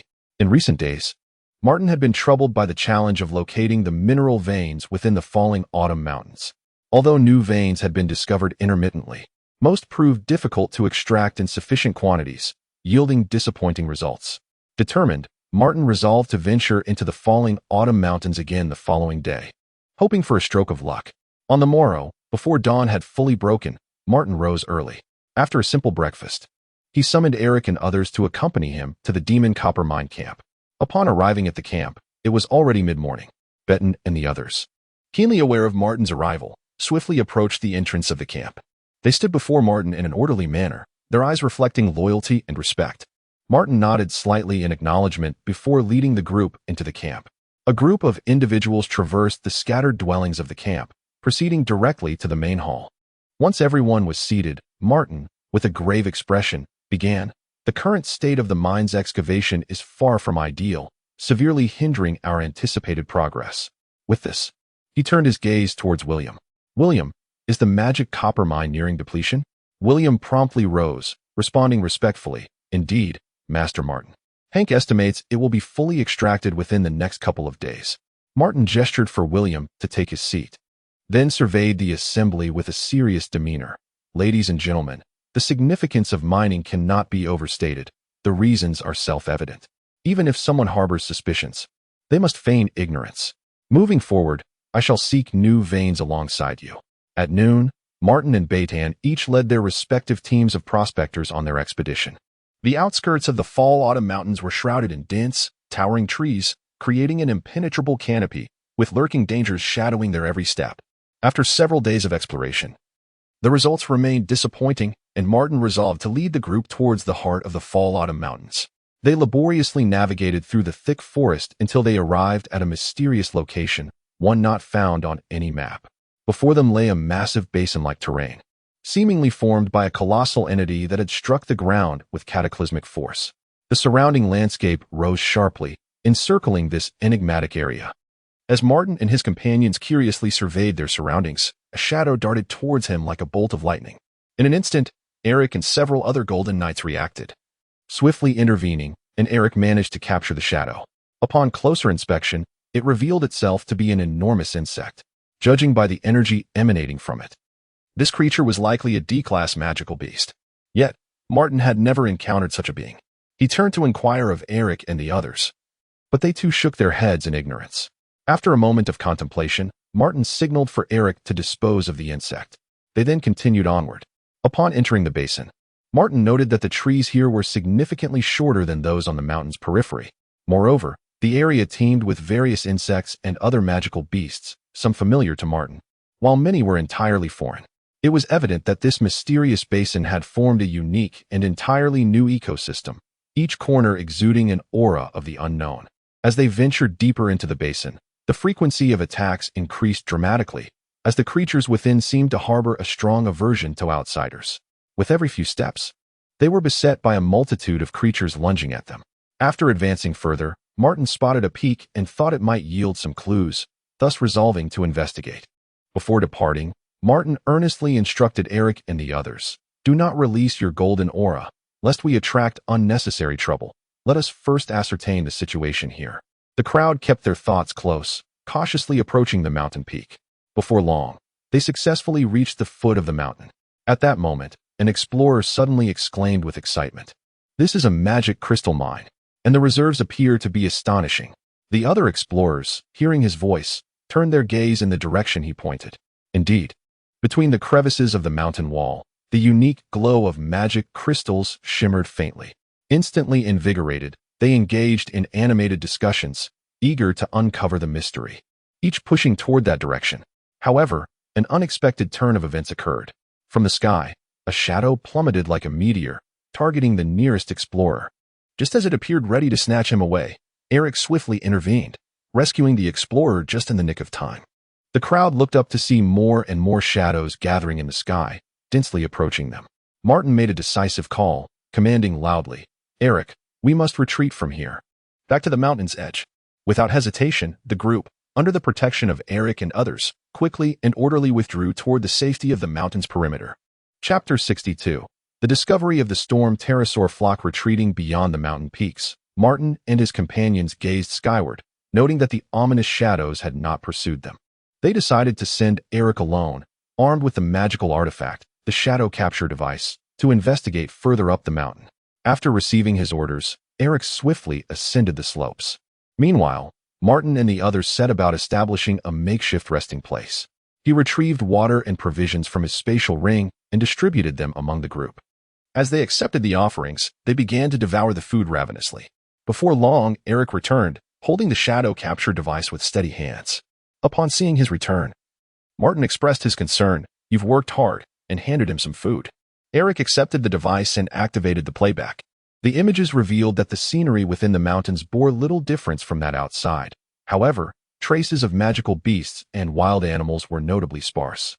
As the footage fast-forwarded and drew closer to the mountain's peak, life became increasingly rare until scarcely any creatures were visible. At that moment, Martin noticed the footage nearing the summit, where, through the lens of the shadow capture device, he discerned a flock of creatures resembling dragons nesting atop the peak. He turned to his companions, inquiring if any of them recognized these beings. Given Martin's limited experiences, his knowledge of magical beasts was scant. After a brief discussion, William spoke up. "I am familiar with these creatures. They are called storm pterosaurs. Upon reaching adulthood, they possess the strength of bronze, and their power only intensifies with age." Gazing at the densely packed nest on the mountain, a bold idea suddenly took root in Martin's mind: to utilize the contract system to bind this entire flock of pterosaurs. He hastily inquired of William whether there was a method to tame these creatures, but William had no insights to offer. Deep in thought, Martin pondered whether consistently feeding them meat would enhance their loyalty. Resolute, he produced a communication crystal and dispatched a message to Roland, instructing him to prepare a substantial supply of meat, be it magical or wild, as much as possible. Simultaneously, he sent a message to Deputy Captain Il, stating that once Roland provided the spatial ring, he should bring the tamer's young maid from the castle. After relaying the location details, Martin instructed Roland to prepare and then hand everything over to Il. He firmly believed that through this dual approach, he could successfully forge a contract with the flock of pterosaurs. In the days that followed, Martin chose not to remain idle. He led the group in exploration while meticulously charting the map of the region. The expanse of this basin was truly beyond imagination, despite their continuous efforts over several days. They had yet to traverse its boundaries. One afternoon, the communication crystal Martin carried suddenly illuminated. He hurriedly connected, discovering it was a message from Il, announcing his arrival at the basin's entrance. Without delay, Martin gathered his companions and rushed back to meet Il. Upon their encounter, Illinois and the young maid respectfully proclaimed loyalty.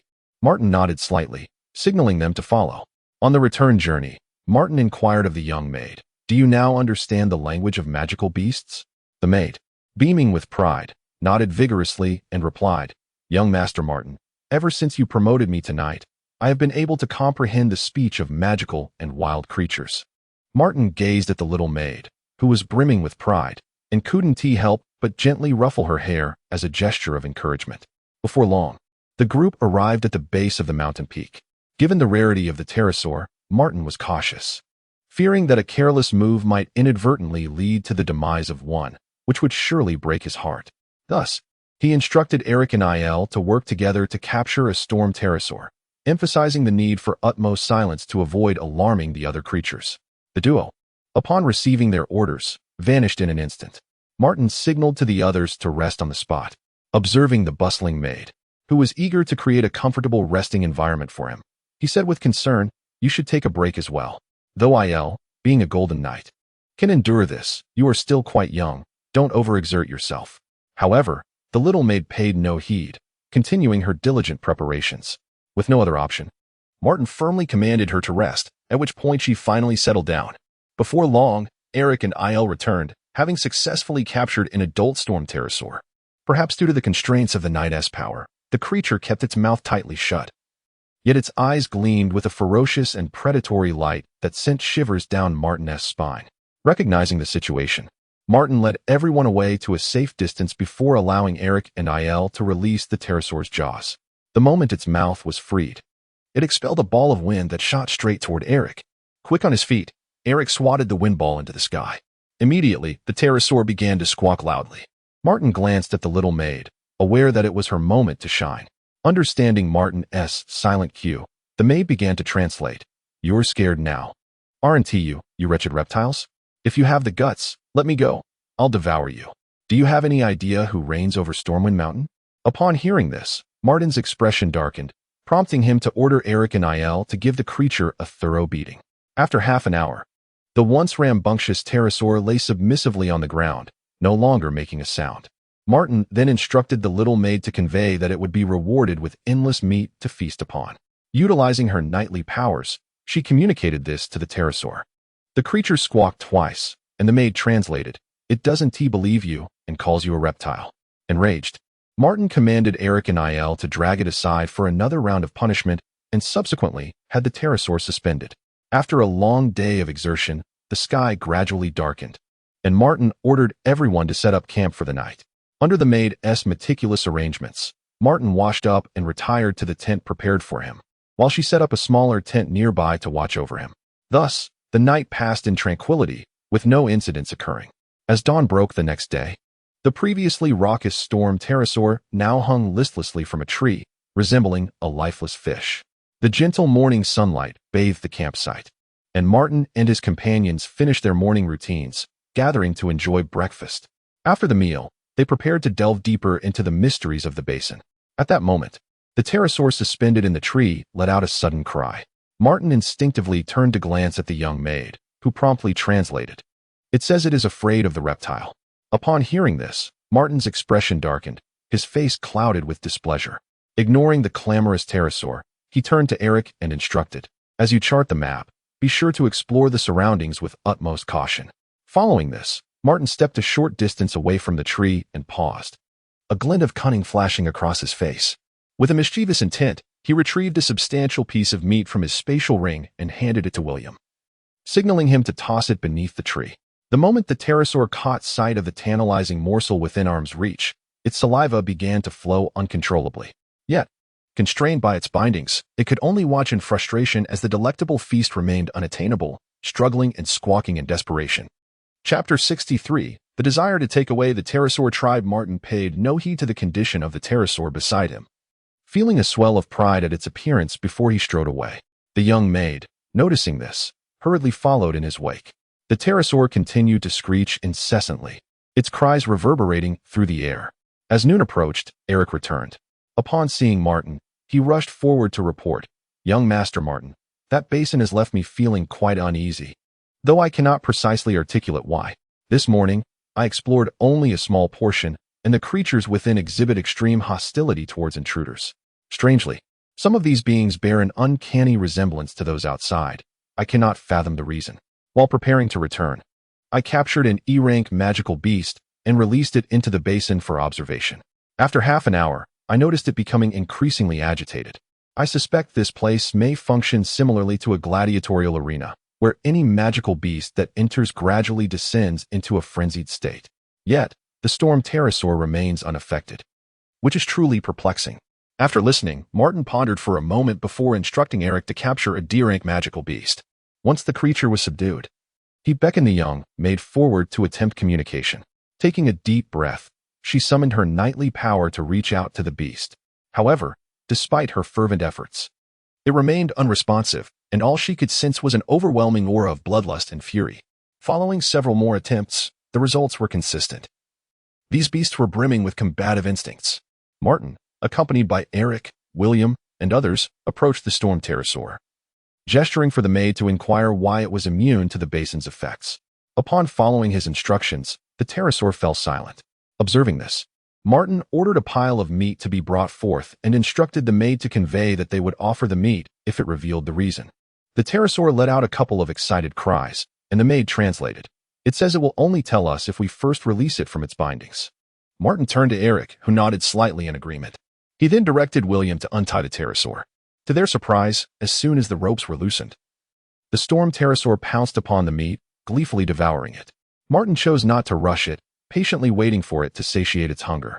Once the pterosaur had feasted, Martin prompted the maid to repeat the earlier question. The pterosaur called out several times before disregarding the group entirely. The maid quickly translated. It claims not to know the reason, only that as long as it remains at Windwave Mountain and drinks the water that flows from the spring atop the mountain, it will not succumb to madness. Upon hearing this, Martin felt a certainty that there must be something peculiar about Windwave Mountain. Coupling this with the surveyor's previous mention of a potential vast magical crystal mine, the implications became significant. After all, if this place truly resembled a gladiatorial arena, it would be illogical for it to contain such an abundance of magical crystals. He speculated that this might very well be the focal point of a magical array. After all, sustaining such a monumental array would require an immense reservoir of magical energy. But who could have laid such a grand design? What could be their purpose? Was it to imprison the magical beasts within? Upon this realization, Martin promptly instructed Eric to take the D-class beast and test whether it could leave the basin, as well as to observe what transpired thereafter. He specifically reminded him to bring the capturing device to document the situation at all times. After acknowledging the command, Eric hurriedly set off with the beast towards the basin's exit. 3 hours later, Eric returned, his expression grim. As he handed the capturing device to Martin, he reported, "Young master, the D-class beast appeared unremarkable upon exiting the basin. However, as it ventured further, it grew increasingly lethargic, ultimately succumbing to sleep. And despite our efforts to rouse it, it remained unresponsive. An hour later, it died without warning." Upon hearing this, Martin examined the capturing device and found the footage aligned precisely with Eric's account. The beast became listless upon leaving the basin. Subsequently, Martin instructed Eric to take an explorer outside the basin, with plans for their return the following day. After a long day of exertion, having neglected to eat lunch, Martin could only partake in dinner. Yet, the group was devoid of appetite, consuming only a few bites before preparing to rest. That night, however, none of them slept well, tossing and turning restlessly. At the break of dawn, Martin immediately contacted Eric through the communication crystal. "Young master," came Eric's voice, "the explorer is perfectly fine. It seems this magical array affects only beasts, leaving humans unharmed." After ending the call, Martin relayed the news to the others, who collectively sighed in relief. During breakfast, their appetites noticeably increased.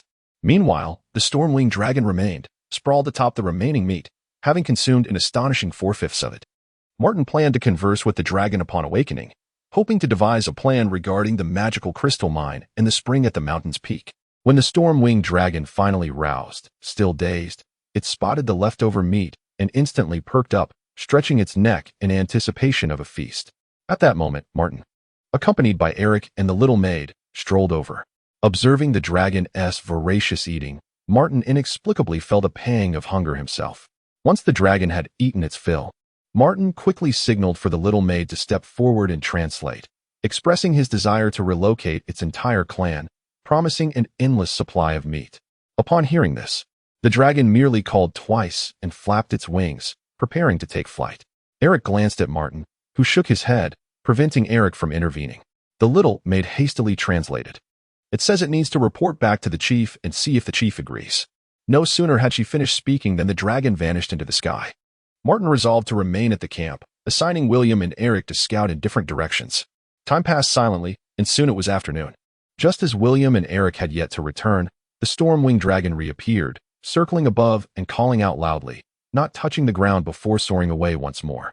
The little maid quickly translated, "The foul creature insists that by this time tomorrow, the chief will arrive, and to prepare the meat." Upon Martin's completion of the tale, he felt an amusing blend of frustration and laughter. Indeed, this pterosaur seemed to possess a remarkable inability to remember past reprimands. As night fell, Eric and William hurriedly returned to the encampment. Eric, though visibly fatigued, bore an expression infused with excitement. The moment he laid eyes on Martin, he eagerly exclaimed, "My lord, this conclusively confirms it. This location is undoubtedly a gladiatorial arena.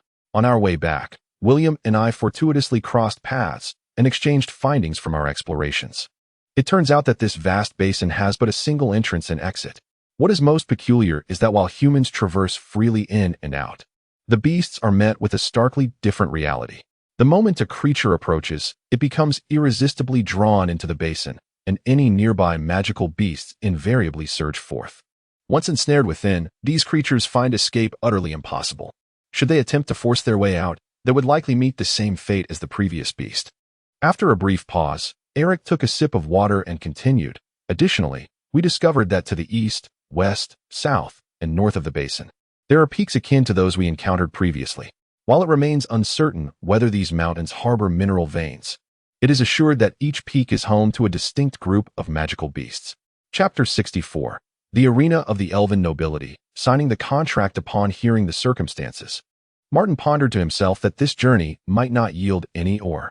His thoughts were consumed by the tempestuous wyverns, wondering if he could enlist a portion, or perhaps all, of them under his command. Everything hinged on the negotiations with the wyvern leader scheduled for the following day. After some reflection, Martin instructed his companions to continue their recuperation, simultaneously conveying that should negotiations falter, they would withdraw immediately. The unknown dangers of this locale were too numerous, and lacking a Sky Knight in his midst, he lacked the courage to delve into the ore at the heart of the magical array. Should a formidable beast with aerial prowess emerge, his life could be lost before he even comprehended the peril. Resolved in his decision, Martin summoned the explorers, his expression stern, issuing a grave warning that all that transpired here must remain strictly confidential. Any breach would incur his ruthless wrath.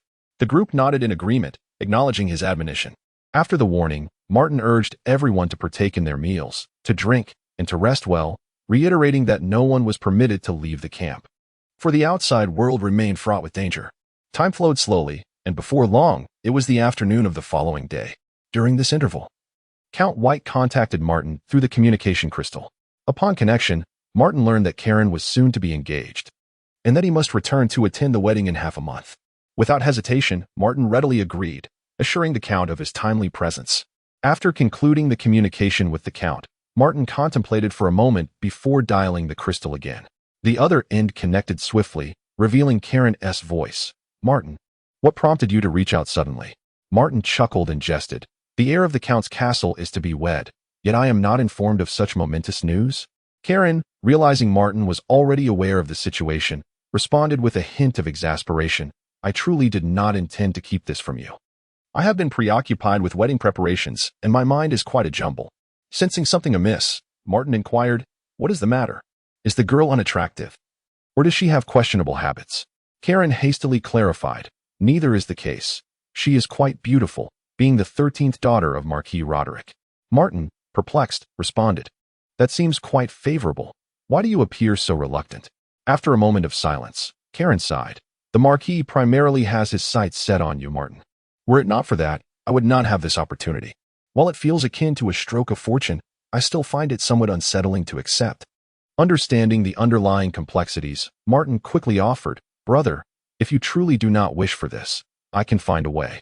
Karen, with a light-hearted chuckle, replied, "It's all right. Martin, the engagement has already been established and invitations dispatched. The matter is beyond alteration. I have met the girl a few times, and she is quite amiable. Marrying her may indeed be a fortunate turn." After disconnecting the communication crystal, Martin was taken aback to realize that his involvement had led to Karen's impending marriage. Nevertheless, from his brother's tone, it was evident that although there was discomfort, he was gradually coming to terms with the situation. Suddenly, a swarm of dark silhouettes materialized in the sky. As they drew nearer, the onlookers discerned that they were a flock of storm pterosaurs. The leader exuded an aura of golden majesty, radiating authority. Soon, the pterosaurs alighted upon the open ground.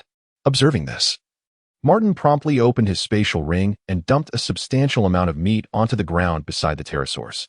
In an instant, a mountain of flesh was formed, causing the pterosaurs to stir restlessly, emitting low rumbles.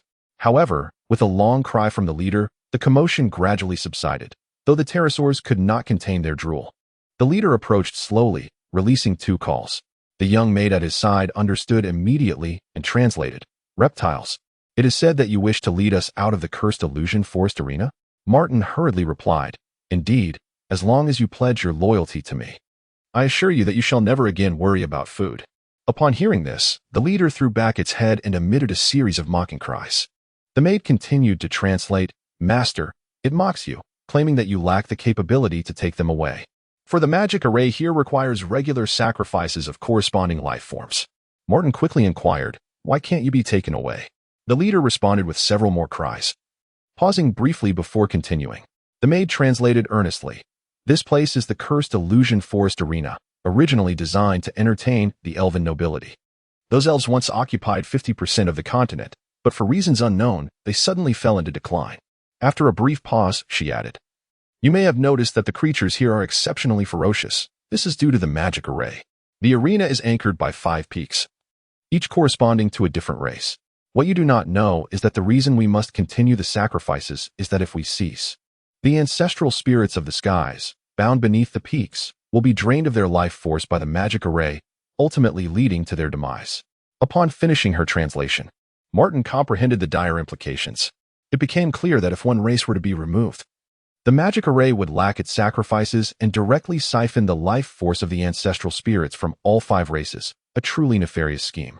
This undoubtedly bound these races together, forcing them to oversee one another, eternally enslaved by the elven arena. Alas, it seemed all efforts were in vain. Martin sighed heavily, filled with resignation. Just then, the leader of the Storm Pterosaurs let out several more cries. The maid quickly translated, "It says that if you sign a contract with it, it will provide you with 40 juvenile kin, allowing you to secretly take them away." Upon hearing this, a glimmer of hope ignited in Martin's eyes, unexpectedly. There was still a chance to rescue the Storm Pterosaurs.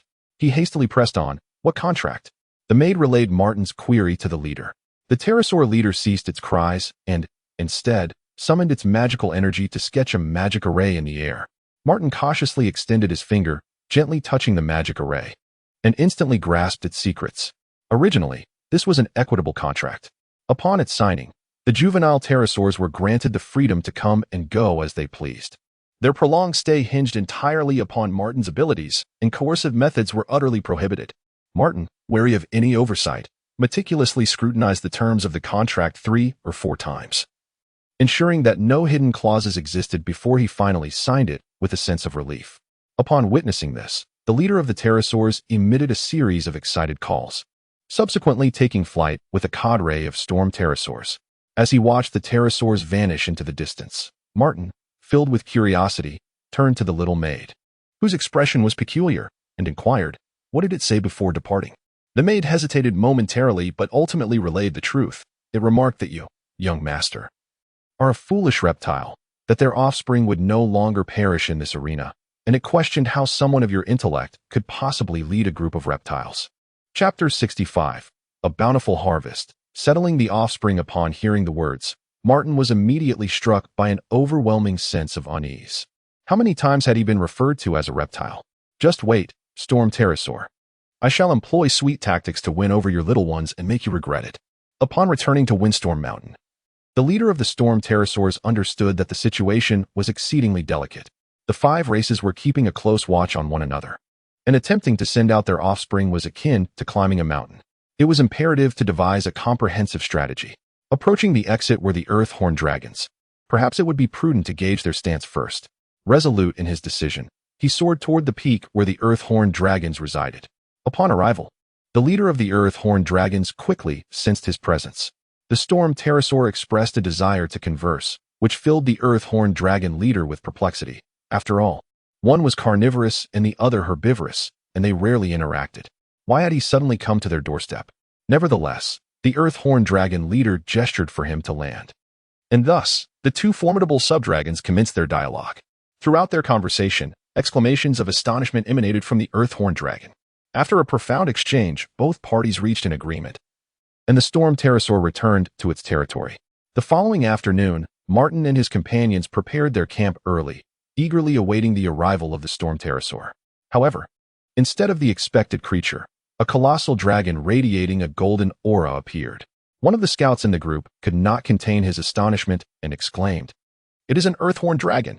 Instantly, the group entered a state of heightened vigilance, with Eric, William, and Il positioning themselves in front to form a defensive barrier. Upon arrival, The Earthhorn Dragon did not launch an attack, but instead let out several roars. The young maid glanced at Martin, and upon receiving his approval, translated the words, "Do not be alarmed. I come to enter into a contract with you. If you wish to take the offspring of the Storm Pterosaur, you must also take the progeny of the Earthhorn Dragon." Martin was taken aback by this unexpected boon and agreed without hesitation. The terms of the Earthhorn Dragon's contract were quite similar to that of the Storm Pterosaur. Martin meticulously reviewed it several times, confirming its accuracy before solemnly affixing his signature. The Earthhorn Dragon then emitted a few more roars, and Martin, anticipating their meaning, refrained from having the young maid translate. Knowing they were unlikely to be pleasant, he summoned his companions to follow the Earthhorn Dragon, and they made their way smoothly to the base of the peak near the exit. There, they beheld a gathering of 40 Storm Pterosaurs and 40 Earthhorn Dragons. The leader of the Earthhorn Dragons issued a call to the assembled kin before turning to depart. Just as Martin prepared to lead his group and the dragons away, 3 formidable golden auras swiftly approached from the 3 directions of the basin, and the other 2 golden auras immediately confronted them. Martin focused intently, realizing that 5 sub-dragons were now engaged in a standoff. He thought this was an excellent opportunity to observe, prompting the young maid to translate their dialogue in real time. "Storm, your actions are quite unscrupulous. You too do not wish for your offspring to suffer in this valley. Do you think we desire that?" One of the sub-dragons bellowed in fury. On the other hand, the pterosaur echoed, affirming the sentiment, "Indeed, I've long perceived your cunning. I care not for your schemes. It is either we all depart together, or none shall leave at all. Do you still contemplate fleeing in secrecy? Such treachery is utterly disgraceful." Through the translation of the young maid, Martin gleaned the essence of the matter. It turned out that the Storm Pterosaur had only disclosed the plan for the offspring's departure to the Earthhorn Dragon, likely due to the latter's proximity to the exit. Otherwise, even the Earthhorn Dragon would have remained uninformed. The 5 pterosaur species engaged in a fervent exchange of grievances. After listening for a while, Martin signaled to the young maid to cease translating. He gestured for Eric and the 3 golden knights to shield him and the maid as they approached the pterosaur's line of sight. He instructed the maid to utilize the power of the knights to convey his words. "Silence. I shall ensure that all your offspring are safely brought out of the arena. We shall commence the contract signing now. Bring forth your young, for we are prepared to depart."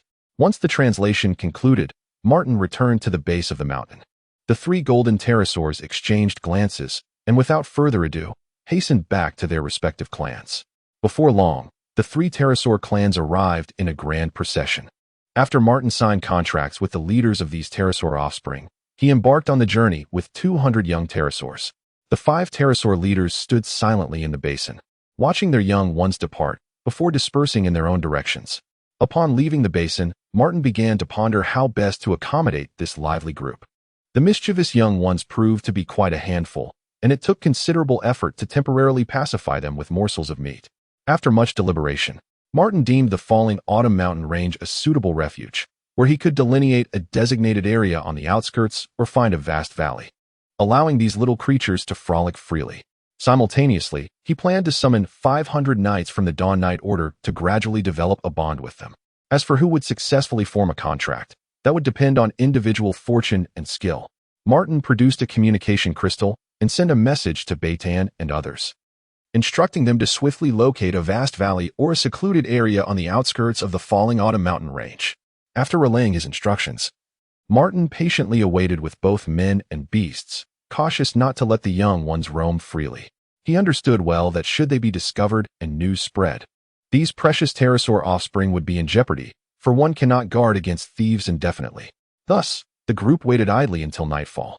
At that moment, the communication crystal suddenly illuminated, revealing a message from Beitan. He informed Martin that he had found a vast valley and conducted an exploration. The magical beasts had been cleared out, leaving only some ordinary wild animals yet to be dealt with. He then sent the valley's location to Martin. Upon receiving the coordinates, Martin promptly connected with the commander of the Dawn Knight Order, Loga, instructing him to lead 500 knights from the castle to establish a camp in the valley and descend along the location. After considerable effort, Martin finally managed to escort the lively little ones to the valley. Throughout the journey, had it not been for the assistance of the 3 golden knights, chaos would have surely ensued. With no parental oversight, the little ones were utterly wild with glee. Fortunately, they ultimately arrived safely in the valley. By this time, the leader of the Dawn Knights, Loga, had already arrived ahead of schedule. As the first light of dawn broke, Martin and his companions, utterly exhausted, detailed their experiences to Carlos before collapsing into slumber in the newly constructed cottage. Chapter 66. Personnel Allocation, Reinforcement of the Knight's Order. That afternoon, Martin gradually awoke from his slumber. As he refreshed himself, he instructed Beton to inquire about the arrangement of the young dragons. Beton hurriedly arrived and reported the situation regarding the placement of the dragon hatchlings. Fortunately, the presence of the young maid Greta proved invaluable, as she was well acquainted with the needs of these fledglings. Otherwise, they would have been at a loss. Now, the dragonlings had been properly settled. Upon hearing the report, Martin promptly resolved to entrust the care of the hatchlings entirely to the young maid. Given the circumstances, Greta was indispensable at this location. However, it seemed somewhat improper for a girl to reside with a group of burly men. Thus, Martin contemplated dispatching 20 maids from the castle to assist Greta in nurturing the young creatures under her guidance. He also informed Beton to name this valley the Valley of Beasts. Once the naming was complete, Martin summoned the young maid Greta. She approached Martin and gracefully curtsied, softly greeting, "Good afternoon, young master." Martin nodded slightly, reflecting on how it was indeed wise not to have the maid pledge fealty. Such a simple greeting sufficed. Subsequently, he entrusted Greta with various responsibilities, primarily concerning the upbringing and feeding of the beasts within the Valley of Beasts. He then presented her with a spatial ring, containing a modest sum of gold coins, magic crystals, and communication crystals. Greta's heart brimmed with reluctance. She truly did not wish to leave the side of her young master. Yet, she understood that remaining here would allow her to assist him more effectively, and thus she acquiesced to the arrangement, staying in the Valley of Beasts. After Greta departed, Martin took out a communication crystal to contact the housekeeper Lilith and Roland. He informed Lilith to arrange for 20 maids to assist Greta and mentioned that he would send Roland to meet her shortly. Once the personnel were organized, the maids could set off with Roland. Lilith readily agreed and immediately began preparations. Meanwhile, the situation with Roland was somewhat more complicated. He was currently engaged in business within a count's territory in the central region. The thought of returning now left him uneasy about entrusting the matters assigned by his young master to his subordinates, fearing they might mishandle them. Martin, feeling quite reassured, encouraged him to focus on earning gold for himself, suggesting he leave the current affairs to his subordinates and mentioning that he would have Lilith procure supplies from the merchant guild. Reluctantly, Roland acquiesced. After ending the communication, he promptly instructed his subordinates through the communication crystal to prepare the finest supplies, emphasizing that the housekeeper would soon arrive to collect them, and they must be handed directly to her. Once Lilith had arranged the personnel, she swiftly reported back to Martin via the communication crystal. Upon hearing this, Martin contemplated and informed Lilith. Roland is currently in the central region, making it difficult for him to return for the escort. Select personnel from the night squad within the castle to accompany these 20 maids. Once the supplies are secured, set off immediately. I will send IL to provide assistance. Having concluded the instructions, Martin partook of a meal. Taking advantage of a brief moment of leisure, he proceeded to the area where the hatchlings were being housed. The scene before him could only be described as chaotic, with the mischievous dragonlings scampering about in every direction. These little creatures possess astonishing strength, leaving the knights in a state of disarray. A slight exertion of force could harm these subdragon species, yet a lack of strength rendered them unable to control the situation. Only the petite maid Greta maintained an impeccable order, as if she wielded a unique form of magic, taming the pups with remarkable ease. Martin observed this scene with satisfaction, nodding in approval as he silently reflected, "This is the state of affairs as it should be." Once everything was properly arranged, he led the group back to the magical copper mine camp. At that point, the mine had been nearly depleted, leaving the slaves with nothing to occupy their time. Noticing this, Alton promptly organized them to clear pathways and tidy up the area. By the time Martin and his party returned to the camp, it had undergone a complete transformation. Martin publicly commended Alton for his accomplishments and collected the final batch of ores. After this delay, Martin found himself preoccupied with his elder brother Kalen's impending wedding and decided to return to Falling Autumn Town. He instructed Beitan and others to continue surveying the veins, leaving behind Beitan, Alton, William, Vice Captain Il, and a group of surveyors, while preparing to lead the rest back to Falling Autumn Town. Before departing, he earnestly addressed Vice Captain Il, saying, "You shall go to escort the maids.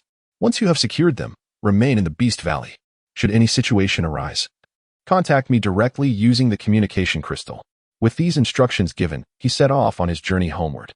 On the way back, Martin took a detour to Luminous Valley to assess the training conditions, intending to select slaves who met the loyalty standards to bolster the ranks of the knights.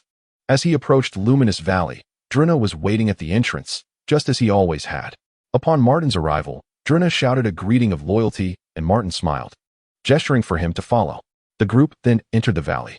Inside, the sounds of synchronized training resonated, and Martin listened with great satisfaction. After a moment, he instructed Drina to gather everyone at the training grounds, preparing to select slaves who met the loyalty criteria. Those chosen would receive their promotions in the valley's designated area. Once the assembly was complete, Martin said little, merely pointing to the slaves below. The pointed slaves understood and quickly stepped aside. During a previous motivational session, they had heard of their great leader's intention to guide them towards becoming magnificent knights, filling the selected slaves with joy. After choosing 500 individuals, he instructed the remaining unselected slaves to return to their quarters. He signaled Drina to lead these 500 soldiers with him to the valley's promotion site. Following the successful promotion of the 500 soldiers to knights, Martin found his energy reduced to just over 10,000. Nevertheless, the chorus of loyalty from the 500 uplifted his spirits immensely. Given that Roland only produced knight armor without selling it, and instead purchased knight armor, the castle's storage had accumulated a considerable stock during this time. Subsequently, Martin bid farewell to Drina and returned with his party to Falling Autumn Town. Upon their arrival, the presence of these 500 individuals created quite a stir. After all, knights without armor were evidently a testament to Martin's secret training efforts. The ability to train such a multitude of new knights underscored Martin's remarkable financial and personal capabilities. Under the watchful gaze of the crowd, Martin and his companions returned to the castle, where he instructed the butler Lilith and the maids to guide the soldiers to the storeroom to don their knightly armor.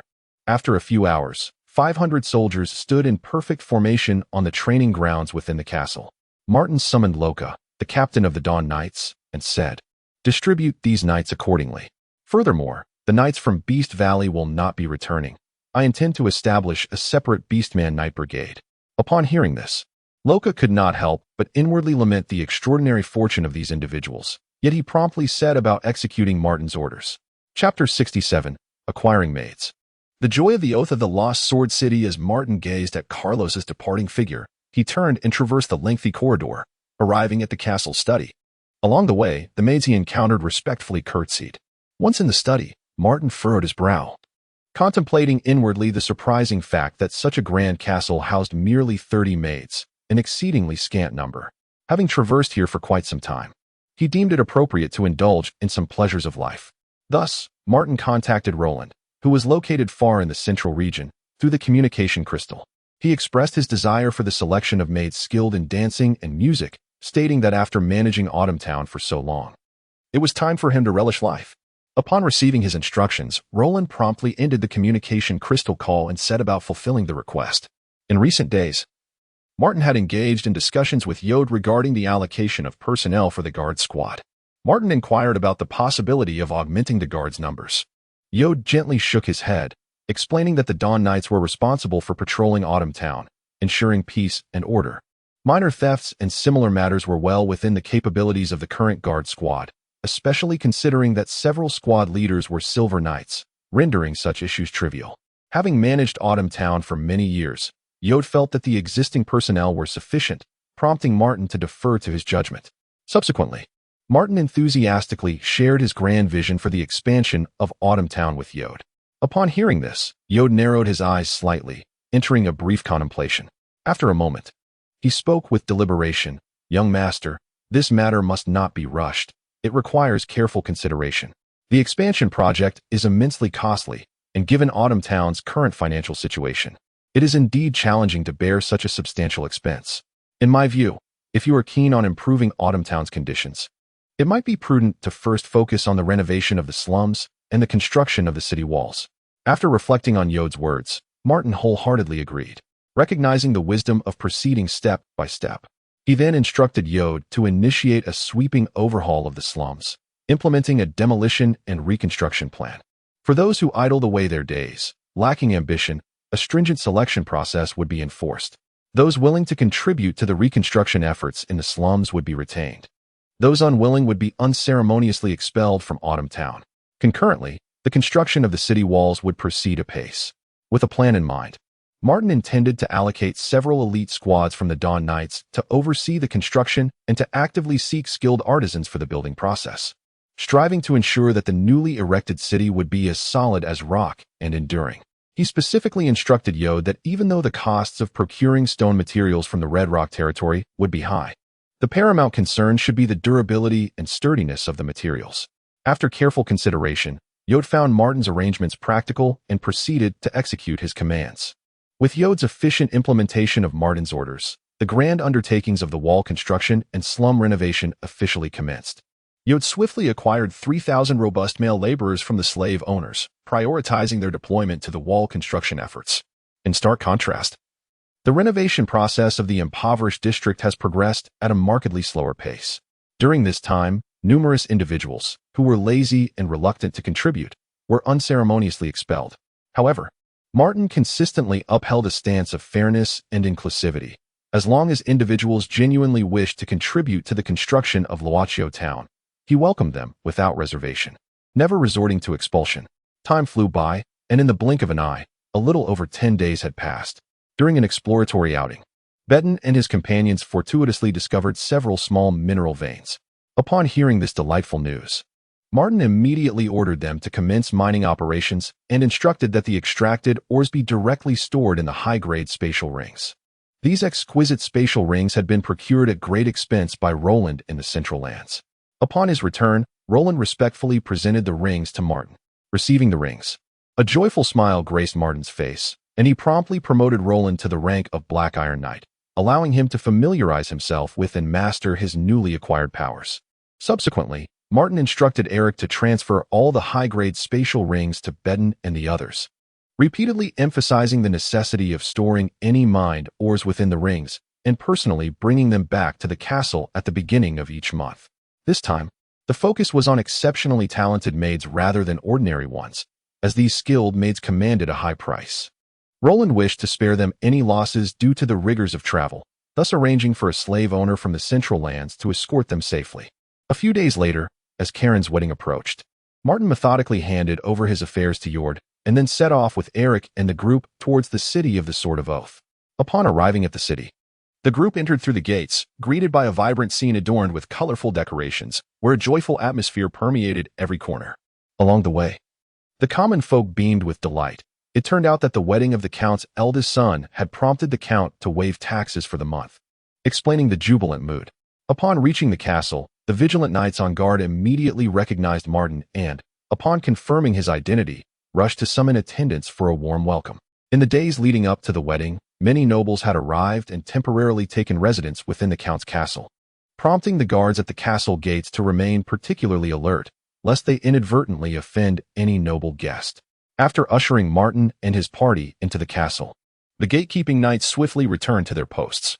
As Martin entered the castle, he observed the training grounds bustling with all manner of carriages, alongside a makeshift stable. The scene was alive with both valiant knights and numerous unnamed nobles, creating an atmosphere of vibrant activity and commotion. A well-timed smile adorned Martin's face as he nodded in acknowledgement to the passing nobles, his facial muscles nearly stiffening from the sustained expression of joy. Fortunately, he finally arrived at the Count's study, instructed Eric and the others to wait outside, and raised his hand to knock on the door. A familiar voice from within, that of the Count, beckoned him to enter. Martin pushed the door open and found that he was not alone with the Count. 3 unfamiliar faces occupied the seats on either side. Despite not recognizing them, Martin graciously greeted each one in turn. The Count, noticing this, wore a teasing smile and jested. "Martin, had you not come by these past few days, I would have been compelled to make the journey to Autumn Town myself to fetch you." His words enveloped the room in a relaxed and jovial atmosphere. Immediately thereafter, the Count enthusiastically introduced the esteemed guests. "Come, let me present these venerable figures to you. This is Marquis Roderick, this is Count Carlos, and this one is Count Merlin." Upon hearing the name Merlin, Martin felt a subtle jolt. Instinctively glancing at the Lady Countess seated before him, pondering whether this referred to the illustrious ducal family of renown. With great respect, he bowed to each of the dignitaries, sensing that the Count and his companions were likely convening for a matter of significance. After the formalities, he discreetly prepared to exit the room. not wishing to intrude upon their discussions. Chapter 68. Under attention, marrying into 3 families just as Martin was about to exit the room. Count Merlin unexpectedly called out to him, gesturing for him to stay, and with a smile remarked, "The matter we are about to discuss has a slight connection to young Martin." With a playful wink towards Martin, his alluring demeanor made Martin instantly uncomfortable, prompting him to hastily avert his gaze.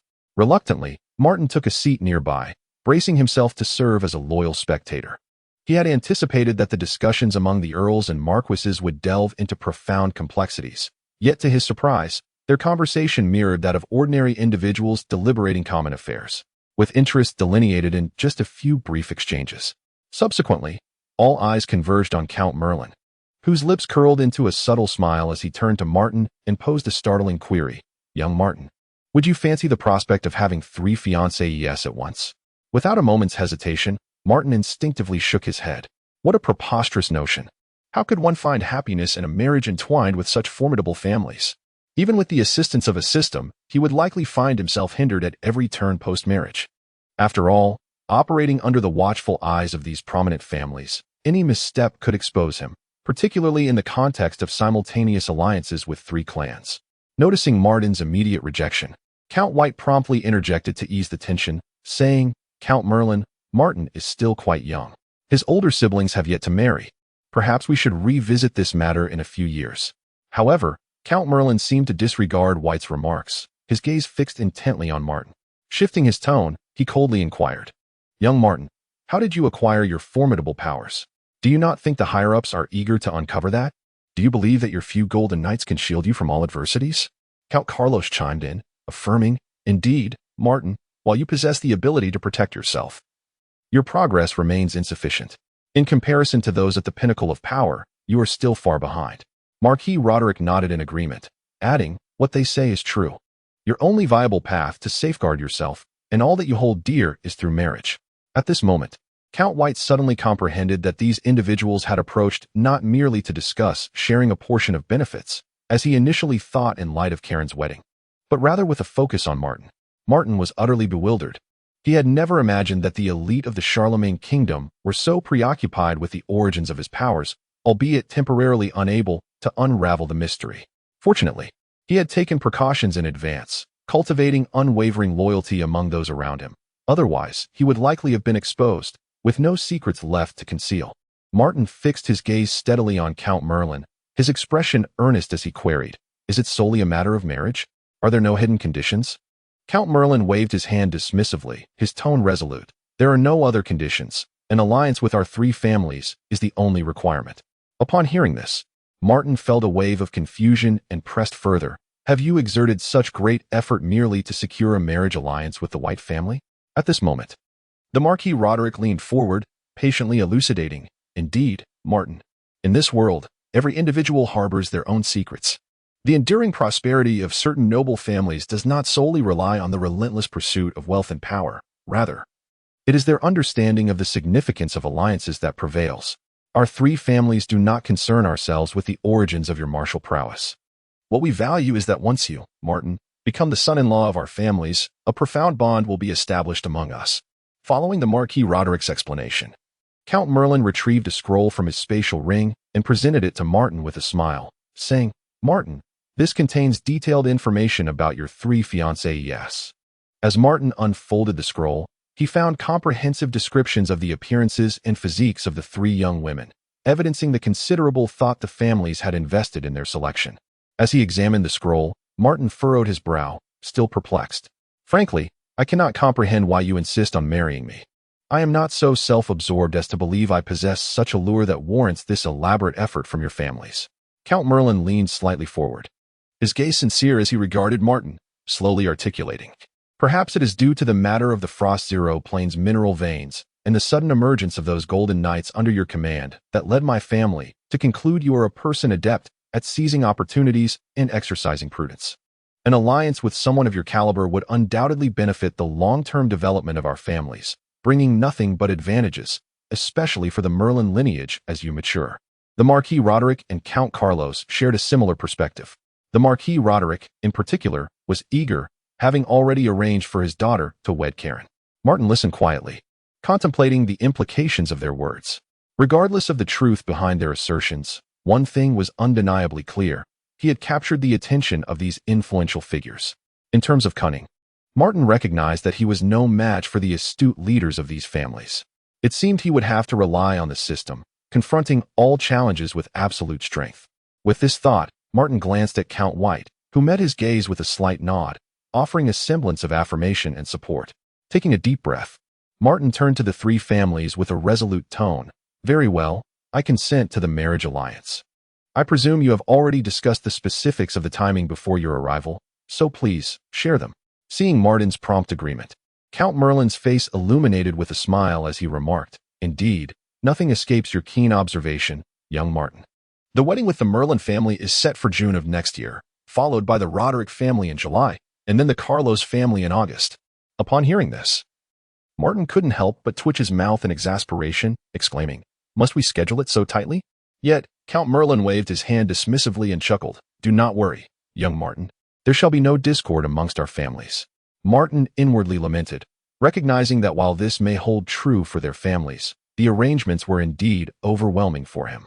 However, there was a silver lining. One of the betrothed was none other than Rena, whom he knew well and held in high regard. This revelation served as the sole consolation amidst the tumultuous news. Chapter 69.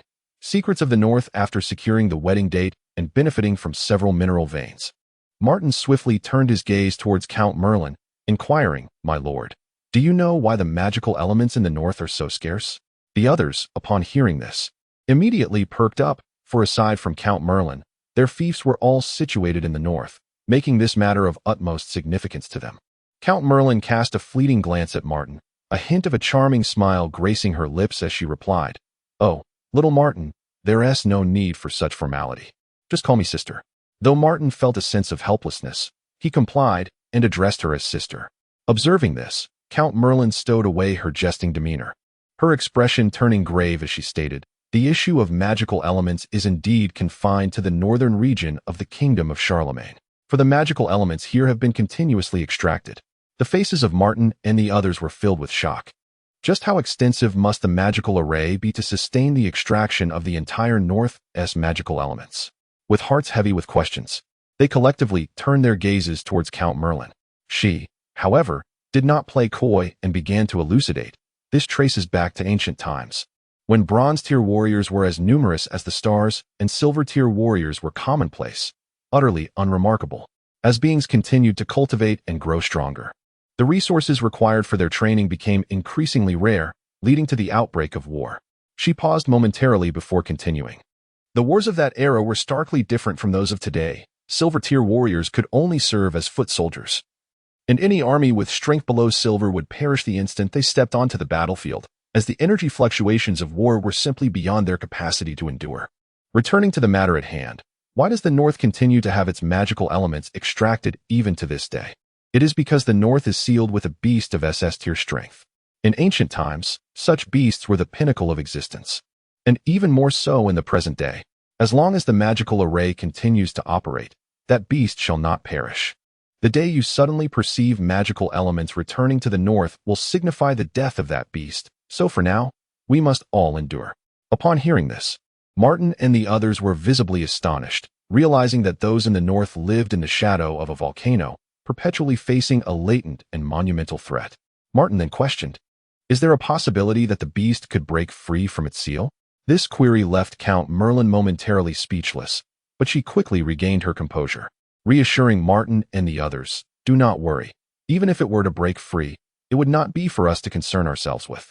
She then solemnly instructed, "This matter must never be disclosed to the public, although it is known among the higher-ups." Nodding in agreement, Martin and the others felt deeply shaken within, even as they began to digest the astounding information. Once they had begun to absorb the gravity of these revelations, Count Merlin again adopted a slightly playful demeanor, saying, "Little Martin, since sister is in a good mood today, you may make one reasonable request." With that, she gazed at Martin expectantly. Martin secretly lamented how this lady always tempted him so, yet he knew he could not let such a splendid opportunity slip away. Thus, he promptly declared, "Sister Merlin, I desire the mineral veins, as many as possible." Upon hearing this, Count Merlin nodded with satisfaction, thinking that this young man was quite perceptive, having refrained from voicing any unwarranted desires. He then generously replied, "This is merely a minor issue. I possess several magic crystal mines in my territory within the Central Realm. You may send someone to take over when the time comes. After I return, I will inform my subordinates, and when your people arrive, the handover will proceed directly." Martin did not anticipate Count Merlin's remarkable generosity. He was taken aback by such willingness. He could not help but marvel at the substantial power of the old nobility. His gaze then shifted to Marquis Roderick and Count Carlos, who felt uneasy under his scrutiny. Ultimately, both of them promised to provide one mystic crystal iron mine and one inkstone mine each, both of which were precious veins imbued with magical energy. Having acquired what he sought, Martin's spirits regarding the union brightened considerably. Seeing that matters had settled, Martin prepared to take his leave. This time, Count Merlin and the others did not impede him further. They merely nodded slightly at Martin, signaling that he could withdraw. After respectfully bidding farewell, Martin slowly exited the study, gently closing the door behind him before making his way towards his elder brother Kalen's residence with Eric and the others. At that moment, Kalen was as engrossed in his affairs as ever. Witnessing this scene, Martin silently admired his brother's dedication. He instructed Eric and the others to wait outside while he entered the study and deliberately cleared his throat twice. Kalen, hearing the sound, looked up in confusion.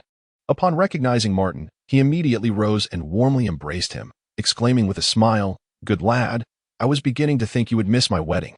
Martin quickly reassured him. "Elder brother, do not worry. No matter how significant the matter, I will certainly return." Kalen, seeing Martin's anxious demeanor, chuckled, "I was just teasing you. I knew you wouldn't be absent. The wedding will officially take place the day after tomorrow, so do make sure to indulge in the feast." Martin nodded in agreement. "Of course, I shall feast heartily." The two brothers engaged in lively conversation for a while, but Martin soon noticed that Kalen still had numerous pressing matters to attend to. So he tactfully took his leave. After Martin departed, Kalen immediately immersed himself back into his unfinished work. Accompanied by Eric and the others, Martin, guided by the steward, arranged for their accommodations. Once settled, Martin and the steward proceeded towards his room. Along the way, he could not help but inquire, "How is my brother faring with his fiancée?" The steward pondered for a moment before responding honestly. Initially, Master Kalen was somewhat resistant to this marriage, but over time, that resistance has noticeably diminished. Under the supervision of the guardian, the two gradually ceased to resist, and now Master Kalen should be quite willing to marry his fiancée. Upon hearing this, Martin nodded in relief. He pondered that if Karen truly was unwilling, he would certainly find a way to assist her. However, it appeared that his elder brother and the young lady were getting along splendidly, thus alleviating his concerns. Upon returning to his chamber, Martin thoughtfully instructed the butler to attend to his own matters. He gradually stepped into the room, where every detail of the familiar arrangement remained unchanged since his departure. For reasons unknown, an ineffable sense of peace and contentment surged within him, filling his heart with unadulterated joy. That night, he enjoyed a particularly deep and dreamless slumber. The following morning, Martin awakened early. He swiftly donned his attire, and after freshening up, he prepared to visit his mother's quarters. Reflecting on how he had been too preoccupied with affairs the previous day to disturb her rest, today, he was determined to arrive early. Chapter 70. The thoughts of a mother and William's insecurities. Once everything was in order, Martin made his way to Lady Ellie's chamber. He raised his hand and gently knocked on the door, which was promptly answered by Lady Ellie's voice. Upon hearing it, Martin softly pushed the door open. Before him stood a maid, diligently applying makeup for Lady Ellie. Noticing Martin's entrance, Lady Ellie's lips curved into a subtle smile, and she playfully remarked, "Who might this be?" "Our busy bee, who seems to have forgotten to send a message to his mother via the communication crystal." Martin quickly stepped forward, bowing respectfully as he explained, "I was primarily concerned about disturbing you, mother. I shall ensure to check in regularly from now on." Recognizing Martin's sincere demeanor, Lady Ellie chose not to press further. As the maid was finishing her work, she gently waved her hand, signaling for the maid to withdraw. After scrutinizing her appearance in the mirror and confirming that it was flawless, Lady Ellie turned to Martin and said, "Martin, your elder brother Karen is to be wed the day after tomorrow. Do put in some effort. There will be several gatherings in the coming days, so take this opportunity to seek out suitable companions. Should you encounter someone to your liking, do inform me, and I shall assist you in the arrangements." Upon hearing this, Martin felt a wave of resignation wash over him, as if dark lines had suddenly appeared on his forehead. He surmised that the Earl of White had likely not yet informed Lady Ellie about the events that transpired yesterday. Thus, he proceeded to share the family's intentions to form alliances with 3 other families. Without hesitation, Lady Ellie inquired, "Are you willing?" Martin was taken aback by his mother's immediate concern for his feelings, and a warmth surged within him, deeply touched. He promptly replied, "Thank you for your concern, mother, but this matter is rather complex and difficult to articulate at the moment." Upon hearing this, Lady Ellie sighed softly and earnestly advised Martin, "Such obligations are to be fulfilled. The family has granted you certain privileges, and in return, you must bear the corresponding responsibilities. It is merely an equitable exchange." After this exchange, the mother and son engaged in light conversation for a while, with Lady Ellie speaking mostly while Martin listened attentively. Yet, he keenly observed the tenderness in her eyes whenever she glanced at him, filled with a mother's compassion. Lady Ellie had long hoped for Martin to encounter an enchanting noblewoman at the festivities, yet it seemed that he was ultimately ensnared by the fate of familial alliances. As their conversation drew to a close, Lady Ellie suggested Martin attend to his own affairs while she prepared to meet with several noble ladies to cultivate relationships. Upon exiting Lady Ellie's room, Martin felt a wave of ennui wash over him and began to meander through the castle. Karen was preoccupied with the impending wedding, while Boleyn and Dely were surrounded by a throng of overly enthusiastic nobles, unable to extricate themselves. Martin understood that these nobles were likely busy introducing potential matches to them, and he silently mourned for his friends. Meanwhile, Wayne had retreated to his room early in the morning, sequestered with the half-elf Vivi, refusing to emerge. With this in mind, Martin resolved to pay Wayne a visit. As Martin journeyed along, he courteously responded to the formulaic smiles of the nobility, finally arriving at Wayne's door. He raised his hand and knocked, announcing, "Wayne, it is I, Martin." Shortly thereafter, the door creaked open to reveal Vivi. Upon recognizing Martin, Vivi promptly offered a respectful bow and gestured for him to enter. Once inside the room, Martin beheld Wayne standing quietly by the window, gazing out at the sky. Without turning, Wayne somberly inquired, "Martin, how is it that I did not perish back then, only to be left in this state now?" Martin quickly approached and earnestly replied, "There exist several magical artifacts in this world that can restore youth. Give me a few years, and I shall ensure you regain your former vitality." At this moment, Wayne slowly turned his head, and Martin observed the weariness etched upon his face. Evidently, the S-class elixir could merely sustain Wayne's life, failing to reverse the ravages of time. Meeting Martin's resolute gaze, Wayne nodded gently, but remained resolute in his decision to stay within, opting to wait until the nobility departed before making his appearance. Initially, Wayne had contemplated leaving the Count's castle for the Crimson Rock territory, yet the ladies had vehemently opposed this plan, preventing his departure. Nevertheless, he had struck a condition with them, permitting him to remain within his chamber. On the day of his elder brother's wedding, while all attended the festivities, he would quietly emerge to witness the ceremony from afar, extending his blessings to his brother. The ladies ultimately acquiesced to this arrangement.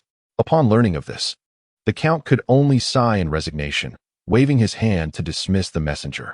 Exiting Wayne's room, Martin found himself devoid of further inclination to linger.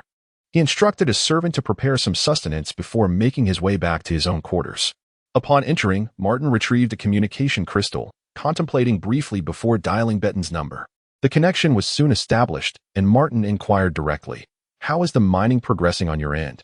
Betton's voice resonated through the crystal, "Young Master Martin, we have assigned numerous death row inmates, ensuring they work in shifts without pause.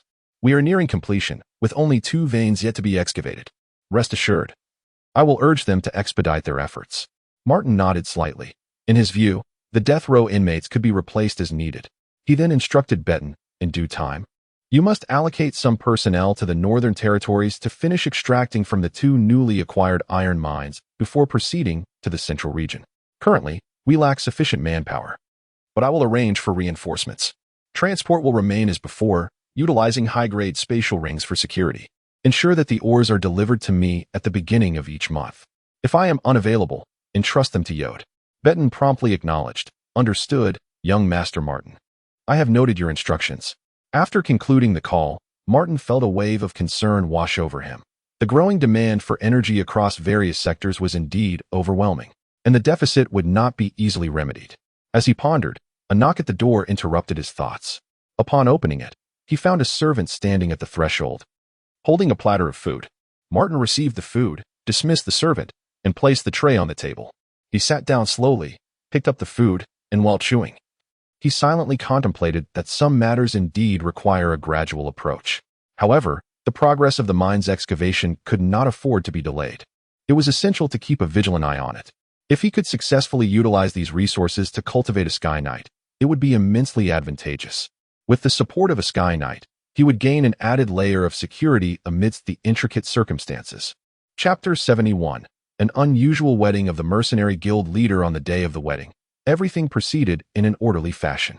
Under the watchful and joyous gaze of both families, the newlyweds slowly approached one another, solemnly exchanging rings before embracing tenderly. In that moment, the hall erupted in applause, the guests' cheers intertwining into a harmonious melody of happiness. The wedding ceremony concluded splendidly, leading seamlessly into a grand banquet. The couple, along with their families and numerous guests, gathered around tables laden with exquisite food and fine wine. Karen and his fiancée expressed heartfelt gratitude to each well-wisher, their warm interactions continuing throughout the evening's festivities. During the banquet, Marquis Roderick smiled and gestured for Karen and his daughter to rise, inviting them to share the first dance. To the melodious strains of music, Karen and the bride moved gracefully, setting the tone for the evening's revelry. As their dance concluded, guests flocked to the dance floor, reveling in the joyous atmosphere. Martin, Belen, and Derry were eagerly invited to dance by several nobles, and the ambience grew increasingly jubilant. Laughter echoing throughout the banquet hall as everyone immersed themselves in merriment until the late hours of the night. As the night deepened, the ball approached its conclusion. Amidst the sincere expressions of gratitude from Karen and the bride, guests began to depart one by one. Following this, Karen briefly conferred with Count White and several ladies regarding the wedding's subsequent arrangements before retreating with his exhausted yet blissful bride to rest. Martin and the others, still brimming with enthusiasm, contemplated stirring up mischief in the newlyweds' chamber. However, just as they were about to act, the matron intercepted them. In a gentle yet firm tone, she remarked, "The two have been through a long day. Let them rest peacefully. Do not disturb them." Though a tad disgruntled, Martin and his companions could only acquiesce, returning to their chambers to retire for the night. When Martin awoke again, it was the following afternoon. By then, the nobles had already begun to depart. Seeing Martin still in slumber, Count Merlin and his entourage chose not to disturb him and left the castle. During their lingering days at the Count's fortress, Karen and his wife began to unwrap the myriad gifts sent by the nobles. The presents were a splendid array, varying in value. However, in Karen's heart, the gifts from the White family held a unique significance, bringing him the greatest joy. Gathered as a family, they admired these tokens of blessing, their laughter and warmth filling the air, while precious moments quietly slipped away. Before long, the time to return had arrived.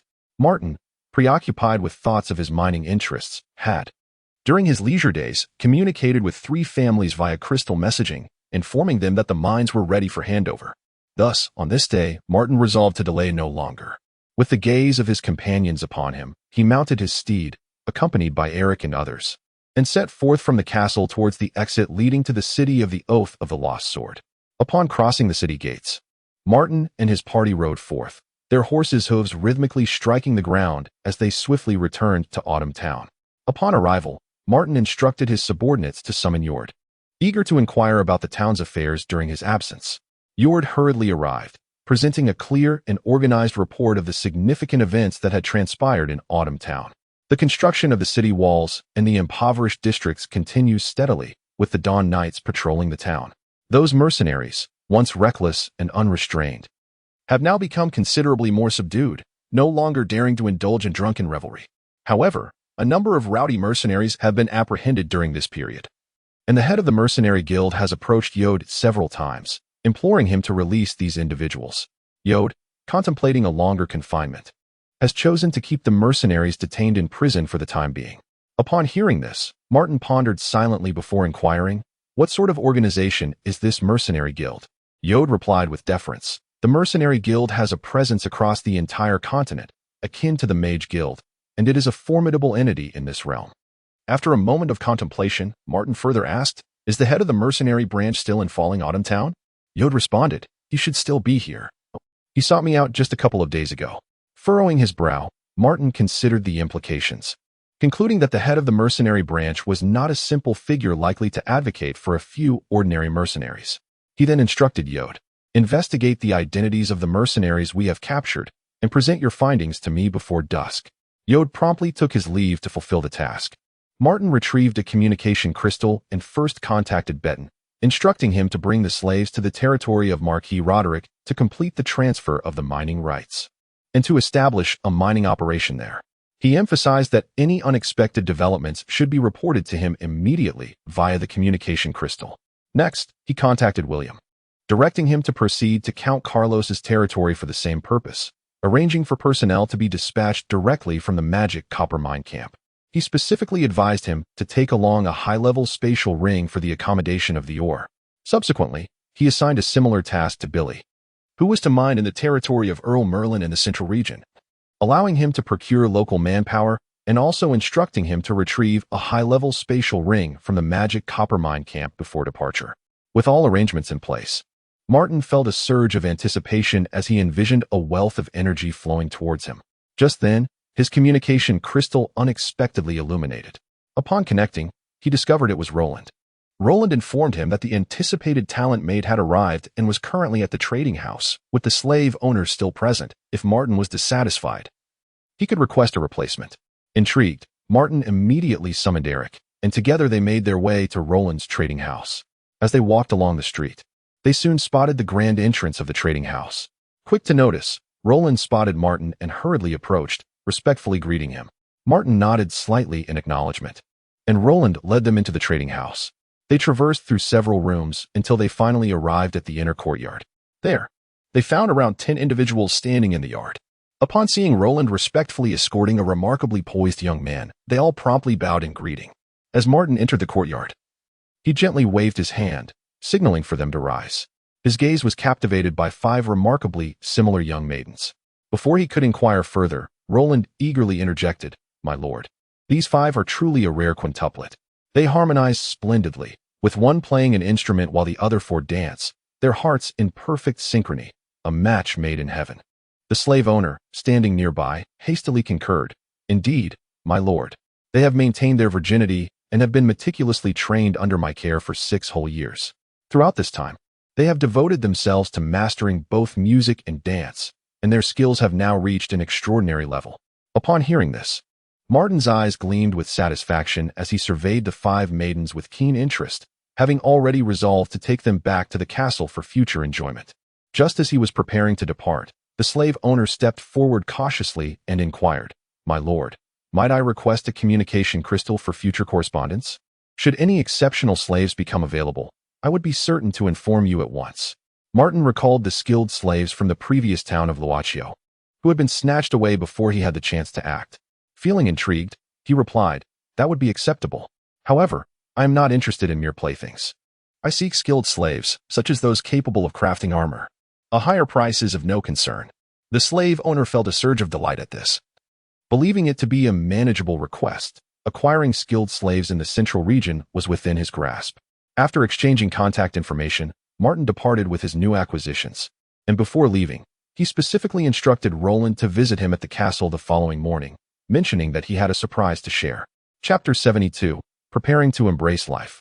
The fall of the kingdom of Charlemagne. Thus, Martin led a group back to the castle, summoning the housekeeper Lilith to meticulously inspect the newcomers. Filled with anticipation, Martin eagerly awaited the conclusion of her examination, longing to indulge in the luxuries of aristocratic life.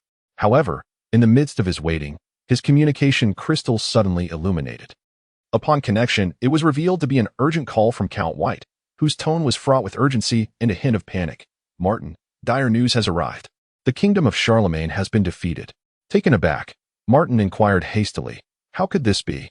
It turned out that Count White had only just received this grim tidings, the news yet to circulate widely. Had it not been for a message from His Highness in the royal capital, he would have remained oblivious for much longer. The Beastmen legions of the kingdom of Charlemagne had previously been locked in a fierce standoff with the Orc legions within the territory of the Dwarven kingdom. Both sides evenly matched, the battle stalemated. Unexpectedly, the Dwarven king had managed to persuade the half-orc kingdom to join the fray under some enticing terms. Just as the two factions were engaged in brutal combat on the battlefield of the Dwarven Kingdom, the half-orcs unleashed a powerful S-rank artifact, the Heart of Mist, creating a vast shroud of fog that obscured the movements of Charlemagne's Sky Knights. Seizing the opportunity, the Beastmen legions of the half-orcs surged in from the flanks, abruptly turning the tide of battle. Recognizing the perilous situation, the two Sky Knights of Charlemagne made a swift decision, commanding the legion to retreat. Yet, the orc and half-orc beastmen did not relent, pursuing relentlessly and maintaining a vice-like grip on Charlemagne's forces. Witnessing their own legions being gradually decimated, the two Sky Knights, in desperation, resolved to confront the encroaching enemy. However, this action stirred a hornet's nest. Suddenly, four powerful figures emerged from the enemy ranks. Two orc shamans and two half-orc Sky Knights, each radiating formidable energy. Without a moment's hesitation, they clashed violently. The fierce battle that erupted in the skies generated terrifying shockwaves, forcing the pursuing troops below to halt their advance. Those Beastmen knights who disregarded orders and attempted to continue the chase were instantly torn apart by the residual energy of the conflict. Seizing this fleeting moment, Charlemagne's forces finally caught their breath. The legion commander, exhibiting no hesitation, immediately led the remaining troops in a desperate retreat towards the kingdom of Charlemagne. Being beastmen, their movements were swift, and their withdrawal was relatively expeditious. However, the other royal legions were not so fortunate. Under the pressure exerted by the aerial prowess of the orc and half-orc forces, they gradually became detached from the battlefield. Without the protection of the beastmen legions, and facing enemy numbers 2 to 3 times their own, the soldiers of Charlemagne's royal legions were swiftly annihilated. Fortunately, the majority of the first and second royal beastmen legions managed to survive, racing tirelessly toward the borders of the Dwarven Kingdom.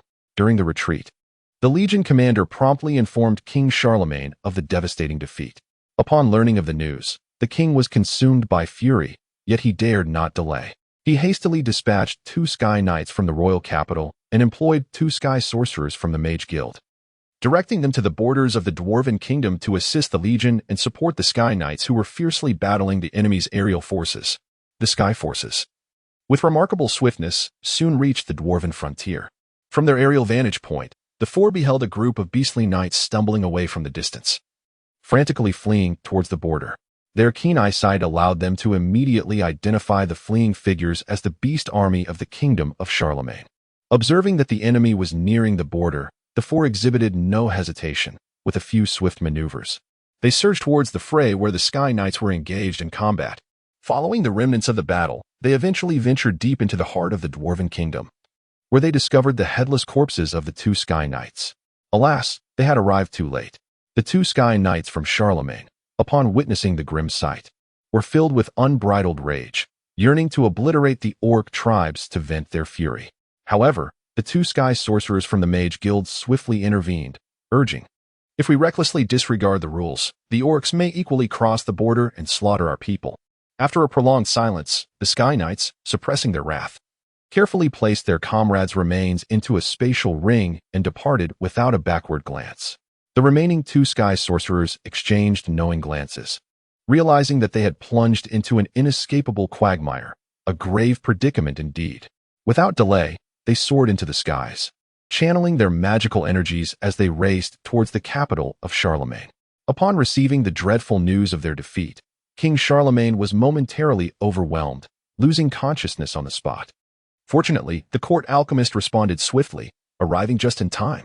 Thanks to the alchemist's diligent efforts, the king regained consciousness after a brief period of unconsciousness.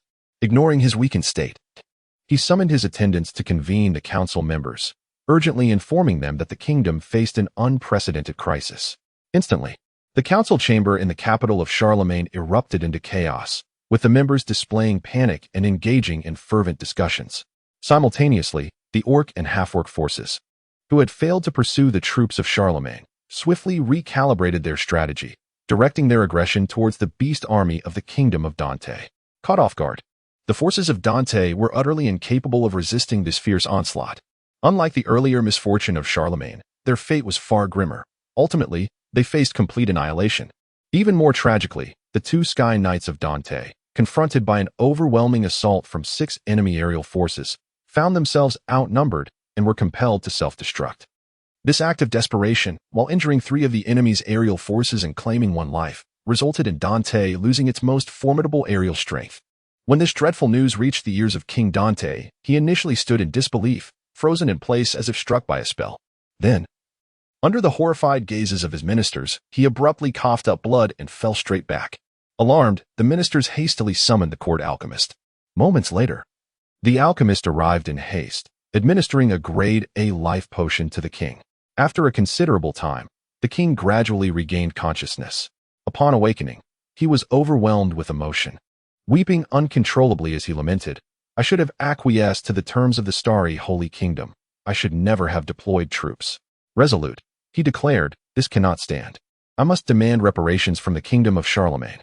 With that, he struggled to rise, commanding his ministers to inform the kingdom of Charlemagne, insisting they provide a reasonable explanation and compensation for the matter at hand.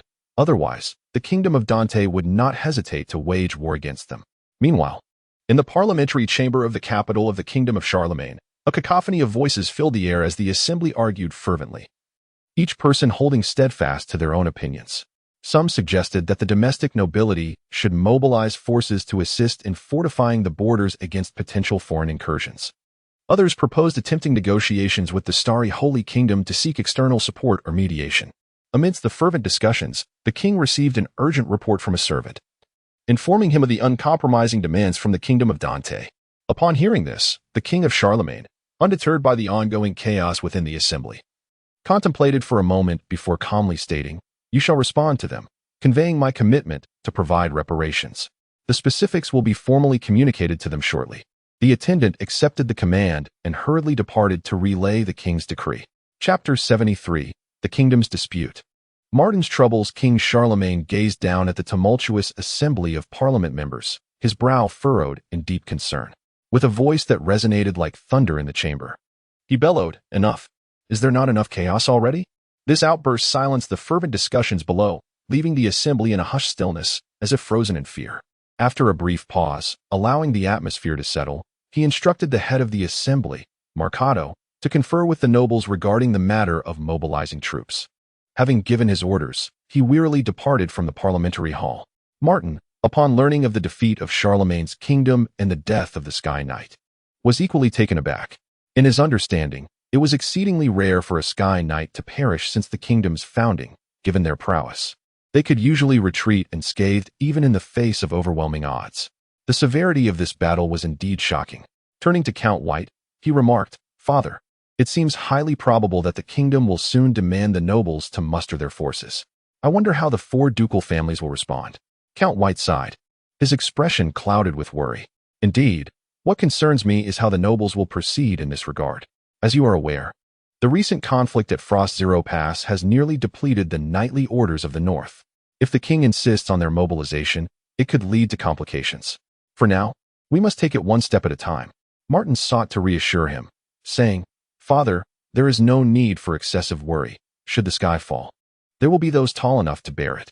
I shall consult with Marquis Roderick to gauge his thoughts." Count White nodded resignedly. "That is all we can do." With that, the two ended their communication. After a moment of contemplation, Martin retrieved his communication crystal to contact IL, stationed at Beast Valley.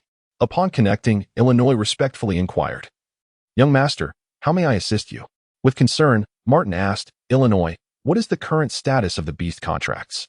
IL replied truthfully, "Young Master Martin, we have currently contracted approximately 40 beasts, thanks to the assistance of head maid Greta. Otherwise, the number would be even lower."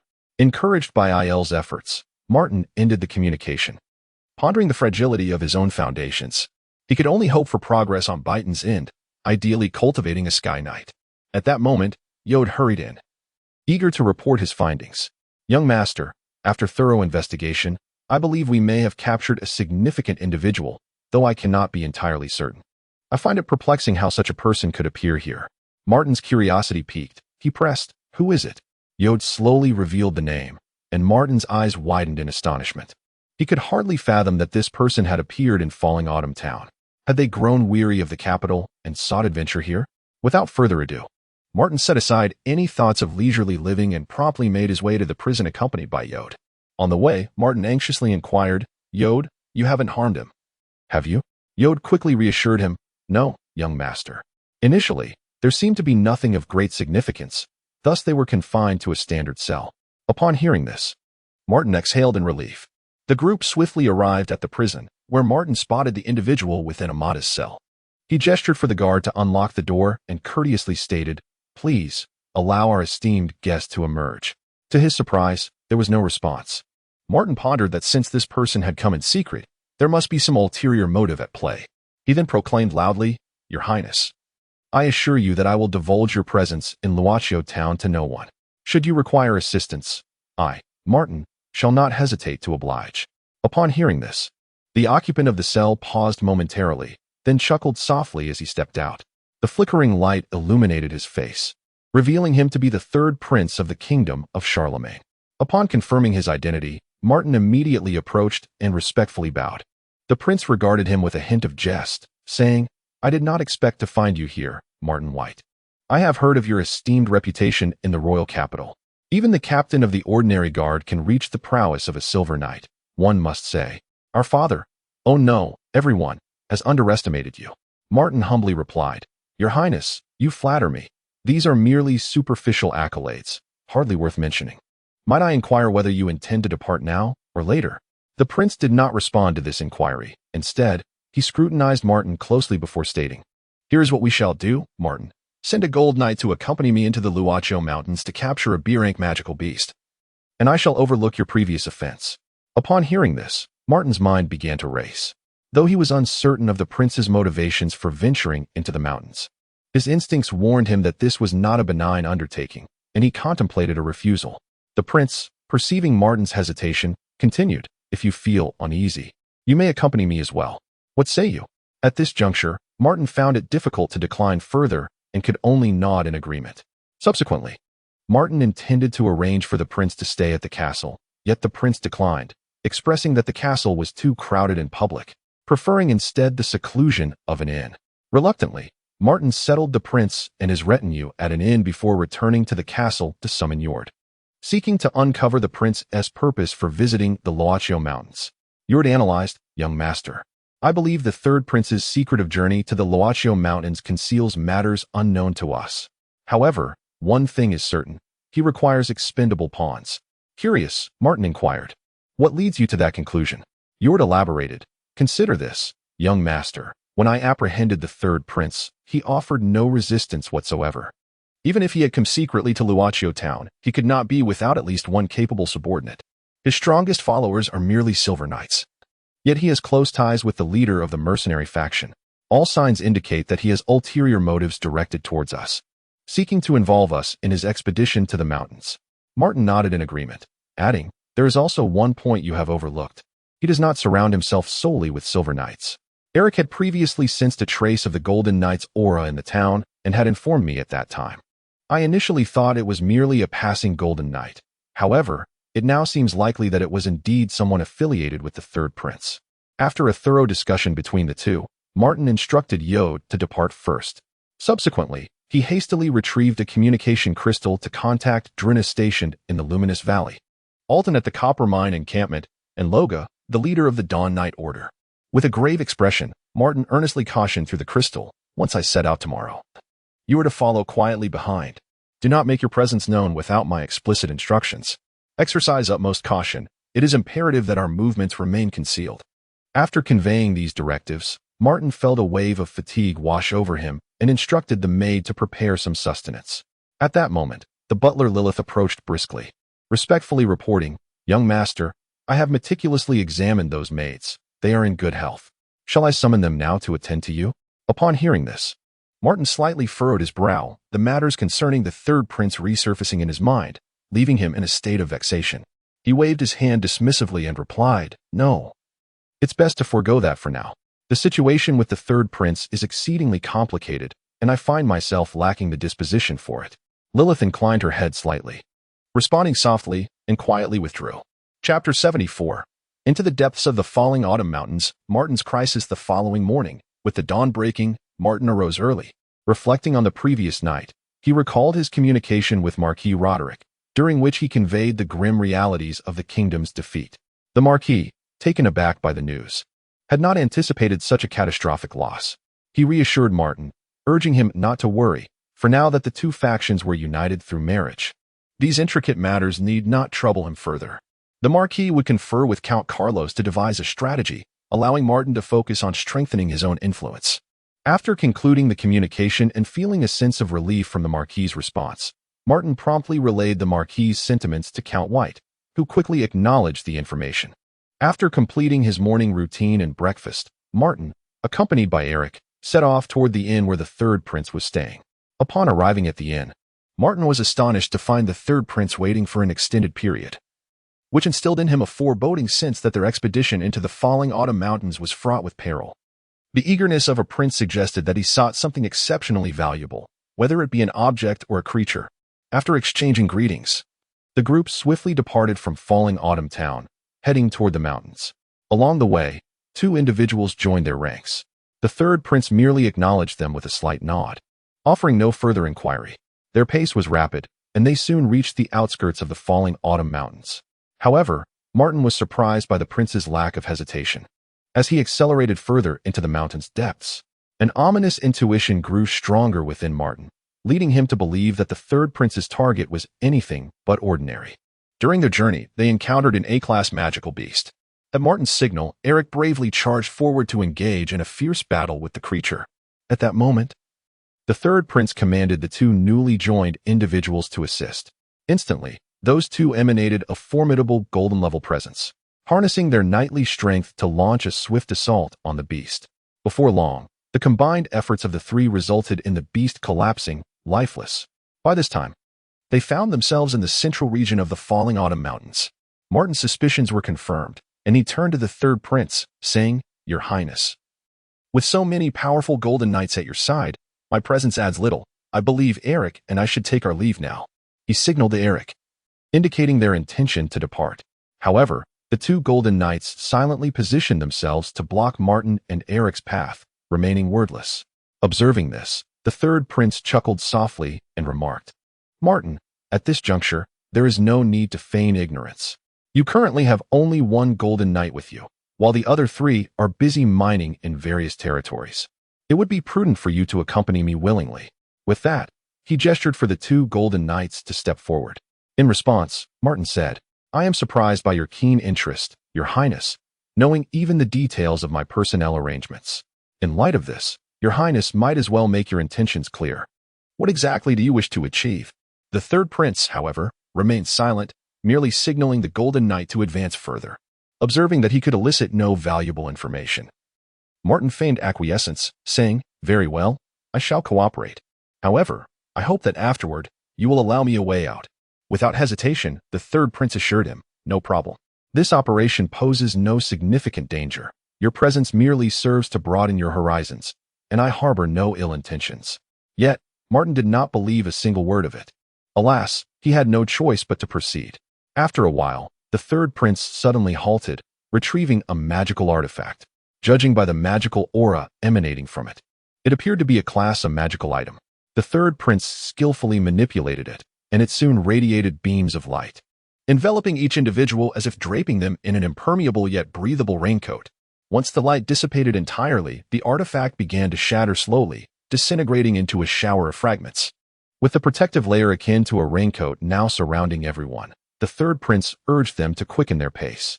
Strangely enough, they encountered no magical beasts along the way, allowing them to traverse the interior of the Falling Autumn Mountain range unimpeded. The natural scenery was breathtaking, yet for humans, the environment proved exceedingly harsh. Had it not been for this magical item, they might have already met with misfortune. Martin was consumed with concern for Deluna and the others.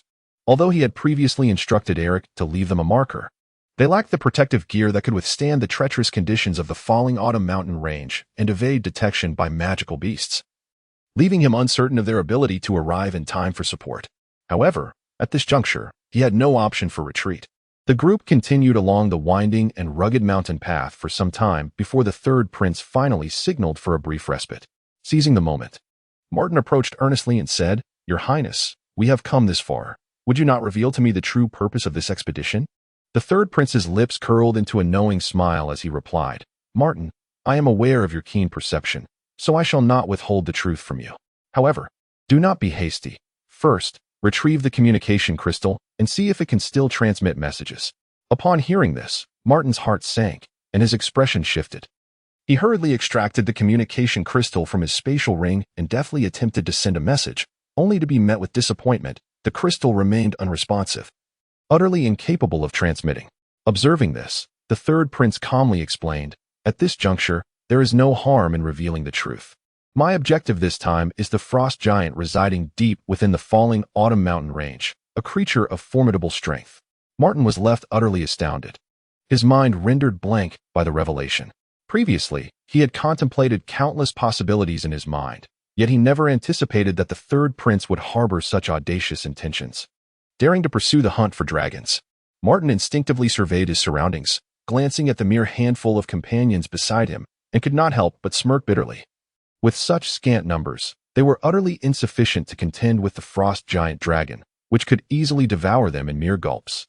Perhaps sensing the doubt reflected in Martin's eyes, the third prince exhibited no inclination to provide an explanation. As the group appeared to have rested sufficiently, he waved his hand decisively and continued to lead them deeper into the autumn-fall mountains. Throughout their journey, Martin was consumed by anxiety and, on multiple occasions, discreetly retrieved the communication crystal in an attempt to reach out to Druna and others, only to be met with failure each time. A profound sense of helplessness washed over him. It felt as though events had spiraled beyond his control, and the situation had truly become precarious. Now, all he could do was silently pray in his heart that Druna and the others would notice the markers he had left behind and arrive in time to avert this impending crisis. Chapter 75. Setting up the magic array and contracting the frost dragon. Thus, the group journeyed tirelessly throughout the day, yet still failed to reach their destination. As twilight approached, the third prince suggested that they seek a place to rest and continue their journey the following day. Shortly thereafter, the three golden knights scoured the area and discovered a cave. However, within the cave resided two A-rank insects, and after a fierce battle, they were able to gain entry. Once the guards were assigned, the third prince busied himself with his own matters. Observing this, Martin refrained from inquiring further into the third prince's thoughts. Through several encounters, he had come to understand that the third prince was rather tight-lipped. Pressing further would yield little fruit. Thus, he chose to rest alongside Eric, conserving their strength for the journey ahead. As night passed, the group replenished their provisions and set forth once more. Time flew by, and it was now the fourth day since Martin had entered the autumn-fall mountains. In the intervening days, they had traveled intermittently, constantly energizing their magical cloaks with magic crystals while remaining focused on their path. Before long, the fifth day arrived, and at last, the third prince halted his advance. This area was markedly different from those they had traversed previously. An eerie silence enveloped them, devoid of the chirps of insects or the songs of birds. Yet, the third prince's demeanor indicated that they had indeed entered the territory of the frost dragon. Confirming their arrival, a look of unrestrained joy spread across the third prince's face, and he promptly commanded the group to quicken their pace. An hour later, they arrived at a vast canyon. The cold within the canyon was bone-chilling, in stark contrast to the warmth outside. Without hesitation, the group cautiously ventured deeper. At that moment, a deafening roar echoed through the air, freezing them in their tracks, daring not to breathe. They beheld a colossal figure soaring through the sky, clutching its prey, as it leisurely returned to its lair. Upon witnessing the frost dragon, the third prince turned to Martin and proclaimed, "Martin, it is your turn to take the stage. You too shall lure it to the hollow over there. Once accomplished, you may depart." Upon hearing this, Martin inwardly lamented the perilous nature of the task ahead. Though Eric was a golden knight, he was not a sky knight, and even sky knights would not recklessly provoke a dragon. Yet, observing the predatory gaze of the two golden knights beside him, Martin understood that refusal would likely incite immediate action against him. Reluctantly, he nodded in acquiescence and proceeded with Eric toward the canyon. Meanwhile, the third prince and his entourage set about preparing the magic array in the hollow. It turned out that the few silver and bronze-ranked individuals they had brought along were not knights, but rather exceedingly rare array masters. They utilized the S-rank magic array that the third prince had exchanged from the royal treasury, confident that they could contain the frost dragon for a brief period. The mere thought of soon enslaving the frost dragon filled the third prince with exhilaration. Upon entering the canyon, Martin hastily produced a communication crystal to contact Druna and the others, delighting in the unexpected success of the connection. With little time to ponder the sudden functionality, Martin urgently inquired about Druna's location. Druna replied, Young master, we have been diligently following the trail left by Eric these days, but the sheer number of formidable magical beasts here has severely hindered our progress. It is estimated that it will take us at least half a day to reach you. Martin cautioned them to prioritize their safety and to proceed only when it was secure, assuring them that he would devise a way to buy time. After ending the communication, Martin turned to Eric and said, "Once we enter, we must find a place to conceal ourselves. We will wait for Draena and the others to arrive before we venture out to join them." Throughout the ordeal, Martin felt an overwhelming sense of absurdity. Even with his Sky Knights at his disposal, he would never dare provoke the Frost Dragon. As time languidly passed in anxious anticipation, the third prince stood quietly outside the hollow after the magic circle was set up. The sun gradually tilted westward, and the fleeting half-day passed in the blink of an eye. A sense of foreboding crept into the third prince's mind. Why was there no sign of movement? Surely, Martin and his companion had not adhered to his commands. The third prince mused that since Martin dared not challenge the Frost Dragon, he would take it upon himself to stir the waters. With practiced ease, the third prince retrieved an A-grade magical artifact from his spatial ring. After a series of deft maneuvers, the protective gear resembling a raincoat that enveloped the group began to dissipate. Martin, situated within the canyon, felt the shift in the protective garment, and moments later, it vanished entirely. In that instant, a furious roar of the dragon echoed from the distance, sending a chill down Martin's spine. Panic-stricken, he urgently called for Eric to flee towards the exit of the canyon. In the skies above, the Frost Dragon moved with lightning speed, appearing mere hundreds of meters from Martin in the blink of an eye. Fortunately, Martin had not ventured deep into the canyon, lingering instead near the exit. Eric suppressed his inner dread and exerted every ounce of strength to carry Martin towards the agreed hollow. Martin clung to Eric's back, not daring to look back, urging him to hasten their pace. Just as the dragon's fangs were nearly upon them, they successfully reached the hollow. As the Frost Dragon pursued relentlessly, the moment it entered the hollow, intricate patterns of the magic circle erupted across the ground, ensnaring it firmly. The trapped Frost Dragon roared in fury, unleashing deadly breaths of fire in all directions, causing the magic circle to tremble violently, teetering on the brink of collapse. Observing this, several circle mages hastily produced magic crystals to infuse energy into the formation. With the continuous supply of magic crystal energy, a temporary stalemate emerged between the magic circle and the Frost Dragon. Seeing the opportune moment, the third prince quickly drew forth a copper ring radiating an ancient aura, the dragon control ring he had acquired from the orcs. Just as he intended to use the ring to dominate the Frost Dragon, Martin's voice interjected, "So, you aim to enslave it rather than slay it." The two golden knights flanking the third prince immediately readied themselves to confront Martin. However, at that moment, 3 more golden knights materialized without warning, blocking their path. While Martin spoke, he had already signaled to Eric to seize the dragon control ring from the third prince's grasp. Eric, with remarkable agility, swiftly seized the dragon ring from his opponent. The third prince, gazing at his empty hands, was instantly consumed with fury, bellowing, "Return what is mine, or I shall take your life." In that moment, he was utterly blinded by rage, fixated solely on reclaiming the dragon ring. Martin, undeterred by the prince's outburst, decisively commanded Eric to activate the dragon ring. In an instant, the ring transformed into a radiant streak of light, plunging directly into the body of the Frost Dragon within the magical array. Remarkably, the Frost Dragon, which had previously thrashed violently, fell silent. Observing this, the surrounding array mages ceased their infusion of magic crystals, causing the magical formation to gradually dissipate. The third prince, witnessing the activation of the dragon ring, trembled with rage. Enraged and humiliated, he unhesitatingly retrieved an S-class magical artifact from his spatial ring, aimed it at Martin, and unleashed its formidable power. In a heartbeat, a force akin to the full might of a Sky Knight surged forth, striking towards Martin with the speed of lightning. In this perilous moment, a colossal dragon claw suddenly emerged, deftly intercepting the attack and, with a gentle squeeze, reduced it to mere fragments. Chapter 76. Promotion completed. The Earl of White to the battlefield. Martin gazed at the sharp dragon claws before him, exhaling a long sigh. The recent encounter had been perilously close. Had he truly been attacked, his life would likely have been forfeit. The third prince, witnessing the enormous figure ahead, felt an overwhelming silence envelop his heart. Comprehending that all hope was lost, Eric turned to Martin, patiently awaiting his command. After a moment of contemplation, Martin spoke resolutely, "Eliminate them all. Keeping such a prince alive would only foster thoughts of vengeance, robbing us of any peace, even in sleep. He gestured to Eric to take action. Without delay, Eric commanded the frost dragon to strike at the two golden knights and the remaining mages, and a flurry of cold light flashed amidst the sounds of anguished cries. The third prince, though resolute, did not plead for mercy upon realizing his fate was sealed. Eric, determined to act, swiftly seized the prince, crushing him with a firm grip. Once the adversaries were dealt with, Martin instructed Druna and the others to clear the battlefield. They summoned several magical beasts, which promptly devoured the corpses, leaving no trace behind.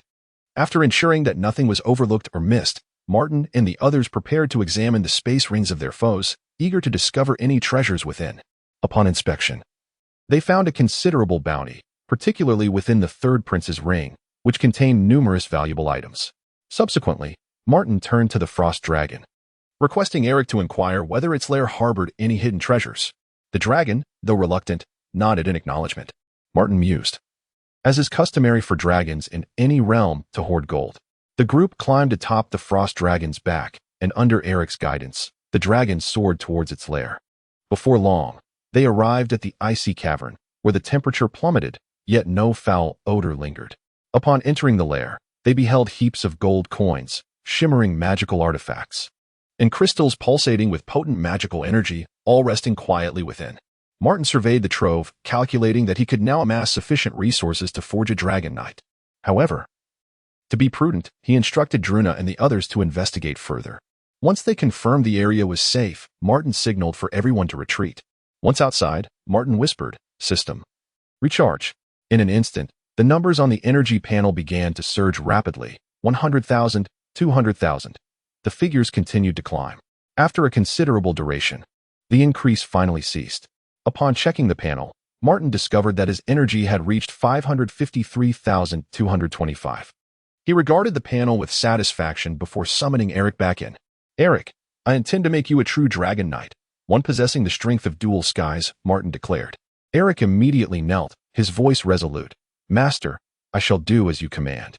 Martin instructed the system to elevate Eric's status.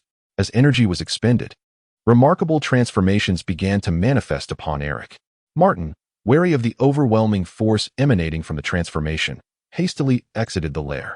After emerging from the lair, Martin established a campsite at a distance, preparing to wait for Eric to complete his promotion before returning.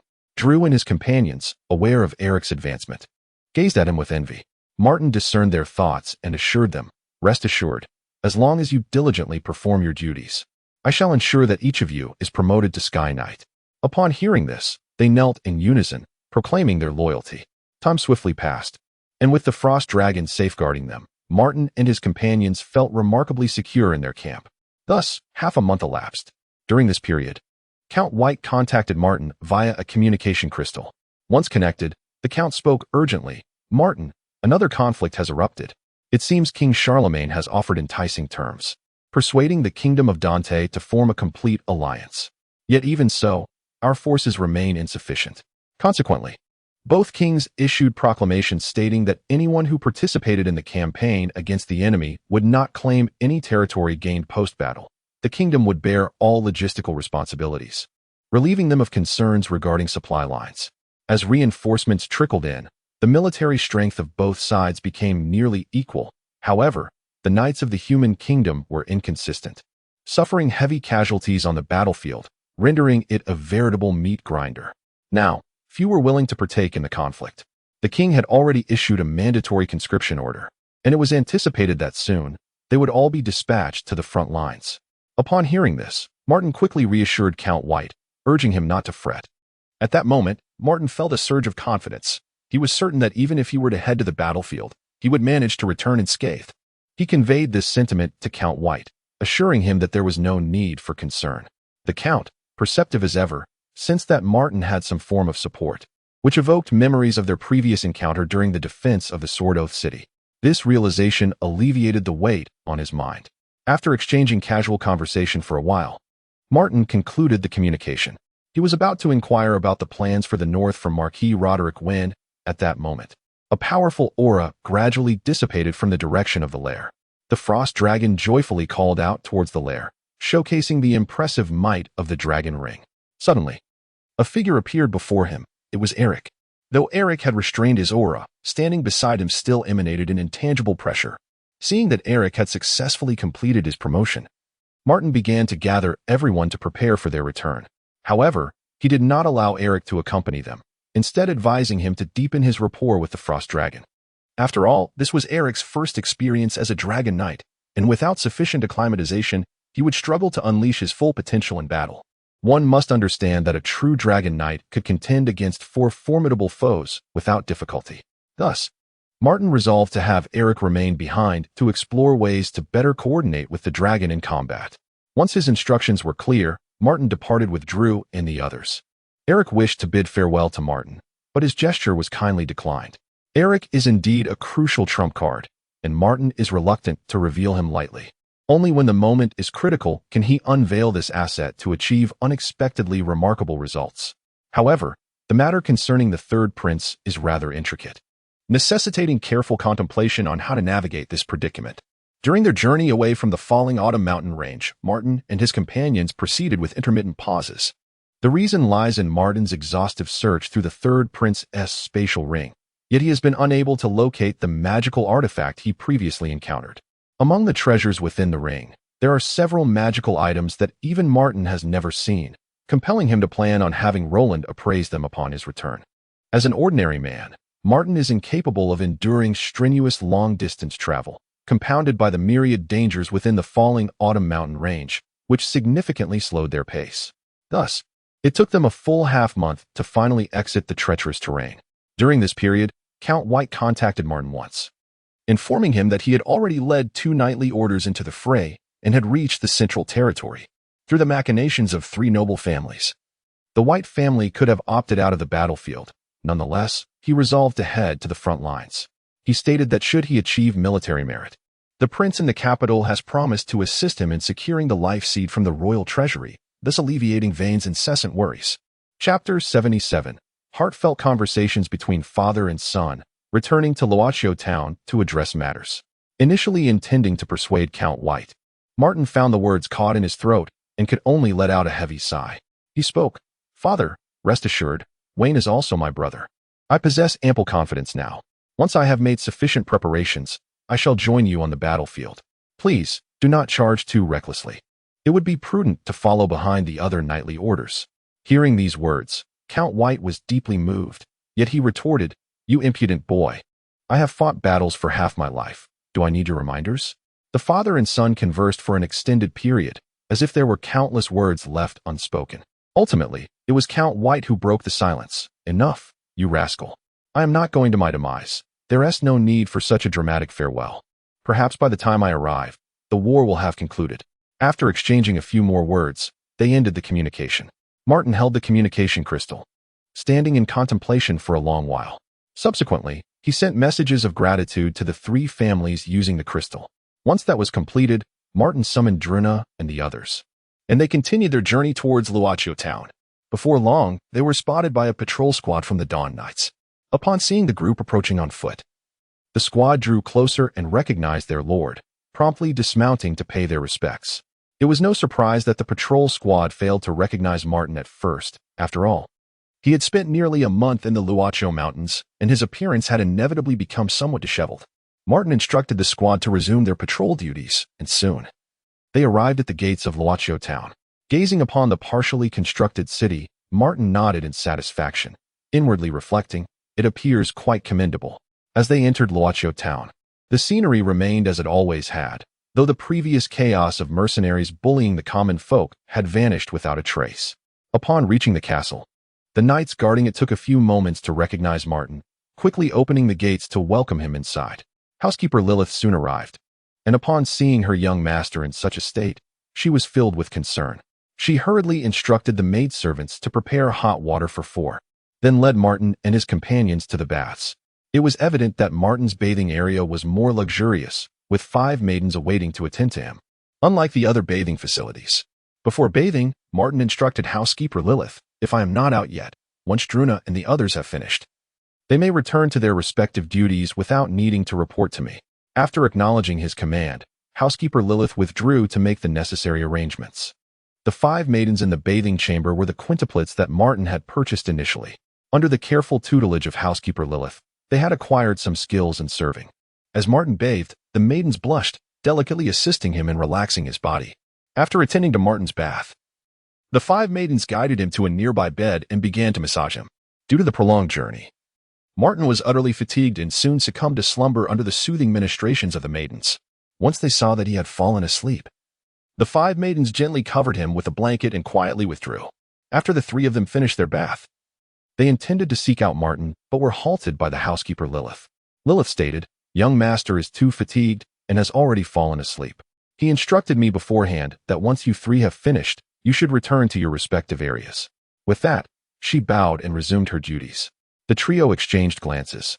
Andrina spoke, "Since it is the young master's command, we shall comply." With that, he bid farewell to the others and departed towards the direction of the Sunset Valley. The other 2 did not linger either. After exchanging their farewells, they proceeded to their designated territories.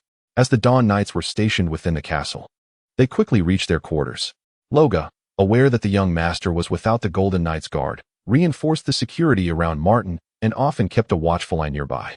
Martin enjoyed a delightful slumber, awakening leisurely by noon the following day. Upon waking, he found himself in his bedroom and summoned the maid standing by. Upon discovering she was one of the quintuplets, he instructed her to bring some food and fruit wine. The maid responded affirmatively and withdrew to prepare. Before long, 5 maidens arrived at the door, bearing food and fruit wine, and knocked gently. Martin welcomed them in. Once inside, the maid set the food and wine upon the dining table, and as Martin prepared to eat, one maid interjected, explaining, "Young master, allow us to serve you."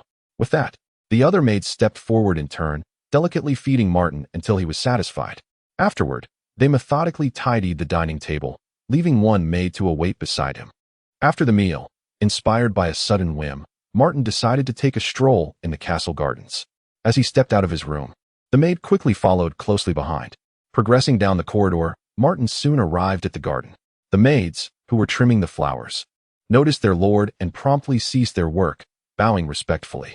Martin offered a slight nod in acknowledgement and proceeded directly to the gazebo within the garden.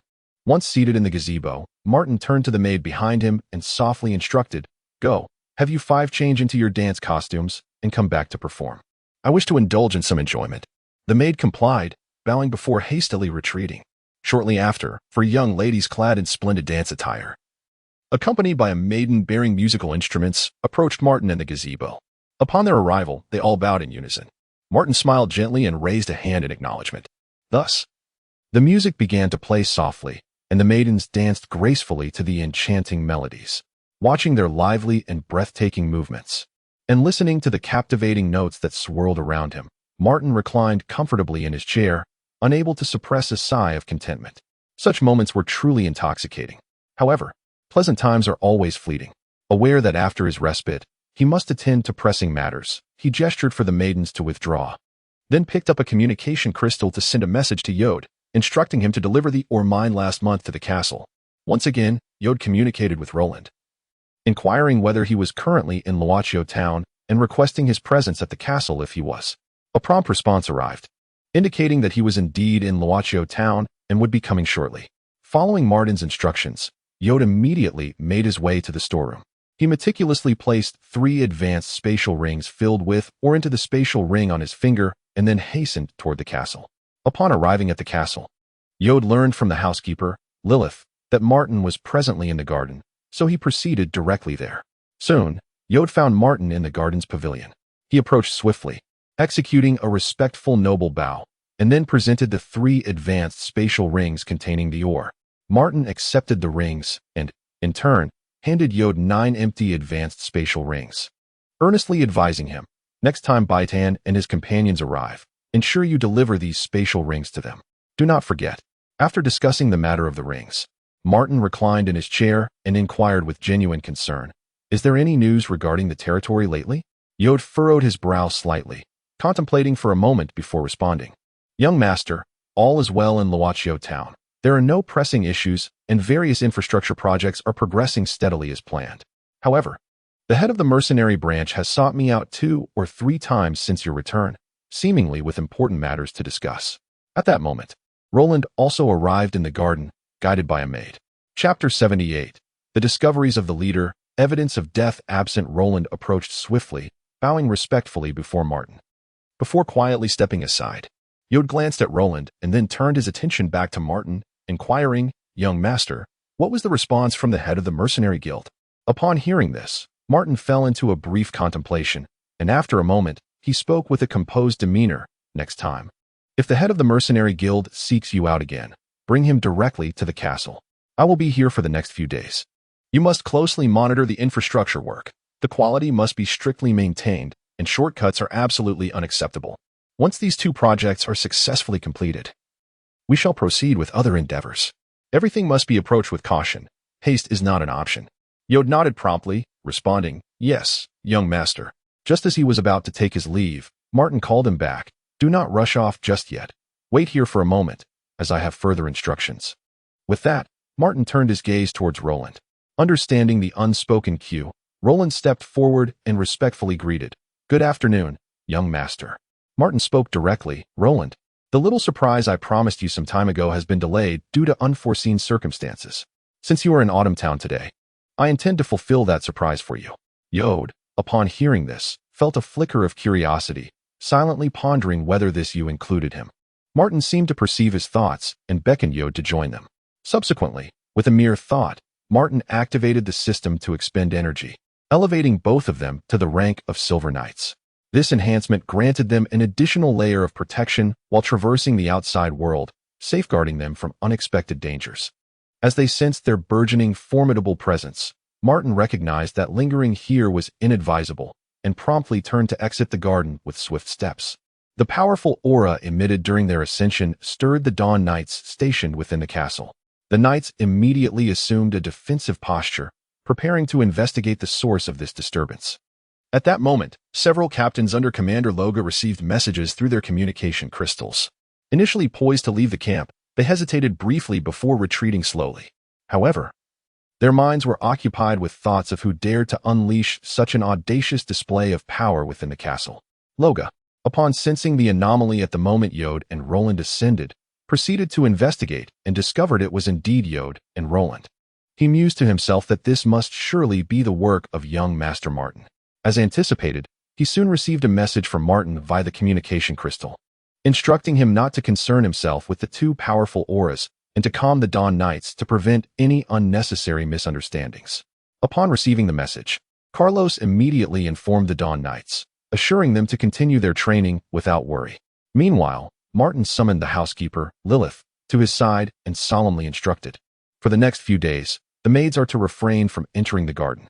Lilith inclined slightly, respectfully acknowledging the command, before turning to convey Martin's directive. After arranging everything, Martin returned to his chamber and retrieved 3 exquisite spatial rings, alongside the rings he had previously pillaged from the Third Prince and others, intending to energize the system. He meticulously examined the 3 mineral rings. The first contained an energy reserve of 30,000, the second 32,000, and the third, the most bountiful, boasted an impressive 45,000, as it was a precious magic crystal. In contrast, the spatial rings belonging to the Third Prince and his companions held a pitiful amount of energy, primarily filled with magical artifacts and various array materials, with a scant few thousand gold coins. Naturally, Martin was reluctant to expend those precious magical artifacts for energizing. Thus, he selected the magic crystals and some less rare magic ores from these rings to charge the system. After this operation, he accumulated a total of 11,000 energy. Subsequently, he organized all the magical artifacts and materials, consolidating them into a single spatial ring, planning to have Roland retrieve them after his ascension, with a detailed record of each item's name and usage to be returned later. Once all was accomplished, Martin, with a thought, activated the system panel. It displayed, Host, Martin. Level, 0, Obound Guardian, 1,563, Energy, 165,125. Observing the steadily rising energy value on the panel, a satisfied smile graced Martin's face as he secretly contemplated. Once the pressing matters are concluded in a couple of days, he would promote the members of the Dawn Knights. This way, their chances of survival on the battlefield would be significantly enhanced. The cultivation of these knights had cost a substantial amount of gold, and he could not afford to lose them easily. Time flew swiftly, and 2 days passed in the blink of an eye. Yoder and Roland successfully completed their ascensions. At this moment, Martin was in the reception hall, engaging in what appeared to be a calm yet intricately veiled conversation with the head of the mercenary guild. The head of the guild, unable to locate Yoder, had decided to come directly to Martin's castle. After explaining his purpose to the castle guards, they deliberated briefly before deciding to report the matter to the Lord, seeking Martin's counsel. Upon learning of this, Martin weighed his options and ultimately resolved to meet this guild leader, intending to probe into his true intentions. Guided by a maid, the head of the mercenary guild was ushered into Martin's presence. Upon seeing Martin, he gracefully executed a standard noble greeting. Martin nodded slightly in acknowledgement and gestured towards a nearby chair, inviting him to sit. The guild leader, eschewing pleasantries, promptly inquired, "My lord, may I ask if that group who entered the falling autumn mountains with you is still there?" With a calm demeanor, Martin replied nonchalantly, "I am unaware. We parted ways after emerging from the depths of the falling autumn mountains and have had no further contact since." Noting Martin's air of feigned ignorance, the guild leader dispensed with subtlety and directly stated, "My lord, I believe you must be aware of the identity of the leader of that group?" Martin nodded slightly, candidly acknowledging, "Indeed, I am aware." Upon witnessing the situation, the official pressed on with increasing insistence, "My lord, if the third prince were to disappear within your domain, or worse, meet with misfortune, do you truly believe that King Charlemagne would easily absolve you?" Martin's countenance darkened instantly upon hearing this, his eyes blazing with fury as he retorted loudly, "What do you mean by that? Are you insinuating doubt upon my integrity?" Undeterred by Martin's wrath, the official responded with unwavering firmness, "My lord Martin, you are well aware of my implications. Regardless of the third prince's fate, you cannot absolve yourself of involvement in this matter." With that, he disregarded all notions of decorum, abruptly rising to his feet and striding out of the chamber, heading towards the castle's exit. In stark contrast to his earlier fury, Martin regained his composure the moment the official departed, as if the tempest of anger had never occurred. He sat back in his chair, his fingers lightly drumming against the armrest, lost in contemplation. It seems this predicament is rather intricate. Surely, I cannot resort to silencing this official, can I? As this thought crossed his mind, a glimmer of cold resolve flashed in Martin's eyes, giving rise to a bold notion within him. Indeed, let it be a case of no witnesses.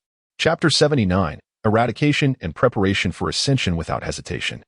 He swiftly seized the communication crystal and dispatched a concise, yet potent directive to Roga: eliminate the head of the mercenary branch, dispose of the body in the falling autumn mountains, and ensure it is executed with utmost efficiency. After transmitting the message, Martin reclined in his chair, quietly awaiting the outcome. The individual emerging from the castle, glancing at the magical artifact nestled within his sleeve, which glimmered ominously with a red light, felt an unsettling chill wash over him as the dreadful realization dawned. The third prince was likely in grave peril. He dared not linger, hastening towards the mercenary branch, intent on swiftly compiling a report detailing the events to send to the elders of the mercenary guild in Charlemagne, seeking their judgment on the matter. After all, this task had been entrusted to him privately by the elders, and with the situation now in disarray, he could only hope they would intervene to resolve it. While traversing the path to the mercenary branch, the Silver Pinnacle warrior suddenly sensed an inexplicable unease, unable to pinpoint the source of his disquiet. This disquiet propelled him to quicken his pace, his mind fixated solely on one thought: return to the branch as swiftly as possible. That was his sanctuary. However, just as he was about to reach the mercenary branch, a mere street away from its entrance, a shadow suddenly descended from the rooftop beside him like a specter, unsheathing a knight's sword and lunging directly at his vital points without a moment's hesitation. The leader reacted with remarkable speed, hastily retrieving a magical artifact from his bosom to defend himself. Upon recognizing the assailant's formidable prowess, dread enveloped him. It was none other than a golden knight. He instantly thought of Martin, cursing inwardly. Indeed, he was responsible for the third prince's demise. In that moment, he could afford no further delay. Turning to flee desperately towards the throng of people, frantically extracting magical artifacts from his spatial ring and hurling them behind him in a bid to hinder his pursuer. Realizing the leader was nearing the densely populated area, the assailant, aware that time was of the essence, unleashed his full golden might, no longer concealing his strength. Like a bolt of golden lightning, he surged towards the leader with unrelenting ferocity. The surrounding civilians, witnessing this alarming spectacle, hastily shuttered their doors, while those already outside scrambled in panic to seek refuge in nearby shelters. In the blink of an eye, the assailant had caught up to the leader. He raised his knight's sword high, striking without hesitation in a swift arc. A glint of cold steel flashed, and the leader's body froze momentarily before he slumped slowly to the ground. Seeing this, the assailant did not pause for an instant, swiftly lifting the still-twitching corpse and turning to race towards the falling autumn mountains. At that moment, Martin was in the castle, engaged in conversation with Yod and Roland. When the communication crystal illuminated, he momentarily paused, then reached for it, quickly scanning the message contained within. A barely perceptible smile of satisfaction crept across his face. Returning the crystal to its place, he handed the spatial ring containing magical artifacts to Roland, instructing, "Please take this spatial ring back. Carefully sort the magical artifacts within. Label them with their names and uses, and then return it to me." Upon receiving the spatial ring, Roland exchanged a glance with Yord, respectfully bowed, and then retreated. Martin patiently awaited the departure of Yord and Roland before he raised his hand to retrieve a communication crystal, adeptly activating it to connect with Eric. Once the connection was established, he inquired, "How are you faring over there?" Quickly, a steady voice emerged from the crystal. "Young master, I am getting along splendidly with Xuangning." "Xuangning?" Martin furrowed his brow slightly, a flicker of confusion passing through his eyes as he pressed for clarification. "Is this dragon a female?" "Indeed, young master," Eric promptly replied. "Xuangning is a female dragon, and she is already capable of transforming into human form. Our cooperation has become quite harmonious. Might it be possible for me to return to your side and continue serving as your guardian?" Upon hearing this, Martin fell into contemplation.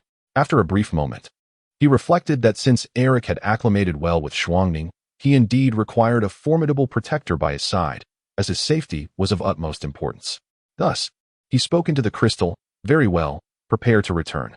Eric's delight was palpable at this response. Simultaneously, a faint voice of Xuangning could be heard through the communication. Even though it was merely a few words, it exuded an aura of aloofness, quite imposing. After concluding the communication, Martin's mind was swiftly consumed by thoughts of the third prince, and a wave of unease washed over him, although those privy to the matter had been silenced. The unpredictability of unforeseen events remained a concern, signaling the necessity for contingency plans. However, what if the existence of Dragon Knights were to be uncovered? At this moment, Loga must have returned to the castle. It was time to promote the Dawn Knight Brigade, as they were to set forth for battle in just a couple of days. Leaving no room for delay, with his mind made up, Martin proceeded towards the brigade's encampment, accompanied closely by a maid. As they walked, Martin abruptly halted. Turning to the maid behind him, "You need not accompany me any longer. Return to your quarters for housekeeping." Previously, Martin had scrutinized the loyalty of this quintuplet maid, discovering it to be merely around 50. Thus, he could not place his trust in her. Now, he dared not fully trust anyone unbound by a contract. Once the maid had retreated, Martin entered the knight's encampment alone. At the entrance, two knights stood at attention, and upon recognizing Martin's approach, they executed a synchronized and solemn knightly salute. Martin offered a slight nod in acknowledgement and proceeded inside.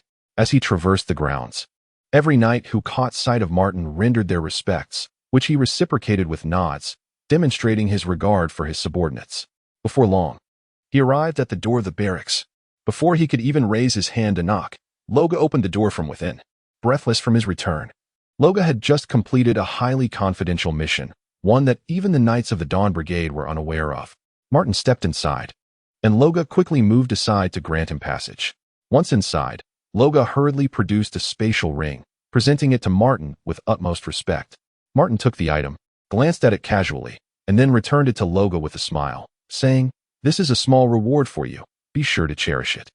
Loga accepted the spatial ring once more, his face unable to conceal his delight. The master's generosity was indeed exceptional. Shortly thereafter, Martin instructed Loga, "Please gather all the knights of the Dawn Knight Brigade. Those of bronze rank and above need not attend." Loga complied immediately, producing a communication crystal to swiftly inform several captains, summoning them to assemble in the training ground. Even the knights patrolling outside were recalled, with bronze knights temporarily taking over their patrol duties. Chapter 80, Promotion completed. Ready to depart with a swift command, the messenger promptly relayed the orders. A brigade of knights galloped with fervor towards the training grounds. Upon arrival, They formed an orderly line, standing tall and waiting in silence for Martin's arrival. The patrol squad that had been stationed outside also returned successfully, prompting Martin to step forward alongside Loga towards the training field. Before him stood over 700 knights, impeccably arranged in formation. The grandeur of the scene filled Martin with an overwhelming sense of pride. Clearing his throat, he proclaimed in a resonant voice, "I have gathered you here today for a fair contest of prowess. However, the first 200 knights who emerge victorious shall receive a special reward, the details of which will remain a mystery until the moment of triumph." Having spoken, Martin turned to Loga and instructed, "You shall oversee those not participating as judges. Ensure that within a day we identify the 200 victors." Once arrangements were in place, Martin turned and returned to attend to his affairs. After a long day of labor, Martin finally managed to clear the mountain of tasks that had accumulated over the past few days. Glancing up, he noticed the day was waning, twilight settling in. Pondering the challenge ahead, he mused that selecting the 200 victors might prove difficult that day. Curiosity piqued. He decided to visit the training grounds to observe the progress of the selections. As he approached, the resounding cheers filled the air. Despite the encroaching evening, the knights' fervor remained undiminished. Loga, spotting Martin's arrival, prepared to salute, but Martin waved him off, signaling that formalities were unnecessary. He inquired, "Loga, how is the selection proceeding?" Loga respectfully responded, "My lord, we have currently identified just over 80 victors. However, I have arranged for magical lamps to be set up around the area, intending to complete the selections overnight, and the knights below have expressed their support for this plan." Upon hearing this, Martin's gaze shifted to the combatants engaged in battle, and he earnestly cautioned, "Loga, it is imperative that we avoid any fatalities." Loga acknowledged the directive and stepped aside to continue his duties. After observing for a while and confirming that all was well, Martin prepared to return for rest, instructing the accompanying maid to head back and prepare ahead of him. Upon entering his chamber, he found 5 maids waiting attentively. Under their careful ministrations, Martin reclined comfortably on his bed and soon drifted into a deep slumber. The following morning, as the first rays of sunlight filtered into the room, Martin had already completed his morning rituals. After savoring a sumptuous breakfast, he resolved to visit the training grounds to witness the final results of the selection. At that moment, Loga hurried in to report. Upon seeing Martin, Loga bowed respectfully and stated, "My lord, the 200 victors have been fully determined. I have also arranged for the other participants to rest." Martin nodded in response, thinking that after a night of intense competition, they indeed deserved a period of respite. Subsequently, accompanied by Loga, he strode purposefully toward the training grounds. Upon entering, Martin observed that although the knights bore visible signs of fatigue, they stood upright, striving to maintain their spirits and uphold their formation. Martin felt a profound sense of satisfaction upon witnessing the disciplined conduct of his knights. Casting an appreciative glance towards Loga, he strode to the front of the formation, surveying each knight with a keen eye before proclaiming in a commanding voice, "I previously promised a reward for the victors. The results are now in, and I shall not delay any further."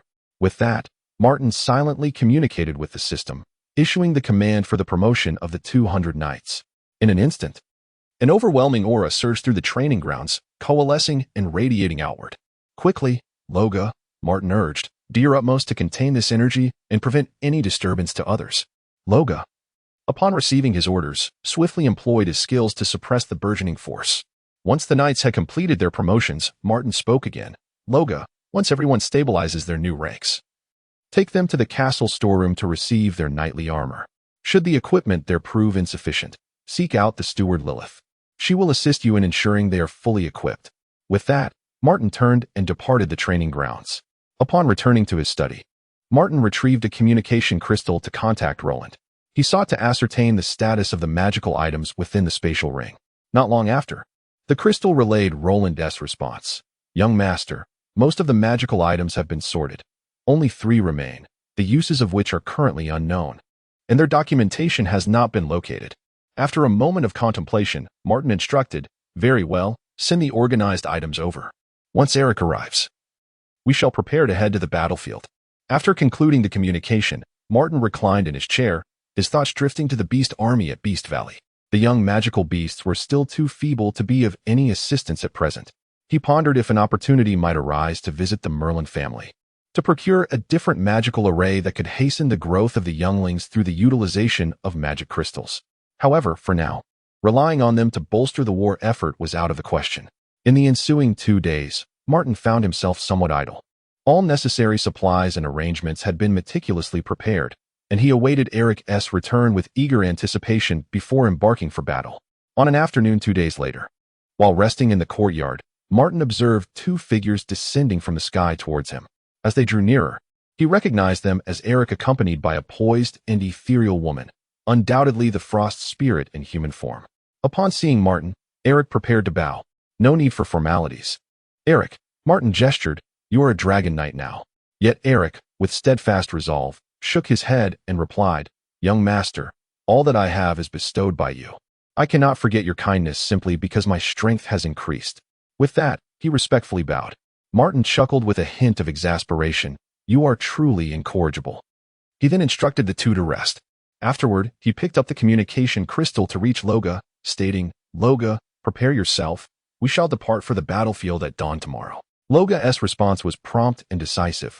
Understood, young master. I will ensure everyone is ready to set off on time. Chapter 81. The Magical Elements Beyond the Northern Borders. Arrival at the capital of magic on the following morning, as the golden sunlight gently illuminated the spires of the castle. Martin began anew his day under the attentive care of 5 maids. After completing his morning ablutions and partaking in breakfast, he strode with measured steps toward the armory. Inside the armory, an array of armor glimmered in the dim light, reflecting a chilling metallic sheen, all collected by the butler Lilith. Martin's gaze swept over the splendid armors, ultimately selecting a set that, while unassuming, was of exceptional quality befitting a noble. With the maid's adept and orderly assistance, he quickly donned the armor. Clad in the protective gear, Martin stood tall, exuding an air of valor, and then confidently made his way to the encampment of the Dawn Knights. At that moment, the encampment bustled with organized activity.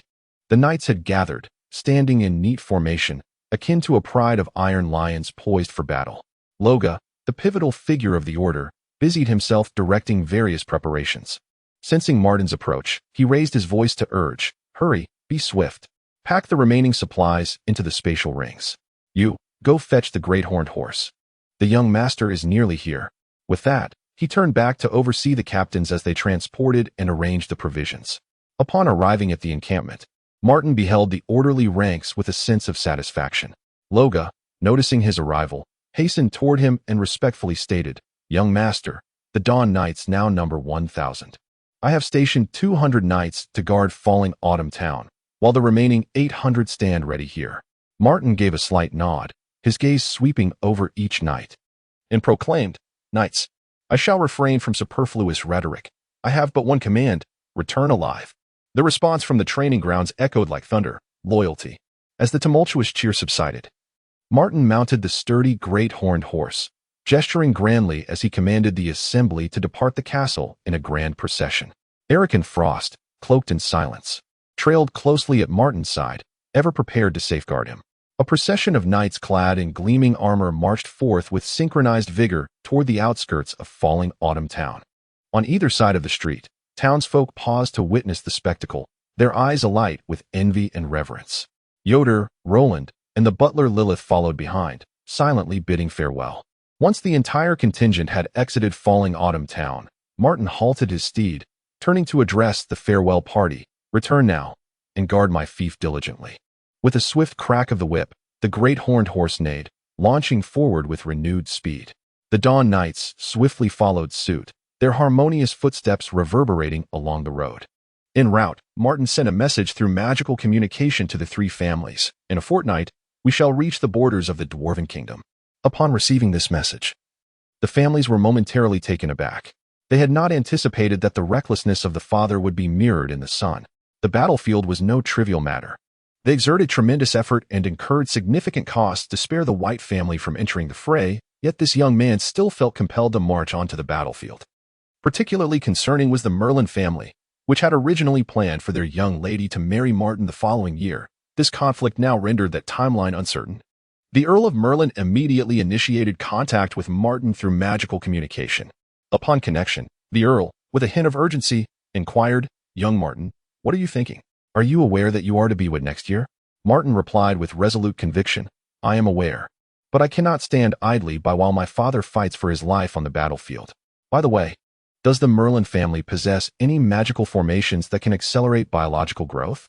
The Earl, momentarily taken aback, responded with a mix of amusement and exasperation. "Indeed, we have such formations, but I was discussing your impending marriage. How did we end up on the topic of magical formations?" Upon learning of their existence, Martin continued, "Do not worry, my dear Lady Merlin. When I pass through the Central Lands, I shall seek you out for an exchange." The astute Countess Lucy, discerning the determination in Martin's tone, recognized that he likely had his own plans and confidence, and thus refrained from pressing further. With a smile, she remarked, "Since you seem to have it all figured out, I shall not pry. However, the formation you wish to exchange for is of grade A. What do you intend to offer in return?" Startled, Martin responded, "I assume such formations would be no higher than grade B. Is there a grade B or lower available?" Countess Lucy laughed playfully and teased, "Alas, there are none. Perhaps you could offer me something else instead?" Martin felt a wave of frustration wash over him. "Fortunately," Countess Lucy quickly added, "there are indeed formations below grade B, but their efficacy is considerably lacking. You would be better off acquiring a grade A formation outright, thus avoiding the hassle of future exchanges." Understanding the wisdom in her words, Martin lamented his lack of valuable items to barter with and finally said, "Perhaps I shall settle for a grade C formation." The Countess, with a light chuckle, replied, "Let us discuss this further when you arrive. Perhaps you will not need to offer anything at all." Martin, however, was acutely aware that what is offered for free is often the most costly of all, and he resolved to be cautious in his acceptance. Thus, the group pressed onward without delay, making their way toward the borders of the Dwarven Kingdom. As they passed through the territories of Marquis Roderick and Count Carlos, Martin learned that they had already embarked for battle. The situation on the battlefield was dire, with both sides embroiled in fierce conflict. Upon hearing this news, Martin immediately commanded an increase in their pace.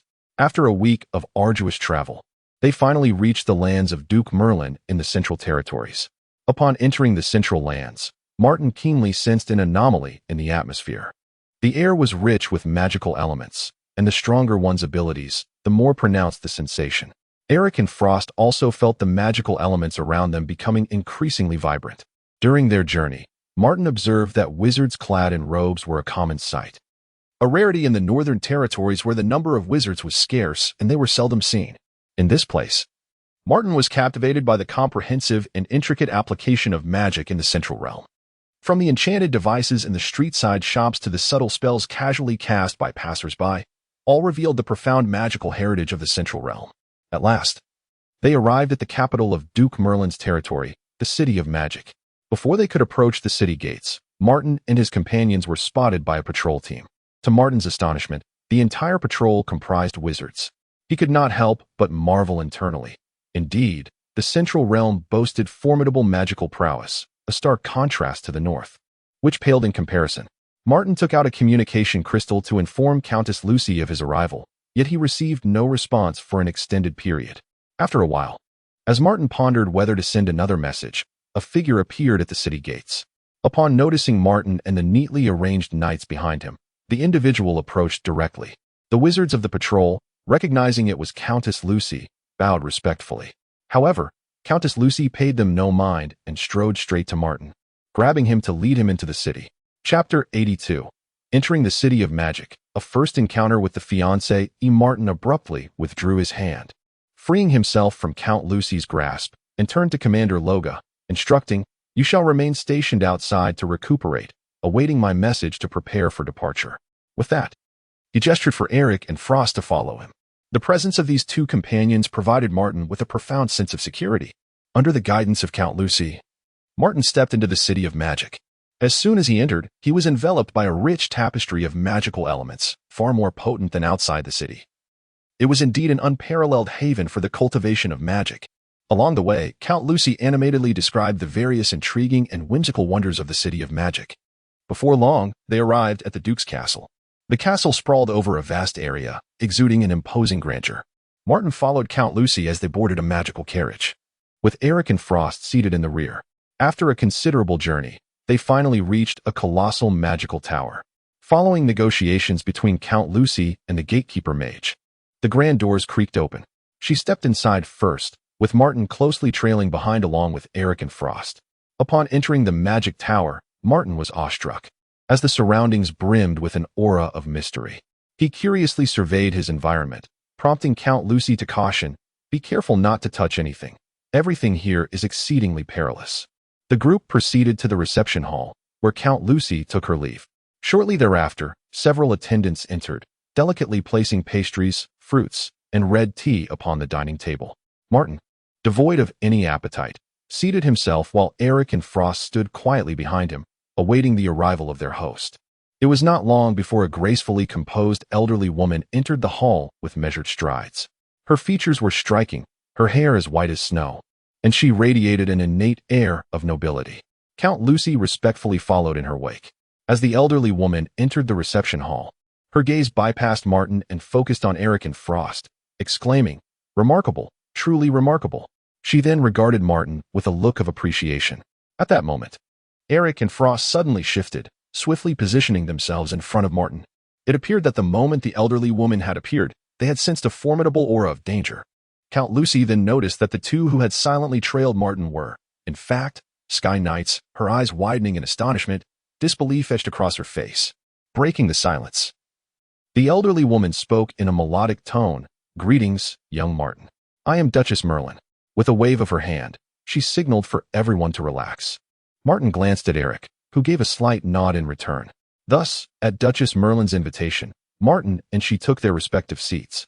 No sooner had they settled down than Duchess Merlin continued, "Young Martin, you are indeed a prodigy, accompanied by such formidable strength.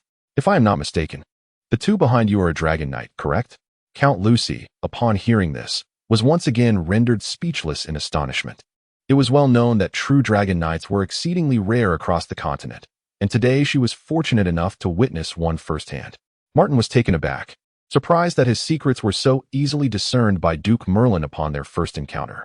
He composed himself and said, "Greetings, Duke Merlin. It is an honor to finally meet you. I have come to request an exchange for a C-grade biological growth magic array." Upon hearing this, Duke Merlin smiled faintly and replied, "Initially, based on Lucy's account of you, I intended to grant you a B-grade magic array. However, after meeting you, a dragon knight, I feel compelled to increase my investment in you. Therefore, I have decided to bestow upon you an S-grade magic array." At this proclamation, Countess Lucy gasped in disbelief. Her mouth agape. It is worth noting that S-grade magic arrays are exceedingly rare, even within the confines of the Merlin Magic Tower. Martin was genuinely startled by the unexpected generosity. He dared not accept such a lavish gift without hesitation. Thus, he promptly replied, "Duke Merlin, I cannot accept such a gesture without clarity regarding your intentions. Please, do tell me what you require of me." Upon hearing this, Duke Merlin wore a knowing smile and said slowly, "Rest assured, young Martin, this matter is but a triviality for you. In the future, when you marry Little-Eight, you must first bear a son before considering offspring with other women." Martin, taken aback by this revelation, marveled at the Duke's intentions. At least now he understood the conditions, and the heavy burden on his heart was finally lifted. After a moment's contemplation, he nodded in agreement. Future concerns could wait. With this S-grade biological growth magic array, the creatures in Beast Valley would surely thrive at an accelerated pace. Seeing Martin's acceptance, Duke Merlin promptly took up a communication crystal and issued a command. Shortly thereafter, a petite girl with an enchanting demeanor bounded into the room. Upon spotting Duke Merlin, she leaped into his embrace like a joyful fawn, simultaneously handing him an S-grade magic array. Duke Merlin, with a warm smile, did not reach out to take it but gently urged, "Little-Eight, you should personally deliver it to Martin." The girl, referred to as Little-Eight, fidgeted shyly in the Duke's arms, her cheeks flushed. Finally, blushing, she approached Martin and handed him the magic array. Martin instinctively expressed his gratitude, to which the girl, her voice barely audible, replied, "No need to thank me." Had they not been in such close proximity, Martin might not have caught her words at all. Following this, the girl bashfully bowed to everyone present and, like a startled rabbit, hurriedly exited the parlor. Chapter 83. A Visit to the Magic Tower. Arrival at the Iron Spine Hills. Martin gazed at the receding figure of the girl, momentarily lost in thought before he slowly withdrew his gaze and turned to Duke Merlin, inquiring, "Who is she?" The Duke, unreserved, replied succinctly, "She is Xiaba, my beloved granddaughter." Upon hearing this, Martin was filled with disbelief. He had initially presumed that the union would involve a distant relative of the Merlin family, only to discover it was the direct granddaughter. In an instant, a thought flashed through Martin's mind. Could it be that the change in the Dragon Knight's allegiance prompted this shift in the matrimonial prospect? Having lived in this world for so long, Duke Merlin could easily discern Martin's thoughts. He promptly clarified, "Do not overthink it." The choice for the union proposed by Lucy was indeed Xiaoba from the very beginning. Martin, feeling a touch embarrassed, managed a polite smile, and the group engaged in casual conversation for a while. Noticing that Martin remained somewhat reserved, the Duke rose and called for Lucy, instructing, "Take Martin on a tour of the first and second levels of the Magic Tower. Remember, do not allow him to step onto the third floor, lest unforeseen complications arise." After a brief exchange of pleasantries with Martin and the Dragon Knight behind him, the Duke hurried off to attend to his duties. Once Duke Merlin departed, Lucy instantly shed her facade, revealing her enchanting nature. She casually draped her arm over Martin's shoulder and playfully remarked, "Oh, Martin, I didn't expect you to have a Dragon Knight accompanying you silently. Do you have any other surprises? Do share with your sister, so I too can be astonished." Martin maintained a calm demeanor, subtly removing Lucy's arm from his shoulder and stepping back, responding with respectful distance, "Sister, we are in the Magic Tower. Please conduct yourself accordingly. Once we are outside, you may do as you wish." Lucy, upon hearing this, smiled alluringly and chose not to continue her teasing. She understood well that this was the domain of Duke Merlin, and any jest taken too far could lead to dire consequences. All right, I shall not tease you any longer. Come, let me show you around properly," Lucy declared. As soon as she finished speaking, Martin's interest was piqued, and with an expression of eager anticipation, he followed closely behind her, while Eric and Frost silently trailed after. Lucy first led Martin to the magical item storage area, where a dazzling array of magical artifacts was displayed, with particularly unique items meticulously stored separately. After providing a general introduction, she guided Martin to the next area. Unable to resist taking a few more glances, Martin hurried to catch up. Next, they arrived at the animal husbandry section, designated for magical experiments. A fleeting glance revealed a gruesome sight that made Martin avert his gaze swiftly, hastening to follow Lucy. The subsequent area was the core of the first level, the location of the defense facilities. However, Lucy offered little explanation, merely guiding Martin to take a quick look before proceeding directly to the second level. On the second level, Lucy introduced Martin to the magical library, divination room, meditation and training room, magical creature research room, and more. After the tour, Martin felt his eyes opened wide, overwhelmed with awe. After the visit concluded, Lucy intended to take Martin out for a meal. Martin glanced up at the sky, realizing that time was slipping away. The border skirmishes were intensifying. Although he had been informed through communication that there was no immediate danger, a sense of unease lingered within him, prompting an urgent desire to depart. Thus, Martin earnestly bid farewell to Lucy, entrusting her with his gratitude to Duke Merlin for the magical array. Observing Martin's resolute decision, Lucy refrained from further persuasion, escorting him and his companions into the enchanted carriage, which then departed the magical metropolis. Unbeknownst to Martin, at the moment of his departure, a petite figure stood silently by the window, gazing contemplatively in the direction he had vanished, her eyes brimming with complex emotions. After exiting the magical city, Martin swiftly reunited with the Dawn Knights, and without delay, they pressed onward towards the borders of the Dwarven Kingdom, the battleground known as the Iron Spine Hills. Throughout the journey, Martin was driven by an unwavering determination to return home, refraining from unnecessary pauses, solely focused on hastening their pace. The group traveled day and night, finally reaching the Iron Spine Hills a week later. The scene before them was markedly different from the past. The hills were dotted with a multitude of tents, weaving a tapestry of martial atmosphere thick with tension. At that moment, a keen-eyed dispatcher spotted the knights led by Martin and promptly approached, inquiring as per protocol, "Which family do you belong to?" Martin replied truthfully, "The White family."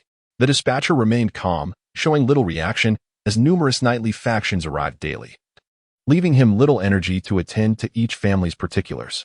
Subsequently, the dispatcher assigned Martin a location adjacent to Count White's encampment and summoned a soldier, instructing, "Take them to their quarters." With that, he hastened away towards the next newly arrived knightly group. Martin signaled to the soldier to proceed, and under his guidance, they successfully reached the designated camp. Upon arrival, the soldier politely excused himself. Martin immediately commanded Loga to organize the camp and arrange for their lodging, while he, accompanied by Eric and Frost, strode toward Count White's quarters. The members of the knightly order that Count White had brought forth recognized Martin at once and approached him with respect, offering their salutes. Thus, Martin entered Count White's tent without obstruction. At that moment, Count White was deeply engrossed in reviewing military maps. Sensing someone enter, he instinctively looked up. And upon realizing it was Martin, a look of joy illuminated his face.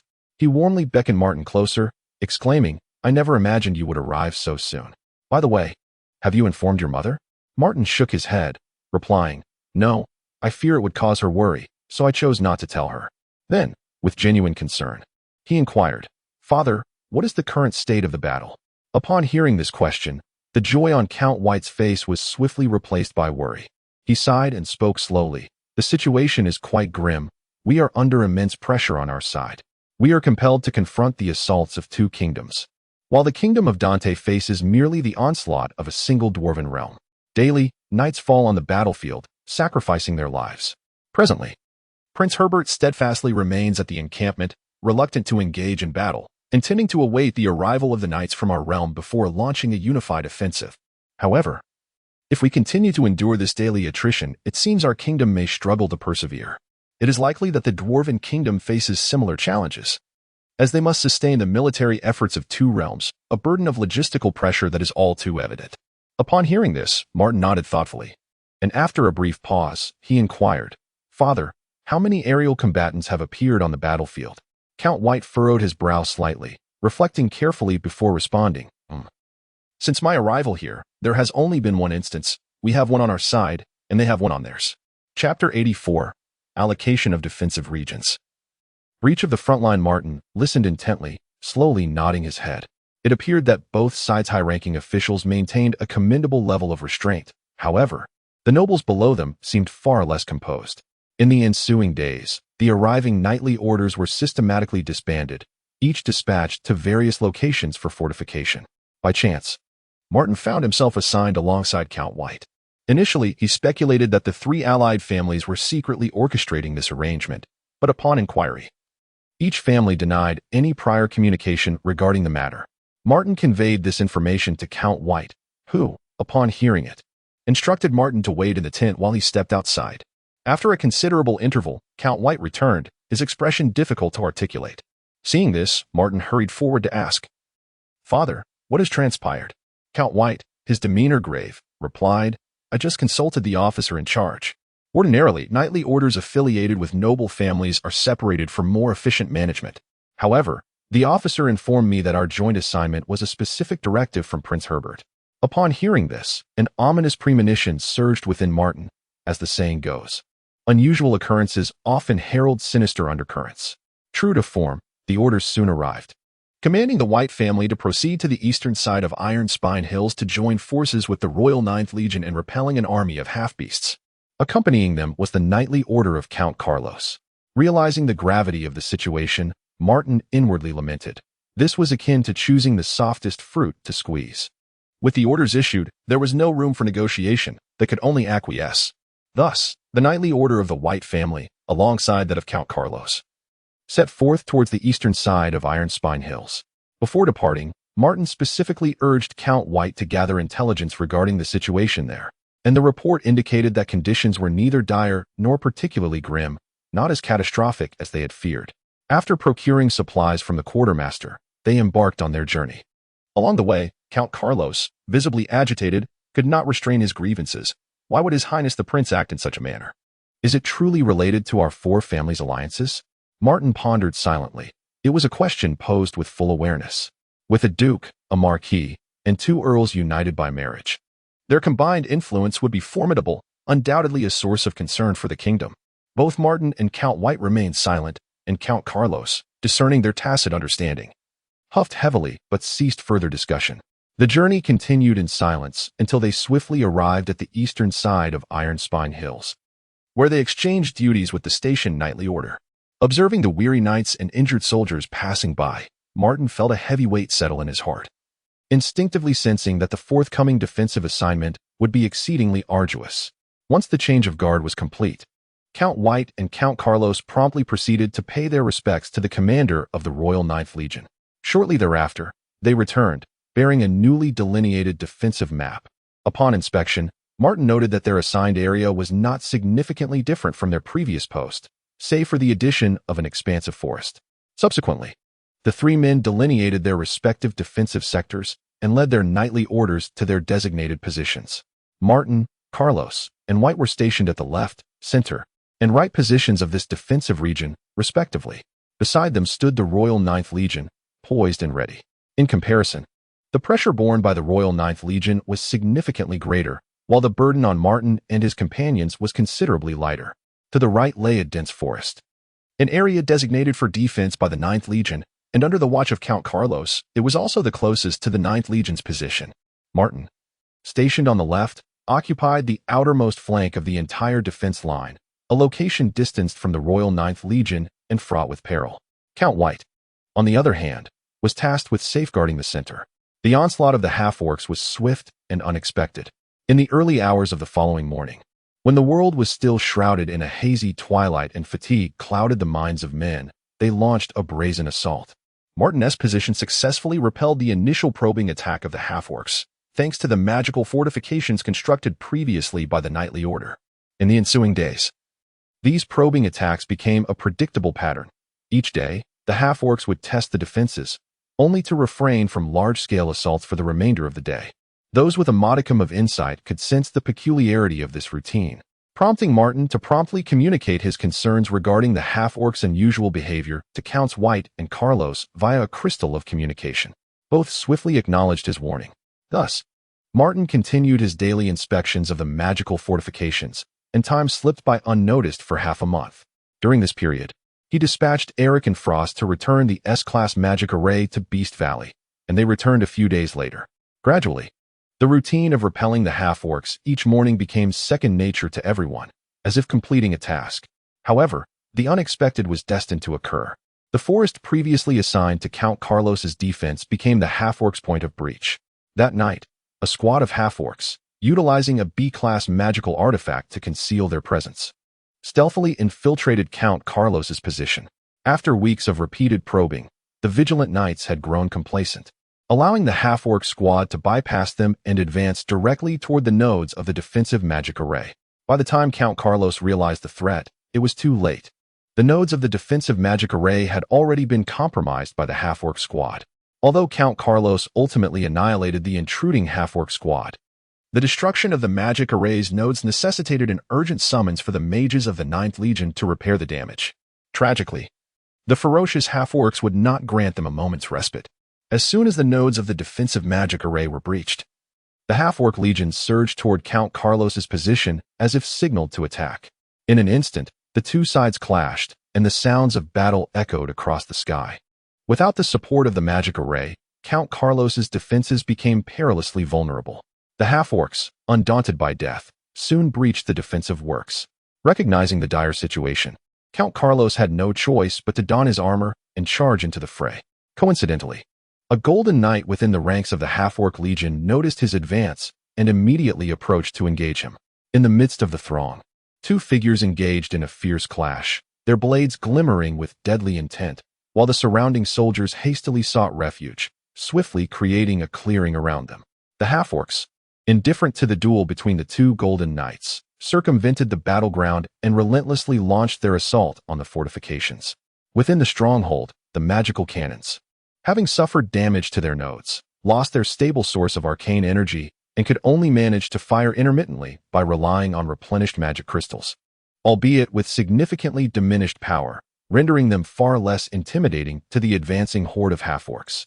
Count White and the commander of the Ninth Legion, observing the blazing inferno at Count Carlos's position, recognized the dire straits and immediately commanded their knights to provide reinforcement.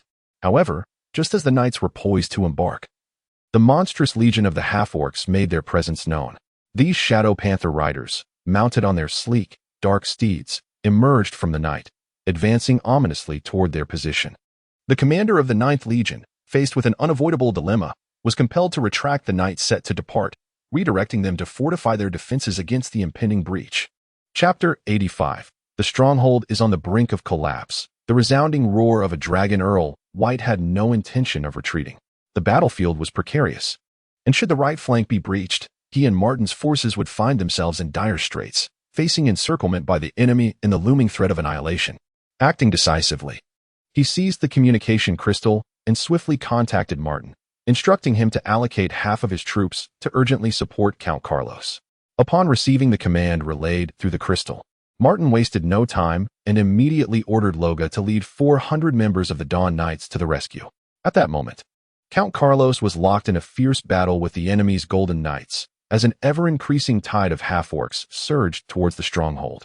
Gritting his teeth, Count Carlos consumed an A-grade blood-burn potion, its potent effects igniting within him, allowing him to unleash extraordinary strength that successfully repelled the half-orc Golden Knight. However, after being driven back, the half-orc knight produced a vial of beast blood-burning potion and, without hesitation, drank it down. Instantly, its aura surged, and with a fearsome roar, it charged back into the fray. Count Carlos, left with no option, steeled himself to continue the battle, plunging once more into a fierce struggle with the frenzied half-orc. As the half-orcs continued to flood the stronghold, the situation grew increasingly perilous. Count Carlos, keenly aware of the dire circumstances, contemplated retreat. Just as he prepared to withdraw, another golden half-orc emerged. It had been lurking within the half-orc ranks, biding its time for the opportune moment. In a flash, it seized its chance and launched itself at Count Carlos like a bolt of black lightning. Taken by surprise, Count Carlos was struck hard and fell to the ground. Writhing in agony, unable to move, even the slightest motion caused him to spit blood. In that critical moment, Earl White arrived just in time, followed closely by Loga. Witnessing Count Carlos collapsed in a pool of blood, they unsheathed their swords without hesitation and engaged the two golden half-orcs in combat.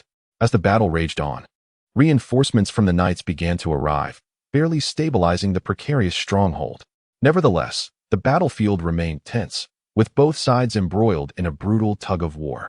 At that juncture, the Shadow Leopard Knights appeared like phantoms, riding their agile shadow leopards, wreaking havoc across the battlefield, leaving a trail of fallen knights in their wake. Just as the Shadow Leopard Knights were on the verge of securing a decisive advantage, a deafening dragon's roar erupted, akin to thunder cleaving the night sky, shattering the cacophony of combat. Everyone was momentarily paralyzed by the unexpected roar, their actions abruptly halted. The two golden half-orcs exchanged alarmed glances, their expressions shifting to terror as they gazed towards the source of the dragon's cry within the human ranks. After a brief hesitation, weighing the risks, they ultimately chose to retreat, fearful of provoking that terrifying presence. As the urgent beat of retreat sounded, the half-orcs withdrew from their positions like a receding tide, hastily returning to their encampment under the cloak of darkness. Count White trembled with excitement, his gaze intensely fixed upon the direction where Martin was stationed, for he was certain that the resounding dragon's roar had emanated from that very spot. However, the immediate priority was to tend to Count Carlos, forcing him to suppress his intrigue and elation for the time being, intending to seek clarification from Martin later. Count Carlos, too, had heard the dragon's roar, with great difficulty. He turned his head toward the source of the sound, his eyes flickering with uncertainty. As the smoke of battle gradually dissipated into the night sky, Count White surveyed the ravaged battlefield, his expression grave. He swiftly issued orders for the remaining knights to commence the cleanup, leaving no detail overlooked. Subsequently, he cautiously transported the gravely injured Count Carlos back to the tent, retrieving a B-grade healing potion from his belongings and gently administering it to him.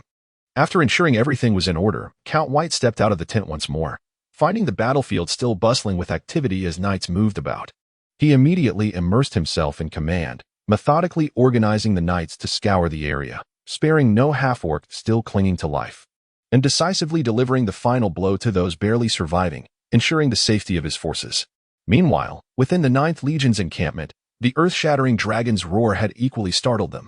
Soldiers exchanged anxious glances, their eyes filled with terror and confusion.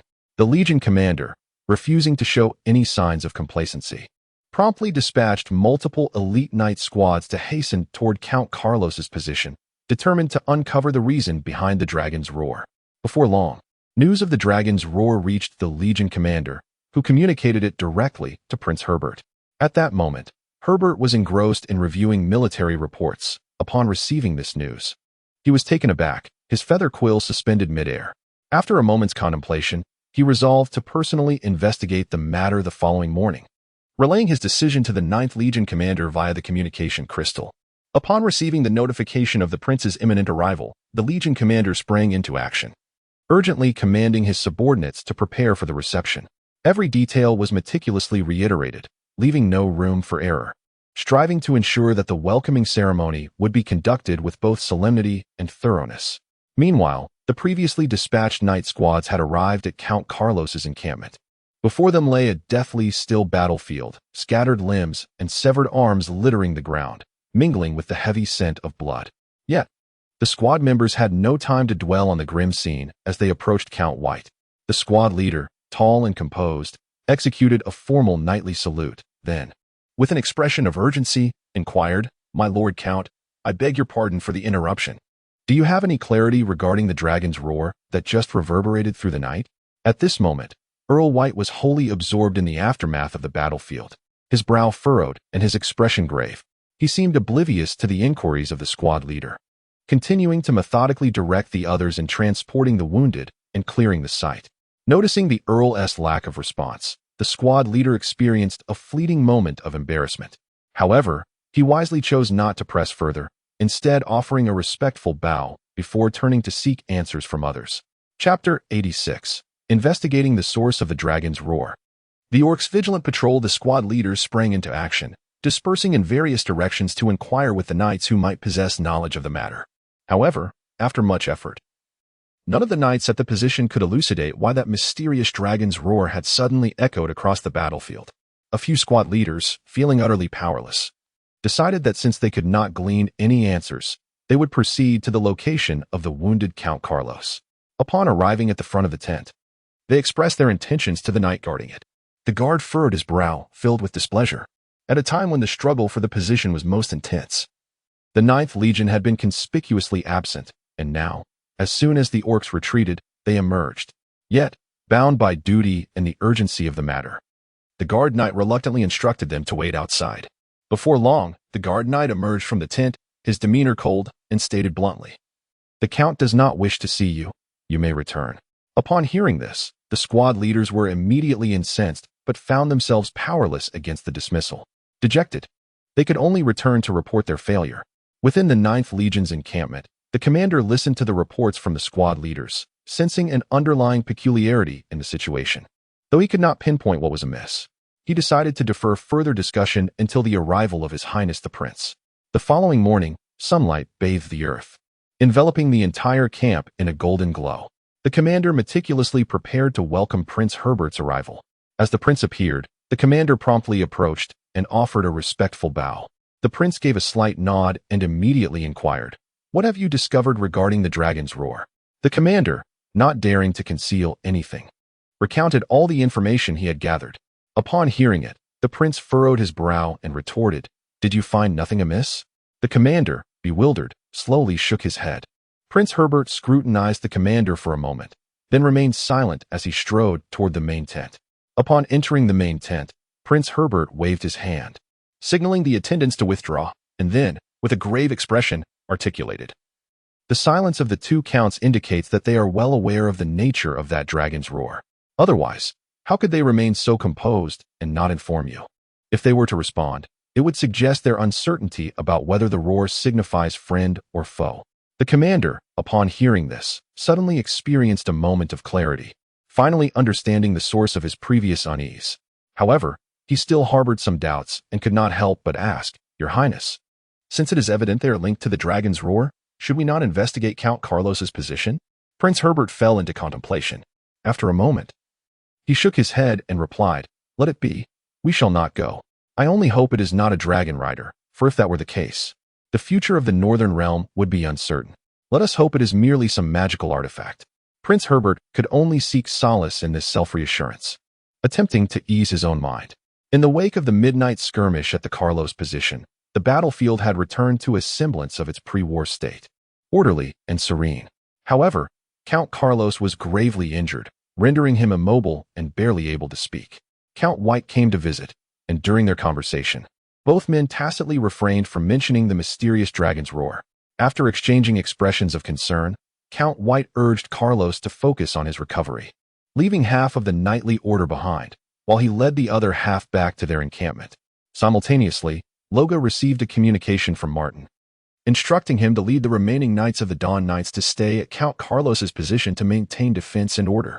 Upon returning to his own encampment, Count White observed the weary knights and urged them to rest without delay. Yet, he himself could not afford a moment's respite, hastening toward Martin's quarters. At that moment, Martin was engrossed in the task of personnel reallocation, as the departure of half the knights inevitably left gaps in their defenses. Just then, a knight rushed in to report, "Count White has arrived." Upon hearing this, Martin set down his pen and rose to greet him. Exiting the tent, he found Count White in a heated discussion with several knights. Curiosity piqued, Martin approached swiftly. The arguing knights, noticing Martin's arrival, saluted respectfully. Count White, slightly vexed, remarked, "Martin, what is the meaning of this? I have declared myself your father, yet they refuse me entry, insisting I wait for you." Martin, both amused and exasperated, quickly clarified the situation to Count White, stating, "The Dawn Knights heed only my commands. Even the presence of His Highness would not grant access." Count White, upon hearing this, silently praised Martin for cultivating such loyalty among his knights, a rare quality indeed. Not wishing to dwell on the matter, he followed Martin into the tent. As soon as they seated themselves, Count White could hardly contain his curiosity, eagerly inquiring, "Martin, what was that dragon's roar all about?" After a moment's contemplation, Martin deemed it unnecessary to withhold the truth from his father and replied candidly, "Father, the roar you heard last night was emitted by my dragon knights." Count White stood momentarily dumbfounded, processing the revelation. When his suspicions were confirmed, he was overwhelmed with excitement, repeatedly exclaiming, "Good, good, good." Sensing his father's exhilaration, Martin quickly cautioned, "Father, please remain calm. This matter must not be disclosed to anyone. It is our trump card in times of critical need." Acknowledging the gravity of the situation, Count White solemnly vowed to keep it a secret. After a brief exchange of pleasantries, Count White, brimming with excitement, returned to his own encampment. Unable to sleep, he resumed his duties with renewed vigor. In the ensuing days, the battlefield fell into an eerie silence, shrouded in an unsettling stillness. The half-orcs seemed to have vanished into thin air, launching no further assaults on the defenses, not even minor probing harassments. Yet, their patrol squads continued to traverse their territory with the same regularity as before, diligently maintaining their watch. Martin and his companions relished the tranquility, yet remained committed to their daily inspections of the magical fortifications. However, observing the half-orcs' diligent patrolling sparked a sense of unease, as if they were anticipating the arrival of someone. Chapter 87. Preparing for the final battle. The grim battlefield during this period of steadfast defense. The nightly orders from across the nation gradually arrived to provide assistance. Once the personnel were nearly assembled, he immediately dispatched messages to several marquises, inviting them to the conference hall to deliberate on crucial matters. It was not long before the marquises arrived in succession. They entered in an orderly fashion, taking their seats according to rank, and the atmosphere in the conference hall was filled with a sense of solemnity. Prince Herbert, observing that everyone was in place, slowly surveyed the room, his expression grave yet resolute. He broke the silence, stating, "Now, all the knightly orders that can be gathered are present. The kingdom has exerted its utmost effort, deploying all available royal legions, including the fully restored 1st and 2nd Beastmaster legions. We can no longer afford to delay. I have decided to launch an offensive against the main forces of the Orc and Half-Orc legions."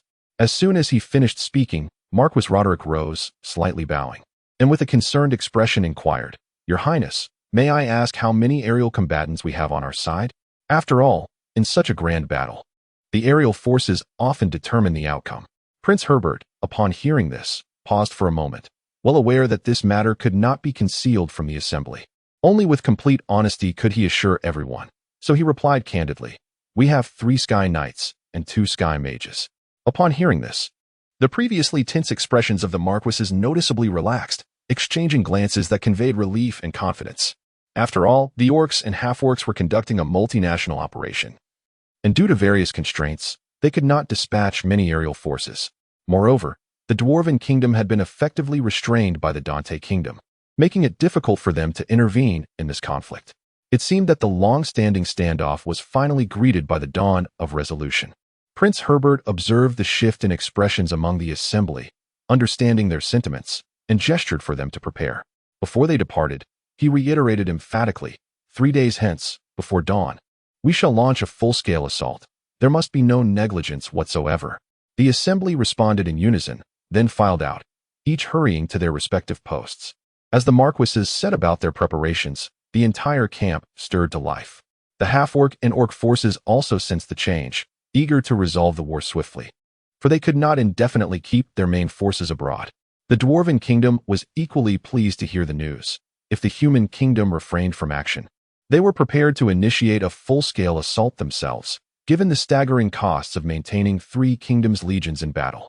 Thus, this mutually beneficial scenario unfolded, with both sides silently preparing. This movement caused the orc patrol teams on Martin's front line to cease their vigorous surveillance. The commander of the 9th Legion also relayed the orders to Martin and his companions, informing them that 3 days later, alongside the Royal 9th Legion, they would launch a full-scale assault on the half-orc legions, while the severely wounded Count Carlos would be taken to the rear, leaving the knightly order behind. Time swiftly passed amidst the tense atmosphere. 3 days hence, just before dawn, a colossal magical firework burst forth in the sky, prompting the knights of the human coalition to spring into action. With the might of the entire nation, over 100,000 extraordinary knights and mages rallied, brandishing their swords as they charged towards the enemy, while the mages chanted incantations to empower the knights. The orcs and half-orcs, witnessing the formidable advance of the human knights, felt no fear and instantly erupted with primal battle fervor. They roared fiercely, gripping their crude yet deadly weapons without hesitation, and charged boldly towards the human knights. In an instant, a grand battlefield of nearly 300,000 souls ignited, the sounds of combat echoing deafeningly. The sky knights and mages of the human coalition ascended, while their adversaries, unwilling to be outdone, hastily sent 2 orc shamans and 2 half-orc skirmishers into the air. Yet, before either side could engage, 2 additional figures soared swiftly upward from the ground. It was 2 dwarves. Despite their diminutive stature, they exuded an undeniable aura of formidable strength. At this moment, Prince Herbert keenly sensed the situation spiraling out of control, his expression shifting dramatically. In a state of urgent anxiety, he swiftly retrieved a communication crystal and demanded answers from the Kingdom of Dante. What was happening? Why had they failed to restrain the Dwarven Kingdom? A prompt response came through the crystal, with the commander of Dante's forces adamantly asserting that they were fully engaged, locked in a fierce struggle against the 2 aerial combatants from the Dwarven ranks. Prince Herbert was left in a state of shock and confusion. He could not fathom why the Dwarven Kingdom would be so audacious as to dispatch 2 aerial warriors. Did they not fear that this would leave other borders vulnerable to enemy incursions? Yet at this moment, the arrow was already knocked. He had no choice but to suppress his unease and face each challenge as it arose, taking 1 step at a time. Meanwhile, on Martin's front, the Royal 9th Legion surged forward like a roaring tide towards the half-orc camp. As soon as they made contact, fierce combat erupted, the sounds of battle intertwining in a cacophony of shouts and clashing weapons. The knightly order led by Loga closely shielded Martin, with Count White nearby, collectively fending off the onslaught of half-orc attackers. Eric and Frost closely followed behind Martin, since their position was not in the heart of the main battlefield. The initial pressure was manageable. However, as the battle progressed, the situation on the battlefield shifted dramatically. Both sides' monstrous legions fought with a frenzy, disregarding casualties in their mad struggle. In an instant, the battlefield was awash with blood and flesh, with humans, half-orcs, and orcs falling in this brutal conflict every second. The aerial combatants, seeking to avoid impacting the large-scale troop engagements below, intentionally elevated their battle range. Nevertheless, the absence of 1 aerial knight rendered the overall situation less than favorable, forcing them to barely maintain the status quo and struggle to hold their ground. As the mass combat escalated into close-quarters combat, any intricate strategies became exceedingly difficult to execute in the chaotic battlefield, no longer capable of influencing the course of the conflict. Martin consistently refrained from allowing Eric to engage, harboring a nagging suspicion that these orcs and half-orcs still had hidden cards yet to be revealed. After all, the opposing side was fully aware of the potential presence of dragons, yet chose to deploy merely 2 aerial combatants, which is decidedly illogical. Thus, the battle raged from daylight into the following morn, leaving both parties utterly exhausted. Although Martin was shielded by his comrades during the fray, he found himself on the brink of collapse, yearning for a restful slumber. Throughout the ordeal, Eric attempted several times to lend his aid, only to be thwarted by Martin's insistence. Martin resolved to remain patient, biding his time until the final moment to discern who truly was the most cunning of them all. Chapter 88. The unexpected reinforcements and the emergence of the Dragon Knight. The battle remained in a deadlock, with both sides utterly exhausted, their stamina and energy eroded by the brutal confrontation. At that critical moment, two dark figures hurtled through the air like meteors from the rear of the orc encampment. They were none other than two sky orcs.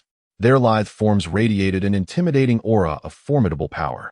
Witnessing this scene, the human forces felt as if the heavens had collapsed, and a wave of despair surged through every heart, drowning them in fear. The human aerial warriors engaged in fierce combat above, upon witnessing this development, were overwhelmed with a sense of helplessness. They understood that distant aid could not quench their immediate thirst, even if they were to use communication crystals to beseech King Charlemagne for the dispatch of Sky Knights. It would be futile in altering the dire predicament before them. The moment the two sky orcs appeared, they wasted no time in launching themselves at the beleaguered human aerial forces like ravenous beasts. Martin, astounded by this unforeseen turn of events, found himself deeply shaken. He had never anticipated that the Orc Kingdom would gamble everything, sending forth 4 sky warriors in succession, an audacious strategy indeed. Observing the exhaustion etched on both sides and the arrival of the 2 sky orcs, he realized that the time to seize control of the situation was ripe. Without a moment's hesitation, Martin narrowed his eyes and commanded decisively, "Eric, take action." In an instant, a thunderous dragon's roar reverberated through the air, akin to a rolling thunderstorm, echoing across the sky. Startled, the onlookers turned their gaze toward the sound, and there they beheld a statuesque dragon knight, mounted upon a magnificent frost dragon, ascending gracefully into the heights. The dragon's vast form glimmered with a chilling radiance under the sunlight, and it opened its gaping maw to unleash a deafening roar. This roar encapsulated boundless majesty and power. The beasts below appeared to be ensnared by an invisible force, collapsing to the ground, no longer heeding their master's commands. The once chaotic battlefield fell eerily silent, the stillness palpable, shrouded in profound shock and terror. Prince Herbert's eyes widened in disbelief, his face a canvas of incredulity. The self-important nobles, dukes, earls, and viscounts stood frozen, mouths agape, as if their jaws had literally dropped. It must be noted that dragon knights occupy the pinnacle of human military might, and their sudden appearance in such a critical moment was nothing short of astonishing. The combatants engaged in aerial skirmishes halted their actions, their gazes fixated upon the dragon knight. Martin, witnessing this dramatic spectacle, was equally astounded. Though he was already aware of Eric's prowess as a dragon knight, he had not anticipated that such an appearance could wield such a profound psychological impact, decisively altering the tide of battle. The half-orc and orc coalition now found themselves engulfed in chaos. It was evident to all that this dragon knight was unequivocally aligned with the human forces. Eric, the dragon knight, felt a surge of determination and commanded Frostbite to attack.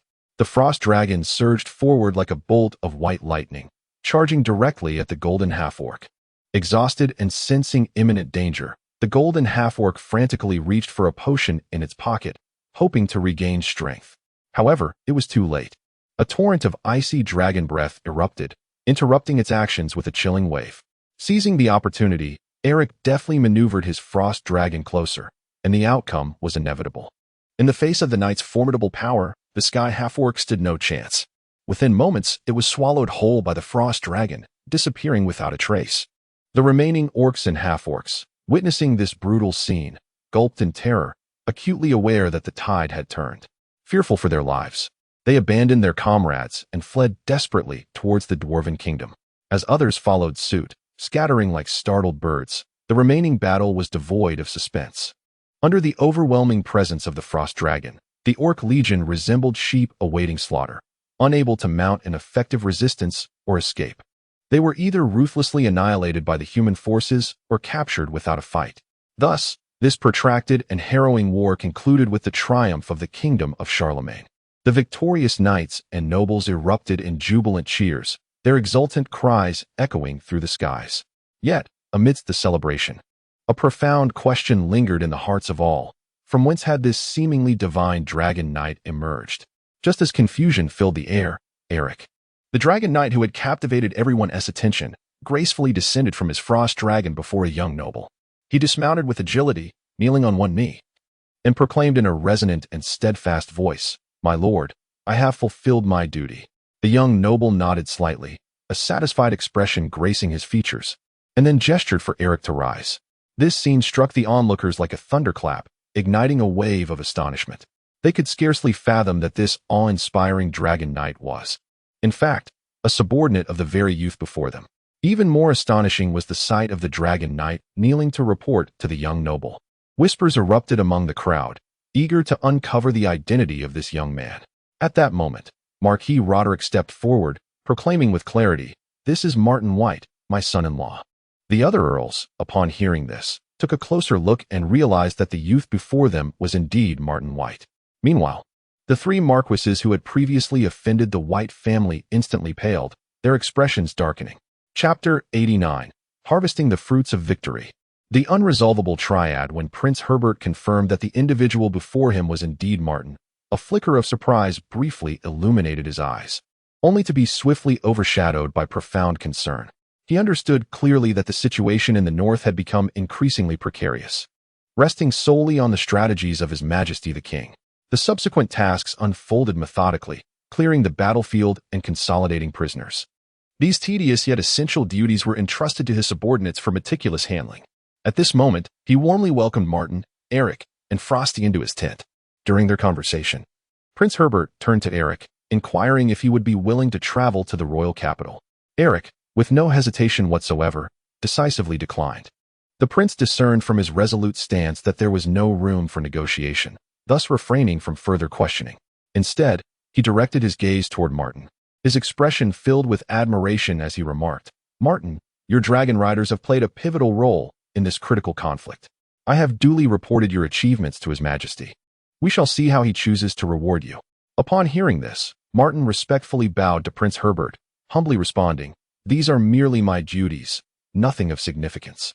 After exchanging a few more casual remarks, Prince Herbert allowed Martin to attend to his affairs. As Martin exited the tent, a throng of nobles swiftly converged upon him, like a rising tide. The cause of this sudden attention stemmed from Marquis Roderick's prior mention of Martin as his son-in-law. Upon hearing this, the other nobles collectively entertained notions of alliance and eagerly approached to establish communication. The sheer number of them nearly ensnared Martin, but fortunately, at a critical moment, Marquis Roderick appeared just in time to extricate him from their fervent interest. On the way back to Marquis Roderick's tent, every night they passed saluted Martin with deep respect. Martin understood that this reverence was primarily directed towards the dragon riders at his back.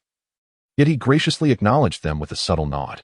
Upon entering the tent, Marquis Roderick, with a grave expression, spoke candidly, "Martin, I fear you may soon find yourself in considerable trouble. Based on my understanding of the king, it is highly probable that he will reassign you, though the exact destination remains uncertain." Upon hearing this, Martin promptly inquired, "Marquis Roderick, where do you believe I might be reassigned?" The Marquis did not respond immediately. Instead, he turned and approached the military map, pointing to a specific region. Martin hurried forward to examine the area indicated, realizing it was the western front of the Dwarven Kingdom, a battleground currently embroiled in fierce conflict. Martin pondered this revelation, nodding in agreement, particularly regarding the potential repercussions of his unions with three noble families, which had already drawn the king's scrutiny. Now, with the emergence of a dragon rider, the stakes were even higher. The seasoned nobles were untouchable, but could the White family evade the king's ire? Martin remained unaware of the tempestuous uproar that ensued upon the news reaching the royal capital. In bygone times, the kingdom of Charlemagne had its own dragon riders, who, regrettably, met their heroic demise upon the battlefield. Now, however, a new dragon rider emerged, instantly captivating the attention of the capital's citizens and nobility alike. Upon receiving the message from Prince Herbert via the crystal of communication, the king's visage was painted with astonishment, swiftly followed by delight. Given the current dire circumstances of the war, a defeat would inevitably lead to territorial concessions and reparations, an unthinkable prospect for the calculating nobles, who would never readily deplete their family resources. After a moment of contemplation, the king commanded that Princess Avril be summoned. Once she arrived, the king meticulously conveyed the details of the situation to her. In the capital, it was common knowledge that the dragon rider was named Eric, yet none were aware that he was, in fact, a subordinate of Martin White. Upon hearing this, Avril's initial response was not one of surprise, but rather a composed inquiry into her father's motives for summoning her. King Charlemagne gazed intently at his daughter and slowly began to speak. Your initial investment was indeed astute. Martin White has now established considerable influence.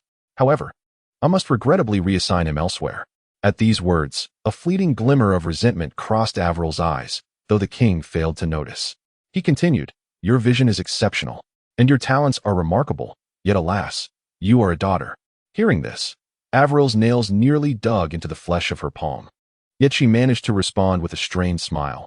What you bestow upon me, father, I graciously accept. That which you do not grant, I shall not covet. The king nodded in satisfaction, for his purpose in summoning Averil was to gauge her reaction. Deep down, he understood that his concerns regarding her ascension to the throne were mitigated primarily by her gender. The nobles would never support a female ruler, and more crucially, the ancestors of their families would never consent, unless the king dared not dwell further on this matter. After dismissing Averil, he pondered how to address the situation with Martin. Upon exiting, Averil returned to her palace without a backward glance, and soon made her way to the dungeon. This subterranean chamber held numerous male beings, humans, orcs, and even a few male elves. Entering the dungeon, Averil seized a spiked whip from a nearby torture rack and unleashed her fury upon the male orc confined within a cell, muttering incessantly to herself, a daughter, a daughter. In mere moments, the orc was brutally whipped, his flesh torn and bloodied, until he lay gasping for breath, soon succumbing to death. Yet, Averil's wrath remained unsated as she approached the next cell, mercilessly striking the imprisoned male human until he too was slain, which finally quelled a fraction of her fury. Seated upon a nearby chair, she breathed heavily, taking a moment to recuperate. After a brief respite, Averil summoned her trusted maidservant with a communication crystal, instructing her to tidy the chaotic scene. She then returned to the palace and ordered several maidservants to attend to her bathing and changing, all the while secretly devising her forthcoming plans. After bidding farewell to Marquis Roderick, Martin intended to return to the camp for some much-needed rest. Having endured such an intense battle, both his body and mind were utterly exhausted. The Earl of White, fully aware of Martin's fatigue, refrained from intruding. Upon returning to the tent, Martin collapsed onto his bed without even changing his clothes, instantly slipping into a deep slumber. Meanwhile, Prince Herbert dispatched half of his remaining combat-capable forces to advance toward the western borders of the Dwarf Kingdom, swiftly reaping the rewards of their victory. Indeed, the march proceeded remarkably smoothly, encountering little to no resistance. However, this ease did not last long, as the Allied forces were soon obstructed by a formidable iron gate at a grand dwarven stronghold. Upon receiving news of this impasse, Prince Herbert promptly sent out communications, firmly instructing them to refrain from any rash assaults and to await the regrouping of subsequent legions before coordinating their efforts. After considerable deliberation, several nobles and legion commanders identified a suitable location to establish their camp, resting while quietly awaiting further orders for their next course of action. At this moment, the Dwarf Kingdom was in disarray. Upon learning that the enemy ranks included a dragon knight and 5 aerial combatants, the Dwarf King realized that continuing the fight was untenable. He sought to negotiate peace through reparations, suggesting that the dwarves could forge additional knightly armor to offset the costs. However, the half-orc kingdom vehemently opposed this notion. Having invested such substantial military resources, resulting in near-total losses, they could not be expected to bear the costs of ransom alone. The Dwarf King was equally unwilling. Recalling the hefty sums already paid to enlist the half-orcs, he then stated that he would only consent to the ransom of the soldiers from the Orc Kingdom. Each party stood firm in their respective positions, unable to reach a consensus. Chapter 90. Tremendous casualties in the breach of Iron Gate. Prince Herbert has finally managed to compile an approximate tally of the casualties. Despite his prior awareness that this war would inevitably exact a heavy toll, the tangible reports laid before him were still hard to fathom. Since the commencement of the assault on the western territories of the Dwarf Kingdom, nearly 190,000 knights and royal troops had rallied in support.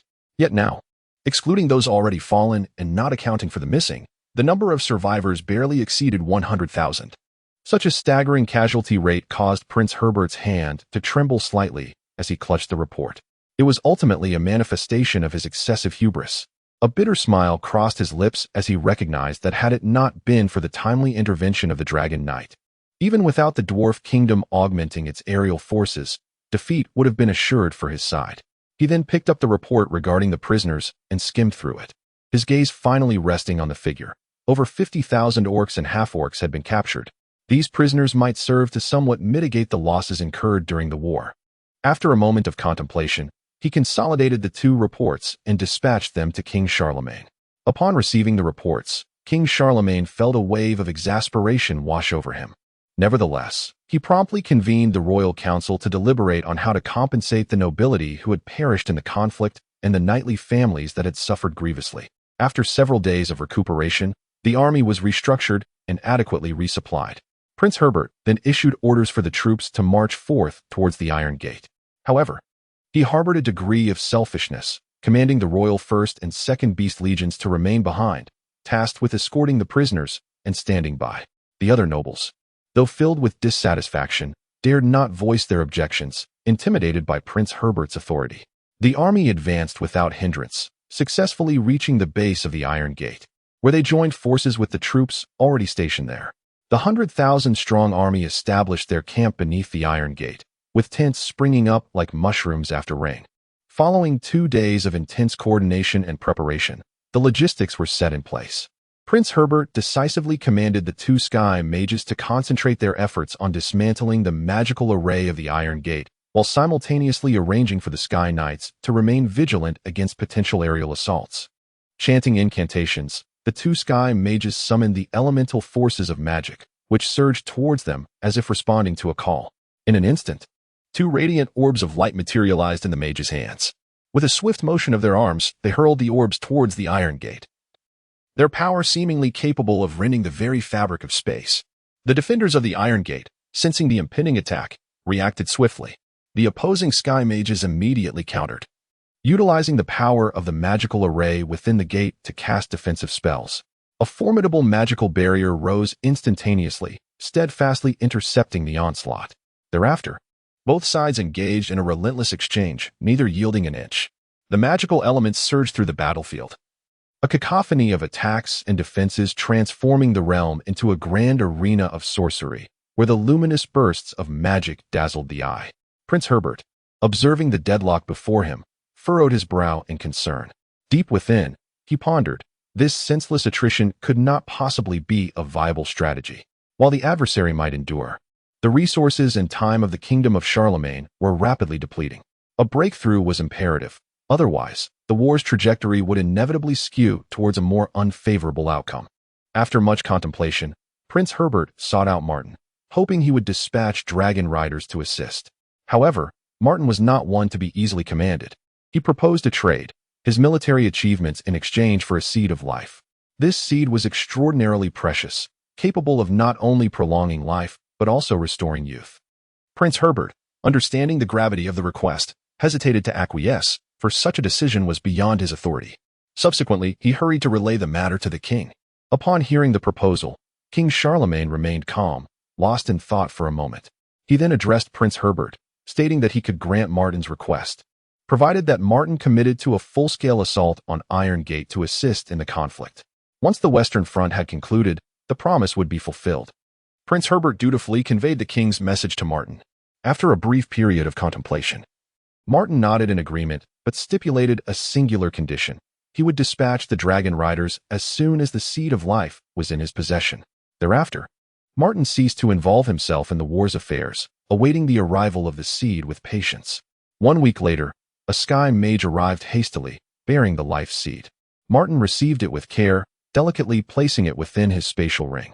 Without a moment's pause, the Sky Mage completed his task and departed swiftly. With the seed now in his possession, Martin promptly instructed Eric. They could engage in battle, but he must not fight recklessly. Should insurmountable challenges arise, he was to retreat rather than confront them head-on. Meanwhile, within the Dwarven Kingdom, intense debates raged on. After considerable deliberation, they resolved to urgently summon a Sky Mage from the Half-Orc Kingdom. Following their discussions, they prepared to take a calculated risk, simultaneously informing the Half-Orc and Orc kingdoms of the strategic position. 2 dwarfs, along with one each from the Half-Orc and Orc factions, proceeded to prepare for the ensuing events. Days later, seeing that a direct assault on Iron Gate had proven futile, Prince Herbert commanded the dragon rider Eric to take to the field. Eric, astride his frost dragon, Frostbite, approached Iron Gate with an imposing presence. With a commanding shout, Frostbite reared back and unleashed a torrent of icy breath. The azure dragon breath surged towards the defensive magic erected by the Sky Mage, sending ripples coursing through the protective barrier, akin to a stone cast into a tranquil lake. Expanding outward. However, the formidable defense proved resilient, resisting immediate breach. Observing this, Eric harnessed the power of the Knightly Essence, channeling potent energy into Frostbite. In an instant, the dragon breath unleashed by Shuang Ning intensified, surging forth like a tumultuous wave of ice, crashing against the defensive magic. The two Sky Mages responsible for the defense, sensing the dire situation and unable to withstand such a formidable assault, hastily redirected the dragon breath to the flanks of the Iron Gate, accompanied by a deafening roar. The mountains on either side were instantaneously leveled, leaving the two Sky Mages panting, nearly exhausted. Eric would not afford them a moment's respite. He immediately unleashed another powerful torrent of dragon breath. This time, a significant breach appeared in the defenses of the Iron Gate. Observing this, Prince Herbert swiftly commanded his nobles and the Legion commanders, leading the knights in a relentless surge towards the gap. The outcome was inevitable. The Iron Gate, stripped of its magical protections, was swiftly breached. Aside from the two Sky Mages and a handful of dwarves who managed to escape amidst the chaos, the remaining defenders were either ruthlessly annihilated or taken prisoner. Following the conquest of the Iron Gate, the forces of the Kingdom of Charlemagne advanced steadily westward, encountering no obstacles along the way. Initially, Prince Herbert had taken advantage of the dwarves' recent defeat, pushing forward to the Iron Gate before they could react. Yet, nearly a month had passed, and as the army penetrated deeper into the western territories, they still faced no substantial resistance. Should they breach one more stronghold, the West would almost entirely succumb to the Kingdom of Charlemagne. Could the dwarves truly capitulate so easily? A profound unease began to swell within Prince Herbert's heart. In the ensuing days, he meticulously directed the march, dispatching over 100 patrol squads to gather intelligence and compile reports in real time, ever vigilant against unforeseen perils. Chapter 91. Crafting the map. The lethal magic array within the confines of the tent, the flickering candlelight danced. Martin gazed intently at the freshly drawn military map before him, his expression one of unwavering focus. Upon receiving the map, Prince Herbert swiftly orchestrated numerous copies, distributing them to every noble, and naturally, Martin received his share as well. His eyes traversed the map, yet his brow gradually furrowed in perplexity. Observing the marked regions, Martin was engulfed in doubt. The coalition of the three kingdoms remained eerily silent. This was indeed baffling. Had they unexpectedly abandoned their offensive, choosing not to engage in battle? With this question lingering in his mind, Martin delved deeper into his analysis. Widening his perspective, a colossal figure on the map captured his attention. At first glance, it appeared akin to a magic array, yet upon closer inspection, it was distinctly incomplete, exuding an essence more akin to an anomaly formed by nature rather than a construct of human design. Nevertheless, Martin did not linger on this peculiar figure for long, quickly dismissing it and redirecting his focus back to the map. At that moment, the communication crystal he carried suddenly illuminated. Martin paused momentarily, picking up the crystal to connect, only to find that the voice on the other end belonged to his mother, Lady Elif. A wave of dread washed over him, yet he steeled himself and gently inquired, "Mother, what brings you to contact me?" On the other end, Lady Elif did not respond immediately. Instead, faint sobs resonated through the connection. Hearing his mother's weeping tightened Martin's heart, prompting him to reassure her, "Mother, please do not worry. I shall take care of my safety. You know I am protected by dragon knights." After a considerable pause, Lady Elif's emotions calmed slightly, tinged with reproach and concern as she said, "Had I not overheard other noblewomen speak of a youth named Martin White on the battlefield, accompanied by a dragon knight, I would have remained oblivious to your presence in such perilous circumstances. Martin, my son, you are but a few months shy of adulthood. How have you ventured into this treacherous arena?" Martin listened quietly to his mother's admonitions, and once she concluded, he slowly replied, "Mother, concerning my brother Vane, Father has found a solution. By earning military merit, we can exchange it for the seed of life from the royal treasury. The seed has already been procured, and once this war concludes, Vane will be restored to his former self." Upon hearing this, the Lady Elif was still reluctant to accept her son's involvement in the battlefield. The situation had reached a point where further protest was futile. She composed herself and earnestly told Martin, I do not care what compels you to the battlefield. I only ask that you promise me to return safely. Can you do that?"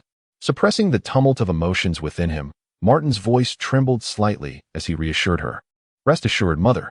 By the way, there's one more matter. Please do not let William know of my presence on the battlefield." Lady Elif promptly responded, "Understood. I will not disclose it to him." Following this exchange, the mother and son spoke of mundane family matters before concluding their communication. Several days passed thereafter. If the Dwarven Kingdom chose not to mobilize its legions for interception, the entirety of the Western territories would be completely secured. In a vast, ominous pit, the atmosphere was tinged with a solemnity that bordered on the bizarre. For sky mages stood resolutely at their designated positions, their postures tall and unwavering, as they channeled magical elements into the enormous crystal below. While this endeavor appeared effortless, each of them was acutely aware that they were participating in an event that could irrevocably alter the course of their fate. Once this magical array was activated, that region would be utterly obliterated. Breaking the heavy silence, one of the sky mages voiced his concerns, a hint of trepidation lacing his words. As he continued to transmit magical energy, he shook his head slightly, unease flickering in his gaze. Who could argue otherwise? Another mage interjected, his tone brimming with resignation. "The Dwarven King ardently desires peace talks, yet your half-orc faction remains obstinate. We find ourselves caught in the middle, which is indeed a dilemma." He glanced sideways at the half-orc mage beside him, a complex array of emotions crossing his features. "What purpose does this discussion serve?" Another sky mage replied, furrowing his brow in irritation. Was it not already agreed that post-war, a portion of the half-orc kingdom would be ceded to compensate the dwarves? Revisiting old grievances is futile. With a snort, he maintained his focus, his actions unwavering.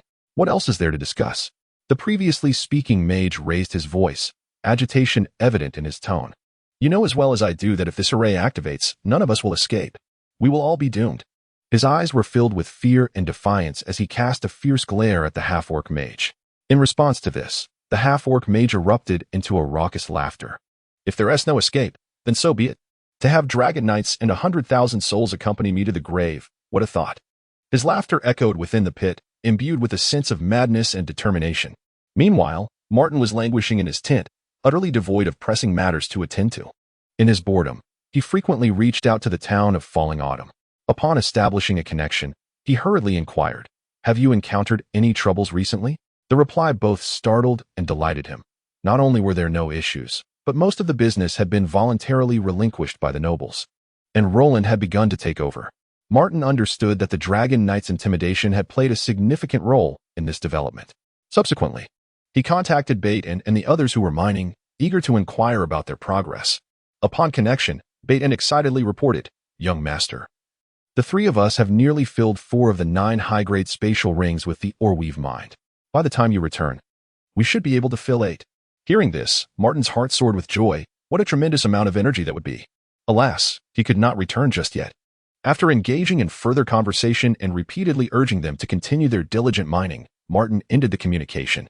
He lifted a cup of red tea from the table, took a delicate sip, and then turned to study the map intently. However, lost in thought, he inadvertently spilled some tea, splattering it onto the map.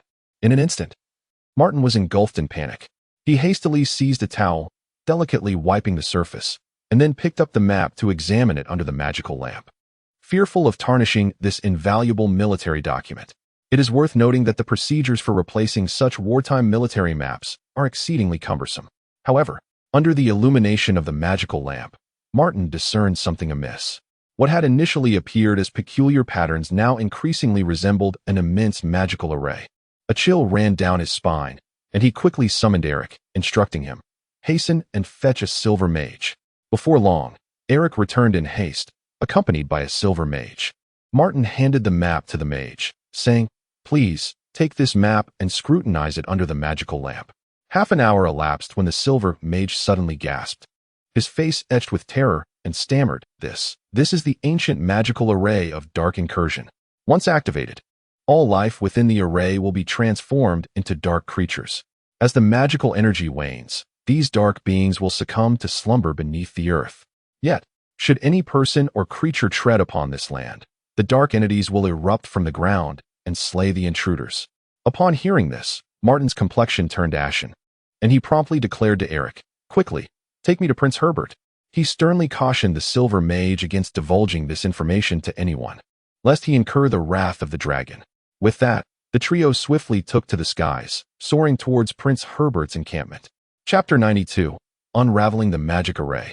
Retreating to Ironforge Pass, Martin and his companions hurriedly burst into Prince Herbert's tent, their footsteps frantic and expressions fraught with anxiety.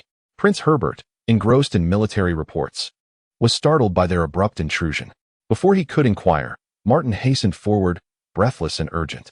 "Your Highness, we are in grave trouble," he exclaimed, swiftly divulging the matter of the magic array as he unfurled a military map across the table, pushing it towards the prince. Taking the map, Prince Herbert examined it according to Martin's directions. In an instant, the color drained from his face, his legs weakened, and he slumped into the chair behind him. After a moment of composure, he immediately commanded the Sky Mages in the camp to come forth without delay. Before long, the Sky Mages arrived in a flurry. Prince Herbert succinctly briefed them on the situation. Upon hearing his words, the mage's expression turned solemn as he took the map, scrutinizing it with unwavering focus. The tent fell into a profound silence, all eyes fixed intently on the Sky Mage. After a brief pause, he set the map down, his demeanor grave. "Your Highness. As Martin White has indicated, this is the ancient magic array known as Dark Incursion. This array is exceedingly malevolent, and I am certain you have heard of it. However, there is a detail you may not be aware of. Activating it requires draining the magic power of 4 Sky Mages, and once one enters the array's core, there is no escape. This means sacrificing the lives of 4 Sky Mages to save nearly 100,000 soldiers, including Sky Knights, Mages, and Dragon Riders." A jolt of alarm coursed through Prince Herbert, who urgently inquired, "Where will the magic array be activated?" The Sky Mage pondered for a moment, then pointed toward the last fortress in the western region, speaking in a low tone. "It is here. Once activated, this area will be enveloped in magic, and all living beings will be forcibly transformed into dark creatures, making escape nearly impossible." Upon hearing this, both Prince Herbert and Martin swiftly grasped the true nature of the enemy's previous inexplicable lack of resistance. They intended to consume the kingdom of Charlemagne in one fell swoop, gathering all available knights and mages. Should these forces perish here, the tide of battle would undoubtedly shift dramatically. Realizing this, Prince Herbert made a decisive command for everyone to remain stationed in place, while dispatching 2 Sky Mages to investigate the suspected core of the array to avoid any misjudgments. The nearly 100,000 soldiers began to regroup, and as the long wait stretched on, the sky darkened. It was only when night fully descended that the 2 Sky Mages returned from their reconnaissance, bearing news that was utterly disheartening. One of the mages, panting heavily, reported, "Your Highness, it is indeed the Dark Incursion magic array. 4 Sky Mages are already standing at its core. We dared not approach, merely caught a glimpse from afar, fearful of alarming them, and hastily returned." Prince Herbert's countenance darkened like stormy waters. After a moment of contemplation, he made his decision. "At dawn tomorrow, we shall march to Ironforge Pass and take a defensive stance." Martin sighed inwardly, realizing that this defensive posture was now a foregone conclusion. After all, no one was willing to confront the 4 Sky Mages steadfast within the array, who had managed to endure for years without sustenance. Is the peace achieved merely through the sacrifice of 4 Sky Mages truly worth it? As the twilight gradually fades, the delicate rays of dawn softly cascade upon the earth, heralding the arrival of morning. Prince Herbert stands before the tent, gazing at the sky brightening with each passing moment, his expression calm, yet imbued with a hint of resolve. He is acutely aware of the current situation and, without a trace of hesitation, decisively orders the legions to commence an orderly retreat towards Iron Gate. Upon the announcement, the nobles exhibit an intriguing response. They prepare their belongings with remarkable enthusiasm, their movements swift and efficient, as if they had long anticipated the prince's intentions, or perhaps were urged by some invisible force. In a short span, everything is set in motion. With a resounding and authoritative command from Prince Herbert, the army marches forth towards Iron Gate, the rhythmic sound of their footsteps echoing across the land, stirring up a gentle cloud of dust. Meanwhile, the dwarves have steadfastly guarded the final pass for several days, their eyes eagerly scanning the horizon. Yet the absence of the human kingdom's forces has left them in a state of perplexity, akin to a thick fog enveloping their hearts. At last, the dwarf leader dispatches a small contingent of elite knights to investigate. Shortly thereafter, the scouting knights return at a gallop, bearing shocking news. The Human Kingdom's army had retreated several days prior.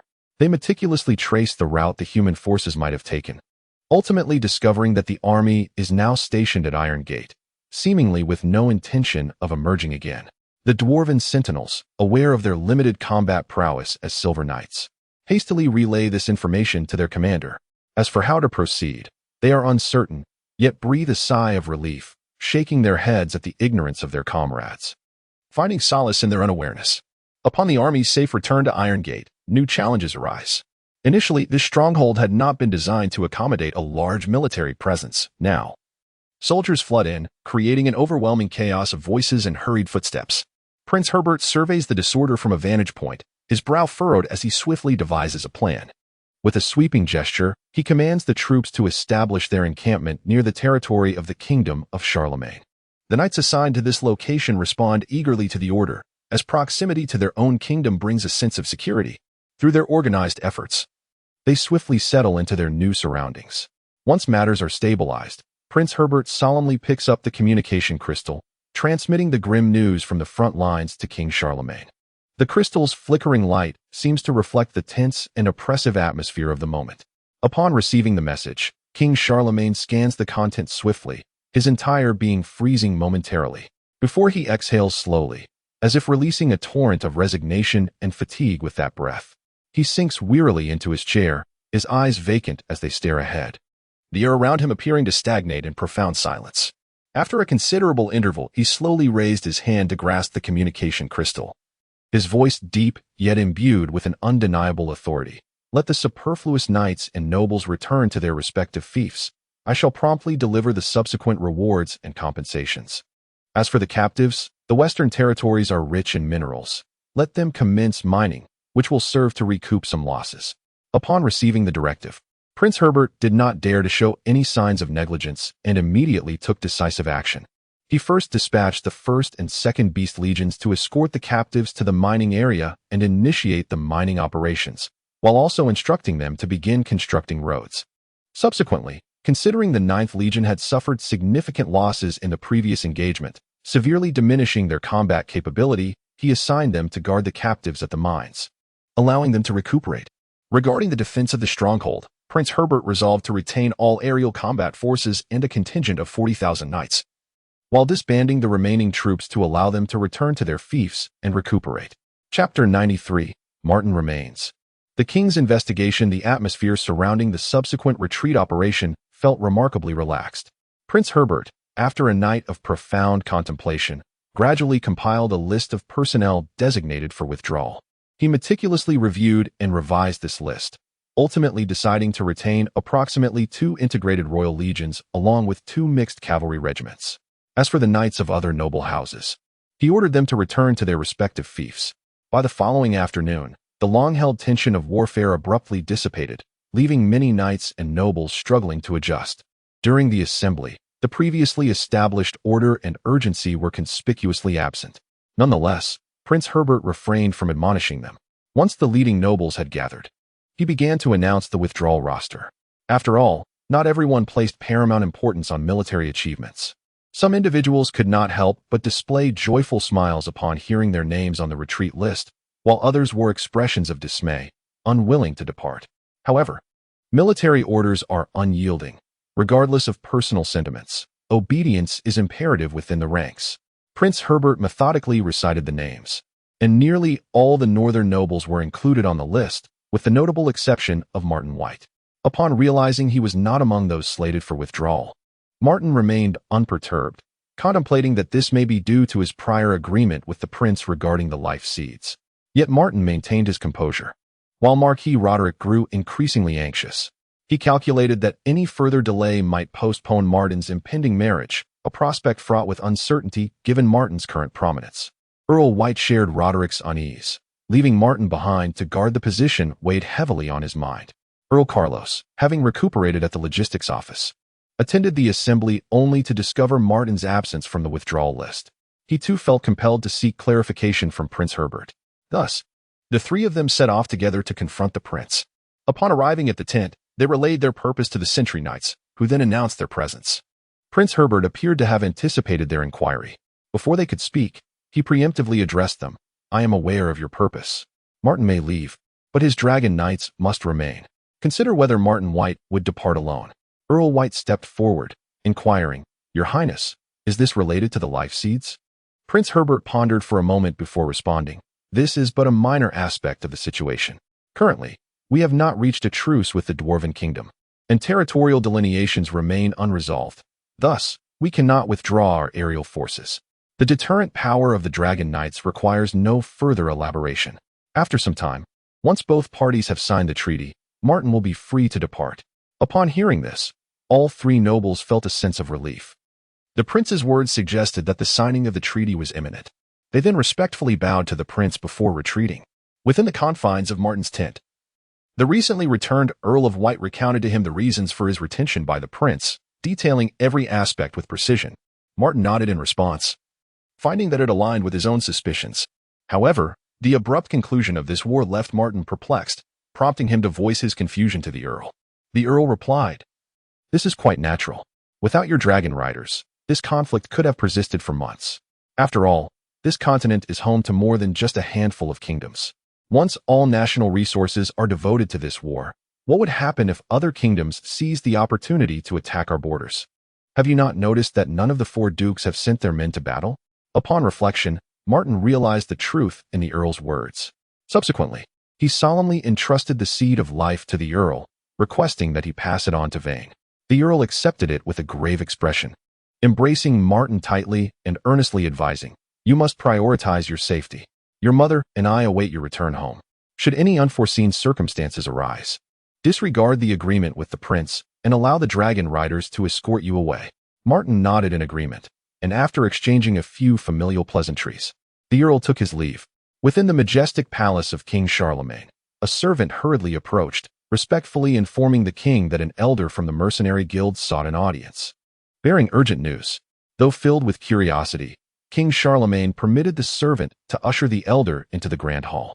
The elder entered with deference, bowing before the king, and then, with a slightly troubled demeanor, began, Your Majesty, the third prince recently embarked on a journey to the falling autumn mountains in search of a certain potion. He specifically sought me out to introduce him to the head of the local mercenary branch. Once I arranged the meeting, he departed immediately. However, now when I attempt to contact the head of the mercenary branch in Falling Autumn Town, the guards inform me that he has not been seen for quite some time. Although the head is often elusive, the guards did not think much of it. Yet, when I tried to reach the third prince, I received no response.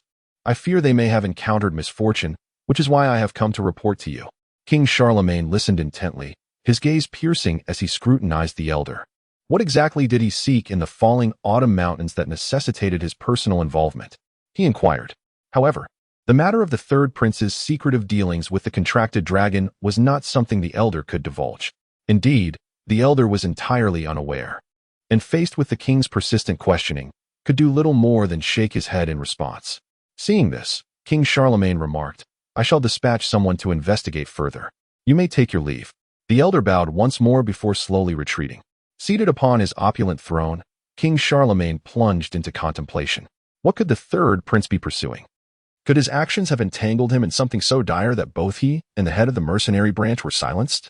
With this troubling thought, the king raised a hand, signaling to a shadow lurking behind him. A figure emerged silently, and the king whispered instructions, urging them to uncover the truth behind this matter. Chapter 94. The Open Iron Gate. The Soaring Martin as noble lords departed with their respective knightly retinues. The previously charged atmosphere surrounding the Iron Gate dissipated into a more relaxed ambience. Before leaving, Count White cast a concerned glance at Martin and earnestly advised, Martin, should you encounter troubles beyond your capacity to resolve, do not hesitate to let the Dragon Knight escort you to safety. Preserving your life is of utmost importance. Martin nodded solemnly, etching the counsel into his heart. At that moment, Marquis Roderick approached, speaking with heartfelt gravity. Young Martin, I am aware of your ever-growing prowess. Yet it is always prudent to remain vigilant. Such caution can never be a detriment. With a shift in tone, he added with a meaningful smile, and do not forget, you must return to marry my daughter when the time is right. Martin, rendered speechless, merely nodded in acknowledgement. After bidding farewell to all, Martin returned to his assigned chamber. With the departure of numerous nobles, the previously tense accommodations became considerably more accommodating. and Martin was fortunate enough to be assigned a room befitting an earl. Upon entering, he retrieved the casualty report issued by Prince Herbert for the nobility. As his gaze fell upon the casualty figures for his knightly order, a sharp pang struck his heart, akin to a heavy blow. A total of 350 lives had been lost or injured, not accounting for the wounded knights. The toll was devastating. A grievous loss indeed. Even though the kingdom would provide compensation, the lives lost were vibrant souls, loyal knights who had followed him faithfully, leaving Martin engulfed in an indescribable anguish and guilt. Subsequently, Martin summoned Eric and instructed, "Gather the remaining members of our knightly order." Since Prince Herbert was solely focused on the Dragon Knight Eric, Martin's order had not been integrated into the Legion and remained independent. Once the entire order had assembled, Martin gazed into the loyal eyes of his knights, and the words he intended to speak caught in his throat. He handed Eric a spatial ring, whispering, "Distribute the contents within." Understanding his intent, Eric began to distribute the items. Each knight received magical potions and some gold coins, a modest reward for their valiant deeds. Martin contemplated more significant rewards, yet deemed it inappropriate for large-scale promotions while on Prince Herbert's territory, planning to address such matters upon their return. Regaining his composure, Martin proclaimed, "For now, take these small tokens of appreciation. Upon our return, greater surprises await you." The knights, filled with fervor, raised their voices in a resounding oath of loyalty, their cheers echoing so loudly that even the distant patrolling soldiers were stirred. Martin promptly stepped forward to reassure them, then disbanded the knightly order, urging everyone to rest and advising the injured to focus on their recovery.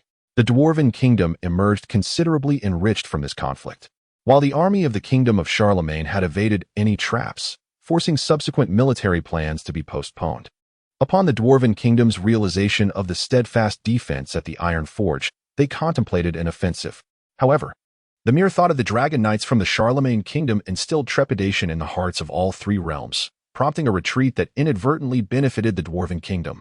The four sky mages trapped at the heart of the formation were capable of safeguarding the western territories of the Dwarven Kingdom for over a decade, thus alleviating the need for heavy troop deployments in that region, allowing the dwarves to recuperate. The orcs and half-orcs had no choice but to swallow this bitter defeat in silence.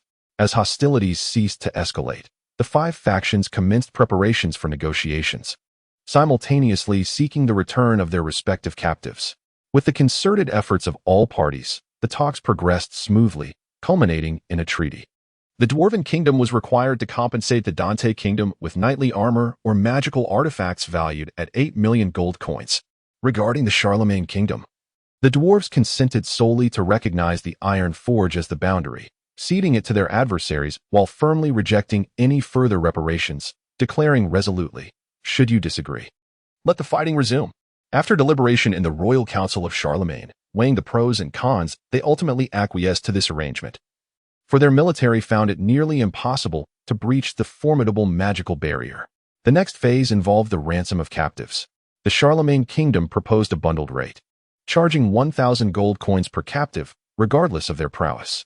This exorbitant demand sent the Dwarven Kingdom into an uproar, with many vociferously condemning the Charlemagne Kingdom's shamelessness.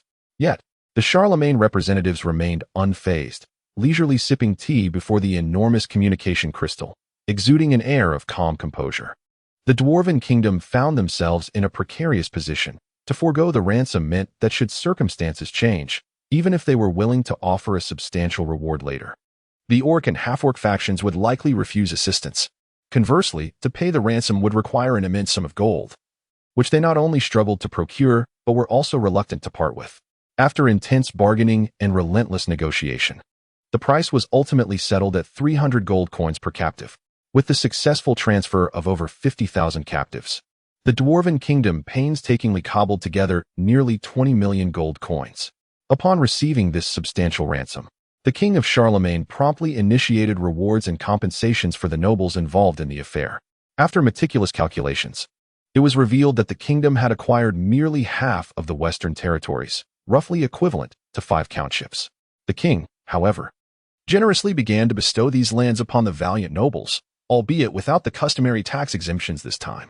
Not long after, Prince Herbert sought out Martin to inform him that the rewards had been conferred. Martin was directly elevated to the rank of Viscount. With his fief situated within the current western territories, predominantly comprising mountainous and hilly regions, interspersed with a small plain near the Charlemagne kingdom's border. Prince Herbert solemnly presented the charter to Martin, who received it with both hands, his eyes brimming with excitement and anticipation. As Martin accepted the charter, Prince Herbert spoke, "Martin White, in the coming days you may begin preparations with your knightly order. The kingdom has granted you, the noble lords bestowed with lands, a period of 2 months to prepare. After this interval, you must journey to your respective fiefs to assume your duties." Martin promptly nodded, signifying his understanding. He then respectfully bowed to Prince Herbert and slowly withdrew. Prince Herbert watched Martin's departing figure for a long while, his gaze profound, shrouded in mystery, leaving others unable to fathom his thoughts. As soon as Martin exited the chamber, he wasted no time and immediately instructed Eric to commence preparations for their return to the north. At the issuance of the command, the Dawn Knights swiftly responded, efficiently assembling. And without delay, they made their way through the checkpoint, hastening towards the northern reaches of the Charlemagne kingdom. The urgency of this journey was palpable, for they had only 2 months at their disposal. Martin was acutely aware that there could be no room for procrastination, with a multitude of preparations still pending. After all, the Viscountcy possessed nothing at present, thus they endured the rigors of travel, foregoing rest, with their singular focus on hastening back to the White Fief. In a mere fortnight, through the relentless efforts of the group, Martin finally returned to the longed-for White Fief.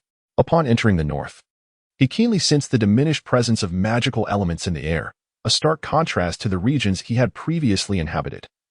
Not to mention the heightened awareness of Eric and Frost, who surely felt this disparity even more acutely.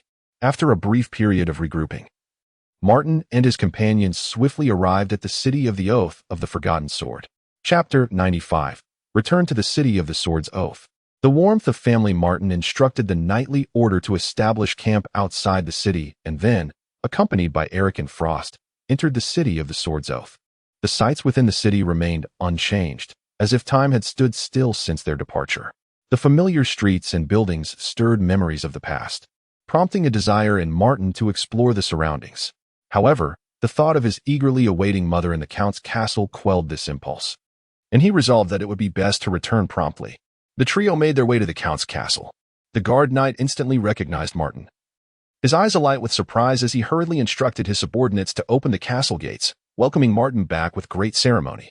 Throughout this exchange, the knight's gaze occasionally drifted to Eric and Frost, filled with curiosity and admiration. Eric, keenly aware of the knight's scrutiny, turned to him. The knight, caught in the act, awkwardly scratched his head and averted his gaze, slightly embarrassed. Martin observed this scene with a subtle smile playing at the corners of his mouth, but chose to remain silent. Upon entering the Count's castle, the guard knight returned to his post. As they crossed into the Count's domain, they were promptly noticed by the Count's appointed attendants, who relayed the news of Martin's return to Count White. At that moment, the Count had already instructed his servants to prepare a warm welcome. The instant Martin stepped into the grand hall, he was captivated by the meticulously arranged festivities. The exquisite decorations and sumptuous feast spoke volumes of the effort invested, eliciting a joyful expression from Martin, who conveyed his delight.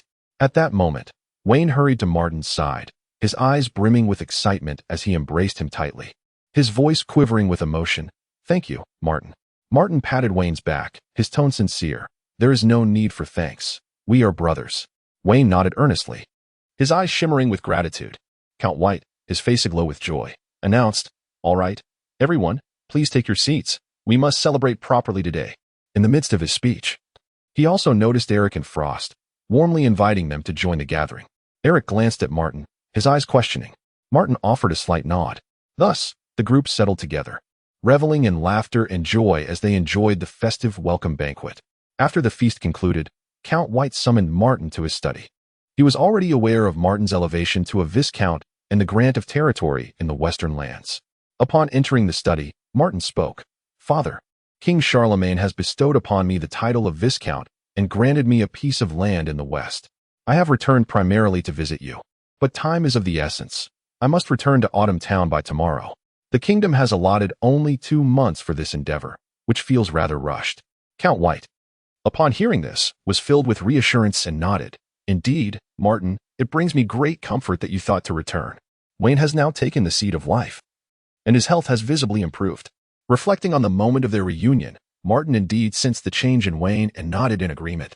Shortly thereafter, the Earl of White adopted a serious demeanor and spoke slowly. Martin, the king has conferred upon you the title of Viscount, primarily out of concern for your potential unification of the North. This region is quite unique. Apart from Marquis Roderick, there are no other marquises nor any formidable nobles. Coincidentally, the Marquis is also allied by marriage to our family, and the king fears that our family might become too dominant, which is why he has reassigned you. Martin had anticipated this and nodded in agreement, replying, Indeed, father. During my time in the military, Marquis Roderick had already broached this matter with me. However, this may be for the best. The town of Luaccio is too small, and venturing into broader realms allows for greater opportunities to flourish. The Earl of White regarded Martin intently, understanding his sentiments, and resolutely declared, Martin, regardless of your endeavors, the White family will always stand behind you. The two continued their discussion regarding territorial affairs and family development for a while. Unintentionally, Martin glanced out the window and noticed the evening sky darkening, prompting him to rise and bid farewell to the Earl. After leaving the study, Martin walked briskly towards Lady Elif's chamber. At that moment, Lady Elif was seated by the window, engrossed in her reading, illuminated by the soft light. Suddenly, a gentle knock disrupted the tranquility of the room. Lady Elif set her book aside and instructed her maid. Please see who it is. The maid hurried to the door, opened it, and upon seeing Martin, paused briefly in surprise before quickly bowing and stepping aside to let him in. Upon hearing the commotion, Lady Elif's heart leapt with joy, and she exclaimed, Quickly, let Martin in. Martin, upon hearing her words, smiled warmly and stepped into the room. The mother and son engaged in delightful conversation, ranging from Martin's military experiences to Lady Elif's musings about domestic matters. Time slipped away unnoticed, and as the sky outside darkened, Martin eventually rose to take his leave. After departing from Lady Elif's room, Martin maintained a diligent spirit, visiting several ladies of the household with deep respect. Upon concluding his visits, Martin, brimming with enthusiasm, gathered his siblings together. Seizing the opportunity under the moonlight, the group stealthily slipped out of the castle and ascended the nearby hill for a lively outdoor barbecue. The roaring bonfire cast a warm glow on everyone's faces, and the aroma of grilled meat wafted through the night air. Karen looked at Martin, who was indulging heartily, his eyes filled with admiration. Martin, I never imagined you would grow to such heights. It's truly remarkable. With his mouth full, Martin humorously mumbled, Now you see my prowess. At that moment, Wayne leaned in, his face alight with expectation. Martin, don't forget about the elves. As soon as Martin heard this, a wave of frustration washed over him, and he replied helplessly, Third brother, isn't Vivi enough? Wayne waved his hand dismissively, his expression serious. That's not the same. I'll remember this, and I'll put in extra effort on my end. With that, he shared a knowing smile with the others. Meanwhile, the second sister, Beline, rolled her eyes and teasingly remarked, Why are all you boys like this? Unbeknownst to them, the color of desire is akin to a blade poised above one's head. Meanwhile, Dury appeared as a mere shadow, quietly gnawing on the flesh of a wild beast. The air was filled with the sound of laughter and lively banter, resonating through the tranquil mountain forest. Time slipped away unnoticed, and before long, the horizon was tinged with the pale light of dawn. Karen glanced up at the sky and declared, It is time to return. Balin and the others nodded in agreement, and together they began to tidy up their camping site. They descended the winding mountain path at a leisurely pace, returning to the castle where they each retreated to their chambers for rest, and thus they slumbered until midday. Chapter 96. Return to Luaccio town. Recharge energy. Martin enjoyed an exceptionally deep slumber, and when he finally opened his eyes, sunlight streamed through the gaps in the curtains, casting bright patches on the floor. To his surprise, he discovered that it was already noon. Still groggy, he rose and shuffled into the bathroom to freshen up. Afterward, he made his way to the dining room, where his family gathered to partake in lunch. The table buzzed with lively conversation, enveloping the space in a warm atmosphere. Once the meal concluded, Martin glanced at the time and realized it was time to depart. After bidding farewell to everyone, he mounted his steed, the great horned horse, with Eric and Frosty following closely behind.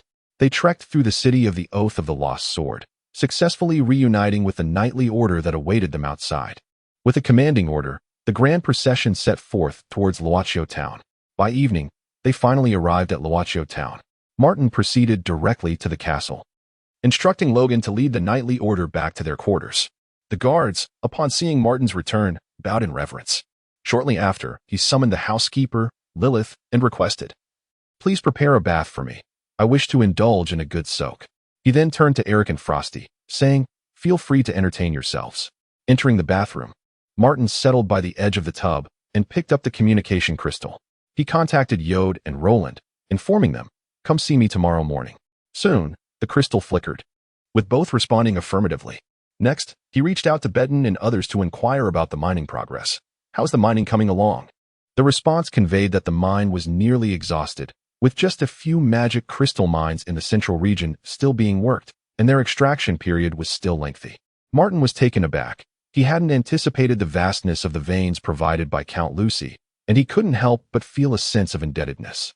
Just as he set down the communication crystal, the quintuplets gracefully entered the bathroom. They skillfully attended to Martin's grooming needs and then proceeded to massage him, their technique perfect, swiftly alleviating his weariness. After this delightful pampering, Martin returned to his bedroom and laid down on the bed, quickly drifting into a sweet slumber. As the morning sun began to spill into the Loaccio town castle, Yod and Roland were already waiting in the reception hall. Their expressions were respectful, occasionally exchanging a few words filled with admiration and anticipation for Martin. Once Martin finished his morning routine, he entered the reception hall, and upon seeing the two, a warm smile graced his face as he greeted them. "You arrived so early. You must be hungry. Let us share breakfast together." Yod and Roland, having come in haste, indeed found their stomachs empty and readily accepted his invitation to sit. The three gathered around the table, enjoying their meal while conversing amiably. After dining, Martin led the two to his study. He took his place at the head of the table, motioning for Yod and Roland to sit, and then, with a serious demeanor, said, "Please share the recent developments." Yod and Roland exchanged glances, understanding one another. Yod stepped forward respectfully and reported, "Young master, during your absence, the construction of the walls in the impoverished district has been successfully completed. At present, we are preparing to embark on the renovation of roads and public areas. Additionally, the town's taxes have been collected and remitted punctually. Furthermore, this is the ore excavated by the trio from Benton." As he spoke, he extended his hands, offering 7 advanced spatial rings, each filled to the brim with the spoils of their labor. Martin accepted the rings with a slight nod, signaling Yod to withdraw, and then turned his gaze towards Roland. Roland promptly rose and swiftly approached Martin, respectfully reporting, "Young master, previously, your dragon knights displayed their formidable prowess, prompting those nobles who had wronged us to curry favor by transferring some of their holdings in Falling Autumn Town to us at bargain prices. As it stands, our holdings now account for 1/3 of the town. At this rate, in a few months, reaching 2/3 will be an effortless endeavor. During this period, these assets have proven quite lucrative, yielding over 13,000 gold coins." At this juncture, Roland paused momentarily, a mysterious expression gracing his features. "Moreover, young master, I have expended a significant sum to acquire crucial intelligence regarding a dragon egg." Instantly intrigued by the mention of a dragon egg, Martin's spirits lifted. Having witnessed firsthand the formidable presence of the frost giant dragon, he understood precisely what an additional dragon would signify for himself and his territory. Eagerly, he inquired, "Where's that dragon egg?" Roland replied calmly, "Young master, according to the intelligence, the dragon egg is located in the Falling Autumn Mountains, discovered by a mercenary." Strangely, there were no signs of the mother dragon in the vicinity. Martin pondered for a moment, already formulating a plan in his mind. Regardless of the veracity of the information, we must investigate this dragon egg. Furthermore, it is time to reinforce the ranks of the knightly order. Currently, Falling Autumn Town has sufficient manpower, but that may not be the case in the Viscount's territory. He instructed Roland to promptly organize the knightly armor from the Merchant Guild. Martin intended to first visit the Dawnlight Merchant Guild to store the armor within the spatial rings, and then proceed directly to the Twilight Valley to contract all personnel who met the loyalty criteria. As for those who could not be contracted, he deemed it unnecessary to retain them. Now, Martin was resolute in shifting his developmental focus to the Viscount's territory, with Falling Autumn Town serving merely as a supply base. However, the journey was indeed long and fraught with inconvenience. Once supplies and other necessities were exhausted, they could only be procured in the Central Realm. Eventually, he planned to establish branches in both the Central Realm and Falling Autumn Town, relocating the main office to his Viscount's territory in the Western Realm.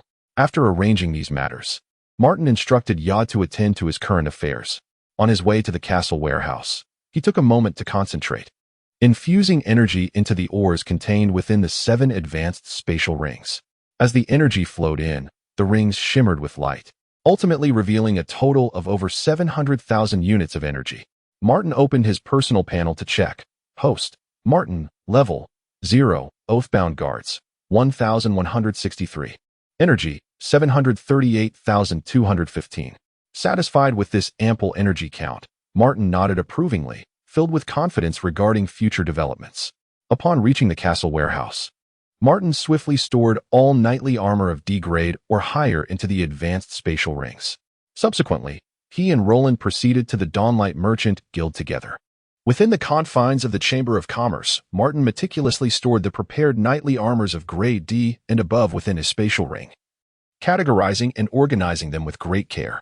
Upon thorough inventory, the findings were as follows: 850 sets of D-grade knight armors, 220 sets of C-grade armors, a mere 2 sets of B-grade armors, and, most notably, not a single set of the exceedingly rare A-grade armors. Observing this, Martin earnestly advised Roland to persist in the vigorous pursuit of D-grade and above knight armors, with particular emphasis on the A-grade armors. Should he come across the even more precious S-grade armors, it would be all the more splendid. Subsequently, Martin withdrew 100,000 gold coins from the vault of the chamber and selected a batch of essential supplies. He intended to utilize these coins to procure slaves in the central region, thereby augmenting the labor force of his domain. Having concluded the affairs of the chamber, Martin promptly led Eric, Loga, and the previously assembled 450 knights, embarking with great zeal towards the Valley of Sunset. Along the way, he dispatched a messenger to inform Alton that there was no longer a need to continue mining, instructing the knights stationed there to dispose of all death row inmates and slaves, and thereafter to join the main force in the Valley of Sunset. Chapter 97. Discovery of a spy and mass promotion. As Martin approached the vicinity of the Valley of Dusk, he spotted Druna waiting outside the valley. Upon seeing Martin, Druna called out in loyalty, and Martin nodded slightly, saying, "Druna, you have worked hard during this time." Druna promptly shook his head in response, stating, "It has not been arduous. I am truly delighted to serve you, my lord." With that, he led the way into the valley. Along the journey, Druna provided an overview of the situation within the valley. "My lord, there are currently 1,100 individuals remaining in the valley. We previously suffered a devastating attack from a horde of magical beasts, resulting in significant casualties, leaving us with only these." Martin's expression remained composed, as if the matter bore little significance to him, and he replied coolly, "As long as the majority of the slaves are still here, that suffices." Subsequently, he instructed Druna to assemble all the slaves in the training area, intending to identify those whose loyalty fell short of the required standard. Time passed swiftly, and under Druna's efficient summons, the slaves stood in neat rows on the training field. Once everyone had gathered, Martin activated the system to assess their loyalty levels. Most of the slaves met the standard, yet a few were found lacking, with some even exhibiting negative loyalty. This peculiar situation piqued Martin's curiosity, as it was the first time he had encountered such a phenomenon. He ordered the slaves who did not meet the loyalty criteria to step forward. After the selection, he gestured to the waiting Loga, instructing him to lead the knights in executing those who had stepped forward. Then, he directed Druna to isolate the slave with negative loyalty. Before long, the slaves who had stepped forward lay dead in a pool of blood, the acrid scent of blood quickly permeating the valley. Martin walked over to the captured slave, his gaze piercing as he coldly inquired, "Are you a traitor? Or perhaps a spy?" The slave trembled uncontrollably, lowering his head and daring not to make a sound. Martin fixed his eyes upon him. Even in silence, the system revealed his loyalty level. As time passed, Martin's patience waned, and his expression darkened. Without hesitation, he commanded Druna, "Proceed, kill him." The slave did not reveal a single clue until he breathed his last. This bizarre occurrence left Martin perplexed, casting doubts on the reliability of the system he had come to trust. Just as Martin was engulfed in uncertainty, Eric stepped forward, bending down to conduct a thorough examination. As expected, he discovered a magical artifact concealed within the slave's body, which was stealthily masking his true capabilities, revealing that his actual strength was that of a bronze knight. At that moment, everything became clear. This individual was undoubtedly the spy who had infiltrated their ranks. Martin's thoughts drifted back to the time he first entered the valley, recalling Druna's mention of the previous attack by the magical beasts. He pondered to himself, surmising that this individual had likely taken advantage of the chaos to slip into the valley. However, from which faction had this assassin been dispatched? Even after eliminating him, no valuable information had been gleaned, leaving Martin feeling exasperated. After a rigorous selection process, a total of 1,050 slaves remained in the training grounds. Martin, with his gaze as piercing as a beacon, slowly surveyed the crowd and inquired aloud, "Do you pledge your loyalty to me?" Initially, the responses were sparse, with only a few voices timidly expressing their willingness. However, it did not take long for the voices of all the slaves to coalesce into a resounding chorus, unified and powerful. As Martin listened to the deafening declaration of allegiance, he felt a deep sense of satisfaction. He promptly commanded the system to expend 157,500 units of energy to enhance the strength of the 1,050 slaves present. In an instant, a torrent of formidable energy surged forth, rising like bamboo shoots in spring. Martin quickly glanced at Eric and Frost, who, understanding the situation, swiftly employed their abilities to firmly suppress the overwhelming aura that had erupted in the valley, thus averting any potential disturbances. After all, having already uncovered a spy, one could only speculate how many other unknown threats lurked in the shadows. Caution was indeed prudent. Before long, the advancement of the slaves was completed successfully. With a sweeping gesture, Martin placed a batch of D-grade knight armors on the vacant ground of the training field, signaling the soldiers to approach and don them in turn. However, due to the limited quantity of armor, 200 individuals were left unarmored after distribution. After a moment of contemplation, Martin decisively resolved to further enhance the strength of the Knight Order, promoting 430 out of the original 450 knights to the status of Bronze Knights. With the rapid consumption of 215,000 units of energy, the selected knights surged forth with an imposing presence reminiscent of crashing waves, making great strides towards the realm of Bronze Knights. Eric and Frost again exerted their utmost efforts to intercept the soaring energies that pierced the heavens. Once this round of promotions concluded, Martin turned his attention to the remaining 13 Bronze Knights and, with a wave of his hand, directly assisted them in their ascent to the realm of Silver Knights. As before, the moment the promotion energies began to rise, they were firmly suppressed by Eric and Frost. With nearly 30,000 units of energy expended, the promotion affairs of the knights within the valley were fully accomplished. Observing the 7 Silver Knights remaining before him, Martin proclaimed, "The ascension to Golden Knights shall commence with you 7. Upon hearing this, the 7 Silver Knights knelt on one knee and collectively declared loyalty. With the expenditure of 35,000 units of energy, the 7 Silver Knights commenced their advancement towards becoming Golden Knights. 2 days later, all 7 Golden Knights had completed their promotions. Alton arrived at the Twilight Valley, accompanied by the knights and explorers from the Magic Coppermine camp. Martin disassembled the Dawn Knight Order and the newly promoted knights into 3 distinct Knight Order frameworks, intending to gradually supplement them. The 7 individuals, once promoted, knelt on one knee and shouted their loyalty, their fervent cry serving as a spark that ignited the entire assembly. The other knights who had successfully broken through also knelt and resoundingly proclaimed their loyalty, shaking the very ground around them. Martin gazed upon this magnificent scene before him, filled with an overwhelming sense of grandeur. The feeling of being surrounded by those who vowed unwavering loyalty was truly exhilarating. The only thing lacking was the advanced knight armors. The system activated the panel, revealing, Host, Martin, Level, 0, Oathbound Guards, 2,213, Energy, 92,465. Chapter 98. Acquiring the Dragon Egg. Preparing for a heist after a swift reassessment, it became evident that there were still considerable gaps in the knight's armor. The armor of the 7 Golden Knights remained unaccounted for, and Eric's S-Class armor was nowhere to be found, leaving Martin in a state of distress. The allure of wealth gained through thievery was tempting. He pondered whether to seek out some trouble, perhaps by engaging in banditry, as his strength had grown sufficient. Upon returning from the falling autumn mountains, he planned to gather intelligence and devise a strategy to execute a significant heist. Afterward, Martin instructed his companions to rest within the Luminous Valley and then requested Eric and Frost to accompany him to the falling autumn mountains to inspect the condition of the Dragon Egg. Frost promptly hoisted both Eric and Martin onto her back, soaring into the sky towards the falling autumn mountains with great speed. It wasn't long before they arrived at the location marked on Roland's map. As the trio prepared to descend, they noticed a substantial gathering of individuals below. Strangely, the crowd was utterly silent, not a sound to be heard. Observing this anomaly, Eric promptly informed Martin. Upon hearing this, Martin decided against a hasty descent. He retrieved a magical artifact capable of surveying the situation below. After installing a magic crystal, a clear image materialized before him. He beheld over 100 individuals encircled around the dragon egg, all fixated on it, yet none dared to approach.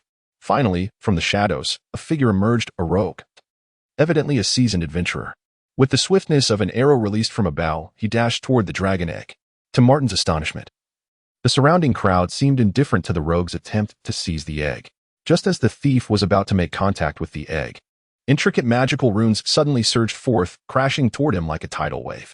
In an instant, the rogue was obliterated, dissipating into thin air. The onlookers appeared unfazed by the spectacle, indicating that many had met their demise in similar attempts to claim the dragon egg. Witnessing this scene, Martin turned to Frost and inquired about the occurrence. After a moment of contemplation, Frost replied, "This is a magical array established by the mother dragon to protect her egg.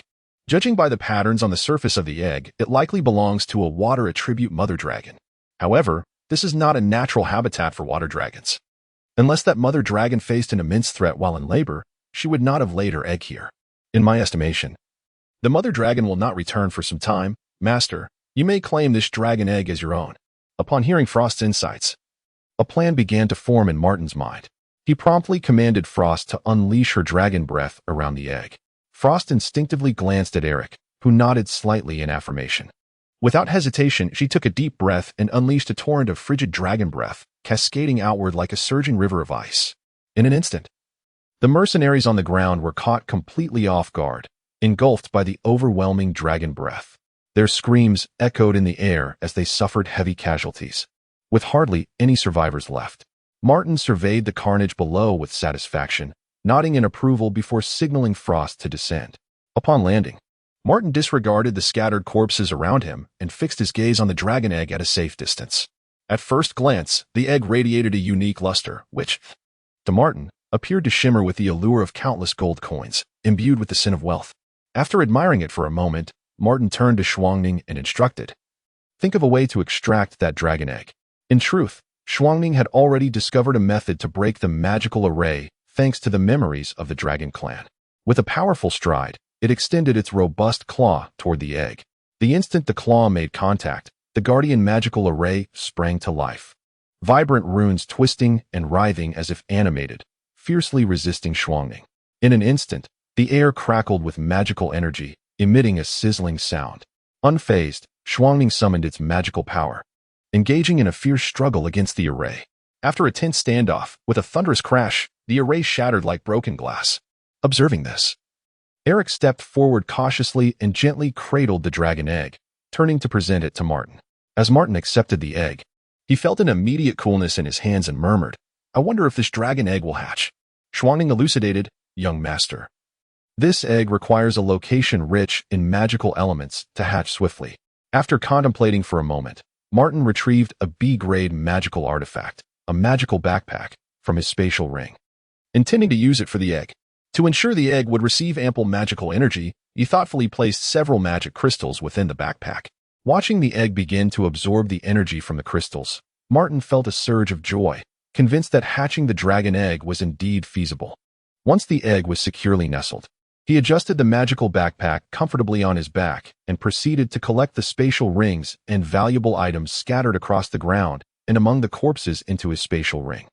With all preparations complete, he set forth with Eric and Xuangning on the journey back to Falling Sunset Valley.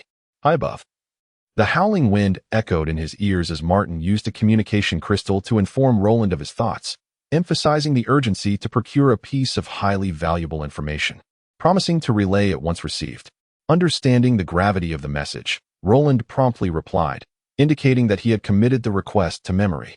The speed of their flight was swift, and before long, Martin arrived at Falling Sunset Valley. He decided to take a brief respite here, allowing his companions time to acclimate to the newfound powers they had acquired. As nightfall descended quietly, a tranquil hush enveloped the valley. Martin instructed Eric to take him back to the castle. Meanwhile, The inhabitants of the castle had just finished dinner and were preparing to enjoy a performance by the quintuplets. Just as the atmosphere was filled with merriment, the butler Lilith hurried in, respectfully reporting, "Young master, Mr. Roland has arrived and is currently waiting in the reception room." Upon hearing this, Martin immediately rose and made his way to the reception room. Entering, he greeted Roland warmly and invited him to take a seat. As soon as the two took their seats, Roland eagerly spoke up, "Young master, I have successfully procured the information you requested. However, I pondered that this matter might require further careful consideration." Upon hearing this, Martin's curiosity was piqued, and he replied, "As long as the information is accurate, it matters not from which power it originates." Despite this, he could not restrain himself from inquiring, "What exactly is the intelligence?" Taking a deep breath, Roland slowly responded, "It concerns a shipment of supplies from the radiant Holy Empire destined for the moonlit Feather Forest, including armor and a substantial quantity of grain." Upon hearing this, a glimmer of determination flashed in Martin's eyes, and he promptly resolved, "Let us seize this opportunity."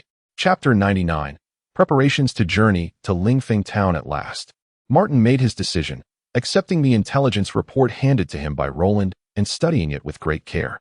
The report indicated that the journey would commence from the Holy Cross Plains, passing through the eastern border town of the Dante Kingdom, Lingfeng Town, and then weaving into the Emerald Forest, ultimately reaching the Moonlight Spirit Feather Forest. After perusing the document, Martin nodded slightly, contemplating to himself, the distance is quite reasonable, and the round-trip time can be managed. Most crucially, this operation spans multiple countries, rendering the likelihood of detection exceedingly low. Having concluded his reflections, Martin retrieved a communication crystal to contact Druna, instructing him to prepare 3 nightly orders for immediate departure and to await his arrival the following morning. Once arrangements were made, Martin turned to Roland, solemnly commanding, in the coming period, gradually shift the focus of the Merchant Guild to the Viscount-S territory. The Viscount-S lands are in dire need of revitalization and are deficient in resources. This matter cannot be delayed. However, do not neglect the affairs in Luochio Town. Continue to consolidate business according to your plan. Proceed without hesitation. There is no need for concern. After receiving his orders, Roland respectfully withdrew.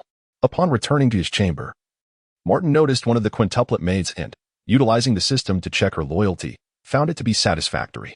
Intrigued, he requested this maid to summon her 4 sisters. Once all 5 were gathered, Martin inspected each one, confirming that their loyalty met the required standards, and promptly inquired, "Are you willing to remain wholeheartedly loyal to me?"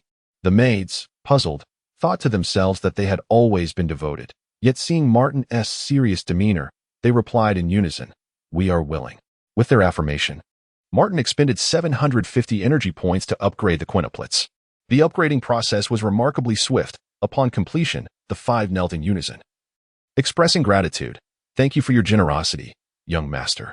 Martin nodded in satisfaction, relieved of any lingering concerns. Nevertheless, he instructed the maids to familiarize themselves with their newly acquired powers and permitted them to refrain from serving him that evening. Complying with his wishes, the 5 maids withdrew one by one. Contented, Martin indulged in a restful slumber. The following morning, as the first light of dawn gently illuminated the room through the windows, Martin rose, attended to by the devoted service of his 5 maids. Ever since they had pledged their unwavering loyalty, he sensed their diligence and service had intensified. Perhaps this was not merely a figment of his imagination. After breakfast, Martin departed Luochio Town with Eric and Shuangning, setting his course for Loxia Valley. Before leaving, he instructed his steward, Lilith, to lead the maids to the military camp to gather 100 knights for the journey to the Viscount-S territory before he set off. Due to Martin's departure with a significant portion of the Dawn Knights, the frequency of patrols around Luochio Town had noticeably decreased. However, Martin paid little heed to this, as his mind was preoccupied with more pressing matters, and he traveled onward without pause. During his journey to Loxia Valley, Martin took the opportunity to replenish his magical backpack with magic crystals. The dragon egg absorbed energy at an astonishing rate, necessitating replenishment approximately every 2 days. This time, he filled the backpack to its brim, hoping to provide the dragon egg with ample energy to absorb, eagerly anticipating the day it would hatch. Upon arriving at the Twilight Valley, Martin beheld 12 formidable golden knights awaiting him outside the gorge. As he approached, they unitedly proclaimed in a resounding voice, "Loyalty." Martin nodded slightly in acknowledgement and led them into the valley. Once inside, he produced a high-grade spatial ring and handed it to Druna, which contained 50,000 gold coins.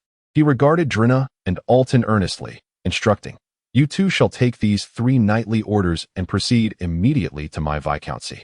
Be vigilant along the way to procure some slaves or acquire other necessary supplies, and establish a framework for development at the viscountcy. Once I conclude my affairs here, I shall join you as swiftly as possible." After receiving their orders, Druna and Alton swiftly departed with the 3 prepared knightly orders. Watching their receding figures, Martin turned to face the remaining 10 golden knights, his expression grave as he declared, "Our mission is to seize a shipment of supplies. The operation should not pose excessive danger, yet we must leave no trace whatsoever." With that, Martin produced a magical artifact and continued his instructions. "This device will conceal all your presences. Once the frost descends, you shall charge forth and eliminate all living beings. In the aftermath, all bodies must be stored within the spatial rings. We must remain vigilant to prevent any feigned deaths." Upon concluding, Martin distributed 7 spatial rings to the newly promoted knights, each containing some gold coins and healing potions. Once all instructions were duly conveyed, Martin instructed Eric and Frost to prepare, leading everyone towards Spirit Wind Town. He intended to execute the robbery midway during the transport caravan's journey, for he feared that should they strike in the Emerald Forest, the commotion could alert the challenging presence of the Elven Queen, a formidable adversary. As Frost took to the skies, their group gradually departed, leaving behind the abandoned camp of Twilight Valley. Riding flying magical beasts, they soared through the air in a straight line at full speed. The powerful gusts of wind whistled past their faces, and in the blink of an eye, they arrived near Spirit Wind Town, close to the borders of the Dante Kingdom.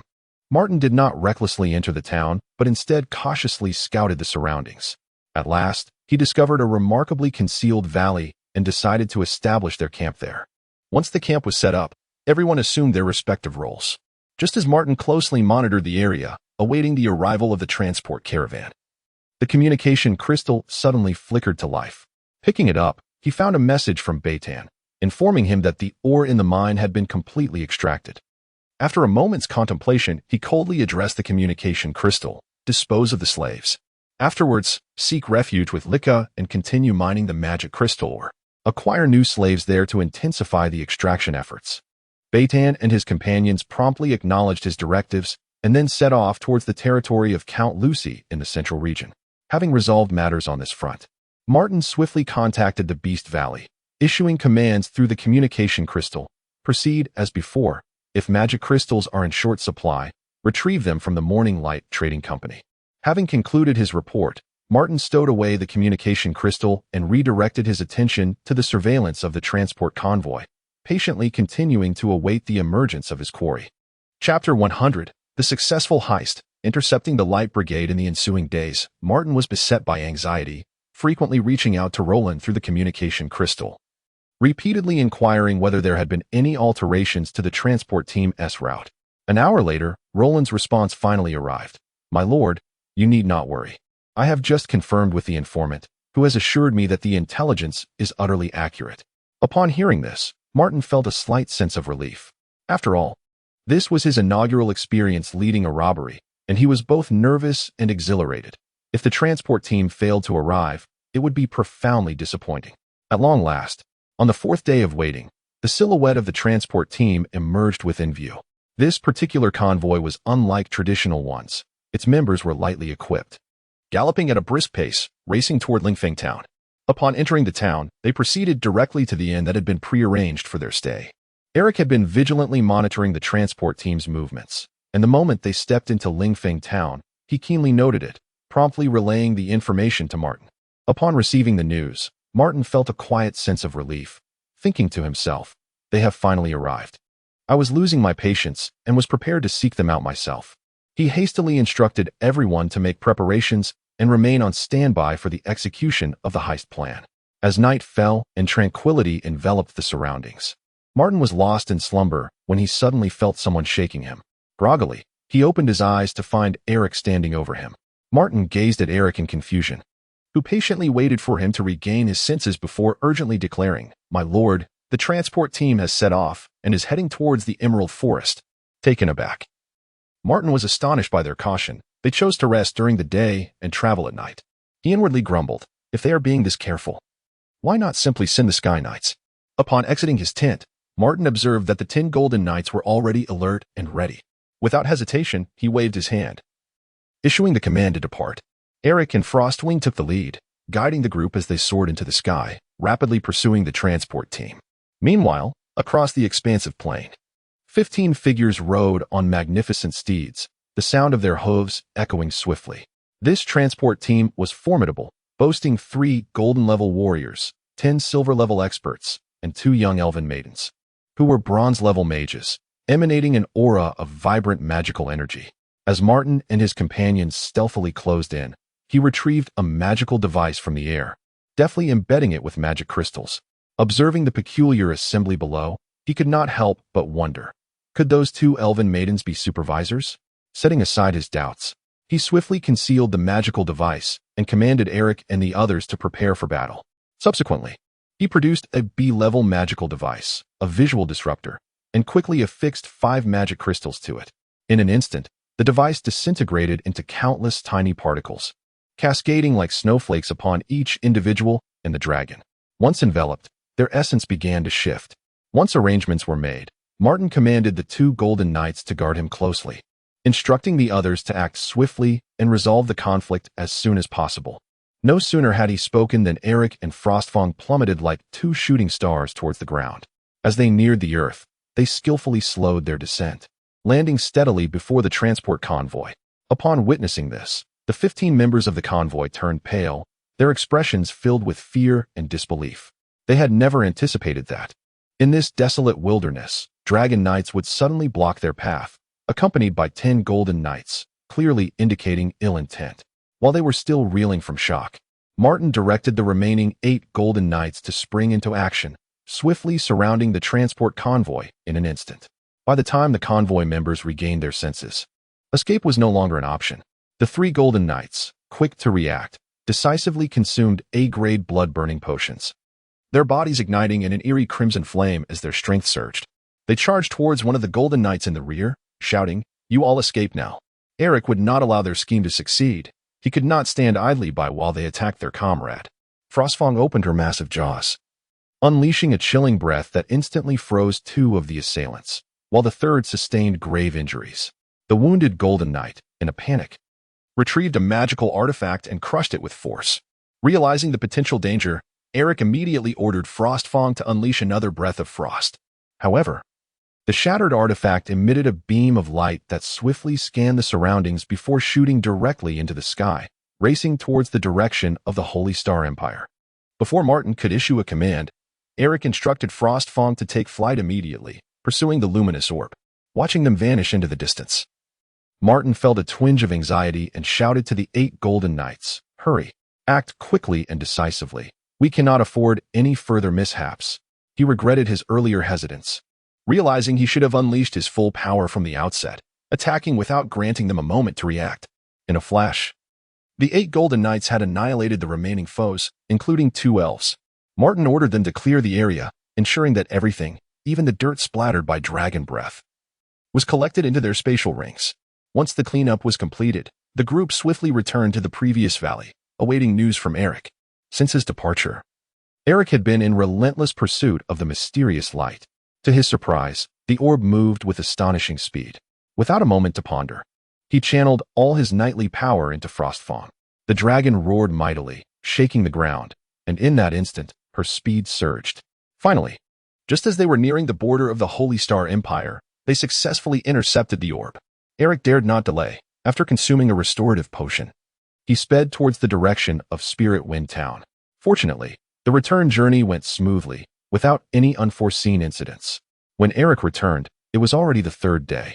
During his absence, Martin had inquired about the orb's status through the communication crystal, to which Eric replied, "Master, I have intercepted it." Upon hearing the news, a heavy burden was finally lifted from Martin's heart, and he quietly mused that it was fortunate nothing had gone awry. After Eric's return, Martin did not allow him a moment's respite. Instead, he handed him a restorative potion and resolved to depart immediately. Before their departure, Martin employed a magical artifact to meticulously scour the valley both within and without. in order to prevent anyone from tracing the faintest remnants of their presence through the use of magical means.